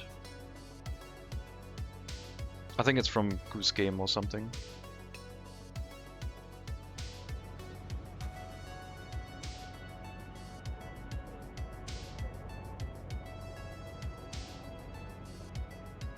Come on, JD. You can do it. Okay, JD is talking. We're going to start the raid. I am done for today. Thank you very much for watching. Hope you enjoyed the stream. There will be more Captain of Industry, also involving steam trains if you want to stick around. If not, that is fine too. Hope you enjoyed the stream and this early look at Workers and Resources early start. We might continue with this tomorrow, I'm not sure. We will see.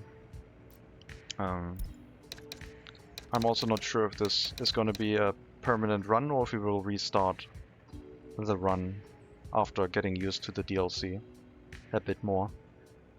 It was fun though. Really enjoyed that. Hope you did too. You're welcome everyone. If you enjoyed it. If not, let me know and maybe we can change things. Except Lopo. No more emotes. Thank you very much for watching. Take care everyone. All the best. And maybe I'll see you next time.